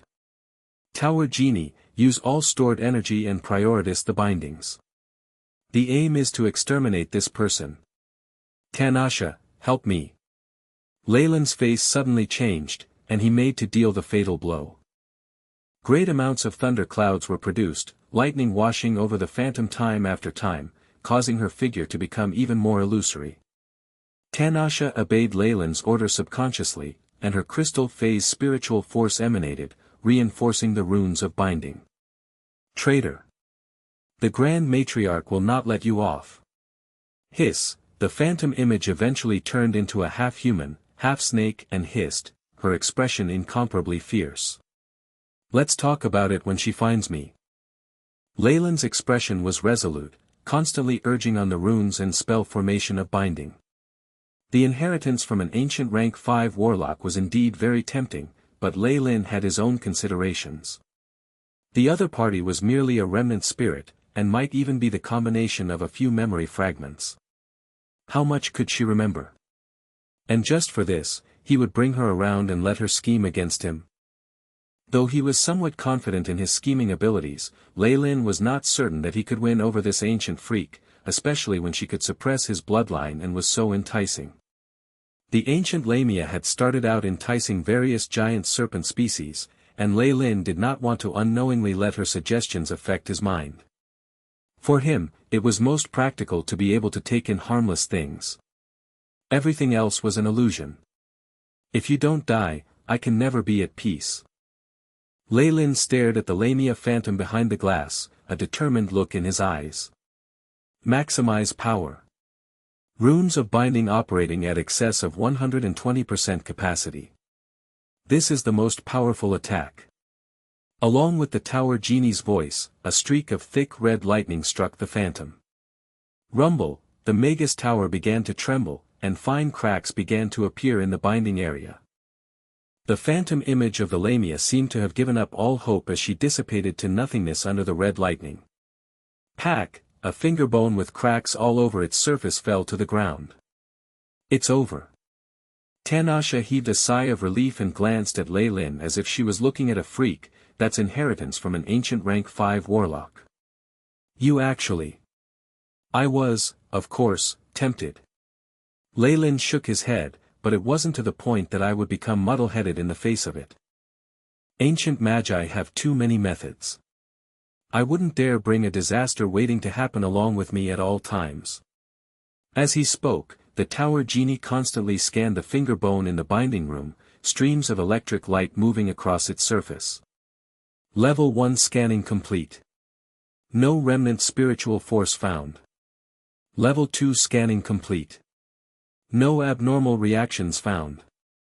Level 3 scanning complete. Confirmed total extermination of remnant spirit of Lamia. Red, green and blue rays shot out and scanned the fingerbone to and fro, not missing any spots. A streak of blue flashed in Lei Lin's eyes, and he waited till the AI chip gave the final confirmation before he issued the command, open up the protective layer. Shoo, the tempered glass split apart. Bathed in milky white light, the slightly cracked fingerbone floated to Lei Lin's hand. Though it looked like a mere fragmented bone, the rejoicing of his giant Kamoyan serpent bloodline told Lei Lin that the moment he digested this bone, his bloodline would become so pure it would be unimaginable, and might even be able to help him advance. If Mentor Gilbert were to know about this, he would immediately fall out with me in order to obtain it. What ties we have as part of the same clan, our mentor-student relationship or ethics would mean nothing at all. Lei Lin sighed inside. If not for the isolation by his Magus tower, he would not dare take it out now. Though it's best if I use it right now, it has too much research value. Besides, Lei Lin glanced at the data recorded by the AI chip. Activity of host body's bloodline increasing. Maturation period of bloodline estimated to be in 124 years, 4 months. Though it was just some physical contact with his skin and the waves and energy radiation from the fingerbone, it had the legendary effect of Lamia hair, allowing Lei Lin's bloodline to mature by a large amount. Based on the situation, I don't even need to absorb the bone. I can make use of the radiation to increase the rate of my bloodline's maturation by nearly tenfold. Looks like I'll need to stay in the Magus tower as much as possible from now on. Lei Lin touched his chin and ordered the tower genie, keep the Lamia fingerbone well. Store it based on all procedures for special grade 1 materials. Understood, Master. The little elf quickly took the Lamia fingerbone and vanished. There was no other way around it. Bloodline warlocks were extremely sensitive to this type of item. If Lei Lin brought it with him, not counting Lucian and the others, Gilbert would definitely sense it. The only way was to make use of the powerful energy isolation abilities of the Magus Tower and conceal the undulations from its aura. After taking care of all these matters, Lei Lin looked back and revealed a kind smile to Tanasha. All right. Tanasha, welcome. After going through such a secret matter together, he evidently had a better relationship with Tanasha. Making use of this opportunity, Lei Lin invited Tanasha to have a look around his Magus Tower. Glancing at Tanasha, who was immersed while glancing at the Magus Tower constructed with top-grade materials, the corner of Lei Lin's lips quirked up in a smile. Can I know more about your past? Lei Lin asked after the tour of the living room, where the tower genie had a few puppets deliver hot cocoa and desserts to them. Since I am now with Master, I have nothing to hide. Tanasha held her mug with both hands and looked pained, as if immersed in some memory. I am of the Madi lands, in the dark lunar forest at the western region of the central continent. Lei Lin listened closely. It was just another story about prophets, women and other things that gave rise to blood and hatred, which he was familiar with. He learned the name of Tanasha's enemy. Some large family in the Crescent Moon Zither Alliance. Yes. If Master could take revenge on my behalf and extinguish the Swain family, my body, spirit and everything will belong to Master. Tanasha promised, looking determined as she delivered her oath. After hearing Tanasha's story, Lei Lin did not agree immediately, but sank into deep thought. Crescent Moon Zither Alliance was a small organization in the central continent, but since he had heard of it before, there was definitely a Morning Star Magus in charge. However, that Magus was not of the Swain family, so there was a way to interfere in this. I can agree to this, but it might be a long time till then. You need to be prepared. Lei Lin watched Tanasha's eyes attentively and spoke slowly. Tanasha ran her fingers through her hair behind her ear, a wry smile about her lips. I understand. I am already very happy that Master agreed. Lei Lin was surprised. It looked like this was her only wish. All right. As for your identity, I have no way to solve that issue yet. I'm afraid you'll need to stay out of sight or return to the Forgotten Land. Do you have any plans? He asked. She lowered her head and pondered over it. I still have a few things to take care of in the Forgotten Land. All right. Lei Lin nodded. One more thing. In the Forgotten Land, there is a kobold tribe. I'll need the blood essence from the stronger ones, meaning rank 3 or above. The kobolds were rumored to have the great giant dragon bloodline, and Lei Lin was very interested in this. That's not a problem. There are many powers with conflicts amongst each other within the Forgotten Land. Battles are common. Tanasha nodded and agreed. Chapter 441, Guest. Guest. Lei Lin holed himself inside the Magus Tower after its completion. This was because the elemental particle concentration here far surpassed that of the outside, allowing his spiritual force to grow much. Furthermore, there were many high-level experiments that could only be done in the Magus Tower. Many of his previous theories could finally be put to the test. More importantly, the Magus Tower could block out the probing of high-ranked magi, turning into an elusive location which could hide Lei Lin's many secrets. With those factors coming into play, it was natural that Lei Lin almost never left the tower, and had neglected both sleep and food to focus on his meditation practice and research.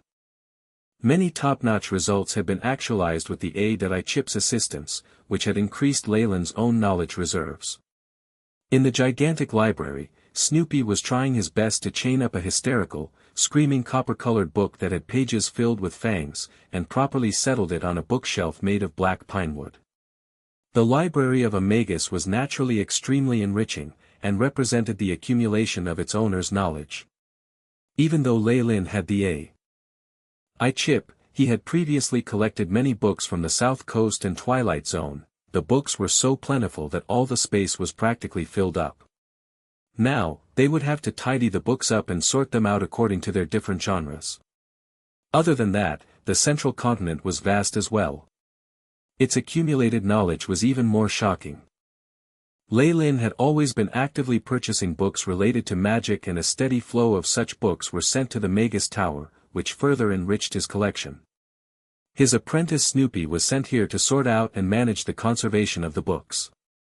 Even if it was tough, he cherished this opportunity. Not to mention the stiflingly high concentration of energy particles in the tower, the chance to read so many books freely made him so happy that he could die. Even if he had his head buried in books day in and day out, he would only have covered an insignificant portion of Lei Lin's collection. Only now did he realize the depth of his mentor's knowledge. Just the terrifying accumulation of information was enough for him to look up to Lei Lin. At this time, in a room within the library, Lei Lin was sitting before a giant study desk, quill in hand, as he wrote with lightning speed. Every second, tens of characters were jotted down, one after the other. His astonishing speed as well as the coordination of spells allowed Lei Lin to perform a miracle unthinkable in his previous life. A blue light glowed in his eyes as rows of words appeared unceasingly. He was actually trying to replicate all the information the AI chip had recorded. All done. Lei Lin looked at the messy yet seemingly organized documents on his desk, and his face revealed a satisfied expression. The entirety of the ecological garden's experimental data has been replicated. As for these, within the quicksand castle, Lei Lin's biggest gains were what he'd appropriated from the blood vultures. However, he had also found large amounts of miscellaneous data in the laboratory. Due to the lack of the core information and the receptor model, the data could not be replicated at all. But the other gains thereafter had allowed Lei Lin to see a glimmer of hope. In the spatial pouch of the green-skinned barbarian Magus whom Lei Lin had saved from a curse, Lei Lin had found some flawed research data and notes. From the looks of it, the forces in the outer circle had also obtained some data from their explorations. Even though the other party had not managed to analyze any information, Lei Lin's deductive ability was very strong with the support of the AI chip. He had instantly realized the connections between the data and the experimental information he had collected. If he was not wrong, the torn and tattered journal he obtained from the green-skinned barbarian Magus was the core data that was missing in the laboratory. Even though the green-skinned barbarian's collections were not complete, as long as Lei Lin had some form of data, albeit flawed, he would be able to derive the other information through deductions and simulations. It was only a matter of time. After interactions with Tanasha, he had further improved the core data. With his research, he gradually deciphered the experiments that were conducted in the gigantic laboratory. Studies on transferring and combining bloodlines. Lei Lin held out a part of the deciphered content and muttered to himself. Quicksand was undoubtedly an alliance of various warlock organizations, and their research on bloodlines had never ceased. Their experimental data was actually more in-depth and concrete than the research of the Ouroboros clan, which had allowed Lei Lin to reach a whole new level. I have a premonition that if I finish analyzing the experimental results and add them into my own AI chip system, my research in bloodlines would advance to an unimaginable stage, even to the extent that I can directly extract genes from rank 1 and 2 bloodline creatures and assemble them into an ancient bloodline. Excitement flashed across Lei Lin's eyes. Bloodline shackles were the greatest pains to a warlock. Those that had advanced to the peak of what their bloodlines would allow and reached a dead end would normally choose to turn their attention to research on bloodline modulation and combination. That was also the main direction of the research of the Ouroboros clan. While the three elders were looking for the purgatory world, they were also trying to manufacture an even stronger bloodline by building upon the foundations of the giant Kamoyan serpent's bloodline, and from there onwards, break their own bloodline shackles. Of course, until now, the experiments had made no progress to speak of, not to mention any hopes for success. From the looks of it, in this area, the ancient warlocks have greatly surpassed us, Lei sighed as he held the data tighter in his hands. If he did not experience a breakthrough after being promoted to a Morning Star Magus, or if his search for the purgatory world were to fail, this would perhaps be his last hope. Tower Genie. Store the bloodline research data well, at level 1 confidentiality. Lei Lin issued the command. Nowadays, he felt that it had been extremely worth it to construct the Magus Tower. If he didn't have one, let alone experimentation and information storage, how would he hide such a valuable object? Just after Lei Lin had consumed some food and was about to start research, the Tower Genie suddenly appeared before him. Master. A strong radiation has been sensed southeast of the Magus Tower, about 200 kilometers away. Estimated to be a Magus of rank 3 or above. In terms of range of detection, the Magus Tower far surpassed the AI chip. That was also one of the reasons why many Magi like to construct a Magus Tower in their territory. The feeling one got when in complete control of their territory and that nothing could escape their eyes was extremely desirable. More importantly, they were able to protect their own interests. Of course, in terms of accuracy, the Magus Tower could not measure up to the AI chip. Currently, it could only scan for energy spikes, and could not concretely tell him how many people there were or even their genders. Lei Lin was not too worried about that. Even when compared to all other Morning Star Magi, his Magus Tower was one of the best in the entire central continent. As the enemies inched closer, the accuracy of the Magus Tower's scans would increase until it could project a proper image. It's them. I'm afraid I'll have to go out for a while. Lei Lin looked at the two silhouettes in the image and stood up, feeling a headache coming on. At the same time, Kesha had arrived at Onyx Castle with another female warlock. Cubular, who was in a butler uniform, lowered his head. Distinguished Marquis Kesha, my master is currently conducting experiments in the Magus Tower. If you could rest here for a while, I'll inform him immediately. As a Manchester Bloodline warlock, his position in the Ouroboros clan was very low, and he could only admire the highly ranked magi like Kesha. If he wasn't Lei Lin's vassal, he would not even have a chance to speak to her. There's no need for that. He's already here. Kesha waved her hands, and a shadow from afar waved back. Hee. How did Senior find the time to visit me here? Lei Lin landed on the floor, his robes flowing in the wind. He nodded to Kesha as a form of respect, and looked at the other female warlock. The warlock had jet black hair that gushed like a waterfall until her waist. This was an effect of the darkness elemental energy particles in the giant Kamoyan serpent bloodline, but it matched Lei Lin's standard of beauty very well. Her fair skin, gentle facial features and voluptuous body were what made many men find her unforgettable, but what left a deep impression on Lei Lin was her wild and reckless personality. Welcome to my castle as well, Marquis Freya. Lei Lin's smile was a bit forced. Kesha, however, disregarded all societal expectations and came forward, giving Lei Lin a passionate hug. Lei Lin, I haven't thanked you for saving my life the other time. Originally, I had wanted to subsidize the construction of your Magus Tower, but from the looks of it now, you are so much richer than I am. She remotely sighed, and appeared to be jealous as she stared at the splendor of the Magus Tower not far away. Kiki. That's only some savings from a lifetime of risks. Lei Lin touched his nose and said unabashedly. All right. Freya and I came here today specifically to see you. Aren't you going to show us around? Kesha curled her mouth. In front of close friends, she behaved in a feminine manner, and was sometimes even childish. Of course, it'll be my pleasure. Please. Lei Lin wryly stretched out his hands and locked arms with Kesha. Inviting close magi to take a look at one's Magus Tower, or even to reside and perform research there, was something many magi used to strengthen their bonds with them. Lei Lin, of course, was not an exception. Thanks to the manipulation abilities of his tower genie, things that he did not want found would be hard to discover while inside the tower, even for Morning Star Magi. Hence, there was no need to fear his secrets being exposed.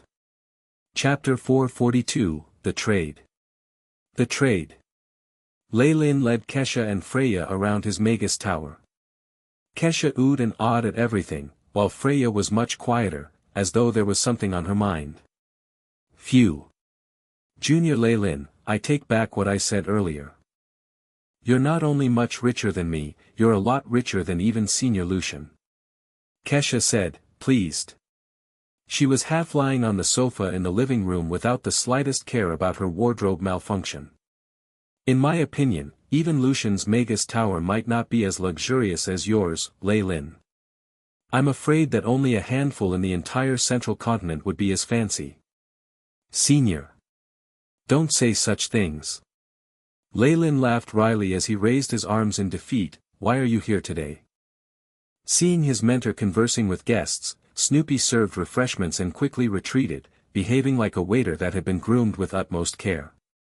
We are here to thank you, Junior, for your care in the pocket dimension. We'd initially planned to compensate you with resources, but by the looks of it, you aren't short on them, so we'll have to make it up to you through other means.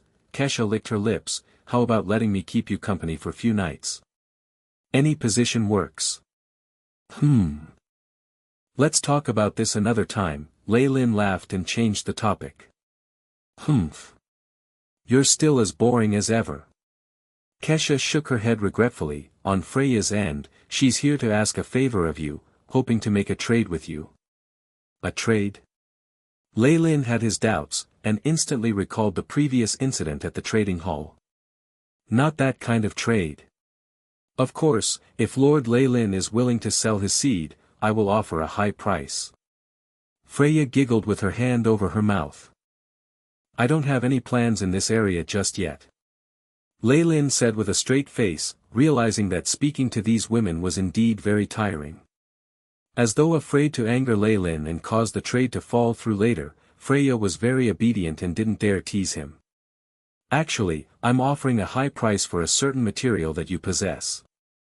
Which material? Leylin put his guard up in a split second. Bloodline crystals. Freya took a deep breath and looked at Leylin expectantly. Oh, that. A look of understanding flashed in Leylin's eyes. Bloodline crystals had the potential to strengthen bloodlines, and even had the powerful effect of purifying them. Although they did not have much effect on Leylin, a warlock whose bloodline was already purified to its limit, it was a priceless treasure to Freya whose family's bloodline was showing signs of degradation. But, how did you know about them? Although the question was posed to Freya, Leylin's eyes were fixated on Kesha. Under Leylin's gaze, Kesha couldn't help but feel uncomfortable, before sitting up and saying arrogantly, "That's right. I told her. You still have leftover bloodline crystals from the time when you performed the exchange with Mentor, right? You don't have any family, so you don't need them urgently. On the other hand, Freya is a good friend of mine, and the price she's willing to pay will definitely satisfy you." Leylin stroked his chin. What he handed out on the black scale previously was only a portion of his possessions. He still had a secret stash of a few pieces in his spatial ring. Of course, this was done on purpose for Gilbert to see. Otherwise, even a regular human would be suspicious of such a generous student. There was no way sly old Duke Gilbert would believe him to be without a trace of selfishness, especially as a Magus. Thankfully, everything went as Leylin had expected. Although Gilbert knew that Leylin had a stash in his spatial ring, he didn't pursue the matter, and instead was more assured. Leylin's secret stash was not tempting enough for Gilbert. From the looks of it, Gilbert didn't care about it, but that didn't mean that other high-rank warlocks didn't. He must have been spreading the news, or else Kesha would not have known either. Bloodline crystals. I still have one remaining piece, but you should be very clear of its value. How much can you pay for it? Leylin muttered, tapping his finger on the table rhythmically, as though struggling with the thought. In actual fact, he had already decided to sell off all the materials he had shown, or else many people would have their eye on these items. This time, it was Kesha and Freya, who were close to him. In the future, however, if crazier people like Miranda or Senior Lucian came over, what should he do? Freya and Kesha exchanged looks of joy. As long as they were willing to offer a price, everything would be settled.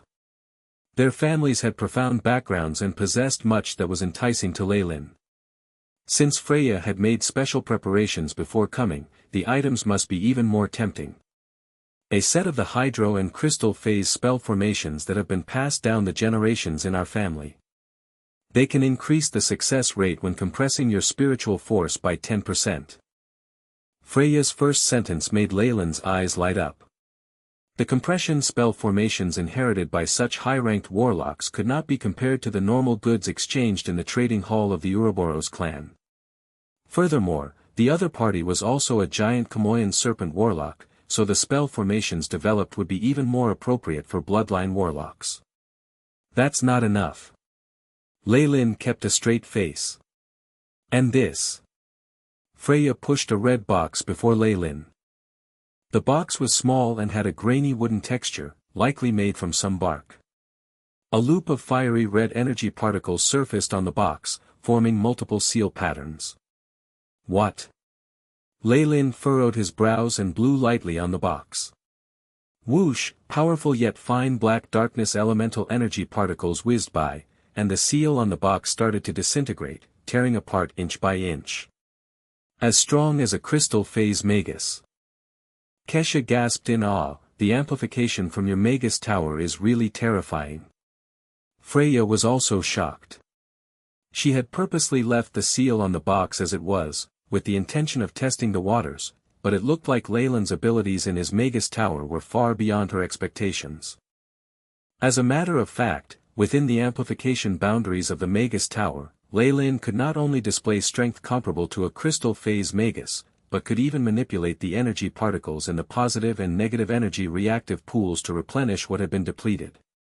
His magic power was endless.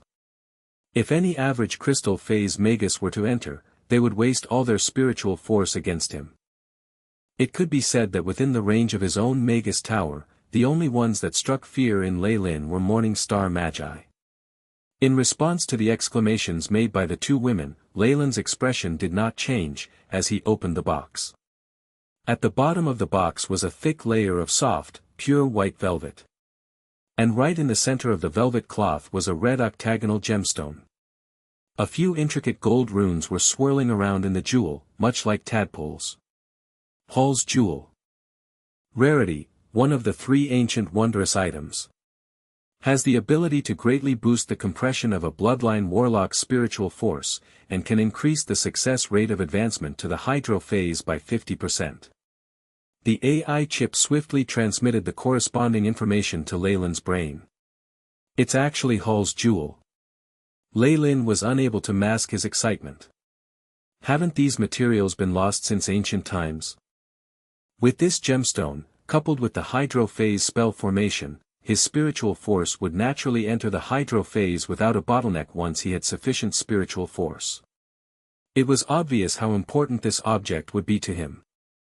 Leyland took a glance at his condition that was presented in his consciousness. Leyland Farlier. Rank 3 Warlock, Vapor Phase. Bloodline, Giant Kamoyan Serpent. Strength, 23.6, Agility, 20.1, Vitality, 39.1, Spiritual Force, 251. 7. Magic Power, 251, Magic Power synchronized with Spiritual Force. The minimum spiritual force required to enter the hydro phase is estimated to be around 300. Leyland recalled the statistics he had obtained from many simulated experiments through the AI chip. And with the Lamia finger bone, if I artificially strengthen my bloodline, the rate of increase of my spiritual force wouldn't be too slow either, and I may attain it in a few decades. The two obstacles in a Magus progress would be accumulating spiritual force and breaking through the bottleneck. Now that the problem of a bottleneck had already been solved by Freya, what's left was to slowly accumulate spiritual force. How could this not be a cause for joy?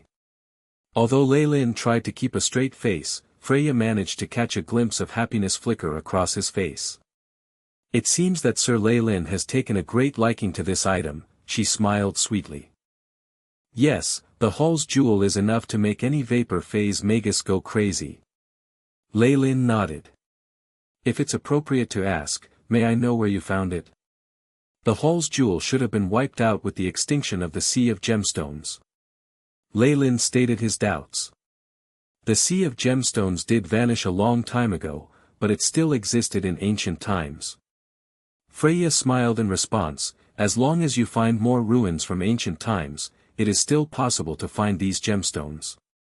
So this was the aim of their previous expedition, thinking about how they returned full of severe injuries previously, and how even the second elder was forced to take action. Leyland felt his scalp go numb, and the gemstone even heated up. I initially wanted to give it to you without any conditions, but, Freya expressed her regret, but Leyland was secretly afraid. Thankfully, he owned something that she wanted, or else he would have a hard time deciding if he should accept the Hall's Jewel should she have really sent it over as a present. Once he took the bait, the other party would tempt him with more benefits in the future, landing him in a trap until he willingly married into her family. Sadly, in the history of Magi, many with shockingly excellent inherent skills but yet without a background or much status were enticed into marrying into other families in this manner. Although both parties would be satisfied in the end, Leyland was different from them. Chapter 443, Living in Seclusion. Living in Seclusion. Compared to those warlocks who were talented but had no background, Lei Lin was much more extravagant. With the AI chip in his hands, his learning and operating abilities were far better than other common magi. These in turn resulted in increased productivity, allowing him to earn sufficient resources for his practice and research. Hence, he did not need to look for support from a large clan like other magi did in order to obtain the required supplies, academic knowledge and so on. However, due to the many secrets he had no choice but to stay alone as much as possible and conceal his secrets in the darkness. As such, until now, he had never once thought of finding a partner. Those times when he slept with women were only to have fun, or to satiate his needs. If Freya used the Hall's jewel to seduce him, that would be a headache for him.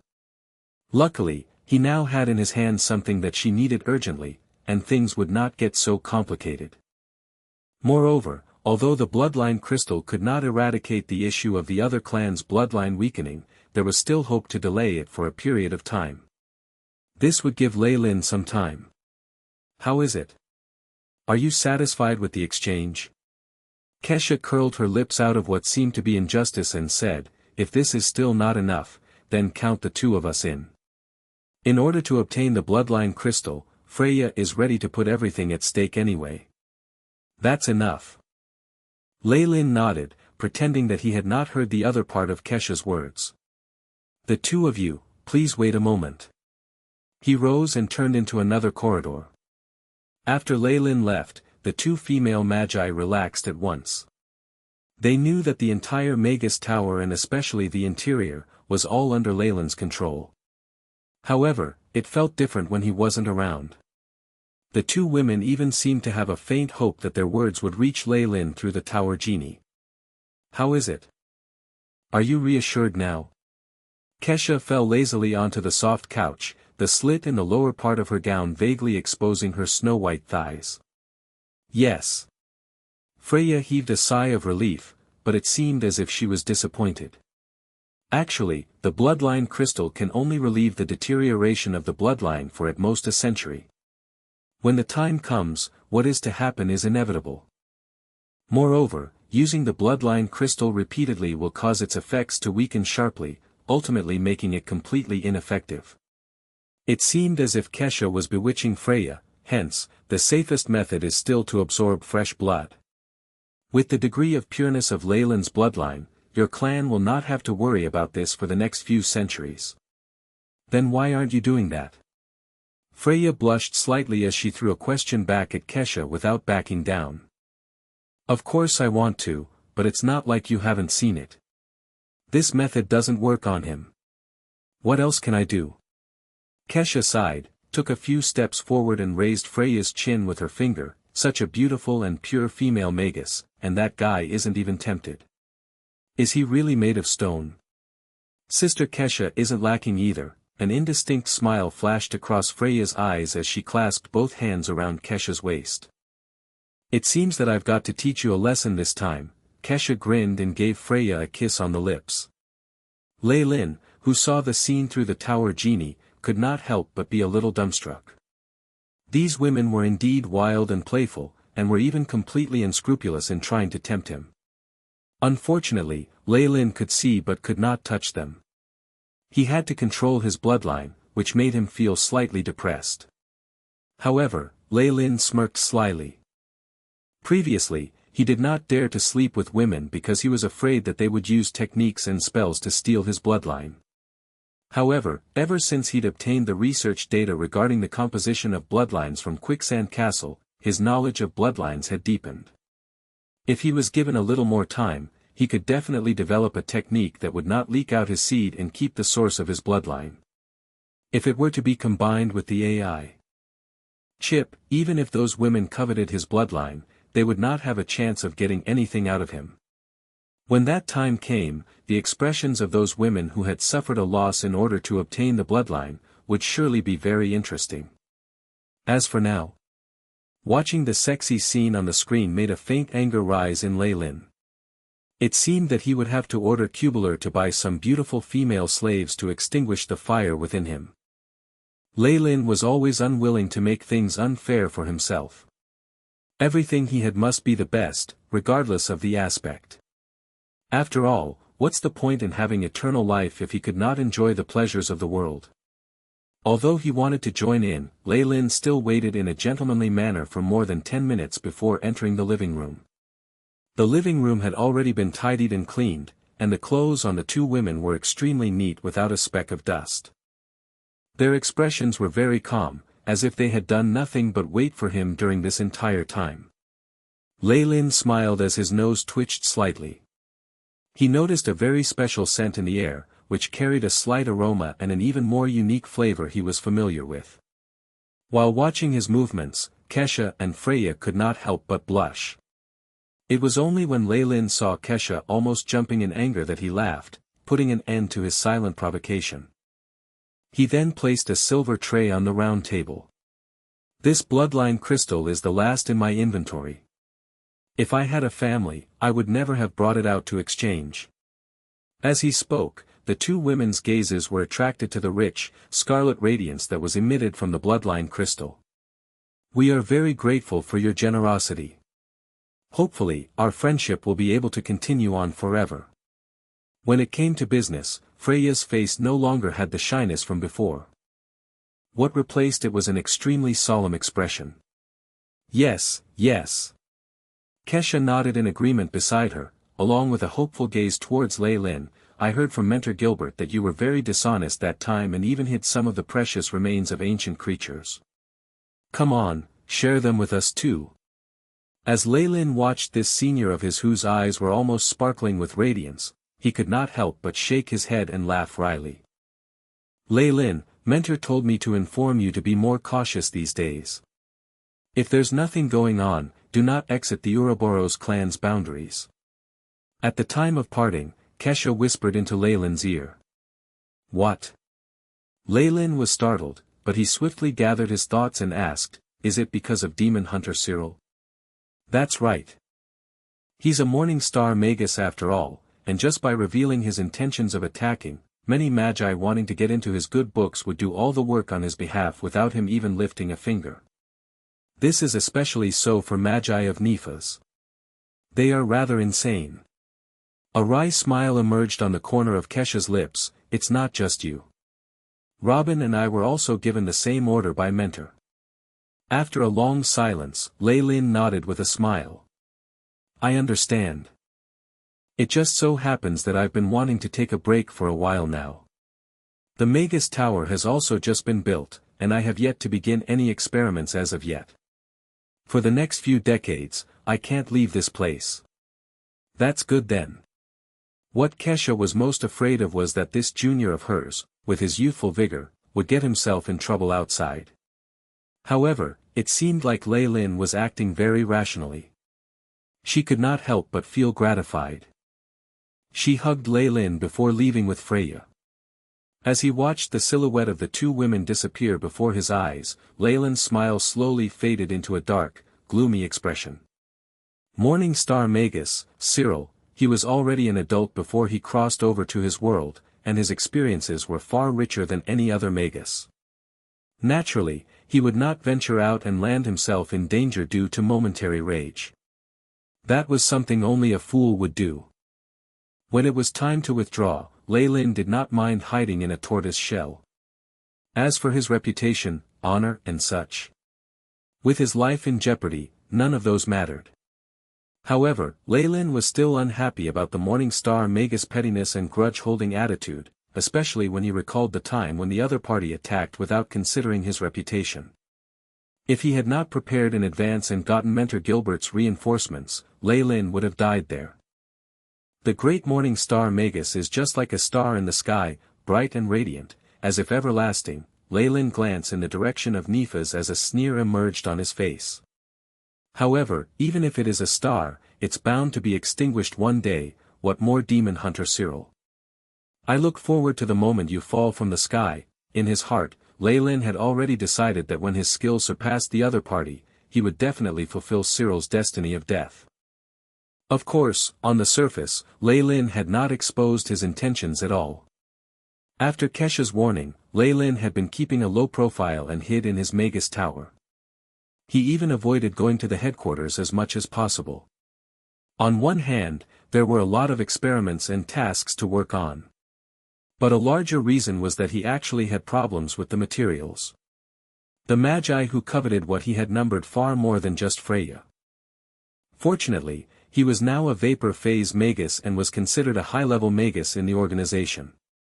Furthermore, after building the Magus Tower, he was comparable to a crystal phase Magus in his territory and could not be trifled with. In addition, many Magi would reconsider and wonder if it was worth it to offend a promising young man like him just for material items of lesser significance than Leyland's potential. As such, his days went by relatively peacefully. Of course, this was all possible since the fact that he had secretly ordered Tanasha to carry the resources had not been divulged. If not, there was no need to think about the effects this would have on the Magi's relationship with Leyland. Even Morning Star Magi would get involved. He obviously hoped to sell those items as soon as possible to avoid others having their eye on them. After all, this bit of his harvest was only a drop in the ocean for him. However, if he sold them too easily, it would very likely attract suspicion. This was why the whole process had been delayed. After a year of waiting, Leyland finally had the opportunity to sell off the rest of the remains of high-energy creatures in his possession at a high price, by commissioning the Ouroboros clan to auction it. These items were ultimately bought by Lucian. Chapter 444, Century. After settling the troublesome matters, Leyland's life sank into complete serenity. Every day, other than meditating at fixed times and using the Lamia fingerbones radiation to mature his own bloodline, he was cooped up in the laboratory. He had already completely recovered the information on bloodline combinations. Besides that, he would patrol his territory and mentor Snoopy on occasion. Such peaceful days were hard to come by. With the passage of time, his strength was slowly increasing, and was something worthy of rejoicing over. Before anyone knew it, Leyland's authority had been firmly set in place in his territory. The gigantic onyx castle towered on this piece of land, becoming the nucleus of power in this world. With the years rolling by, it left its mark on history. Apart from being indestructible, the castle now had some history to it, which was something only the castles of true nobility could accumulate. The only constant was the huge Magus tower nearby, its everlasting glow seemingly eternal. Inside the tower, Leyland lay on a huge experimental desk half-naked, his firm muscles visible. A few robotic arms were holding a translucent crystal ball above him, releasing blood-red rays that swept across his body.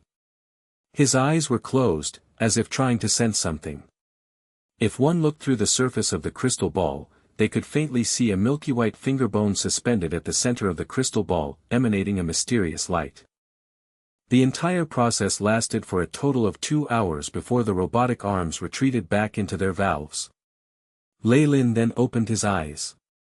However, his pupils had now turned amber, still containing an ominous glint. The moment he opened his eyes, the tools in front of him all became ash-gray, turning into stone. The alarms from various apparatus began to ring unceasingly. Leyland lowered his head, deep in thought. The bloodline is too rich, that can be a problem as well.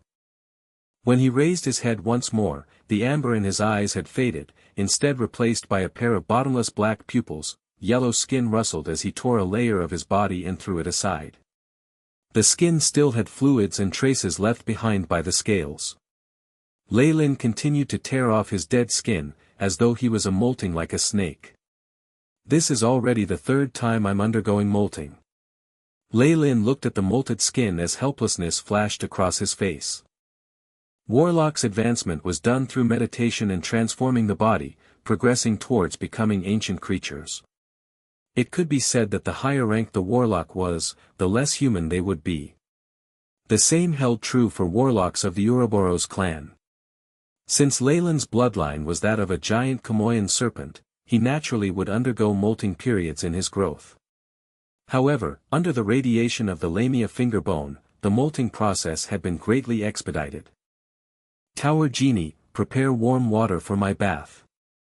The Tower Genie acted quickly under Leyland's order. Before he'd even reached the designated bathroom, steaming hot water had been prepared. Water elemental particles had been condensed into a pure liquid, and had been made extremely suitable for the bodies and skin of warlocks through specialized proportions. Lei Lin lay contentedly in the bathing pool made of black marble. As he looked at his fair and smooth skin, his eyes faintly phased out. Every single time he molted, his strength would see a rapid increase. The rate of his advancements recently had been truly terrifying. Lei Lin looked at his palm. Who would have thought that these ordinary slender hands could hide such extraordinary power? How time flies. This leisurely life of mine has gone on for a century now. Lei Lin sank into deep thought. Indeed, nearly 100 years had passed since his foray into the Forgotten Land. Such a long period of time was enough for commoner families to have passed between 4 to 5 generations, yet all this did for Lei Lin was make him look more mature. Given his life expectancy as a high-ranked warlock, he could be said to still be in his teens. In this last century, Lei Lin had maintained a low-profile lifestyle, immersing himself in research and drawing links between his own knowledge base and that of the central continent. He had even reached the boundary in multiple areas. The AI chip's data had also been updated several times. Lei Lin Farlier, Rank 3, Hydro-Phase, Warlock. Bloodline, Giant Kamoyan Serpent, Strength, 30, Agility, 30, Vitality, 45.5, Spiritual Force, 315. 6. Magic Power, 315, Magic Power in synchronization with Spiritual Force. Through the Lamia Fingerbone's maturation of his bloodline, even without the consumption of spiritual force potions, Lei Lin's spiritual force increased day by day, up to the point where he fulfilled the requirements to advance to the Hydro phase. 20 years ago, Lei Lin had used the Hall's Jewel and Hydro phase spell formation to finally condense his spiritual force, breaking out of Hydro phase. There were, even more, merits to the maturation of his bloodline. His strength and agility, which had stagnated for a long time, experienced an exponential growth, while his vitality steadily increased as well. Once both strength and agility reached 30, Lei Lin knew that even the Kamoyan giant serpent bloodline could not lead to an indefinite increase in these areas. This was probably his current limit. Similarly, the increase in vitality from every consecutive molting was diminishing. It seemed like it, too, would slow to a crawl. Lei Lin clenched his fists, feeling the surge of strength within. Just the radiation from the Lamia fingerbone could bring about so many benefits, he muttered to himself as he felt the increase in power from the molting, his blood bursting with vitality. Outside the bathroom, two pleasant voices similar to that of an oriole sounded, "Master, it's time for lunch." Lei Lin smiled and exited the bathroom. Two teenage girls in maid costumes were kneeling on the two sides of the bathroom. They showed not a tinge of bashfulness when he walked out stark naked, using a large white towel to dry him and dressing him in a loose robe. It was clear that these two emitted energy waves unique to rank 1 magi, and they possessed a special charm. They were actually warlocks. Even though they were only rank 1 and did not have a pure bloodline, they were still hard to come by. They were warlocks under Lei Lin's guidance. The two were actually sisters who came from the same family tribe of giant Manchester snake warlocks. Due to the restrictions of their bloodlines, their position in the Ouroboros clan was very low. Once Lei Lin had released news that he was hiring, the family had immediately sent these two sisters to serve him in his tower. The Magus tower was extremely dangerous. Even its living quarters had large amounts of radiation, and commoners would not be able to live on the premises. Only magi were suited to stay within. Lei Lin's Magus tower was naturally only open to a few of his acolytes and subordinates. Even though they were only given access to the living areas and a few laboratories, it was more than enough for them to be moved to tears. Mentor. In the dining hall, Lei Lin saw Snoopy. That kid had already advanced to become a rank 2 warlock. For his black Horal snake bloodline and meager natural aptitude, it was considered a great feat. Lei Lin nodded his head lightly and sat at the head of the table. The two twin sisters immediately served delicious food. How's the cleanup of the library going?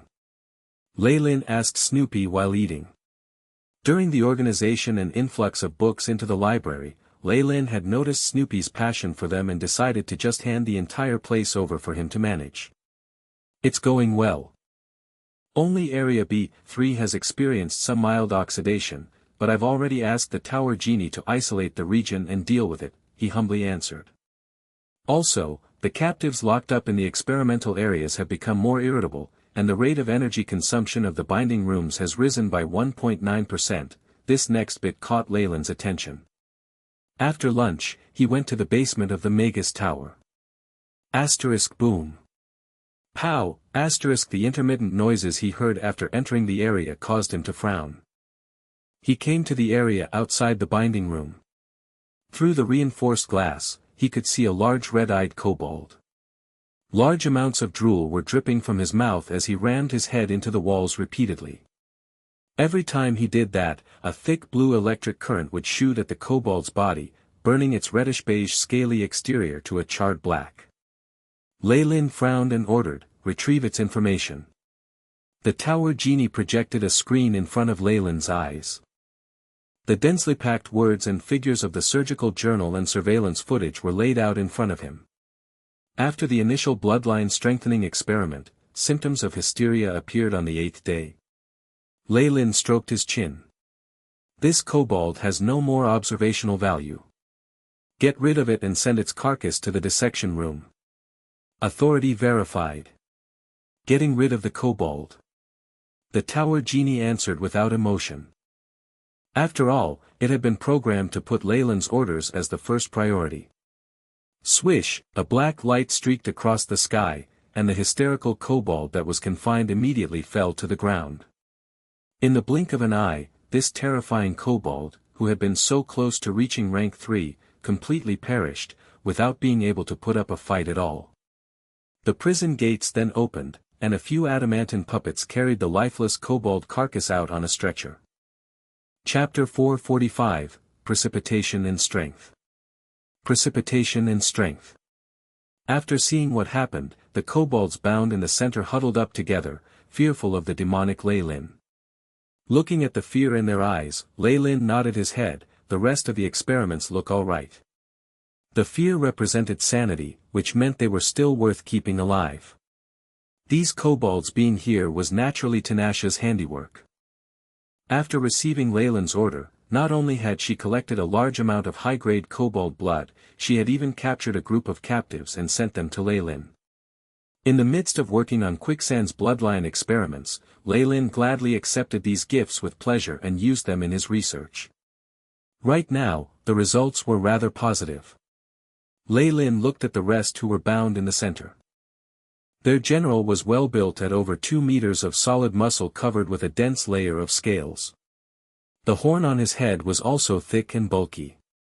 I did not expect the rumors about the kobolds possessing the giant dragon bloodline to be true after all. Leylin took out a tube of golden blood from his pouch. The tube of blood carried a powerful aura. Even the cowering kobolds who were covering their heads in the corner raised their head unanimously and looked at the tube in his hands, their eyes filled with desire. The quintessential bloodline of the ancient red dragon. Leylin gasped.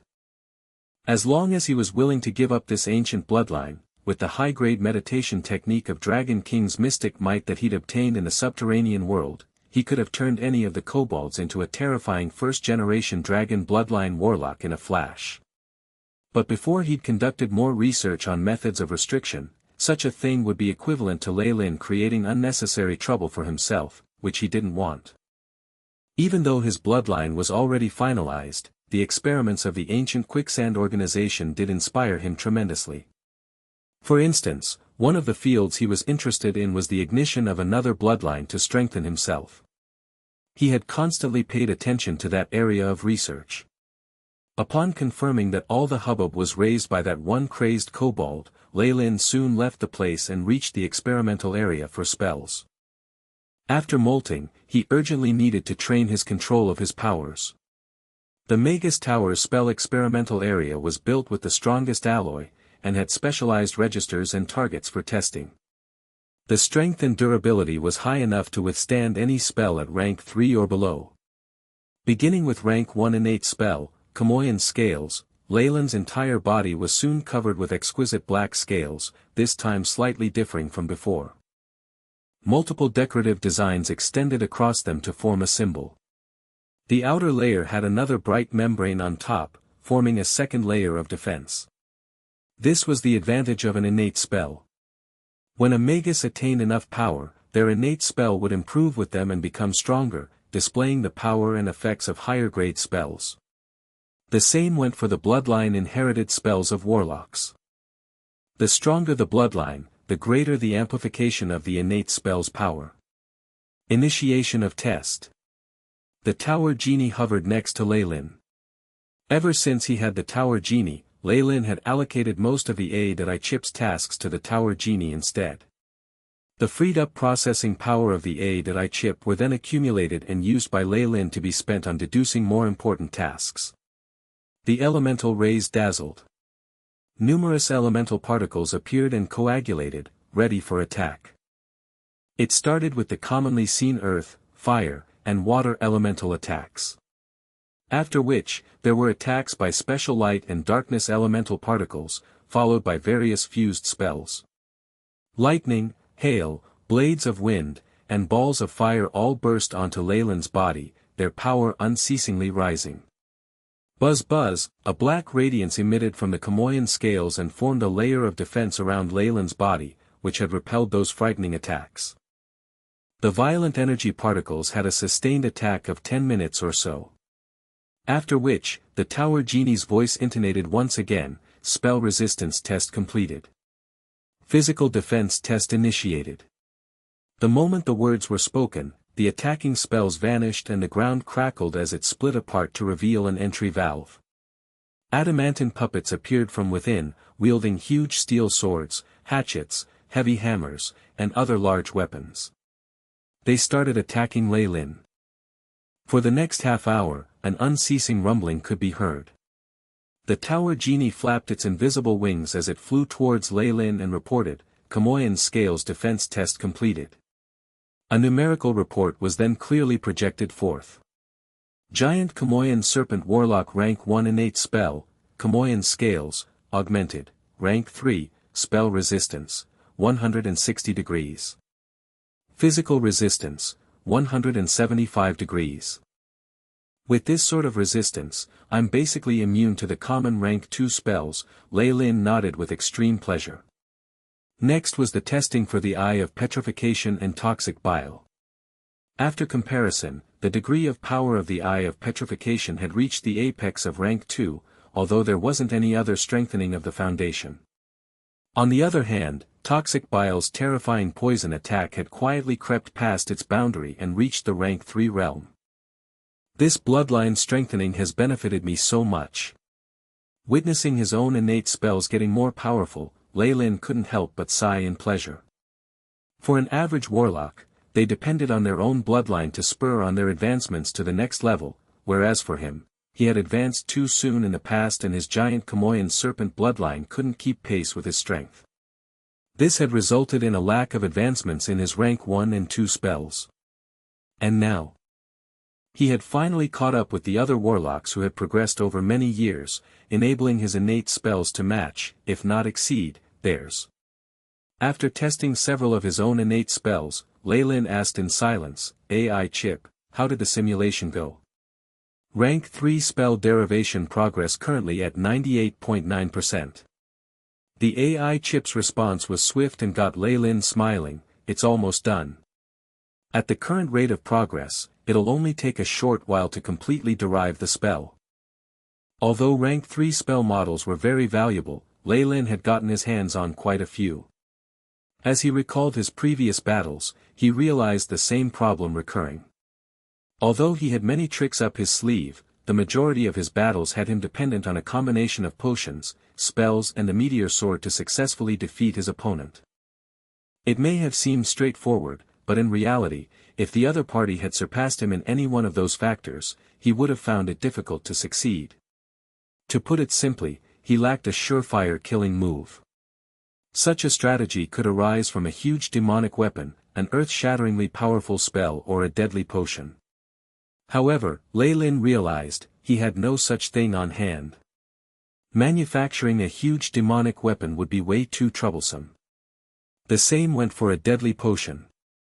There were material costs and they had limitations to them. As such, after much deliberation, he decided to bring forward the AI chip's derivation of a powerful spell, which was tailored for him. In order to see this matter to completion, Lei Lin gave his full attention and had stopped himself from many other missions. He even had the Tower Genie share the burden of the AI chip. He wanted to maximize the use of the AI chip's processing power. As such, everything had progressed smoothly. According to the latest estimates, this new spell will have at least 300 degrees of power. Common crystal phase magi will not dare underestimate me, and it'll be useful enough below the Morning Star realm. At this juncture, the light faded from Lei Lin's eyes and was replaced by a hint of gloom. In his previous expedition to the Forgotten Land, they had offended the Morning Star Magus, demon hunter Cyril. Although Cyril didn't declare any intentions to seek revenge, there were many rank 3 magi who wanted to get in his good books, and quite a few of them were at the hydro and even crystal phases. Therefore, under such tremendous pressure, Lei Lin had withdrawn and holed himself in his territory for a long time, coming out only when necessary. Every once in a while, there would be a few ignorant trespassers who would gallantly cross the border. They were almost always discovered immediately and brought to Lei Lin. Under the amplification of his strength by the Magi Tower, Lei Lin had powers parallel to that of rank 3 Magi. As a result, he managed to defeat the few trespassing Magi easily, the deaths of those Magi affording him some bit of reputation. Over time, fewer and fewer Magi tried to trespass. Additionally, with the ability to deduce spells, Lei Lin's confidence soared. Relying on those trump cards, he could fight on par with crystal phase Magi without relying on the tower. He felt that the time was right. Truth be told, it was frustrating for Lei Lin to be cooped up for close to 100 years in a single territory. Before this, I'm afraid I would still have to make a trip to the Ouroboros clan to see if there's anything profitable for me.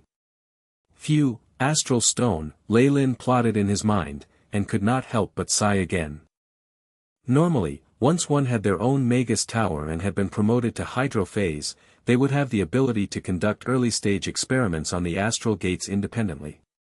Unfortunately, Lei Lin had not taken any actions for a long time to come. The only reason behind that was because he lacked the key ingredient, the astral stone. It was the base material for the construction of an astral gate, and at the same time a core battling resource held by Morning Star Magi. They were rarely circulated in public, and required a trade with other rare or valuable items. At the moment, Lei Lin did not have the connections to carry out such exchanges. In fact, Lei Lin could not even make up his mind even for the trading of mundane objects. It was not due to the fact that he did not have enough enticing treasures to put forth, but that many of the objects he possessed were better off not being exposed to others. For instance, the essence of the ancient red dragon bloodline and the yield from the blood vulture's nest. He could have easily exchanged any of these objects for astral stones. However, he could also have attracted unnecessary attention from other Morning Star Magi.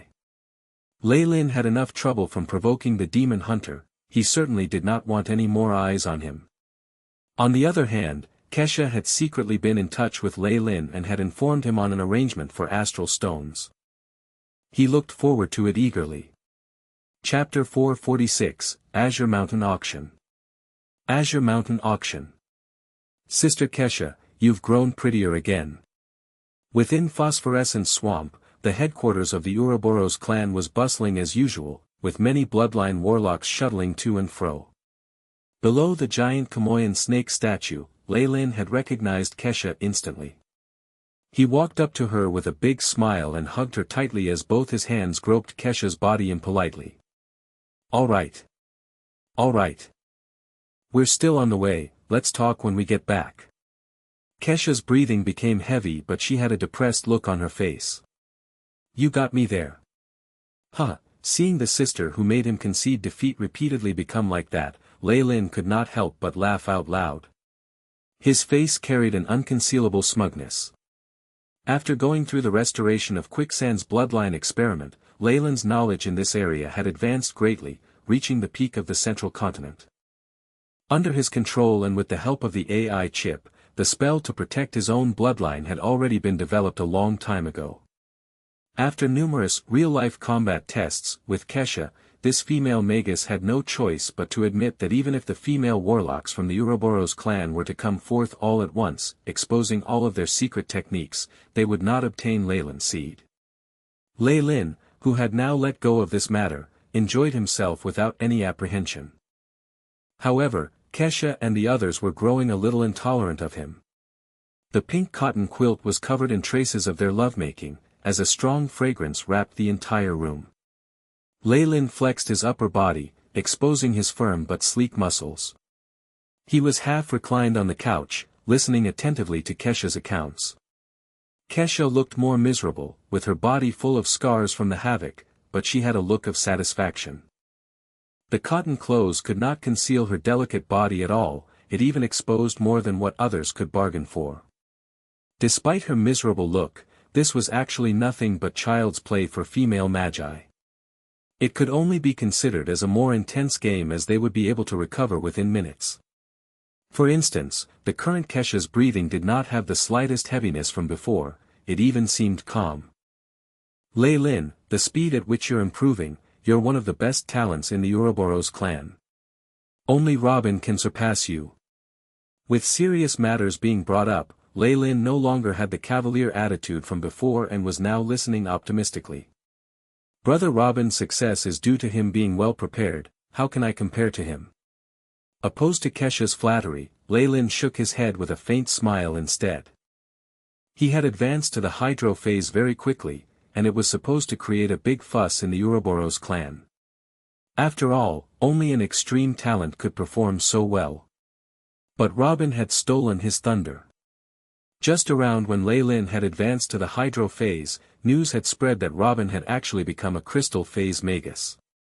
Hydro phase magi were not very rare in the central continent, but it was a different scenario with crystal phase magi.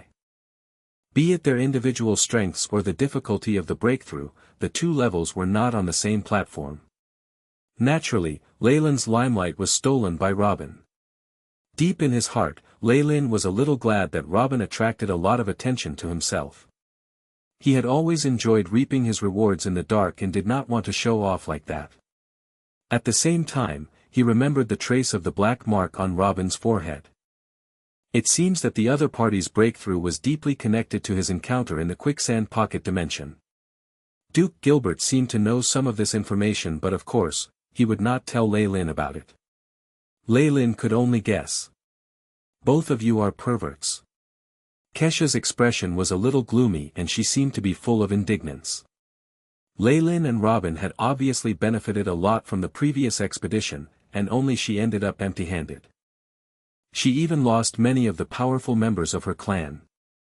What was worse was that when they were hunted down as fugitives, the responsibility was on all three of them. Chivalrously, Lei Lin wrapped his arm around Kesha's slim waist and began to comfort her in a soft voice, all right. It's already been over 100 years, those people must have already lost their patience.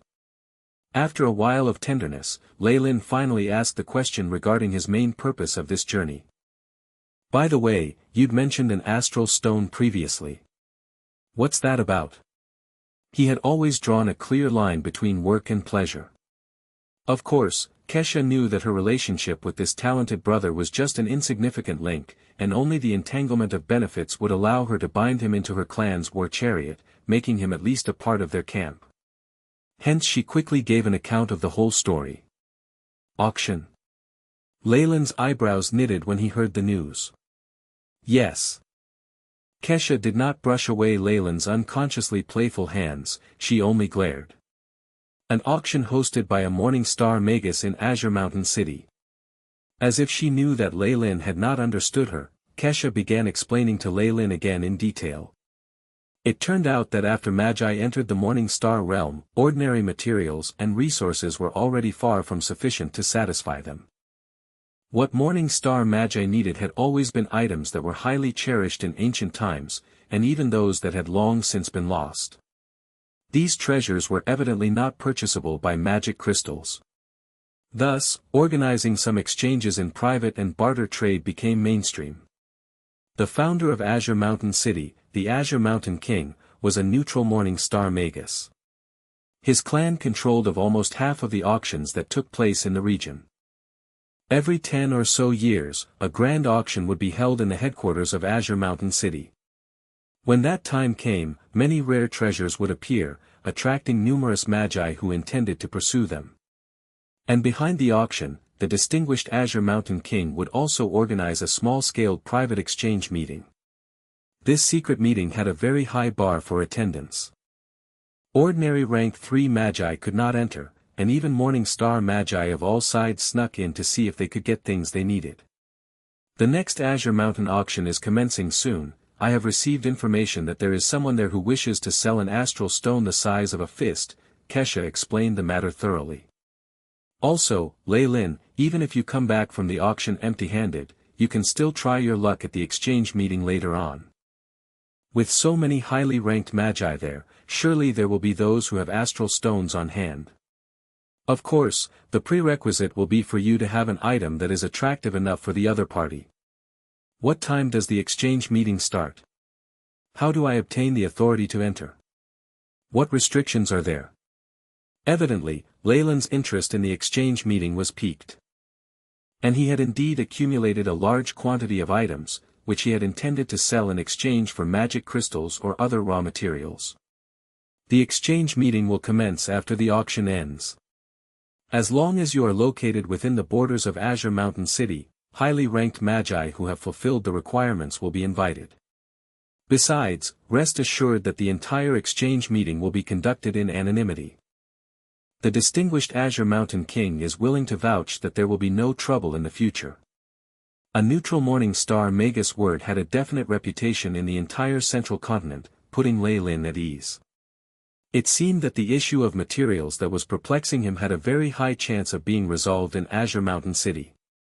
Moreover, after being low profile and living in seclusion for such a long time, it was about time he went out to roam around. Lei Lin, who was in high spirits, pulled Kesha into a new round of war once again. Marquis Lei Lin. Good afternoon, Marquis Lei Lin. On the way to the headquarters, a smile hung on the corner of Leyland's lips as he greeted the surrounding royal warlocks who passed by from time to time. Occasionally, he nodded in response, which got the low-ranked warlocks overwhelmed. As of now, he was considered slightly famous in the Ouroboros clan. On the contrary, being Gilbert's disciple and having the talent to break through to becoming a hydrophase magus was secondary. The primary reason he became famous was still the technique of protecting his seed. Ever since the test with Kesha and Warlock Miranda, the crazy women in the Ouroboros clan rarely bothered Lei Lin anymore. If they solely wanted pleasure, there were many boy toys in their clans. There were all sorts of males, rough ones, weak ones, and also uniquely delicate boys. They did not have to bother Lei Lin. Furthermore, there were also many male warlocks who came to Lei Lin with attractive conditions, in hope of acquiring the results of his research. Undoubtedly, these were all rejected by Lei Lin. The mere consequence of offending the warlocks in the Ouroboros clan made Lei Lin somewhat eager to avoid it, not to mention the possibility of his bloodline research results being spied on through those techniques. He could use it for himself, but once he spread it, he would be provoking all the women in the Ouroboros clan. Lei Lin was not such a fool. From afar, Lei Lin spotted someone familiar and he immediately went up to greet her. Good day, Miss Miranda. It's Sir Lei Lin. Ha! Today's weather is great. Oh. I just remembered that I still have an experiment to conduct, please excuse me. Miranda laughed casually and left quickly with an excuse. Watching her enticing back, Lei Lin rubbed his fingers as if he remembered the alluring scent she had while in bed. He could not help but let out a smirk. Previously, he had left her in an extremely miserable state. Now, it seems, Miranda had developed a slight fear of him. Ley came before Gilbert's villa along his stroll. He was about to knock when the door suddenly swung open and a figure walked out of the villa, almost bumping into Ley. "Brother Robin." Ley scrutinized the current Robin carefully. The crystal phase energy waves on his body were very obvious. It seemed that he had completely stabilized at that level. In addition, the veins on Robin's forehead seemed thicker and more distinct, and the black mark flashed with a strange luster. "Ley." Robin smiled. His facial muscles seemed rather stiff, as if he had not smiled for a long time. "I still have some matters, I'll be leaving first. Mentor is inside." Robin exchanged a few words with Ley and left in a hurry. As he watched Robin leave, Leyland's entered a moment of deep thought. Chapter 447, Arm of Vengeance. Arm of Vengeance. In the past Robin, being one of Gilbert's students, was very popular. He was very patient, meticulous and was capable of making people feel comfortable with his presence alone. Hence, he was able to hold a high position, somewhat alike to a supervisor, in the clan. He had changed ever since he entered the crystal phase, though. His temper went foul and he lost his position and did nothing but idle all day long. Upon recalling this matter, Ley couldn't help but feel saddened at the thought. Ley entered the villa, and met Duke Gilbert in the study. Gilbert's face did not change at all, not a strange of facial hair nor visible pores which made him look as smart as ever. With all these combined with his shiny and smooth head, he did look a little sly and terrifying. Yet to Ley, Gilbert was a good mentor who strived his hardest to teach him. Hence, he bowed to the man respectfully and told him the reason for his arrival. "It'll be nice to take a trip outside." Gilbert leaned against the couch, beverage in hand. Ley could occasionally spot little mermaid-like creatures appearing in the drink. "With the passing of a century, I'm sure Cyril has forgotten all about you. Even those fugitives aren't that patient. You really ought to travel outside." But, Gilbert paused for a while. "If Mentor needs anything, feel free to ask." Ley felt excited as he knew that Gilbert might have some tasks for him to carry out. "Since you're leaving, why not just take up this task?" Gilbert flung out a scroll. "The warlocks of the Ouroboros clan have to periodically finish tasks for the organization as a form of contribution. Even though you are my disciple, you can't keep idling around. While you're traveling, you should just finish this task." "Yes, Mentor." Ley bowed as he obediently agreed and left. He unfurled the scroll in his hand after he walked out of the villa. "Spiritual force data interface detected, accept." A prompt immediately popped up from the AI. "Chip." "Yes." Following Leyland's order, a string of messages immediately entered his brain, and were imprinted directly into his memory so that he wouldn't forget them easily. This is actually an extermination task. Phosphorescent green flames lit up in Leyland's hand, burning the scroll to ashes. Yet, he was expressionless. The task was actually very simple. He had to go and exterminate a base of people rebelling against the Ouroboros clan. Even though they reigned supreme in this area, they had eliminated many influential clans and even commoners when they first set foot here. The surviving members of those clans held the desire to conquer. Additionally, as with all regimes, there were also clashes with the interests of the indigenous population, creating friction. All these led to the rise of opposition parties. Even though such organizations were weak, having not a single morning star Magus, they often concealed themselves well and it was difficult to identify their locations. Yet, once they were found, they couldn't escape their destiny of extermination. Gilbert's task for Ley was simply to eliminate the most recently found base. This is basically a dirt job. Ley sighed, but he knew that this was inevitable. Having joined the Ouroboros clan, he knew that it was necessary for him to do some of the things he did in order for him to gain trust from the organization. Furthermore, through applying such pressure, they would be able to keep the new warlocks involved in the war. In reality, one of the advantages of being Gilbert's student was that he was given such a simple task. Lei Lin was considered to have been given preferential treatment to have been assigned tasks of just moderate difficulty level. The location of the mission is Doroi Forest, en route to Azure Mountain City. Just as well. I'll take care of them en route, then head to the auction. Lei Lin decided. Their limestone pavement was dotted with litter, creating a messy and chaotic environment. From time to time, one would be able to see, on the streets, traces of the domesticated livestock such as cows and horses that had been moving about on the pavement. A strong odor emanated from the overflowing groundwater which had formed water puddles on the roads. This was a quite normal scene in a city of commoners. The advancements of the Magus world did not spill over into the world of mortals. The only improvements on that front were that one could now earn enough food to feed their whole family. Lei Lin was strolling along. As soon as he'd accepted the task, he left the general headquarters without hesitation and headed to his current location. If the directions weren't wrong, this was where the Ouroboros clan had set up a secret division, and also where their agent had found the rebels. After using a transfiguration spell, Lei Lin's aura was equivalent to that of a rank 1 or 2 Magus. Despite Gilbert mentioning that Cyril would not care about him, Lei Lin still wanted to be as cautious as he could. After all, Cyril's subordinates were crystal phase magi who may be keeping an eye on them. Lei Lin had to make some preparations to butter him up. According to the house number, Lei Lin came to a house that looked like a normal bar and knocked on the door. Knock. Knock, asterisk. After 10 minutes or so, an impatient voice called out. Who is it? We don't open in the day. I'm looking for Tamansi. Lei Lin's voice was deep and low. You're looking for our boss. What's the matter? A golden-haired brawny man opened the door as he stared at Lei Lin with caution.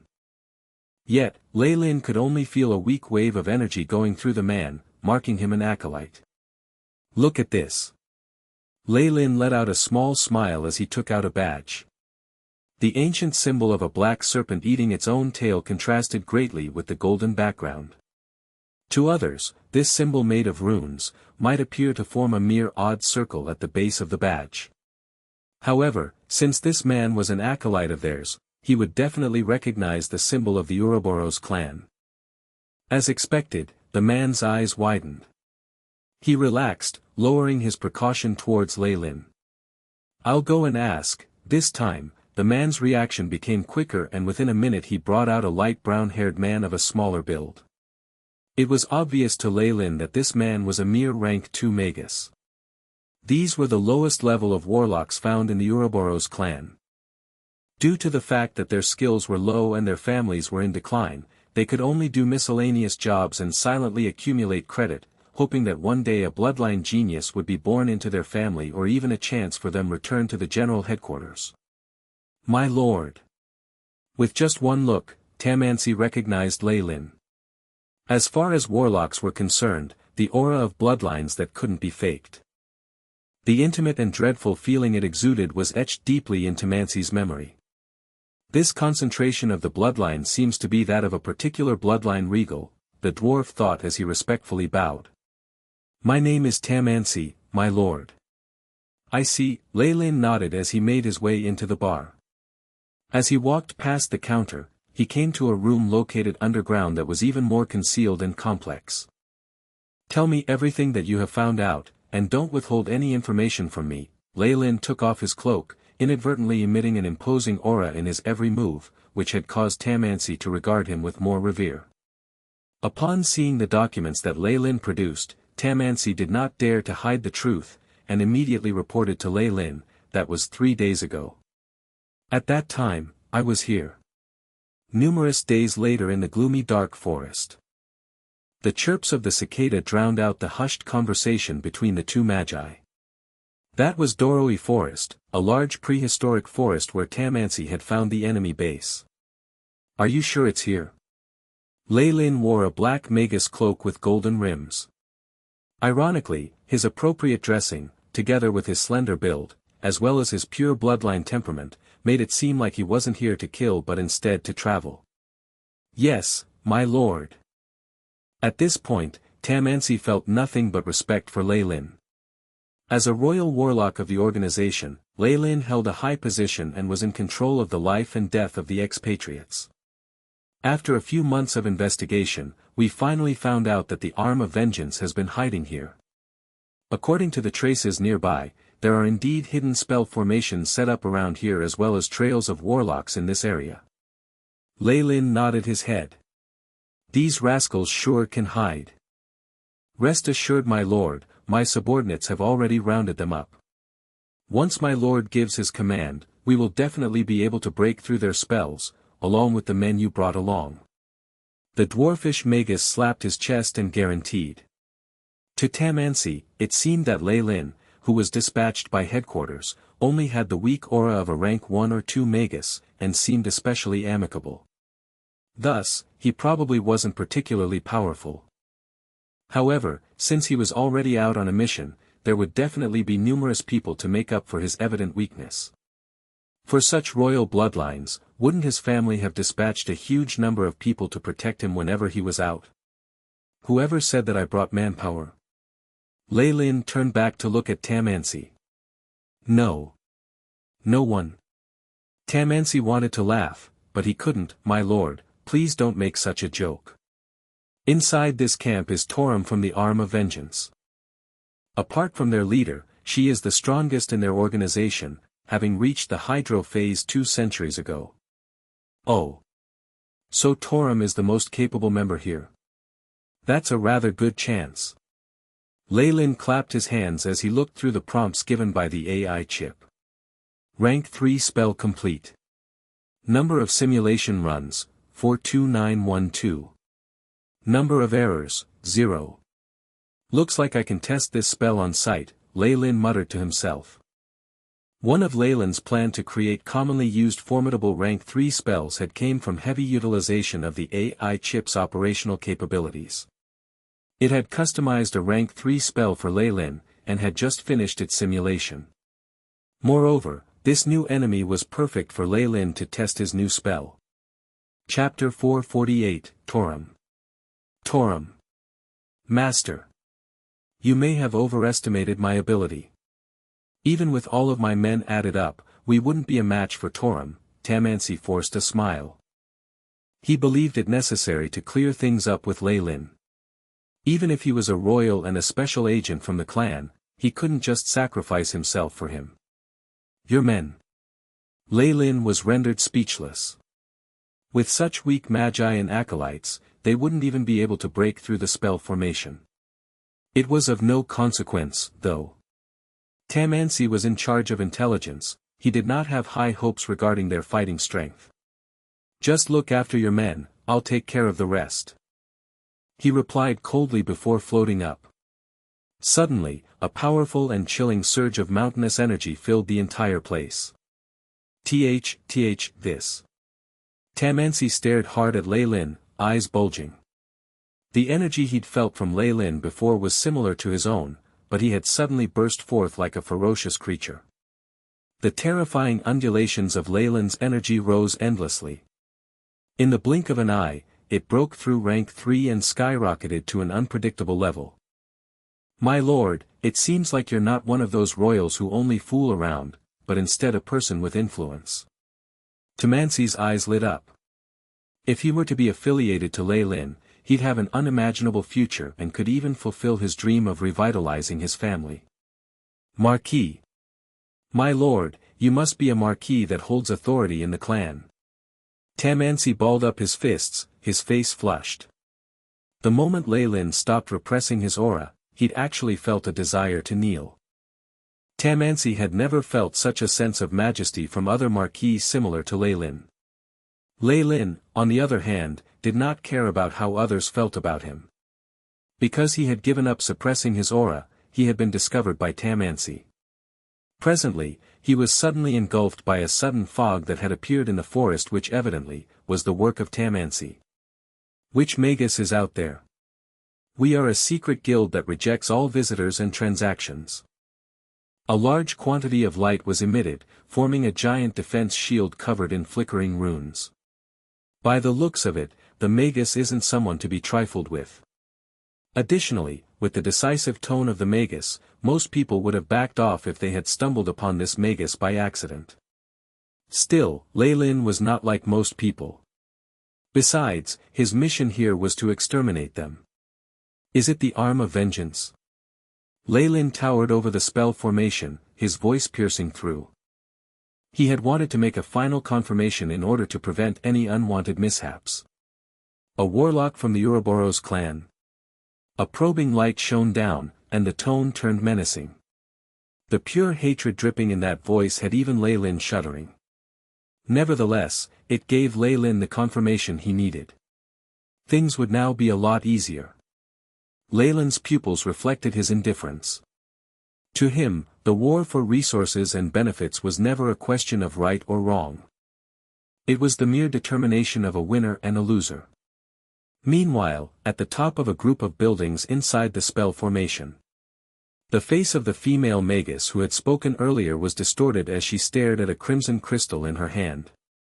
A female Magus who looked to be in her teens, cheeks still chubby, arrived at the side of her mentor and asked, "Mentor, what's wrong?" "It's the Ouroboros clan. Those damned warlocks have managed to track us here." The woman appeared to be in her 30s, with a voluptuous body. She would be a stunning beauty were it not for the huge cross-shaped scar across her face. Ouroboros clan. The youth inhaled sharply. That name brought about images of demons, of a monster dens and other terrifying creatures.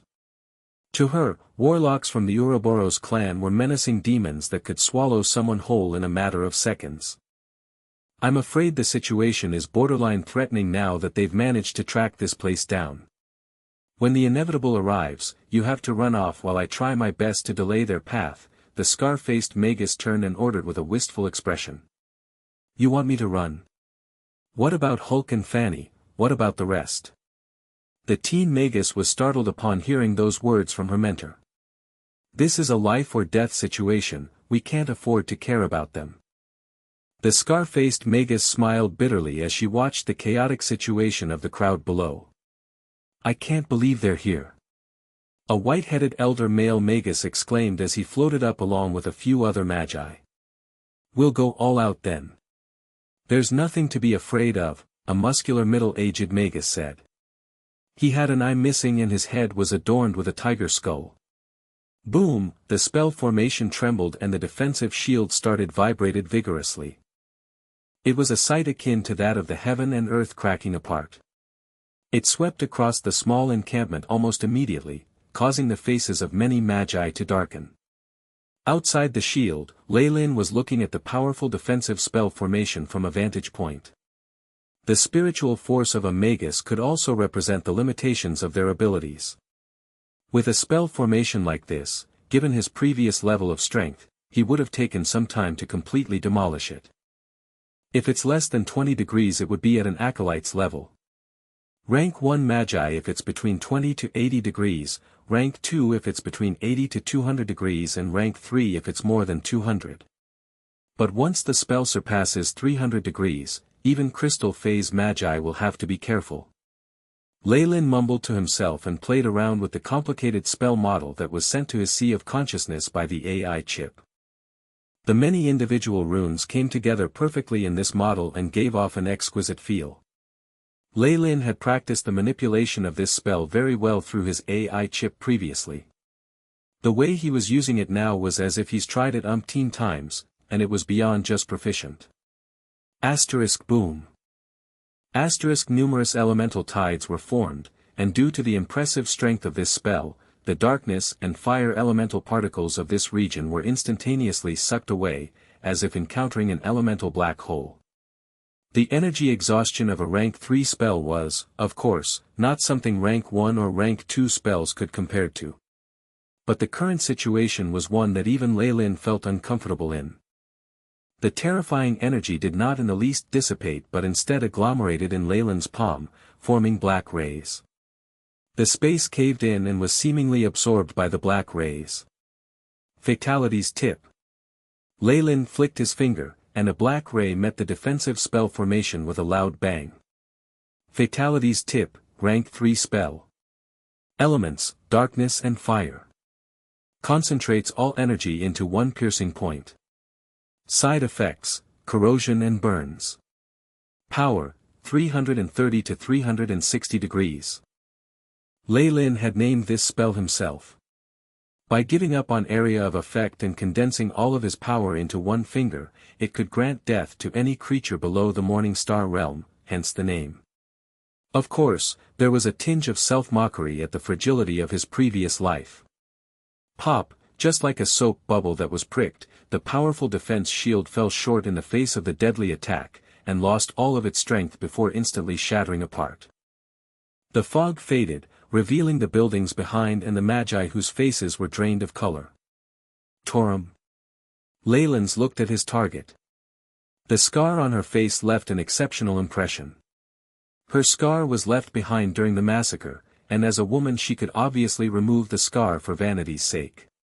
But for the memory of her hatred, she had kept it on her face as a reminder. More often than not, people like these were extremely heartless and were people whom Lei Lin had to pay more attention to. Only one. A rank 3 Hydro-Phase Kamoyan warlock.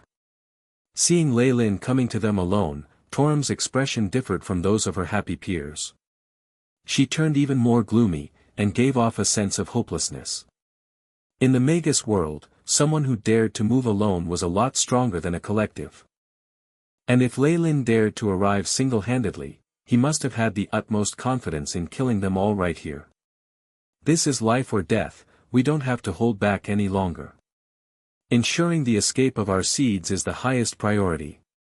Torm commanded. Of course, I've been wanting to take the lives of Kamoyan warlocks since long ago. I'll skin him alive and use him as a carpet. The tiger skull Magus remarked with hate, shooting a dirty glance at Lei Lin.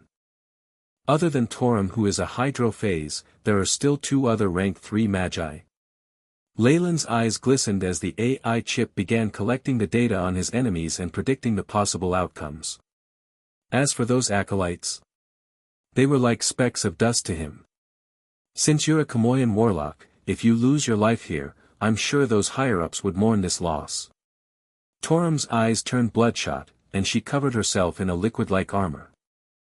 Similarly, after all of you perish, the arm of vengeance won't be any trouble for a period of time. Lei Lin retorted. But before I finish you, I should do some cleanup. Cleanup? Oh no. He is planning to. Torm's expression fell instantly, but it was too late. A horrifying projection of the giant Kamoyan serpent emerged behind Lei Lin, toxic bile.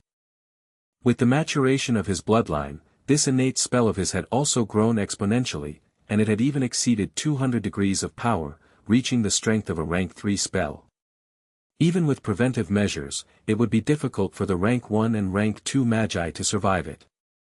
On top of that, the effect of the spell would be even more amplified now that the defensive shield was down. Chapter 449, A Test. A test. An incorporeal, death god, had solemnly descended on the rebel camp.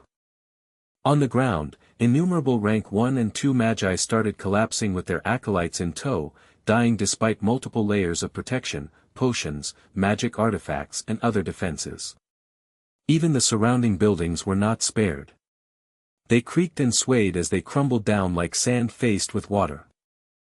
Formless toxic ripples took aim at the 3 rank 3 magi in the air and started attacking them, leaving them helpless as they watched their apprentices and the other members of their organizations fall. With a single attack, except for a handful of magi who managed to escape using their secret treasures, the rest had been turned into corpses that decayed rapidly. You! Torm roared as she rushed ahead. The terrifying power of a Kamoyan warlock's toxic attacks was common knowledge. However, Lei Lin's ability had reached a level that allowed him to exterminate nearly everything on the ground, which was abnormal. This attack of his was sudden and unexpected, which resulted in huge losses. Witnessing the deaths of their own apprentices, friends, and even families at Lei Lin's hands, the 2 other rank 3 magi hardened their gazes and dashed forward with tearful eyes. Phantom hologram. Multiple phantoms of gigantic creatures started appearing from behind an old rank 3 Magus. They surrounded Lei Lin and opened their huge, ferocious, and menacing mouths to trap him in their midst. Crimson Throne. An illusory image of a bloody red throne appeared behind Torm, emanating a strong stench of blood. The throne was simple and unadorned dull gold with marks on it from various swords and hatchets. It seemed as if it had gone through a lot of trials and tribulations, giving it an almost lifelike appearance of cruelty. Under the illusory throne, the three of them donned a red armor, their auras having been raised to a level.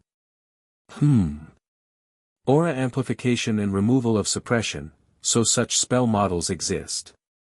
Leyland's blue eyes sparkled with excitement.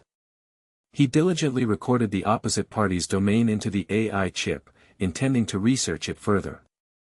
This was the characteristic of the incomplete domain of a rank 3 Magus.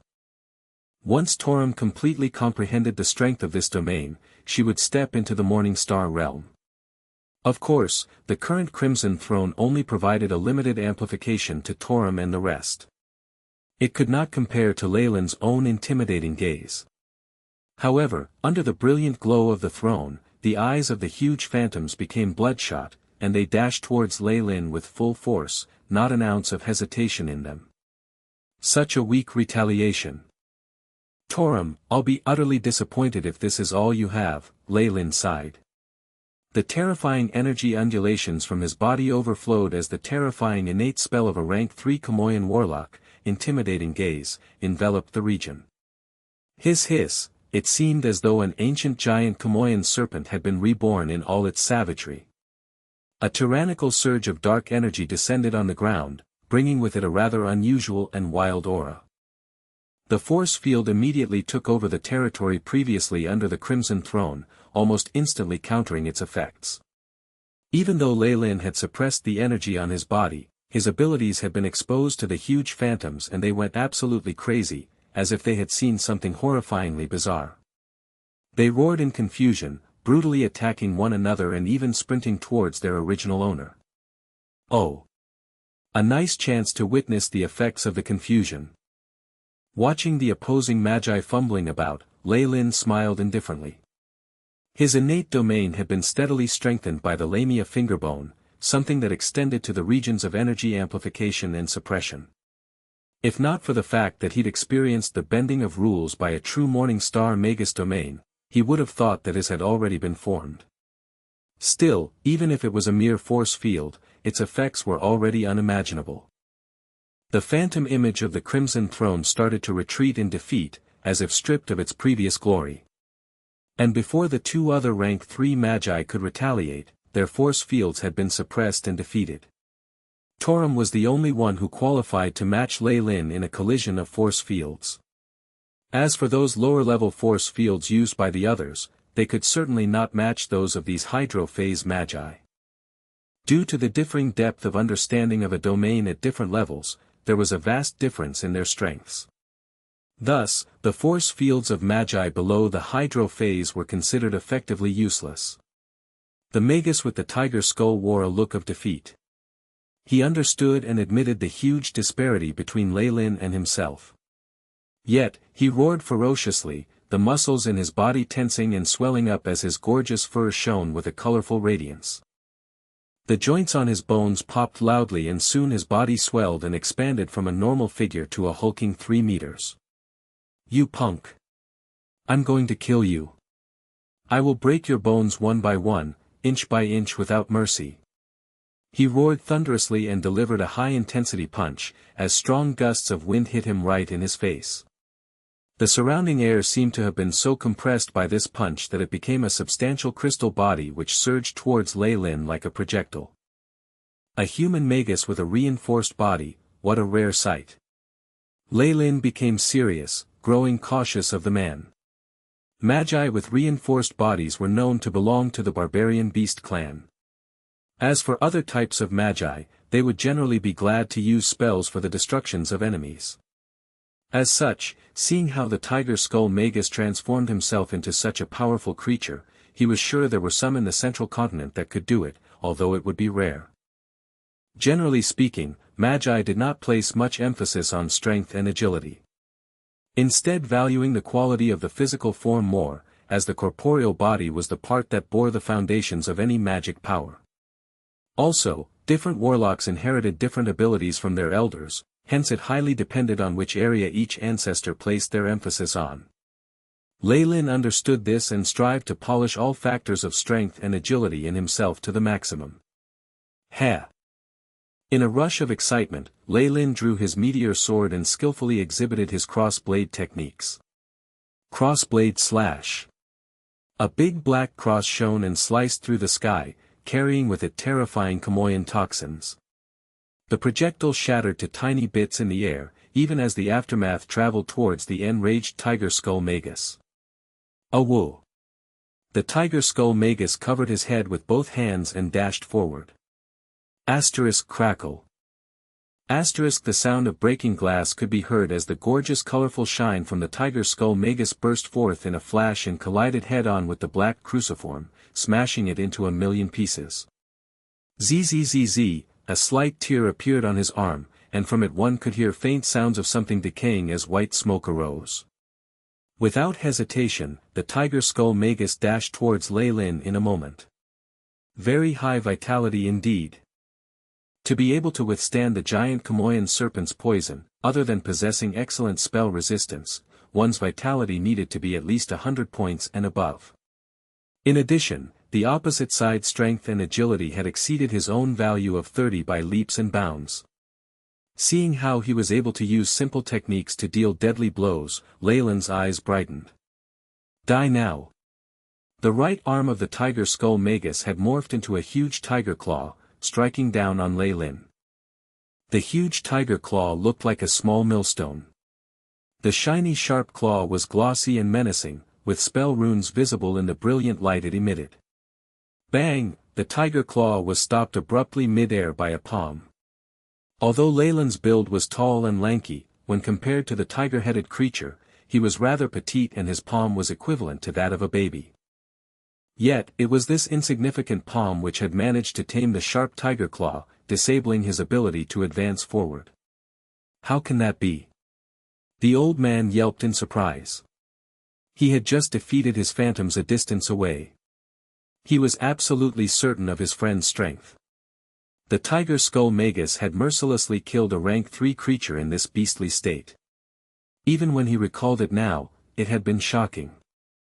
Yet, a full attack from his friend had been blocked by a single palm, something that made no sense. What's more, looking at the opposite party, it seemed to be effortless. Even for a warlock, it is not possible to possess such terrifying power, unless you are also a magus who practices body reinforcement techniques. The old man scrutinized Lei Lin, trying to analyze but unable to read him. How? How is that possible? Other than the shocked old man, the tiger skull Magus was speechless himself. He had been extremely confident in his ability. Even in the face of several magic alloys put up by other magi, he only needed to use his claw and they would have cracked and crumbled like soft sand. But now, there is nothing that is not possible. Lei Lin tightened his grip, and cracking sounds rang out as the tiger skull Magus arm twisted abruptly into an odd, distorted curve. The difference between humans and animals lies in the usage of your strengths, be it for exploitation or as a tool. If you do not even know this, regardless of how strong you are just a fool. Lei Lin looked at the whimpering tiger skull Magus and he felt a tinge of pity. Behind him, the black shadows of 2 arms appeared, attaching to his right hand and injecting a steady flow of energy into it. Although Lei Lin's strength was only 30 degrees of power, he could use his spells to break through that limit and massively increase his strength for a short period of time. After all, his innate character was that of a magus, not a competitive knight. Those who cannot keep up with the times, you will be abandoned like trash. Lei Lin heaved a sigh, grabbed the tiger skull Magus' arms, and raised him up. This is bad. We have to save Borgin. The clash had happened too quickly. After all, both Lei Lin and the tiger skull Magus were agile, with at least 30 degrees of ability in that respect. From the initial assault, to Lei Lin drawing his sword, to the retaliation and counterattack, everything had happened in a matter of seconds. Even Torm did not have the chance to react, nor would she have expected Lei Lin to so easily defeat a rank 3 Magus. Shadow Flame Plague. Lei Lin was not going to show any mercy. He was completely ready to take everyone out. A scarlet-black wall of fire appeared and, in a flash, the 2 rank 3 magi that had charged forward were drowned in its blaze. Chapter 450, Seal of the Dark Corrosion. Seal of the Dark Corrosion. The corrosive black flames were like a chasm which separated Torm from the rest.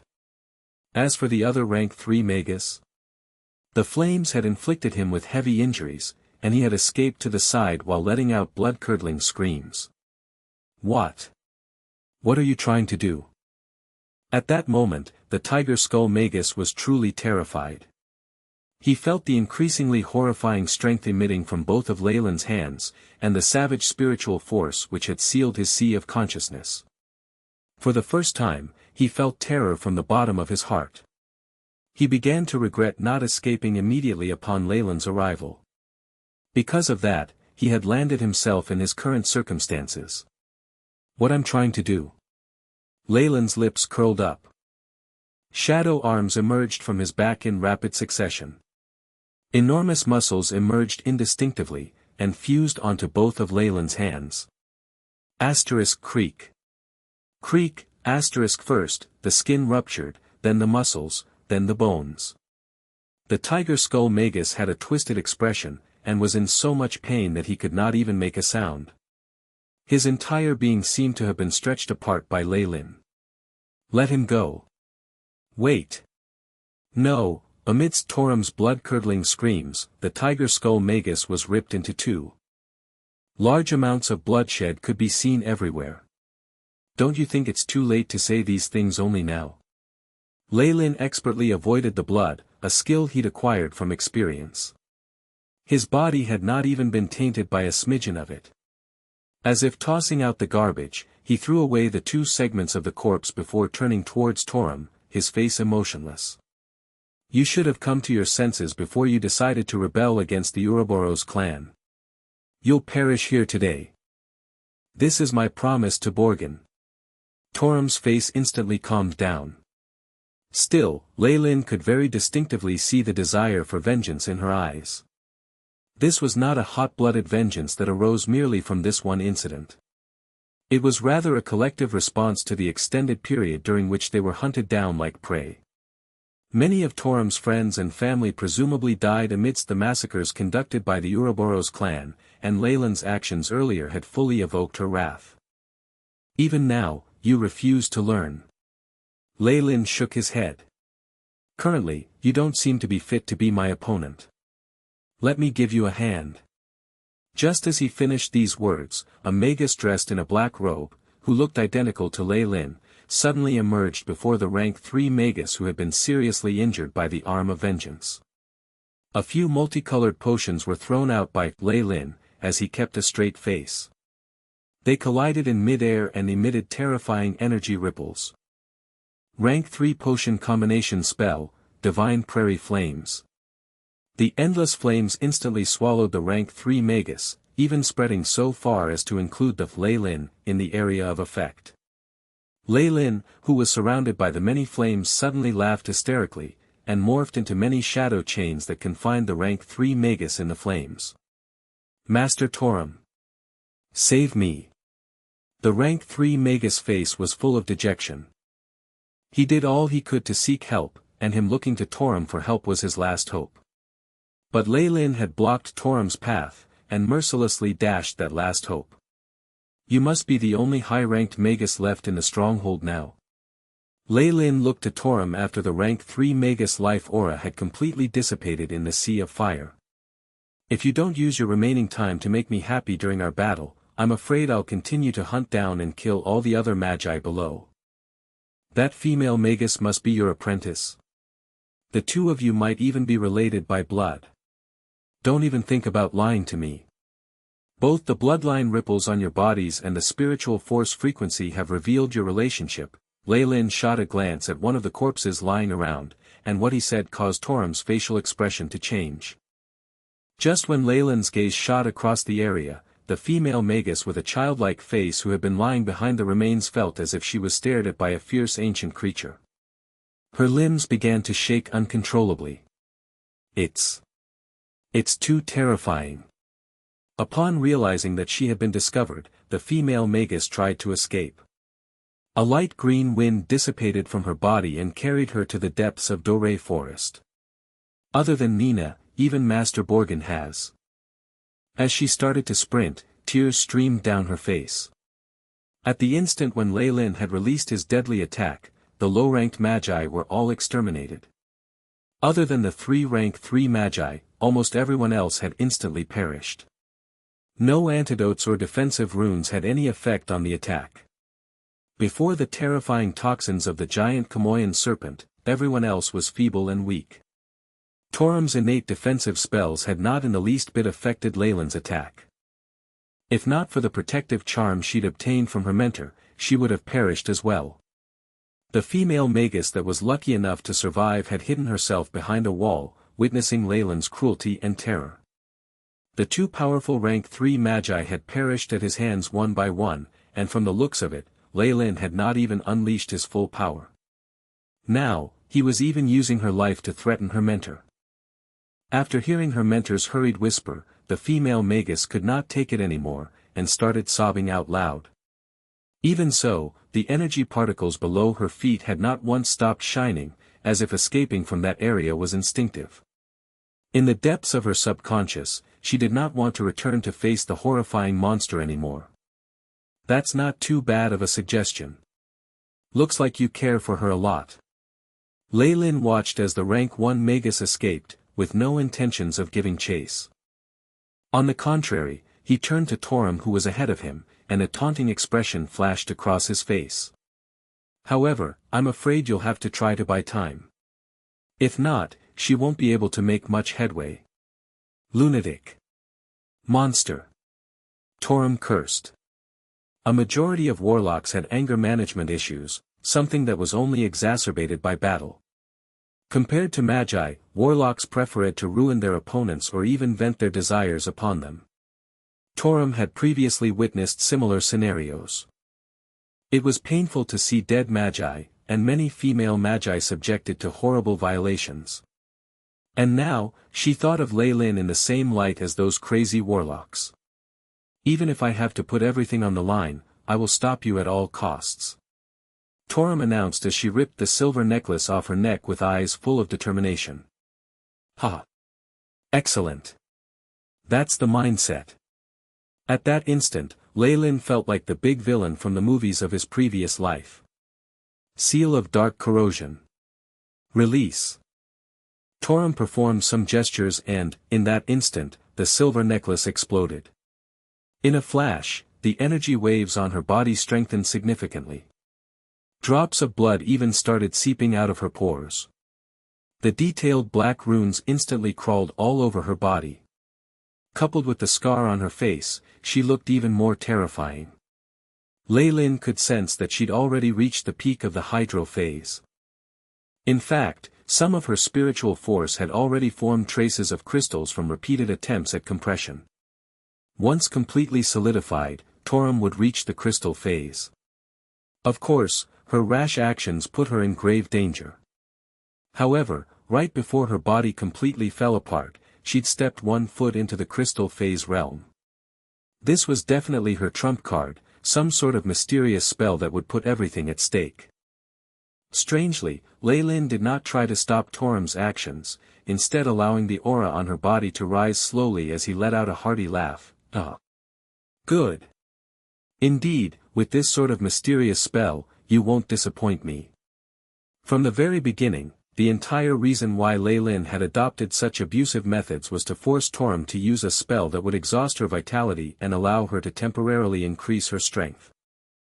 Although he'd accepted it as a task from the organization, he also intended to experiment with his newly developed rank 3 spell, Fatality's Tip.